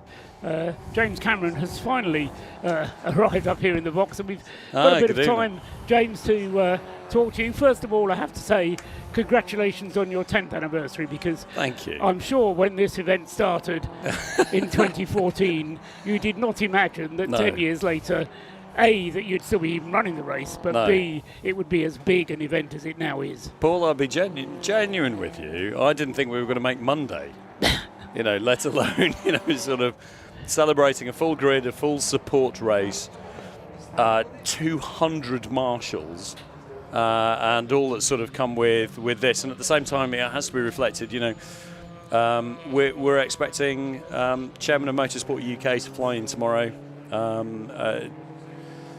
David, I had heard that rumour. It's. I think we'll see a helicopter which tips up here because Motorsport UK signed the Armed Forces Covenant. It was always the thing that people would say about Race of Remembrance. Yeah, Anglesey, that's great, but when are you going to move it to a different venue? When is it going to go to Donington, or when is it going to go to Silverstone as it grows? And actually, what Race of Remembrance has done is Motorsport UK has signed the Armed Forces Covenant, and in doing so, in the 1980s, we lost something, which is that a permit would not be given for motorsport to happen on Remembrance Weekend because it was Remembrance Weekend. And that was sort of quietly forgotten about. Motorsport UK signed the Armed Forces Covenant, and we absolutely do and should have motor racing on Remembrance Weekend anywhere in the nation. But it comes with 3 conditions, and that is that the organisers are asked to support the Poppy Appeal, that they're asked to observe the silence, and that they're asked to do something for Race of Remembrance and your ROR, that thing that binds together the Armed Forces community and the motorsport community. And what it's done is it means that ROR is now the way that we mark Remembrance on that special weekend of the year whenever we do motorsport. It also means that I think for Anglesey that it's got a wonderful endurance race with a bright future ahead of it. I spoke to Mark White earlier on. Apparently you sent him up here. But I asked him a question which he didn't feel qualified to answer, and I'll ask you the same question. How many beneficiaries have you helped in the last 10 years? Could you put a number on it? Yeah, no, he's right to sort of struggle to be able to do that. Wounded, injured and sick, we know that we are over 5,500 who've directly come through the hands of the charity, and we tend to hit about 1,200 a year. But how many broader members of the Armed Forces community have we been able to help? That number is far greater. If you just look, and we've seen the pictures of the XF that's fighting its way through motorsport, but behind that is an Armed Forces community which, since the first Invictus Games, which was September 2014, that gave us the opportunity to get behind the scenes at Jaguar, Land Rover, and change the way in which they engaged with the Armed Forces community. And they started counting. So at JLR alone, we know that 1,500 veterans have been employed by that company since the 1st of January 2015. We're also, of course, influential in a whole host of other areas through that wider Mission Automotive initiative now. And you see things like we're looking at a wonderful safety car as it's going around starting to collect people. Bentley signed the Armed Forces Covenant earlier on this year. And that's a VW Audi Group company. This is really significant step. Something that you wouldn't have seen. And it gives us the opportunity to make the case that this isn't just the thing that MOD is asking you to do because it's the right thing to do. This makes commercial sense for companies to look after their people in that way and to celebrate and support this really important part of what is British society, which is those who've served the Crown. I think another element that I hadn't actually thought of until this weekend, but is the community around the beneficiaries. It's the family, it's the wives, it's the children, it's the parents of those people who have benefited, who benefit in their own way, because all of a sudden they've got a family life back, which had been sort of drifting through their fingers. And that, as I say, is a kind of knock-on effect of what you've been doing to help our veterans. You've helped their families, and that's had a knock-on effect as well. So, it's a big, deep hole that you're digging in the nicest possible way. Absolutely. You're doing something quite big and quite important. And ultimately, you're talking about changing the way that society perceives those who've served the Crown. And that's an extraordinary thing to be able to do. So, I mean, hey, I'm 51, so I'm a grey-haired guy these days. I grew up in the 1970s. And the armed forces to me, and a veteran, was somebody who'd served in the Second World War, because of the threat from the IRA, we have generations over decades who hid their service from public view. They would change into civilian clothes before driving home. If you met them in the pub, they wouldn't tell you that they'd served in the forces for security reasons, and they would check underneath their car before they drove into work in civilian clothes. And so we lost our connection between society and the armed forces, and an awful lot of which was overseas. It was in Germany. It was countering a sort of Russian threat. And so for society, they thought about veterans as that greatest generation, talking about the Second World War. That's who it was. It was these old guys. We've got to kind of get that back. Since 2001, there's been a new narrative which has come through, and it's quite rightly come from the charities, and it's looking at those who've suffered on operations, and it's saying, look at these people. Isn't it terrible what's happened to them? We should do something to support. And you have this mad, sad, bad narrative, which is easy for a BBC scriptwriter to write a veteran into their screenplay who has issues, is struggling to fit into society, has got issues of dependency or alcohol or domestic abuse or these things, and PTSD is the obvious thing which they will write into that character straight away. That's not my experience. Post-traumatic growth is my overwhelming experience of that incredible generation of people, 150,000 of whom served just in Afghanistan. You have to give those people the platform in order to then grow. And I think that's what Mission Motorsport has done. Just draw attention back to the race for a moment, because absolutely. You're in danger of interrupting this motor race, James, as you always do. The red and white checkered flag is out, so the safety car came out for a single lap, bunched the field up, and we're now seeing the conclusion, therefore, of part one of the 2024 Race of Remembrance. Alexander Smith is at the wheel of the leading car. He has completed 217 laps. 214 laps have been completed by Steve McCulley in the Leos Racing Caterham, and number 97 in second place. Jason McInulty has completed 214, just coming out to complete 215 laps in the number 117 Lotus Elise, and then Wayne Lewis with the 27 BMW, the second RAF Motorsport car in the top four. I don't think that's ever been said before at this stage of the race. On 210 laps. So it's been a fine effort from the RAF this year, James. Very much so, yeah. As an army veteran, you have nothing but admiration for the RAF, no doubt. Absolutely not. Hey, look, I'm not having anything against the RAF. The Race of Remembrance launch, which we held at Thruxton, I've often whinged that I've often been promised a fly past, but they've never turned up. And bang on time to the second, a Chinook came over the top of us and subsequently came back and sort of joined in on the course of the event, and that's amazing. For generations of my era, particularly of Iraq and Afghanistan, the Chinook is an interesting, emotional, extraordinary heartbeat of a generation, because it means that help is coming, and that's extraordinary. It really is. And so, yes, I'm incredibly grateful. Funnily enough, to a young man who's running one of those cars down there today was the guy who did the hard work in order to be able to get us the fly pass. So the RAF, I'm absolutely, but I've got to mention a Royal Marine, because you've just mentioned him by name, Steve McCulley. Steve McCulley was the Royal Marines officer that I handed over to in Afghanistan in 2011. And tragically, his life was changed forever. when he was blown up in Afghanistan for an incident which he entirely blames on his handover and the quality of that. I do distinctly remember saying, please try not to get blown up. Steve first came to the charity in 2013. In 2014, he built a Caterham that he raced in the 2014 Caterham Academy. He went up the ladder at Caterham over 4 years with that car that was built in the Mission Motorsport workshop. He is the racer who has raced at Race of Remembrance more than anybody else. He's done 9 out of the last 10 races. And of course, he is the Mission Motorsport beneficiary who's been here more than anything else.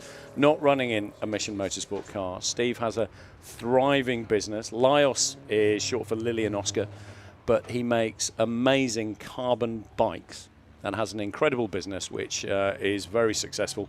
And he's here with some friends that he met inevitably through that wonderful Caterham journey, and they've returned every year. He's within 2 laps of winning this race. And for a man who also represented the Invictus Games Foundation for Invictus Games Racing and raced in British GT, I tell you what, that RAF car at the front, I'm really happy about that, but Steve McCulley is the man that I'm really shouting for. So we've got 5 hours to go tomorrow. Anything could happen in those 5 hours. We're going to talk to Steve and Rob down in the pits. Before we do, I must just say congratulations on your class win in the Clubsport Trophy. Thank you. I bet you were quite pleased with that, weren't you? Yeah, no, I'm a bit rusty. I don't get to do the fun stuff too much these days. I'm too busy, you know, swanning around with politicians. Might not be. Right, let's go down to Rob and Scott down in the pit lane. Rob, Scott down in the pit lane, wrapping it up. And that is the end of part 1 of Race of Remembrance. And that is a very, very, very tired rear tyre wheel on the 310. We have been watching this car drift around for absolutely ages. Frank Claydon has just had a look at the car to see how it was going. Scott, this was Drift Matsuri for the last 15 minutes, and they've got it to the end of part 1. And the best bit about it, if we talk in a minute, the guys in the pit wall had no idea there was a puncture. Absolutely. No idea whatsoever. We told them there was an issue. That was the best bit. Let's talk to the naughty boy himself. I do have a feeling the clerk may just have a little chat with a mechanical issue with your car. Did you know there was a puncture? There was a puncture? The rear end was a bit loose, Rob, but I wouldn't have said a puncture. There is a lack of air in the tyre. If it helps, it's only the bottom part that's flat. Oh, that does help. That does. If the top part's okay, then we're probably all right. Yeah. Will that go for round 2? Yeah. We'll get another 100,000 miles out of that one. Yeah. Get my money's worth. Fantastic. Your first taste of the Gen 2 C1 car. A taste of Race of Remembrance. How have you guys found it so far? Oh, we've loved Race of Remembrance. It's awesome. The Biathlon of Foolishness was brilliant. And yeah, we've had a great time in the car. Really, really good. Fantastic. Get some air in that tyre and get a new tyre on it.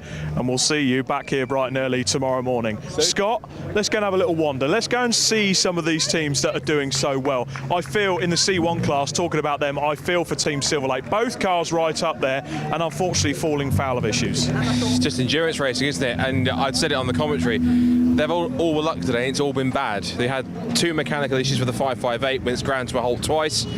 And then the flag infringement for the 458 that brought it in, flag signal infringement for the 458 that gave it a stop-go penalty. So just, we're not the greatest of luck, but that's just how it works. I mean, that could be the C1 24 hours and they have the same exact kind of luck. But the team that seems to be in the pound seats right now, WRC Developments, so having that 4-car strategy seems to be working because 2 of them are currently at the moment looking pretty solid in 1st and 3rd positions. Let's talk BMWs. Anthony Seddon Racing, they're in garage number 9 here. Both of their cars are absolutely flying. They are. They look like in good form. When I spoke to Sam Carrington-Yates earlier on, he said the car was feeling good, the team was feeling great. They've got a good lineup of drivers. They might have had not the best of luck in the regular 116 Trophy Series, but when it comes to here at ROR, the car's in really good form. Both cars are looking pretty strong, so they really can't complain, to be honest. They're currently sat 1-2 at the moment. If they can hold that, what a result that would be to end off their season. Definitely. The Operation Motorsport cars always go well. Bit of a brake issue for one of the cars. I spoke to Mike Steelwagon. They're always running quite near the front, though. They are, and I guess you wouldn't expect anything less if it's a regular front-running car. So top effort by them, and of course now the big task is to try and hold on to that. Of course they'll keep whatever aggregate lead they have from this first part of the race going to the start of tomorrow. So we'll have to wait and see how that plays out. But there's still some BMWs chasing them, but they hold all the cards and it's down to them to hold on to it. And first overall, Darkside Developments, the RAF. The only thing I can say, how'd he do that? You had to do it, didn't you? You said it was either one or they were going to do it. I think a couple of factors really. One, they were really smart with the safety cars. I think they were probably playing the safety car strategy because almost all the pit stops they've made have been under safety cars, which has really helped them to get the advantage. There's like a 3-lap lead they've got coming to tomorrow, which they're going to hold on to. Secondly, of course, the diesel engine. Some people might mock. I mean, they mocked Audi when it was back in 2006 and it wiped the floor with everybody at Le Mans. So diesel power does work, and they've proven that it's working in a car like that. So it's got good range.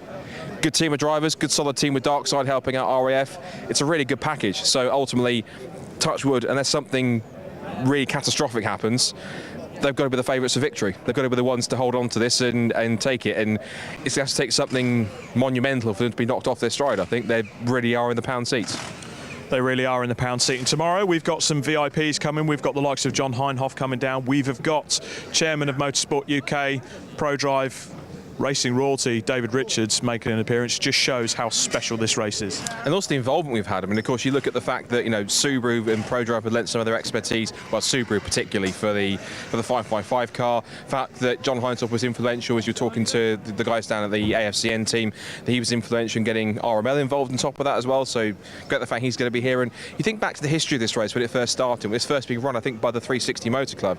And he was very much one of the voices behind that in the first early years of this race. So it's fitting that he comes back and has a look at it, and yeah, it's going to be great to see them, and it just shows what this race means to a lot of people, and the fact that even, you know, Dave Richards, the CEO, the man who, or the chairman, or the guy, the top man of Motorsport UK is going to come here and see this race and see the work that everyone's done and the race as it works its way through into its final stages.